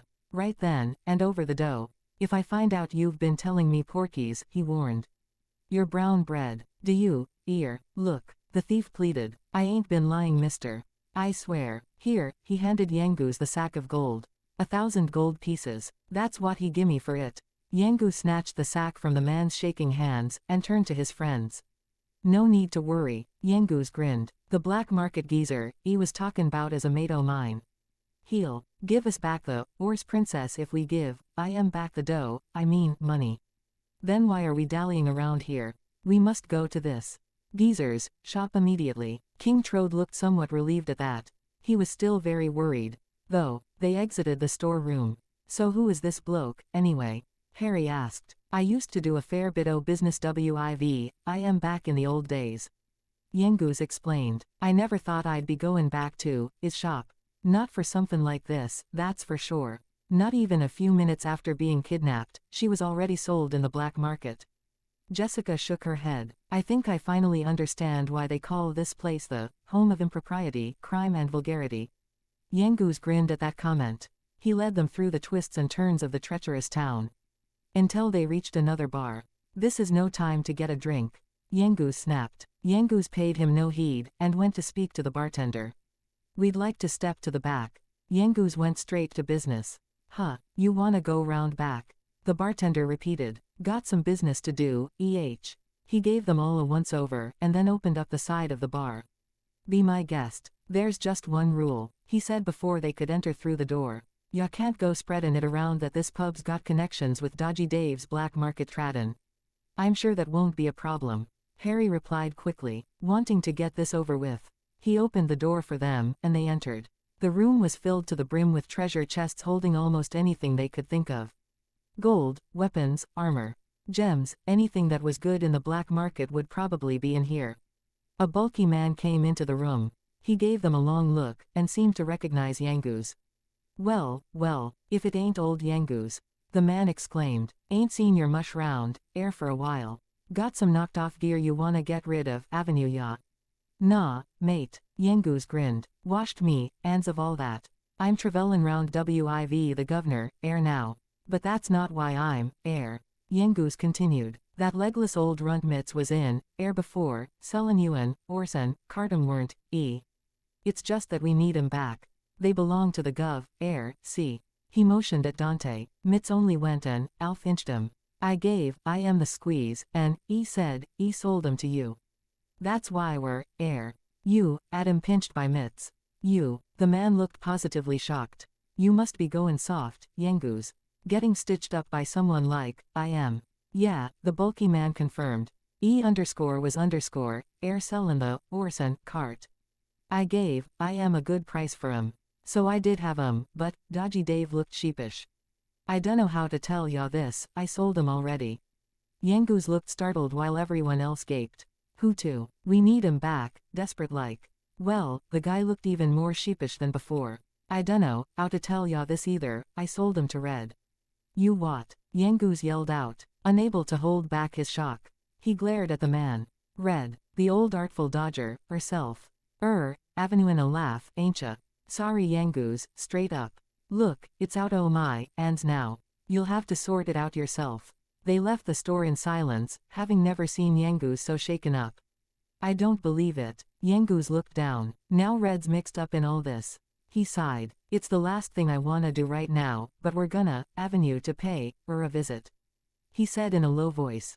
She lives in a gaff southwest o' town. Nice little pad, it is. Slap bang wallop in the middle of a lake. Harry shook his head, having never seen his friend act this way.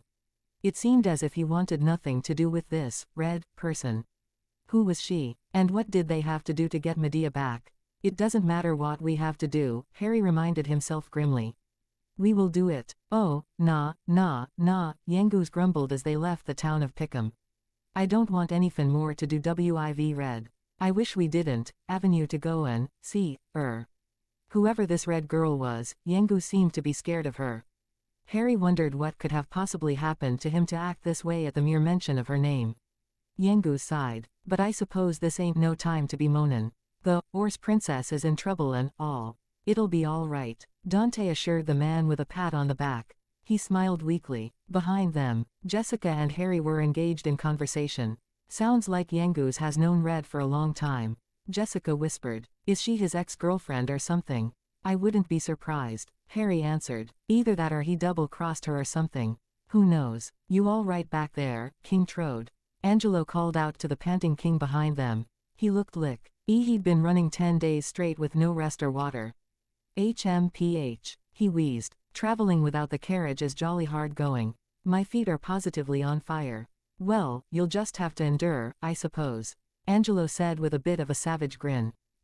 Trode didn't know how to answer that, so he changed the subject.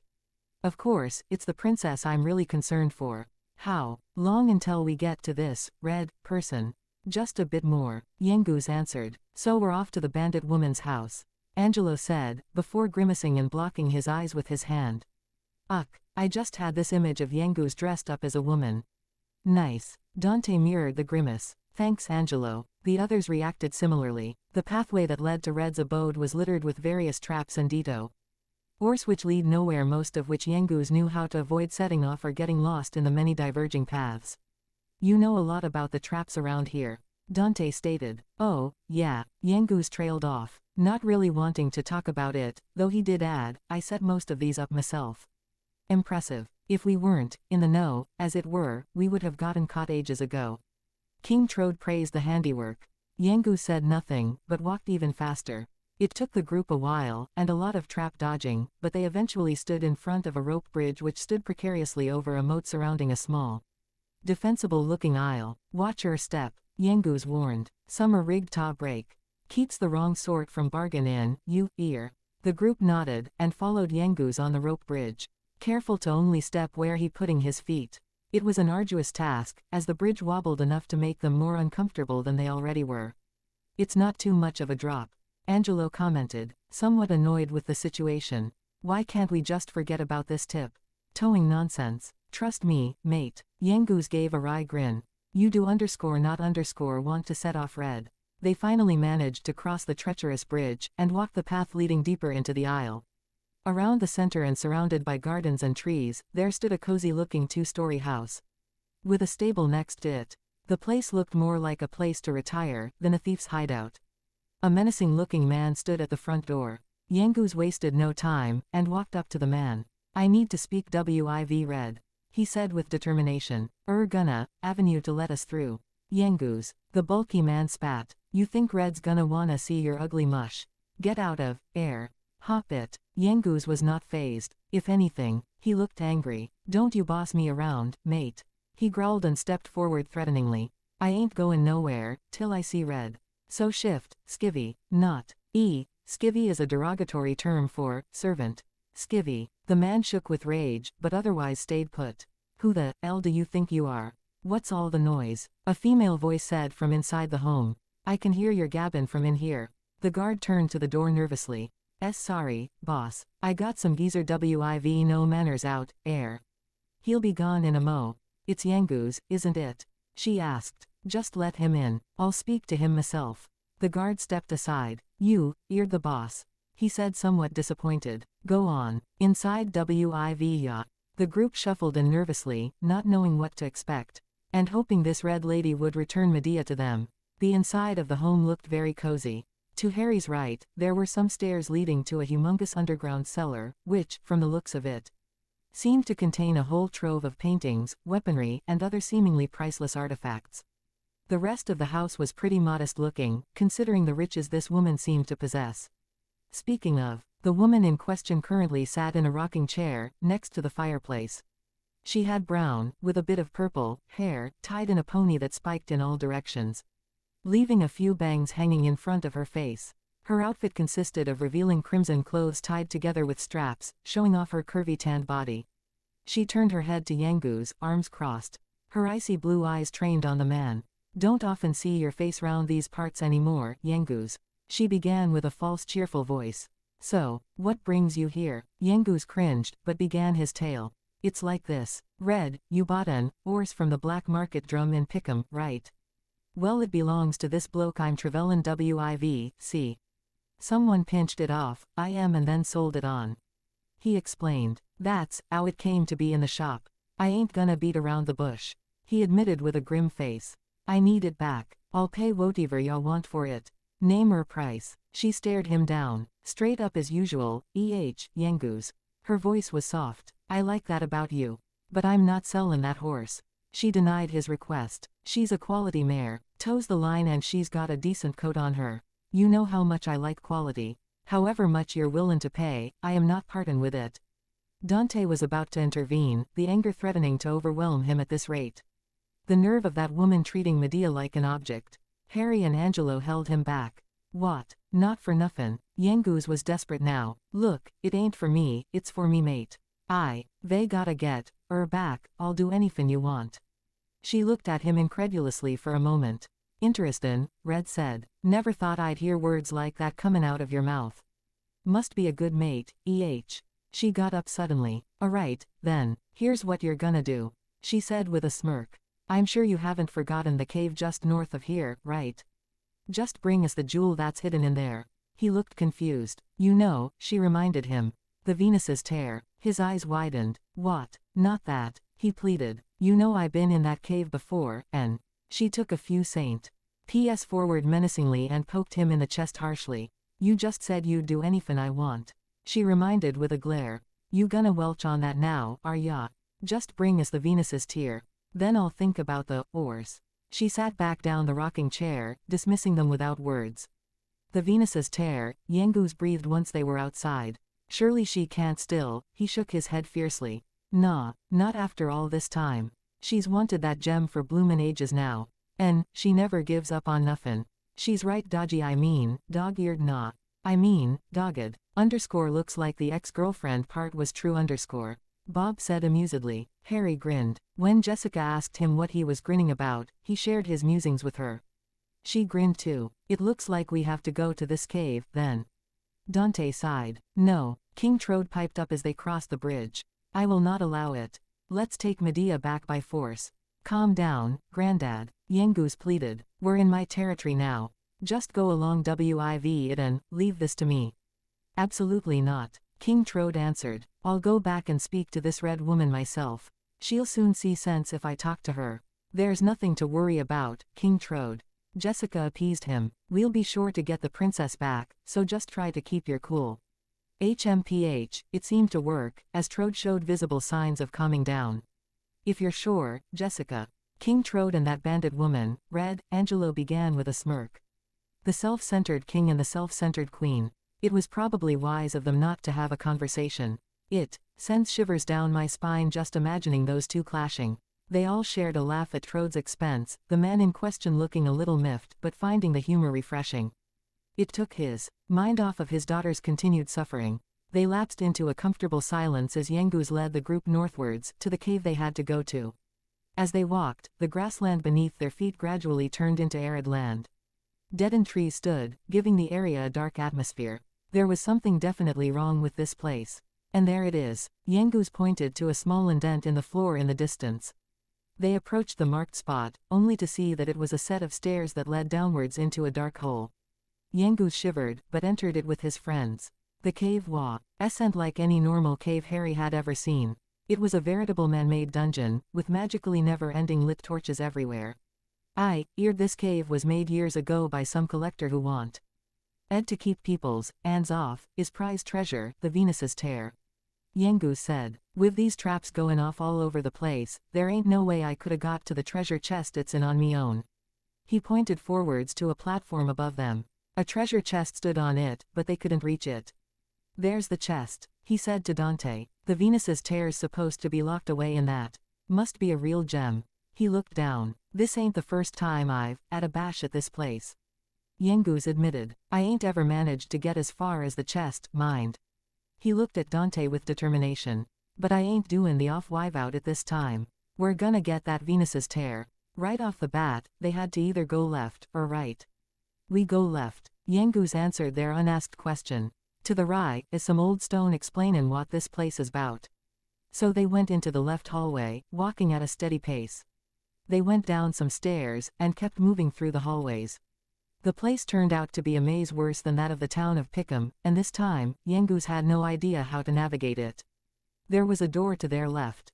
Dante went to open it, but couldn't grasp the handle. What the hell? Oh, that. Yangus noted with a wry grin. That, gov, is a painting that looks like a door. They wandered around some more, looking absolutely lost. Some of the paths lead to dead ends, while others diverged into 3 different paths, which diverged into paths of their own.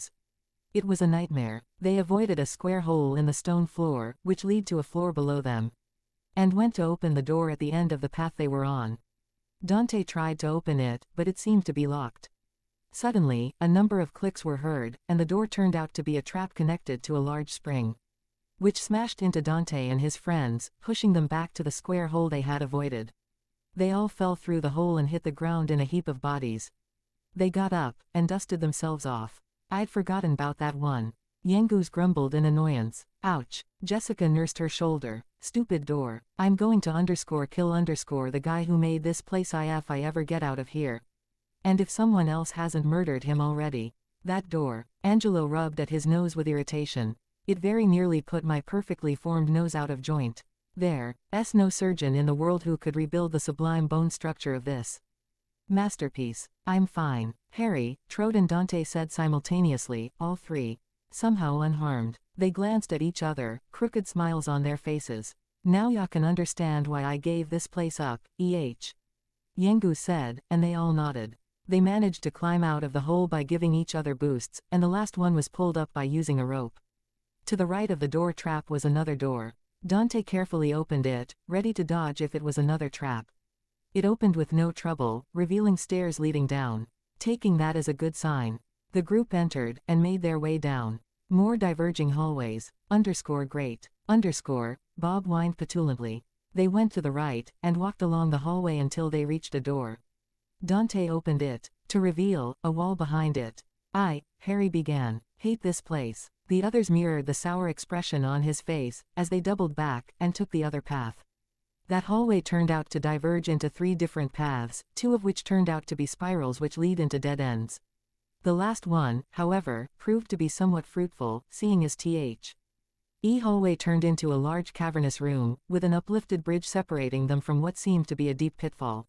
A statue stood in the corner, looking out of place. There were no switches to lower the bridge, so Yengus tried doing it the old-fashioned way. What, you ask? Well, by smashing it downwards, of course.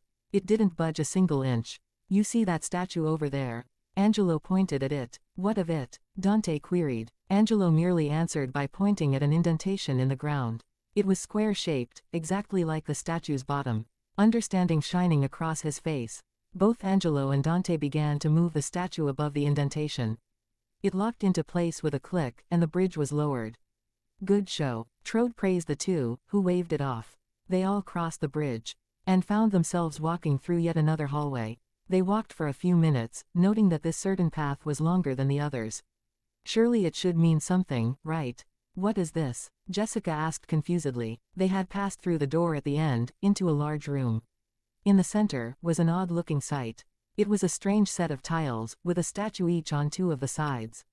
Next to them, there was a sign that said, "Look to the sky above to see the path." They all looked up to see a small square hole not quite in the center of the ceiling. It seemed to be in perfect alignment with one of the tiles. Interestin', Yengus said. I reckon if line up the statues on that tile, we'll go straight up. It's worth a shot, Dante said after a few seconds of contemplation. So, Harry and Angelo pushed one of the statues, while Dante and Yengus pushed the other one. Once they were aligned, they walked to the tile in question.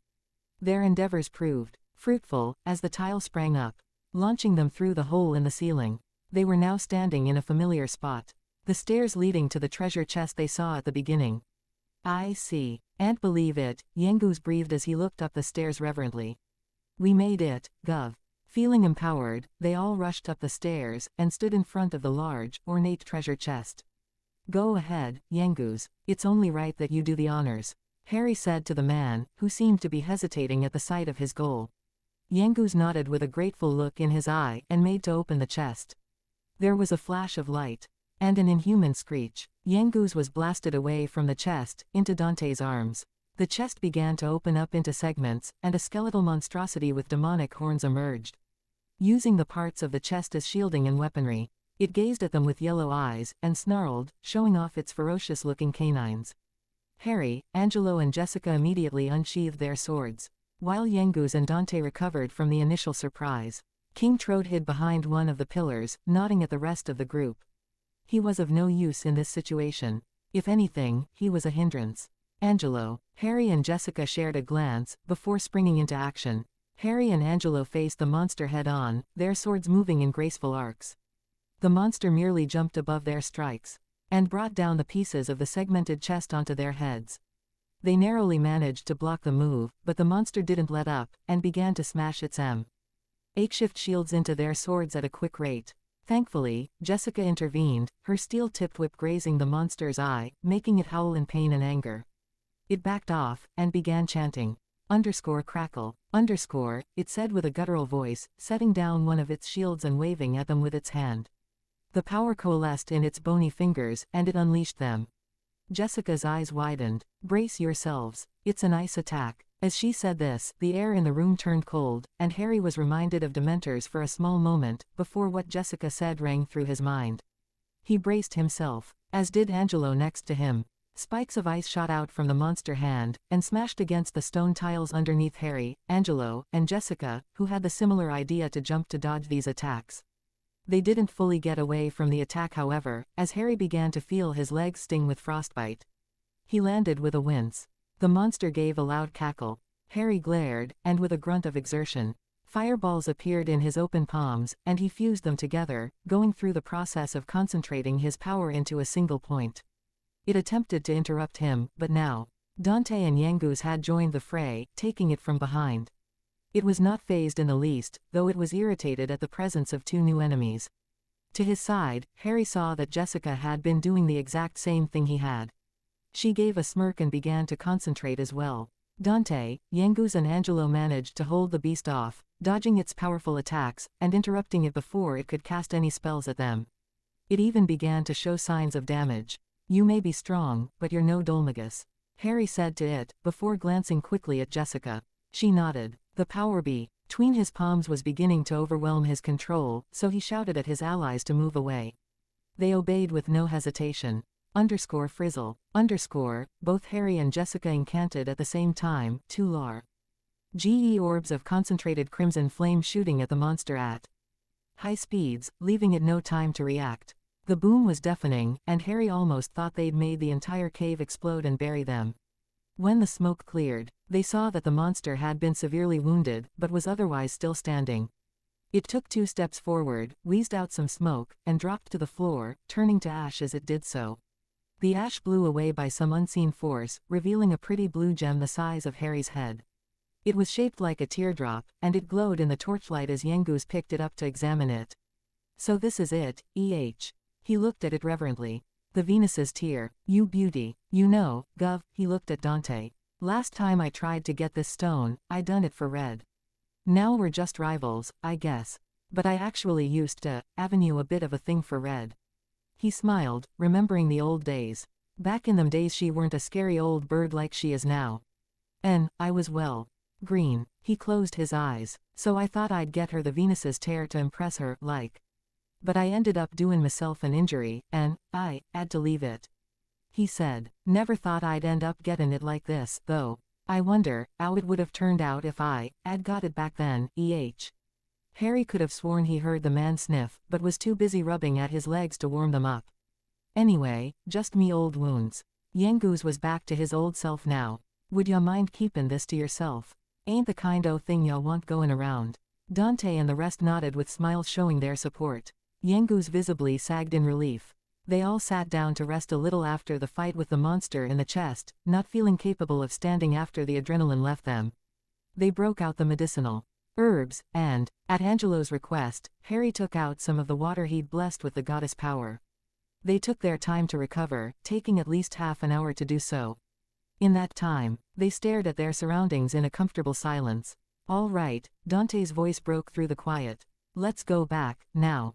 We've rested enough, and it's best not to keep Princess Medea waiting. I am not excited at having to walk through this dreadful maze once more, Trode said with a sigh. But we at least have the gem now. Oh, no, King Trode. Dante said. Come here, and I'll use _escape_ to get us out quickly. Oh, splendid idea, my dear boy. Trode grinned and bounded to the bandana-wearing young man, the rest following. This spell is a bit different than _zoom_. Dante began, and Harry immediately knew it was addressed to him and Jessica. While using _zoom_, you need to picture where it is you wish to go. To cast _escape_, on the other hand, you need to think about wanting to leave the area.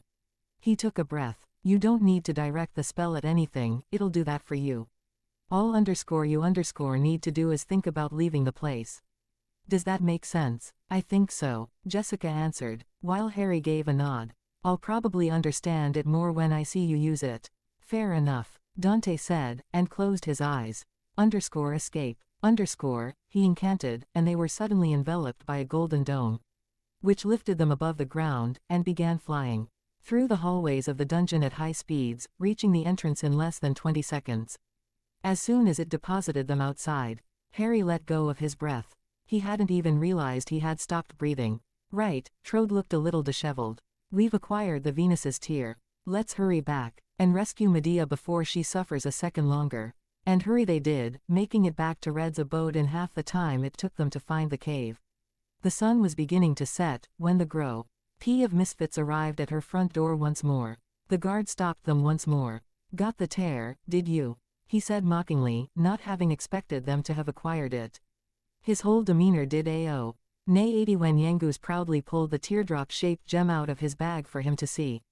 You got it. I don't believe it, the man almost yelled. So it's the real deal then, that Venus's tear? Aye, was Yangus' answer. Crikey, I was sure you lot was gonna give up and do a runner. He looked at them in a new light. There's more to ya than I thought. Please, get in. He opened the door for them, and they entered without another word. Red was in the exact same spot they'd seen her in when they left. It seemed as if she'd not moved an inch. Yangus ran to her, showing her the large gem. There, I got it, he said excitedly, the Venus's tear glowing blue. The Venus's tear. She got off her rocking chair and took the gem, examining it with the same critical eye Yangus seemed to have. Now that is quality, Red finally said in an impressed voice after finding no flaws. Oh yes, this is the real deal. Well, Yangus, you excel yourself. Yangus had a self-satisfied grin on his face. Now, and over the Orson cart like you promised. She frowned suddenly. I never promised that. I said I'd think about it when you brought me the goods.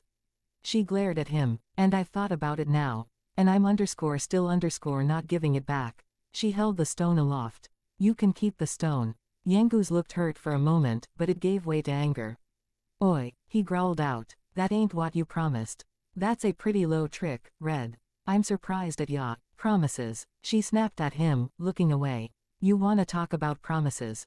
If I remember rightly, you promised me ages ago you'd bring me that stone. What? That was years ago. Yangus tried to argue. You can't dredge up the past like that.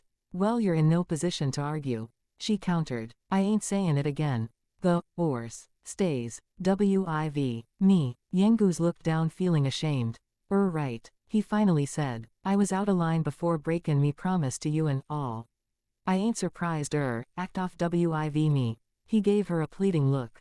But this ain't just about me now. I can't leave wive out the horse. It's for the gov. He dropped to his hands and knees, an act that surprised everyone in the room. Look, his voice broke.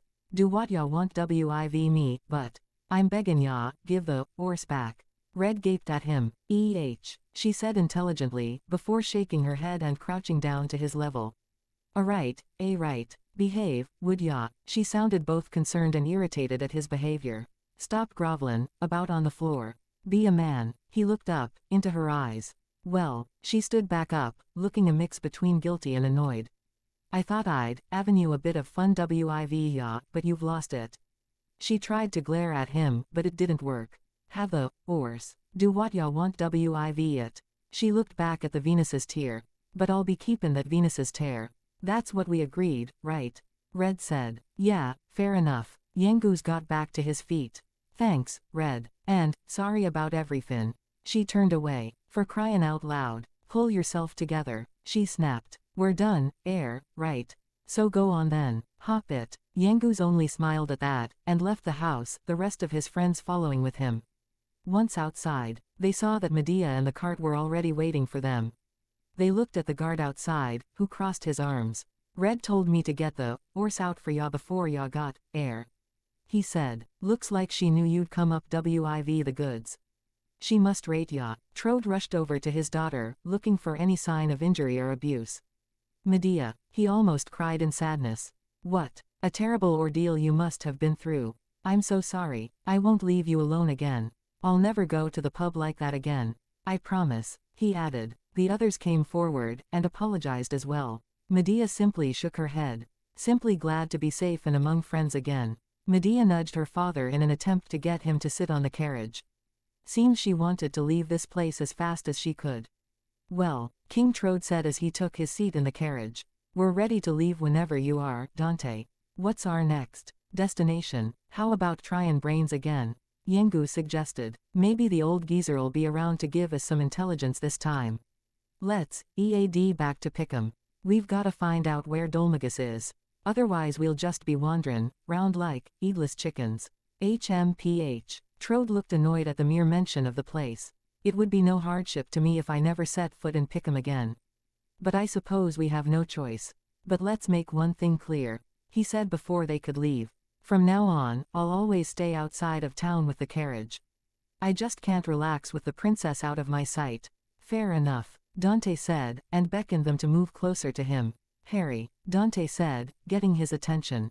I want you to use _zoom again, but this time, I want you to move _everyone_. Quote. You think I can? Harry asked uncertainly. I'm sure of it. All you need to do is extend the shroud to everyone, like you saw me do before. Okay then. He stood in the center of the group, and concentrated on the entrance of the city of Pickham. He imagined the shroud covering not only him, but all of his friends as well. It took a while to visualize the size of the shroud, but he eventually managed it. Are you all ready? Harry asked. They all answered with positives. Then let's go, Harry said. _zoom. The blue shroud of energy appeared, big enough to envelop the entire party of friends. They lifted off the ground, and blasted off in the direction of Pickham. A few minutes later, they landed softly in front of the home of impropriety, crime and vulgarity. They bade goodbye to the king and his daughter, before entering the town of Pickham once more. In search of information on Dolmagus. Navigating the streets took a bit of time, but with Yengu's help, they managed to get to Brain's place quickly enough. Yengu's knocked on the door. Come in, a voice came. Yengu's turned to give his friends a grin, and opened the door. The man was certainly not what they'd expected. Instead of dirty beggar, or a bulky bully, it was a thin, small man with glasses that greeted them. His hair was combed, and he wore a red tie over a neat-looking robe, giving him a scholarly appearance. He seemed to be reading from a book. Yengu stepped forward and bowed in respect. Hello Brains. Long time no see. Back at last, Yengu's even seemed to be making an effort to speak correctly. Well, Brains said in a cultured voice. Look who it is. You came when I was out, did you Yengu's? I'm sorry I wasn't here. But you're back again, he noted. So if I'm not mistaken, you must be in need of some information. Am I right? Always on the ball, Brains. Yengu's praised, before moving straight to the point. We're looking for this bloke who looks like a clown. Yengu's explained. Goes by the name Dolmagus. He's a slippery customer. Keeps getting away from us. Have you heard anything? Brains adjusted his glasses for a moment. Yes, I've heard about him. Brains confirmed. The criminal responsible for murdering the abbot of Myella Abbey. No less. Angelo shifted uneasily at this. Do you know anything? Angelo asked the man, who nodded. My sources report seeing him walking over the surface of the sea toward the western continent. Brains answered. The western continent, Yengu's repeated. That's a bit easy, innit? Can't ya be more specific? Sorry, that's all I know. And Brains definitely did look sorry. I wish I could tell you more. Well if you don't know nothin' more, Brains, Yengu's replied. There ain't nothin' more to know. We'll avenue to go to the western continent ourselves. A fine idea, Brains said patiently. But aren't you forgetting something? How do you intend to cross the sea? That threw everyone for a loop. Yengu's looked confused. Did something happen to the ports? Jessica asked. Monster attacks at sea have been significantly worse recently. Brains informed them. All crossings from here and from the northern continent have been cancelled. You could go if you had your own ship. Brains mused. But unless I'm misinformed, you don't. I'd say that will pose quite a problem. Yeah, I hadn't thought o' that. Yengus grumbled. No, I can see that. Brains said with no malice. Well, perhaps I can help you out there with a little snippet of information I heard. He went to one of his many bookcases and pulled out a book, flipping through the pages until he reached what he was looking for. He began to read. Follow the cliffs along the coast to the west from Port Prospect, and you will come to a wide-open wasteland. He said, reading over his notes. According to what information I've heard, there's an old abandoned ship there. He adjusted his glasses. I don't know why a ship would be in a place devoid of water, but anyway, people say it's a magic ship. A magic ship in the middle of the desert. Harry repeated incredulously. Brains only nodded patiently. If you could get it up and running again, Brains suggested. You'd be able to sail anywhere you wanted. You might want to try the path to the west of Port Prospect. It was blocked by a rock slide, but I hear that's been cleared up now. Well, they'd come for information, and they'd received information. But it just wasn't what they expected. Dolmagus was now farther than ever, and the only way to give chase was to search for an ancient magic ship in the middle of a desert. And somehow fixing it before getting it to the ocean. Could they ever catch a break? So here we are, back at Port Prospect. Brains told us to go back here and follow the coast to the west, right? He said we'd find a marooned ship in the middle of a vast wilderness there. Bloody unbelievable if you ask me. Language. Sorry. It was with that small exchange that the assortment of allies began their next quest. It was already midday, as they'd spent the night at Pickham, and trained in the morning. Since the time Harry was on the boat which was sailing from Port Prospect to Peregrine Key. He was training every morning in order to get stronger. Dante, while still beating him in their spars, had told him he'd become a force to reckon with once he built up more strength and speed. His fire magic had become much easier to manipulate the more and more he used it. He'd taken a page from Jessica's book, and had begun to juggle as many balls of fire as he could. The task, while seemingly simple, turned out to be incredibly difficult, as he had to keep his mind on the trajectory of each ball and make sure it didn't stray from the path he wanted it to. Harry had gaped when he saw Jessica juggle 5 different balls of fire, in opposing directions, at different tempos and angles. She merely said one of her attunements was fire, and that she had been practicing for years. Attunement, she had explained, is your body's natural affinity to a certain element. What that means is, you'll find it easier to cast certain spells. For example, a fire elemental could saws T_frizzle_ with only a few weeks of training, whereas a wind elemental who had no attunement to fire would take a long time to even learn _frizz_. On another note, she'd said, there are some neutral spells as well. Spells usually meant to support others you are traveling. For one, there is the _heal_ spell, which is very useful in a number of situations. Some, like my _sap_, reduce my target's defensive power. There are also spells which increase your strength, speed, reaction time, and more. It had made sense to him. Then came the obvious question. What were Harry's attunements? She had shrugged unhelpfully. Your fire element is very strong, since you were able to replicate a _frizzle_ after seeing it once. I could only guess if you have any other attunements. You would have to attempt to learn the basic spells of each element to do this. As it turned out, Dante was a lightning and fire attuned, though he never delved too deep into his lightning nature yet, despite admitting. He was much more attuned to lightning than fire. Angelo was wind and lightning attuned, and Jessica was fire and ice. Yengus had no attunements, since he preferred to fight physically. Aside from his magic and sword training, Angelo had begun to teach him how to harness the holy power he possessed. After he had learned how to bless water, Angelo taught Harry how to erect barriers using his holy power, which Bob began to call spirit energy. Angelo tested its strength, and was surprised to note he had met significant resistance as he tried to break through. His spells were reflected at him, and it took all his strength to make a small crack. He eventually did break through, leaving Harry sweating buckets due to the insane drain it posed on his body. When Harry had mentioned this, Angelo had a sinister smile on his face and said that they'd simply increase his reserves. Harry answered with a shudder. Back to the present. This takes me back, King Trode said as they made their way to the west. The scenery here reminds me so much of the old days. My beautiful castle, my faithful subjects, oh, I can't bear it, Medea neighed sadly. What's with the cryin', Grandad? Yengus asked. Give it a rest, will ya? Oh, do be quiet, Trode sniffed. I just had some dust in my eyes.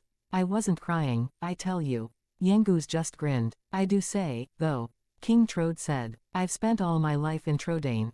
But I've never seen or heard of any ship before. Should we believe this informer chap, do you suppose? It's all we have. Dante simply answered his king, who nodded helplessly. EY crossed through the valleys of the continent, fighting off a few monsters every now and then. The path had no end in sight, it seemed. They had been walking for hours, if the setting sun was anything to go by.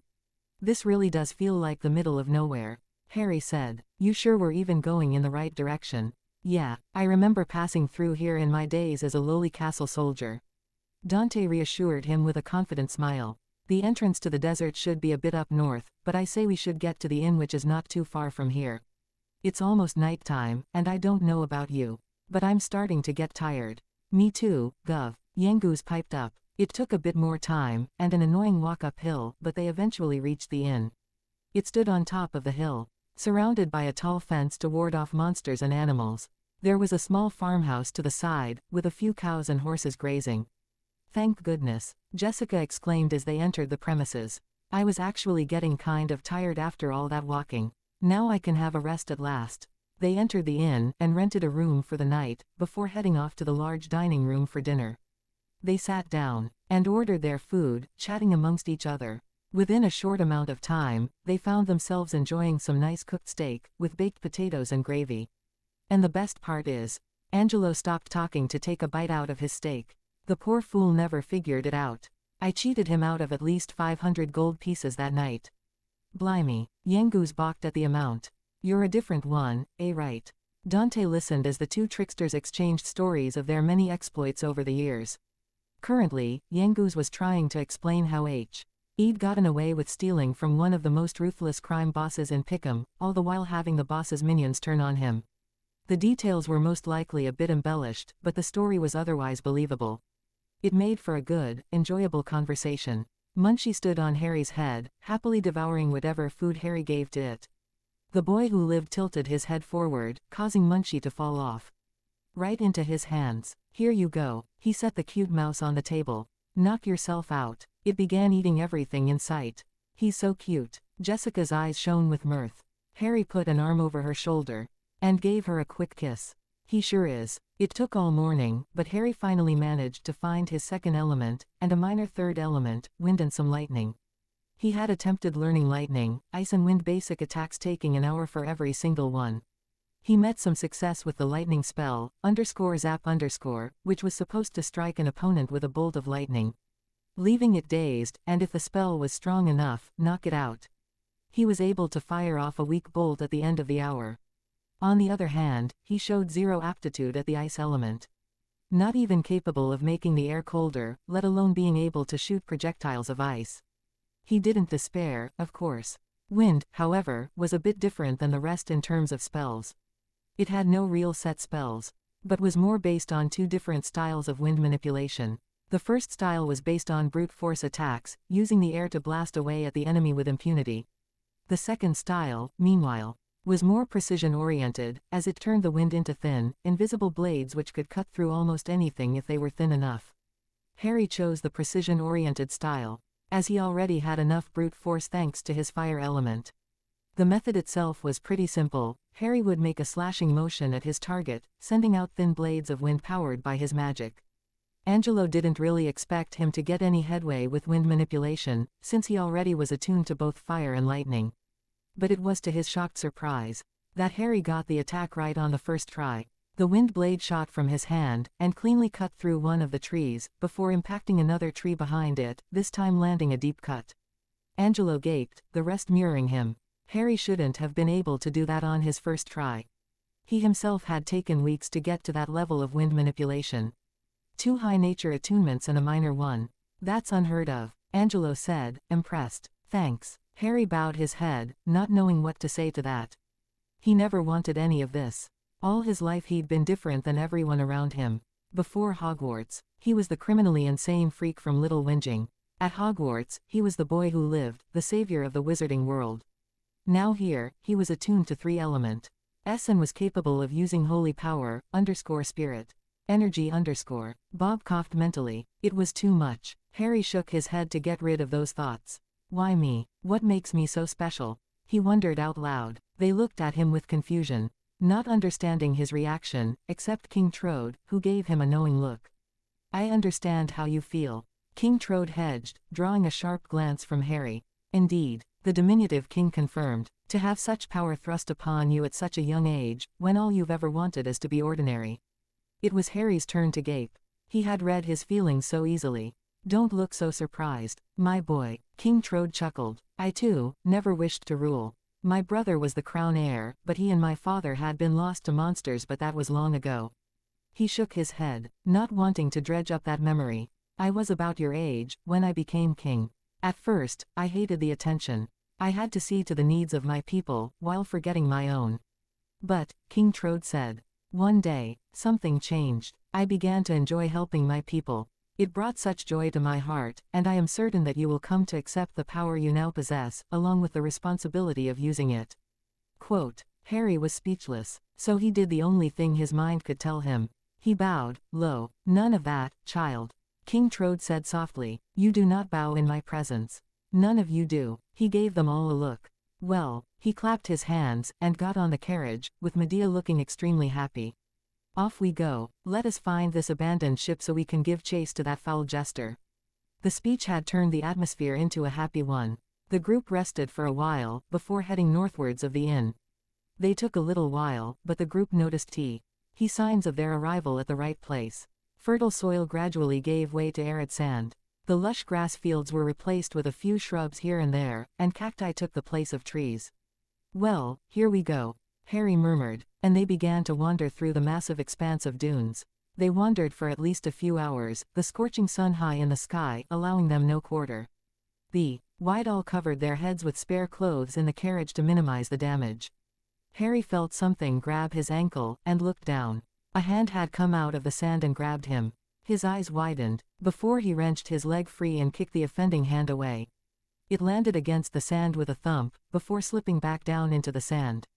Harry was suddenly reminded of an old show Dudley used to watch. What the hell was that? Dante gave an amused chuckle. Those are called hands. They're pretty harmless. Harmless, Harry sputtered loudly. It tried to pull down in the sand. Ma, Dante waved him off with a grin. They have the strength of newborns. Trust me, it was much more content with startling the living daylights out of you. Harry was about to say something else, but Yengus beat him to it. Do you see the? Yengus suddenly said, pointing to the west. The argument momentarily forgotten, Harry squinted in that direction. It was an oddly shaped mountain. Looks like a ship to me. Bob noted. Quote. Looks like another mountain, Dante said, not seeing what was so special. He rubbed at his eyes and looked at it again. Maybe not. I can't make it out. Let's get closer to it, Harry suggested, and they all headed to the west, the oddly shaped mountain growing bigger and bigger. It wasn't a mountain at all, but an old ship covered with sand. Oddly enough, Harry could detect no structural damage. Guess that Brains bloke was right about there being a ship here. Bob pointed out, still disbelieving. Well, I never. King Trode looked surprised. Yes, this must be it. The ancient ship we heard about in Pickham. Trode looked positively giddy. Now we can pick up Dolmagus' hateful trail again. But, he suddenly realized something. It's enormous. How on earth will we get it down to the sea? That's a good question, Angelo unhelpfully said. I must admit, I'm rather stumped myself. King Trode said, if only it wasn't quite so far inland. Would it possible to place the ship on a giant wheeled platform? Jessica suggested. Then we can just wheel it out of here. Good thinking, Harry answered, but then frowned. But we'd have to get it on the platform in the first place. Hadn't thought of that. I know, King Trode exclaimed and turned to Dante. Show me the map. Dante took the map from his backpack, and gave it to his king, who unfurled it down on the sand. Now let's see. He studied the map. Here's my castle. He pointed to a spot north of their current position, though there was a tall mountain range in the way. And we are, somewhere around here. He gave an estimate of their location by looking at his surrounding for a bit, before comparing them with the map. Unbelievable. We're directly south of the castle. I had no idea we were so close to home. King Trode looked thoughtful, before speaking again. We should go back to the castle and see if we can find mention of this ship in the library. We might just find a clue. And just how? Angelo cut through the king's cheer. Are we supposed to get to the castle? There's a mountain range in our path. Unless you're suggesting we scale the mountain. I can answer that for you. Dante said and pointed at the map, tracing a line through the west side of the mountain range. Our men dug a tunnel path in this area, we'll just need to pass through. Fair enough. Angelo nodded, and went back to scanning his surroundings with an air of boredom. They headed westwards, and sure enough, the tunnel through the mountain range was there. They silently walked through it for some time, until they reached the other side. As Harry stepped onto the grasslands of Trodaine, he observed his surroundings. It was a vast expanse of lush forests, with a hill towering above in the distance. On that hill stood a castle. It was covered by a purple-colored fog. Home sweet home, Dante muttered. You was a soldier at Trodaine Castle, weren't ya, Gov? Yangoose asked excitedly. I can't wait to see the place. I wouldn't be so excited. Angelo cut in. I heard rumors about this place. It got cursed and turned into a ruin overnight. Dante merely started walking forward at a quick pace, silently beckoning them to follow. They did. They finally reached the castle, after walking along the main road for the better part of an hour. They went through the long entranceway, and found themselves in front of a large double door, overrun with thorny vines. Dante tried pushing it open. It didn't budge. He looked at Trode for guidance. We can't get in like this, Trode said, and looked at Jessica. Jessica, can you get rid of these thorns with some of your hocus pocus? I guess I can give it a try, Jessica answered amiably, before positioning herself in front of the door. Let's see. A fireball appeared in her hand. Frizz. The ball of flame impacted against the door, and the vines were set on fire, before falling off. There, she looked satisfied. Just don't ask me to get rid of all of them, okay? They walked through the doorway, into the front courtyard. The trees were devoid of leaves. Many buildings were damaged, and overrun with the same thorny vines that were present at the main door. The place looked a mess, and the stench of decay hung in the air. The group began to look around, with Dante and Harry staying behind to talk to King Trode and Medea. Oh, my poor castle, Trode lamented. It used to be so beautiful, but now it's in ruins. And it's all because of Dolmagus' evil curse. That's when our journey began. When the castle's secret treasure was plundered. Flashback, It was night time. A woman stood on one of the castle's towers, gazing out in the distance. Ah, there you are, princess. Trode's voice rang. He didn't look all that different from his current state. He was still very short, only this time he had a head of brown hair, and light skin. I know you like to look at the stars, but it's a little chilly to be outside, Trode said with concern. Perhaps you should retire to your chamber. She turned, her visage hidden by the shadows. Of course, father. Medea gave a short bow. I'll come right away. The two entered the castle, and moved through the hallways, heading to the bedroom. At least, that was what they were going to do, until they came across an unconscious guard. What's this? King Trode approached the guard who was lying face down on the cool stone. What's going on? He knelt by him, to see if he was hurt. Hello, Princess Medea's fearful voice called out. Is anybody there? There's a man injured here. Somebody please call a doctor. No answer. Speak to me. Trode ordered the guard. Tell me what happened here. The guard struggled to find the words. Why your majesty, somebody, he coughed. The sealed chamber. He fell unconscious. Trode was shocked. The sealed chamber. But surely no one would. He stood to his full height, though he was still shorter than Medea's waistline, and headed to the sealed chamber. Medea followed after him with concern. Father, Medea tried. The intruder may still be up there. It's too dangerous for you to go alone. They passed by another fallen guard, making sure to set them in a comfortable position. I can't just stand by and let someone steal it. I know, Princess Medea said, so I'll go with you. I don't know, he began, but caved at her look. Well, if there's no other alternative, They walked up the staircase leading up to the sealed chamber. It was a large chamber, filled with various holy statues, all of which pointed at something in the center. That something was a scepter. It stood in the center of the room, held in place by chains which crisscrossed the room. And an arcane magic circle drawn. Underneath it, in front of the scepter, stood Dolmagus, arm outstretched, his fingers about to touch the scepter. You. King Trode startled the jester, making him look back. What do you think you're doing? I forbid you to touch that scepter. Dolmagus fully turned to face the two.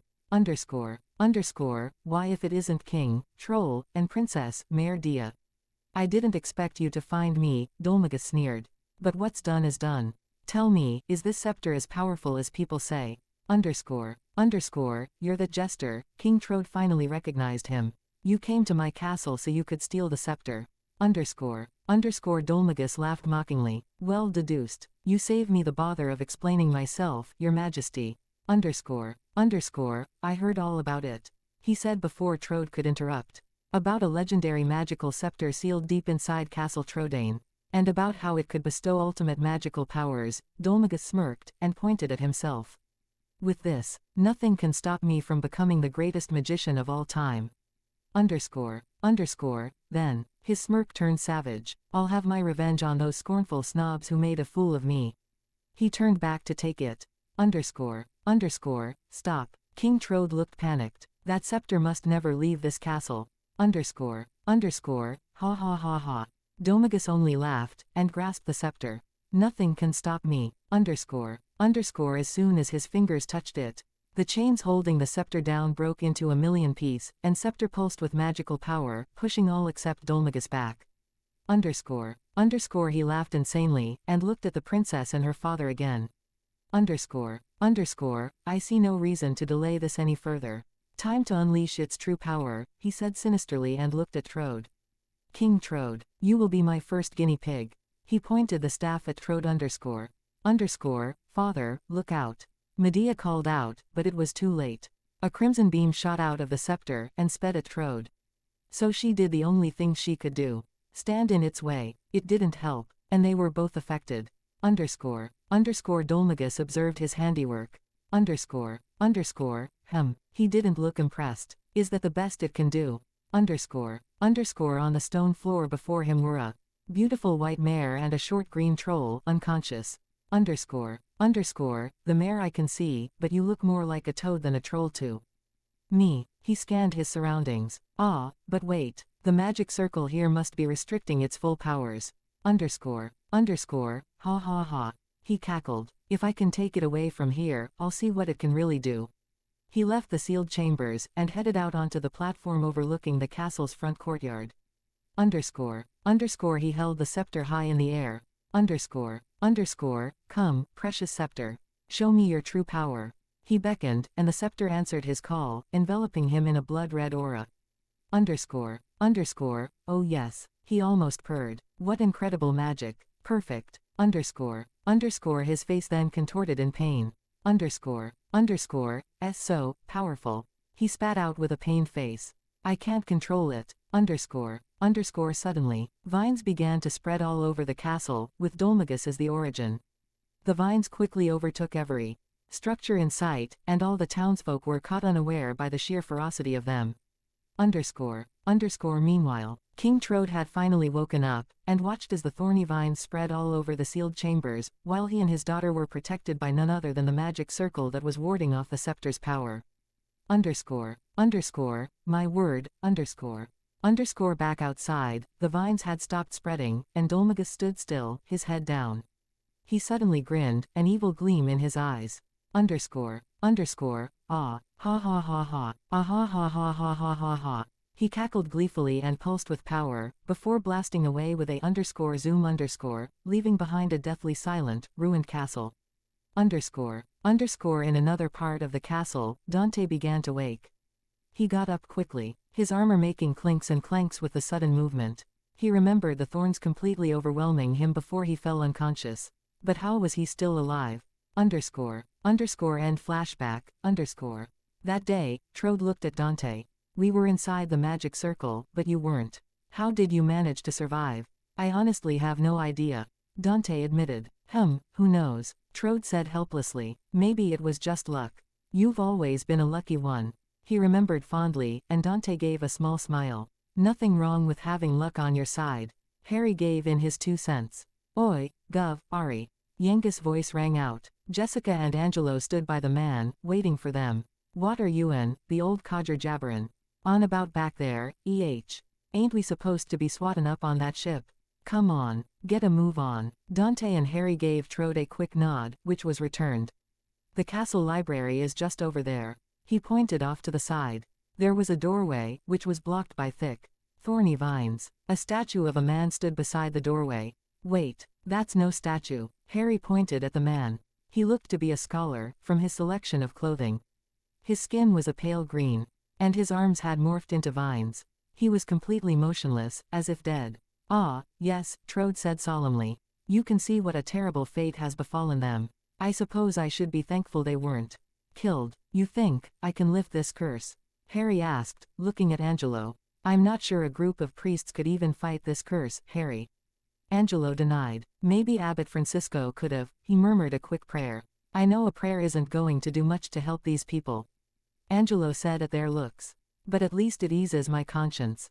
As the door to the library was blocked, they had to go through the long way. The group walked through many rooms and hallways, passing by the many cursed residents of the castle. Their faces were frozen in a mix of shock, surprise, and fear. It was obvious that seeing them in this state tore at Dante's heart.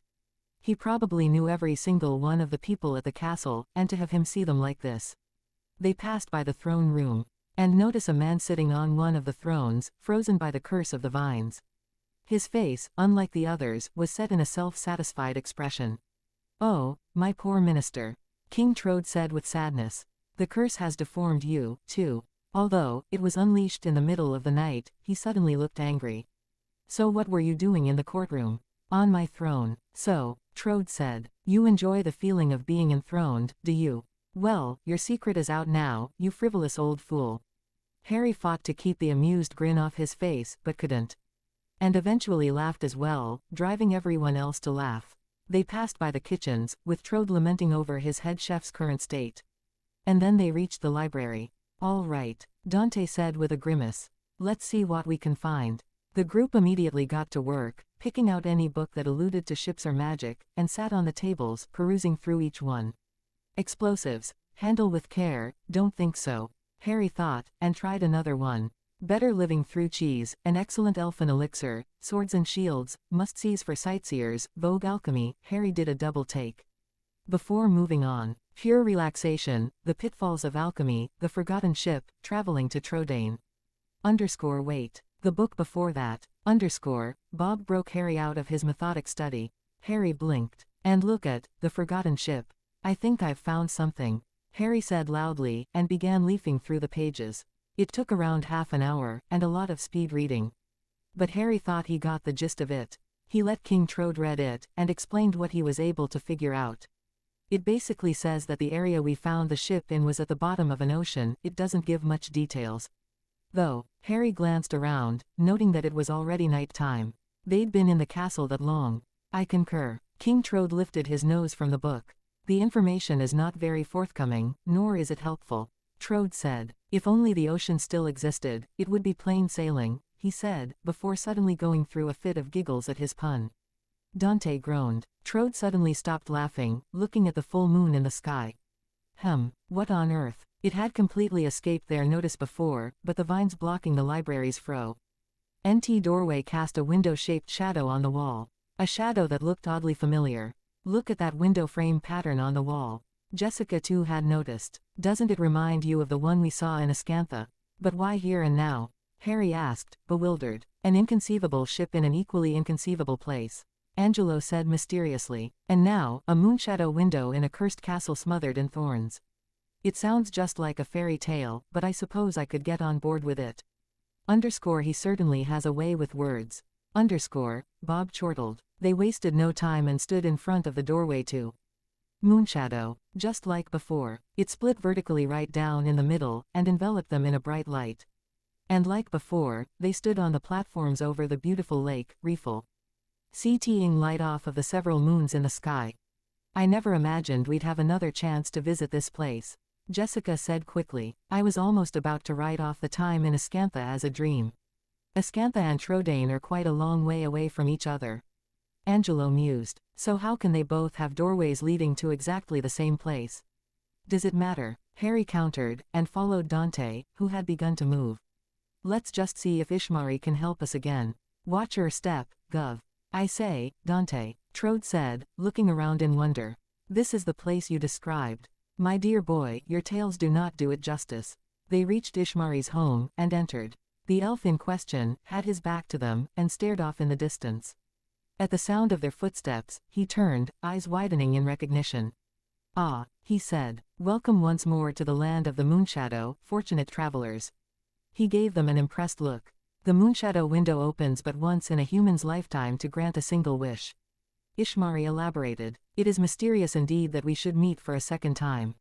Enlighten me, what wish has brought you back to me upon this night? He looked at Dante, urging him to speak. Dante told him of their current quest, of how they needed to salvage the ship to give chase to Dolmagus. I know the ship of which you speak, Ishmari said, closing his eyes in remembrance. Long ago, it would travel the vast oceans, guided by the light of the moon. I remember it well, and now you wish to return this ship to the ocean from whence it came. He said, a simple task. All we must do is revive the memory of ancient times. Those times when there was once an ocean where now there is only land. Ishmari said, and they answered with skeptical looks. You saw for yourselves in Ascantha, he reminded them gently. Now I will again give form to a memory, the memory of the ocean that sleeps in the land. He began playing his harp. The music will rouse the memory. Ishmari ran his fingers over the majestic harp, playing a beautiful melody. The melody was cut, however, when Harry heard one of the harp's wires snap. Quote ellipsis question mark quote. Ishmari looked at his harp with a look that said he had been expecting this to happen. It is as I feared. This harp is not powerful enough. I will need a greater instrument if I am to perform such a task. I must think. He regarded Dante for a moment. Yes, it is coming to me. Ishmari said mysteriously. There is an aura that surrounds you. It is faint, but I can feel it. I see it. The elf smiled. A moonch. Addo harp in the world of the sun's light. With that, no undertaking would be beyond the realms of possibility. Lend me your ears, he requested. Somewhere in your world, there is an almighty instrument. Somewhere along the path you have already trodden. A friend will guide you to it.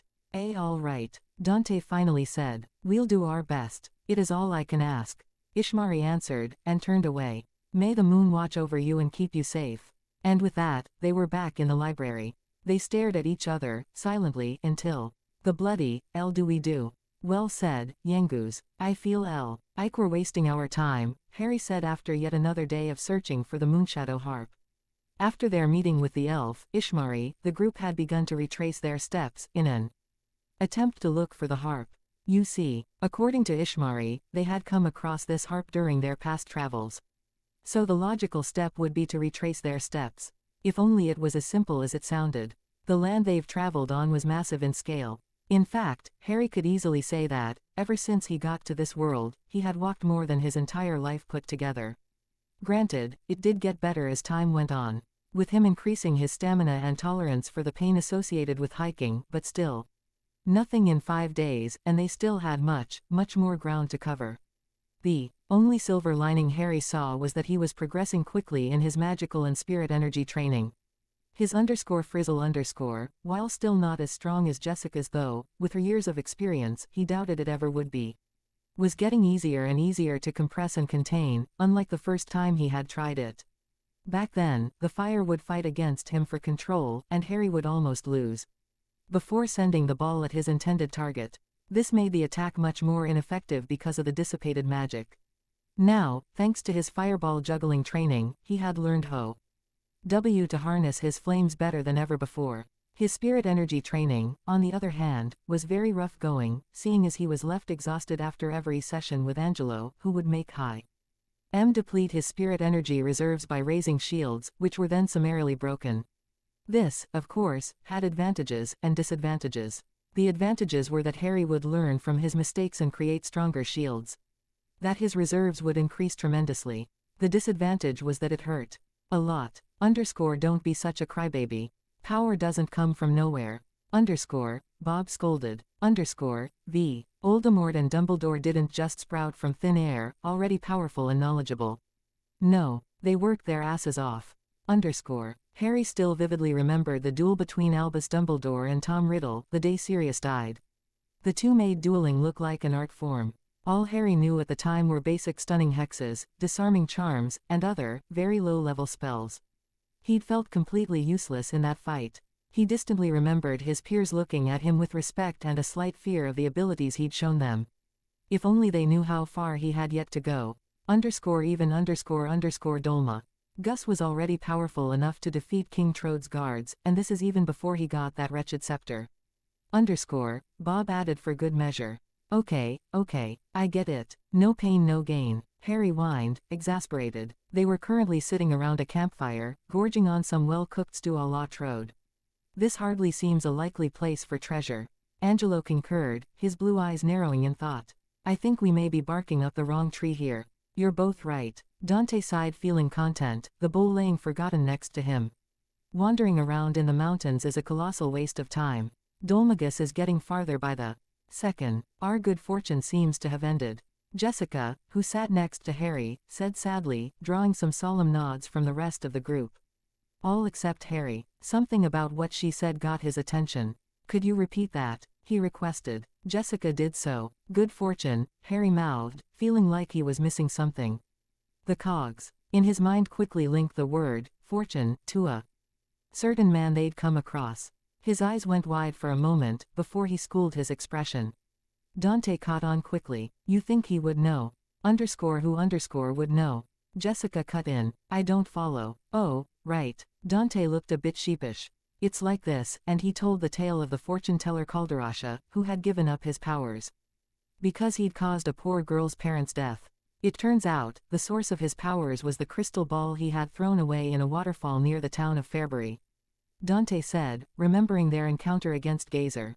We got it back, and with some convincing, Calderasha became a fortune-teller again. To be honest, I wouldn't have remembered it if Harry didn't. It truly does feel as if an age had passed. What makes you so sure that this? Angelo sniffed disdainfully. Fortune-teller will even want to help us. I see no reason he shouldn't. Harry replied confidently. I'm with Ari and the Gov on this one.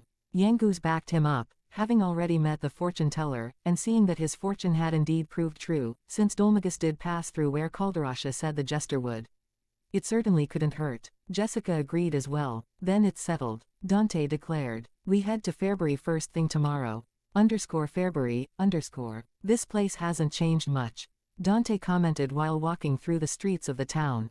It certainly brings back memories, though, Harry said with a smile, which was shared by Dante and Yangus.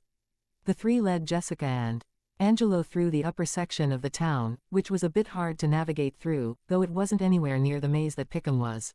So where is this Calderasha fellow? Angelo asked curiously, as the group walked past a bar. Music could be heard from inside. If I remember right, Dante said before turning to the right. After this, we reach a well, and in front of that is his door. True enough, the well was there. And so was the door. Here we go. He knocked on the door. A while passed before the door was opened, revealing a familiar face. Oh, hello. The voice of the purple-haired Valentina rang, her eyes shining with happiness. Hello, the group all said together. You've come back. She looked like she couldn't believe it. How nice to see you. She eyed their two new companions with curiosity. Oh, excuse our manners, Harry said sheepishly, before motioning towards Jessica and Angelo. These two are our friends Angelo and Jessica. Hello, the two said, and shook Valentina's hand. It's nice to see you too, Valentina. Dante said finally. Can we come in? Oh, sorry, she apologized bashfully, and let them in. The place was exactly as Harry remembered it.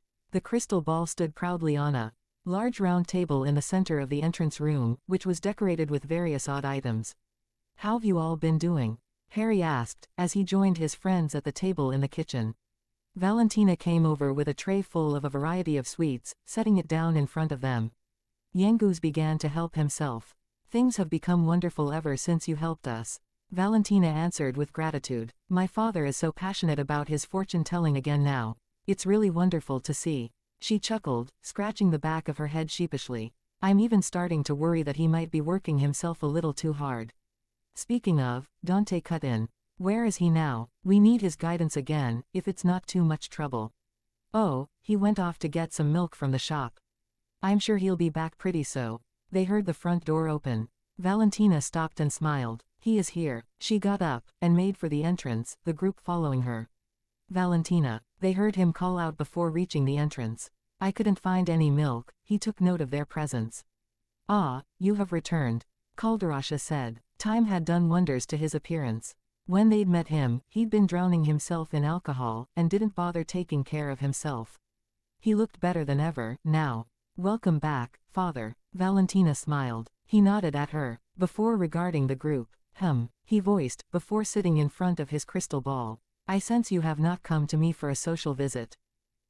Yes. Dante said, feeling a bit ashamed at that. Very well. He accepted. As it is for you, I will not accept any payment. None of that. Calderasha cut off Dante's protests. You were the ones who helped me piece my life back together. Your coin is of no use here. All right. Dante gave up, knowing not to fight a losing battle like that. What we're looking for is... Ah, you do not need to tell me anything, my friend. My crystal ball will show me everything.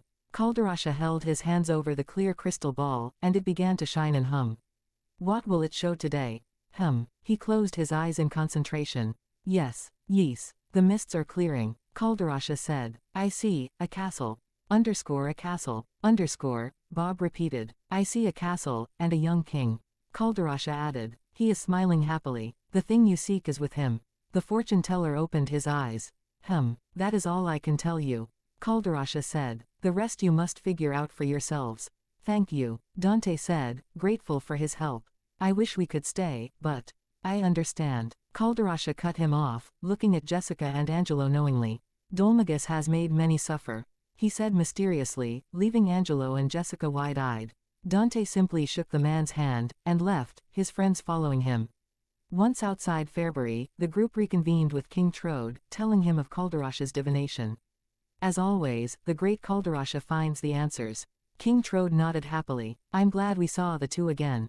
Harry commented, smiling. Aye, Yengu said. It's good to, avenue seen Calderasha and Valentina lookin' so, 'appy. It's a relief, really. I was a bit worried about him before, truth be told. It was the same for all of us. Dante said. A castle and a young king. Harry changed the subject, drawing their attention to the task at hand. Seems pretty obvious, doesn't it? They all nodded and stood around Harry. Back to Ascantha Castle we go. Harry said. Zoom.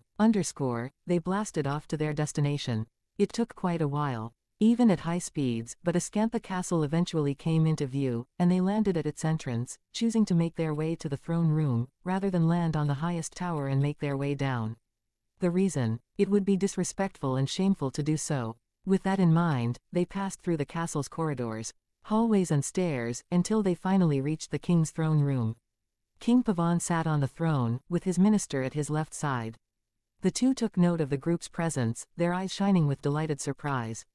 Ah, King Pavan stood up to greet them. He took Dante's hand. What a pleasant surprise. It's so nice to see you all back at my humble home. He bowed his head to the young man, surprising him. It's not every day you see a king bow to a lowly castle guard. Bob said curiously. Harry snorted, knowing that Dante was anything but lowly. Humble, yes. I'll never forget that day you brought the vision of my dear Sasha to me, he said gratefully. I cannot thank you enough. He disengaged and stepped back, his eyes taking them all in. So, King Pavan finally said, what brings you to my kingdom on this fine and sunny day? Well, we are looking for a harp which comes from the land of Moonshadow, Dante explained. We need it so we can chase after Dolmagus. King Pavan studied them for a few seconds, taking their words into consideration.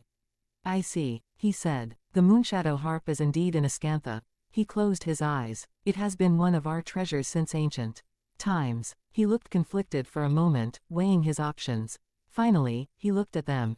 But I cannot deny my honor friend's request, he said, smiling jovially at them. It would be my pleasure to give it to you. He motioned for them to follow. It is locked securely away in the vault below the castle, he explained. Allow me to escort you there. And he led them down to the entrance room, with the small gardens and the large fountain in the center. This should be interesting. Bob thought, and Harry gave a mental nod. King Pavan held something in his hand. This. He showed them a small green gem. brooch has been passed down through many generations of the royal family. Here we are." He tossed it in the water. It sank down to the center, and the bottom glowed green, before opening up a sinkhole which sucked all the water out. The group glanced curiously at the center of the fountain. There was now a hole in the center, with a wooden ladder to go downwards. "Wicked. The vault is just below us." King Pavan said with a grin and made his way down. "Come with me." The walk was quite short, and they all reached a large room filled with treasure chests. "Only one problem. I don't believe it," King Pavan stammered, looking shocked. "How can this be?" All the chests were empty, and there seemed to be a hole in the wall, leading to who knows where. The king looked distressed as he made his way to the hole in the wall, studying it. "It must be the work of thieves," he said, looking angry. Harry didn't know the man had it in him. "I will not stand for this," he yelled, before composing himself, and turning to the group. "It appears that the unthinkable has happened, and the Moonshadow harp has been stolen," King Pavan said morosely, looking back at the hole. "The culprits could still be inside this tunnel." He looked down. "It's too dangerous for you to go after them. You mustn't set foot inside. I will summon the castle guards," he said determinedly, looking back at them. "They'll get the harp back. You mark my words." King Pavan rushed out of the room, leaving the group looking at the hole in the wall. "I knew it was too good to be true," Angelo said with annoyance. "It was all going so well, too." "What are we waitin' for, Gov?" Yengu said. "Let's go after him." "But what about what the king said?" Jessica asked, though he never planned on following the man's orders. "No, thing is too dangerous for the likes of us." Dante grinned, a move which was mirrored by the rest of the group. "Besides, counting on Pavan's soldiers will not help us any. They haven't had any proper battles for years," Angelo said. "In the hole we go, then," Harry said, before they all entered the hole in the wall. It was a system of many interlinked caves, Harry realized. "A bloke could easily get lost in here," he said. "I reckon we're after a whole bunch o' people." Yangus commented idly, "Ya couldn't make such a whoppin' great tunnel on Todd. Better be prepared for 'em." "Ugh," Jessica spat. "I absolutely hate thieves. How dare they take people's treasures like this?" "Yeah," Yangus agreed nervously. "Who do they think they are, underscore said the master bandit himself underscore. Bob jibed, and Harry couldn't stop the amused smile from forming. "They're animals," Jessica said. "Animals. I wish I could lay out little traps for them like we do for rats back at the mansion." When Nellie realized what exactly she was saying, she profusely apologized to Yangus, who simply waved it off, saying that he had a lot to atone for. They navigated through the tunnel ways, reaching dead ends and having to double back in many cases. Harry reasoned that these were made so as to confuse their chasers and throw them off their track. It took a while, but they spotted light at the end of one of the tunnels and exited the underground caves. These must be some pretty dedicated thieves, if they knew exactly where the treasure room was and where to dig to reach it, Angelo said and dusted himself off. "And I was right when I said that we shouldn't count on Pavan's soldiers. No sign of them anywhere, I'll say." Dante managed a smile and knelt to examine the ground. "Here, see these. The tracks are still fresh. Seems our friends headed north." He looked at his partners. "Let's move." The group wasted no time, jogging through the vast grasslands in chase of whoever had the guts to take the kingdom's treasured heirloom. Some wolf-like humanoids tried to get in the way, but Harry simply waved his hand, and tore them to pieces with his wind magic. The ease with which he did unnerving him deeply. But there was no time to think about that now, he had to focus on getting that harp. He would deal with it later, after all this strife is over with. The tracks, it seemed, led to a very large cave entrance in a nearby mountain range to the north of Ascantha Castle. "Do you hear that?" Angelo asked, and everyone stopped to listen. There was the general noise of the wilderness, and something else emanating from the cave. Some horrible music being played. "It sounds awful," Dante said, suppressing a grimace at the awful sounds. "Well, at least we know where the harp is." Harry tried to see the silver lining. "It sounds like a monstrous dragon howling," Jessica said. "Or a hellish demon shrieking. No sense in waiting here," Dante pointed out, and entered the cave, the rest following him. The cave, as it turned out, looked like nothing they had expected. It was completely different from those tunnel pathways they went through before. This looked more like an underground city or something. At that moment, an upright mole carrying a shovel walked by them, paying their presence no heed. "Did I just see that?" Harry asked the others for confirmation. They nodded. Okay then. They explored this underground city, seeing many of those mole creatures happily hopping along, or digging around to expand their city. One such mole took note of their presence and hopped to them. So what do you think of our hole? It said excitedly with a squeak. I bet humans couldn't build something like this. Moles are cool, see. Do you dig it? It said before going back to its work. Dante groaned at the pun. It seems he couldn't escape these no matter how hard he tried. Gov. Yangoose began uncertainly. I'm wonderin' if maybe this ain't where the hideout is. There's somethin' a bit too cozy about this place. I would be thinking the exact same thing, Harry said. If it weren't for that absolutely dreadful racket being played. True. Yangoose looked sheepish at that. As the sound seemed to be coming from downwards, the group descended further and further into this mole city, passing by many of their residents. A small group of them decided to approach them. Humans. In here, one asked, hefting its shovel over its shoulder menacingly, but it only looked ridiculous to Harry. It doesn't matter, one other said, distressed. Maybe they can make the boss snap out of it and stop playing that awful harp. Quote, don't say that about the boss. He's got great skills. He just needs a little practice, that's all. Look, he's always had his moments, but this is getting ridiculous. The second one objected. He's been going at that harp every day since he got it. At this rate, we're going to die from your failure. He turned to the group. Please, you have to stop him. Dante said uncertainly, looking at their hopeful eyes. We will, thank you. They happily scampered away, leaving the group to continue searching for the source of the noise. As the minutes wore on, Harry noted that the noise was getting stronger and stronger, an indication that they were getting closer to the source. They eventually reached the source of the noise, which was in a large, cavernous room at the deepest part of the cave. A very large, fat mole with hair that resembled a pineapple tree was playing a truly horrible tune on an elegant silver harp. Its underlings were on their knees before it. Their hands slapped onto their ears, groaning pitifully every time it stroked its hands on the harp's strings. It stopped, suddenly, and lifted its fist up in the air. Whoa, whoa, whoa, whoa, sounds good. I knew that it would. It said in a sing-song voice. It's as obnoxious when it's talking as when it's playing that harp. Bob dryly noted. Yeah, Papa's got a brand new toy. It continued. This harp makes me sound hotter than ever, baby. Its underlings looked at each other for a few moments, thinking if they should object, but they decided to look down. All those years tunnelin' to the castle, the boss mole said, but y'all stayed on the scene, like a diggin' machine. They didn't answer. Hey, come on, fellas. The boss urged them to say something. What's with the silence? Oh, I get it. My groove's so hip it's got y'all speechless, huh? He began playing the harp again, making everyone cringe at the terrible music.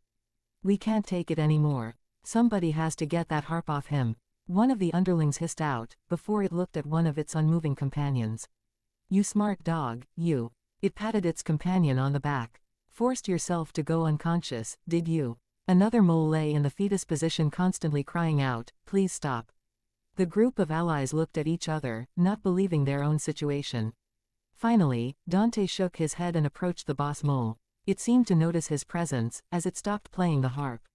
Huh, it looked at him. Hey, you guys, this is a mole's world.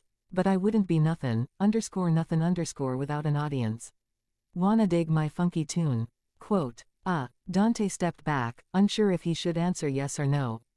He weighed his options. If he said no, it could get angry and decide to kill them.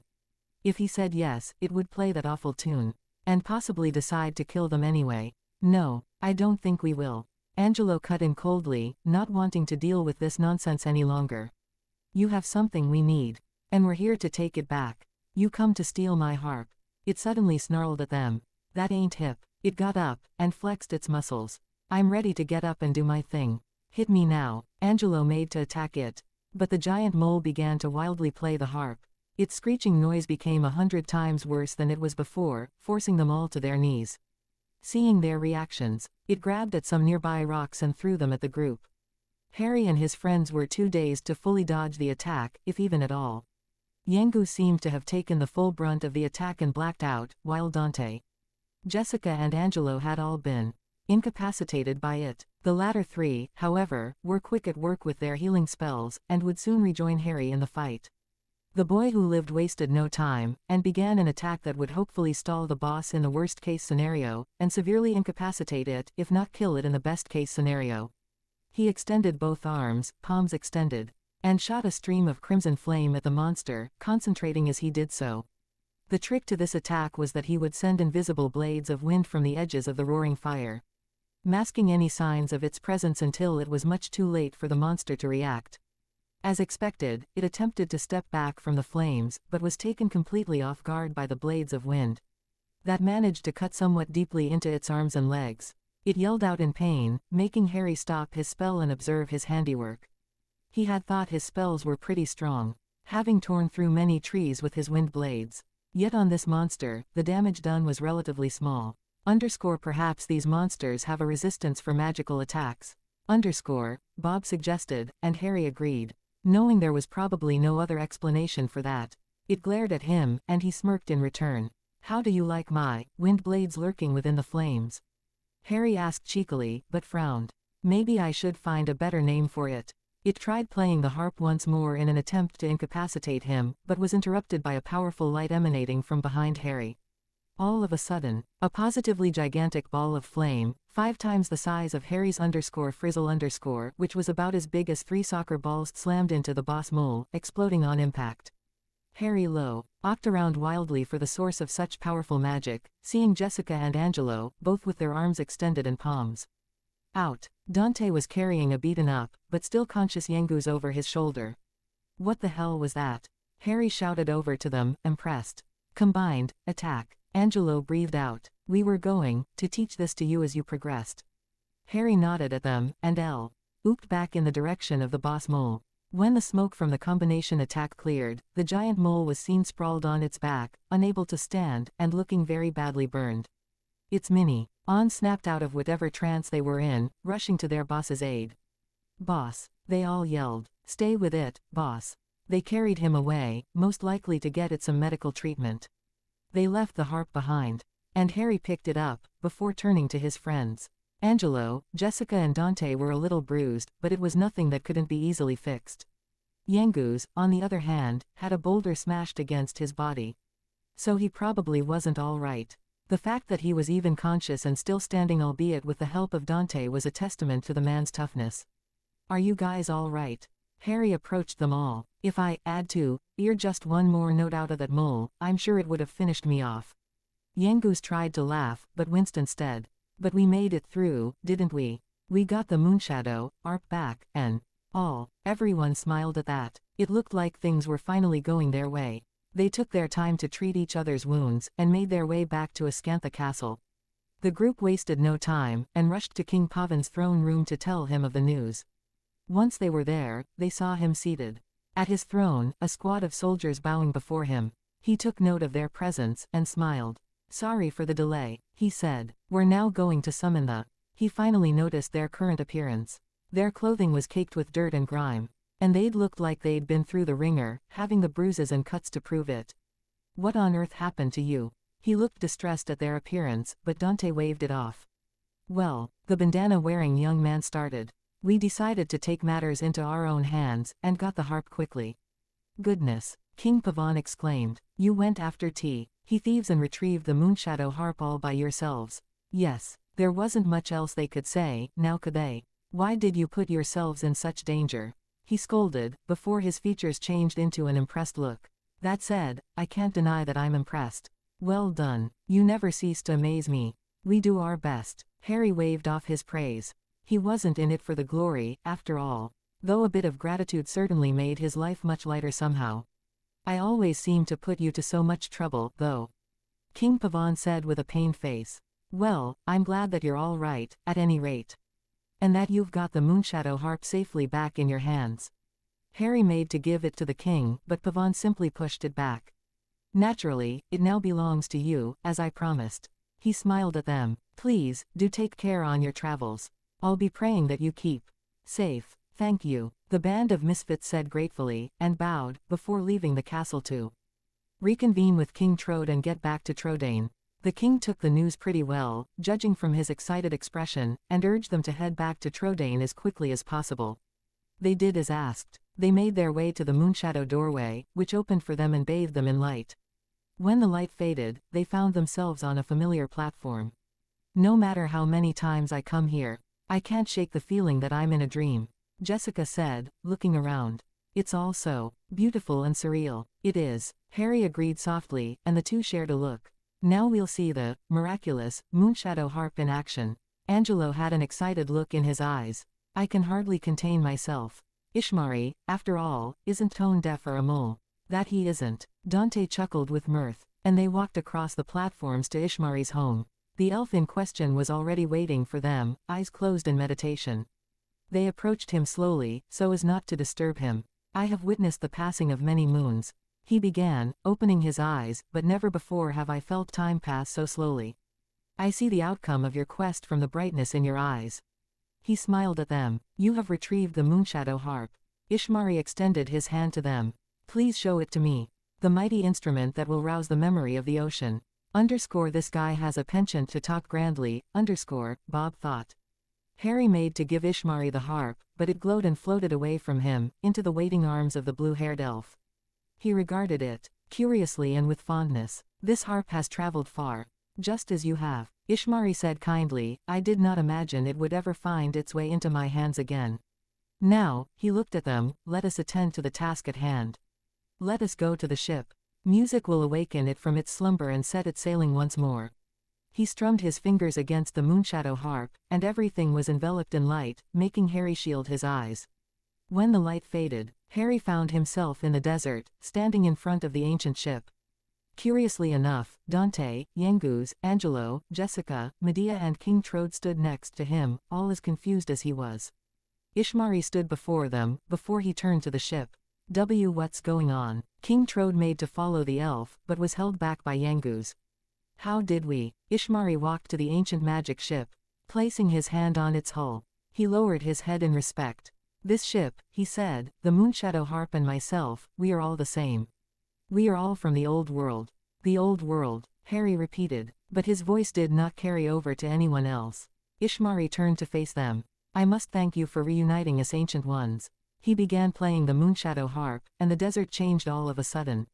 Images of fish began to fade in and out of existence. Come to me, times past. Come to me, ancient ocean. Return once more. A puddle of water appeared around the blue-haired elf, but nothing more. He frowned. Why was it not working? Ishmari stopped, and so did everything else. He looked a bit shocked, if not disbelieving. Yangus looked curious. Is this, Arp Duff, an all number? Ishmari exclaimed. Can it really be beyond even the Moonshadow harp? Ah, but wait. Medea showed her frustration by standing on her hind legs and harshly stomping the ground she stood on.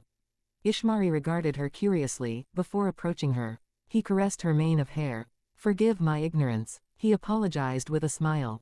At first, I saw only a horse. But then, I see that you are truly a noble princess. He closed his eyes in contemplation. Of course. He opened his eyes. Magic begins with a word. Music begins with a voice. The beautiful voice of this cursed princess is all this great instrument needs to play its music. He bowed in respect to Medea. Princess, please come to my aid. Sing with me, Ishmari requested, and he began playing the harp once more. While Medea started whinnying along with the music. Harry thought it sounded pretty good, considering that horses can't really sing. This time, an incredible deluge of water emerged from Ishmari, instantly filling the desert they stood on. Many fish of all kinds swam freely through the ancient ocean. The ancient ship itself seemed to re-energize itself as any damage that was on it reversed itself, leaving it looking as good as new. It began to float to the surface of the ocean. Ishmari's hand briefly glowed, and he waved at the ship, making a set of ethereal stairs appear. The group looked at the elf, who only nodded at them. Dante gave a bow, the others mirroring his move, before they all walked up the staircase, looking around them in pure wonder. Harry looked back at the blue-haired elf, realizing that this was probably the last time they would see the kind elf. He had so many questions to ask him. Fret not, Harry Potter. Ishmari's voice rang in his head. You can enter our minds. Bob stammered out. I can do many things, Harry Potter. The elf assured them with a kind smile. I have a name. Bob seemed somewhat irritated. Harry was silent through this. Ah yes, Bob, the spirit fragment. But that is not why I'm here. Ishmari corrected himself. Harry Potter, you must have many questions for me. But I cannot answer them. I can only help guide you forward in your quest to return to your home. he said mysteriously. You know a way back. Tell me, Harry pleaded, eager to return home. I do not know how, Ishmari said truthfully. Harry was about to say something, but Ishmari continued. I only know that you need to remain with your friends, only then can you find the way to your home. The elf got an unreadable look in his eyes. I say your home, but it was my home as well. A long time ago, when humans and elves walked alongside each other, like equals. He extended his hand to Harry, and the boy who lived felt something pierce his right earlobe. He gave a wince at the feeling, before looking back at the elf with a bit of irritation. What the hell was that? Harry almost shouted in his mind. He felt at his earlobe. It seemed the elf had given him an earring. A crescent moon earring, representing the land of the Moonshadow. Ishmari clarified. It is a gift to Harry Potter, ally of the elves of the old world. What are you waiting for, Harry? Dante's voice called out, snapping Harry out of his trance. He gave the elf one final look, before nodding and turning to follow his friends. They finally reached the ship, and looked down at Ishmari, who stared up at them with a smile. Now it is time for us to part. I will sing to bless your journey on the ancient ocean, my children. He began to disappear into nothingness as he spoke. The ship began moving out of the desert, its many long paddles moving of their own accord. Stone the crows, Yangoose exclaimed, looking at a loss. What the hell happened back there? King Trode jumped and knocked him on the head. Stop your ridiculous blithering, King Trode said. This is all thanks to my precious Medea. Yeah, well, Yangoose looked abashed. At least we got the boat up and running now, Nice. Don't you think it's a bit early to be congratulating ourselves? Jessica cut in, looking serious. We still have a lot to do. Like going after Dolmagus. Remember, that's why we went to so much effort to get the ship in the first place. She pointed out, arms crossed and frowning at them. The ship was now on the actual ocean's surface, the ancient ocean having went back where it came from. Who knows where he could be right now? Harry added, and Jessica stared at him curiously for a moment, her eyes landing on an ornate silver crescent moon earring hanging from his right ear. He fingered it for a moment, realizing what she was looking at. He gave her a look, telling her they'd speak of it later. Well, if Dolmagus has left the eastern continent, Angelo said, drawing their attention. We'll just need to chase him westwards and see if we can't catch up with him there. Dante only nodded, happy that they could all resume their journey. Right then, it's decided. King Trode hopped happily. We sail for the west. Get to it.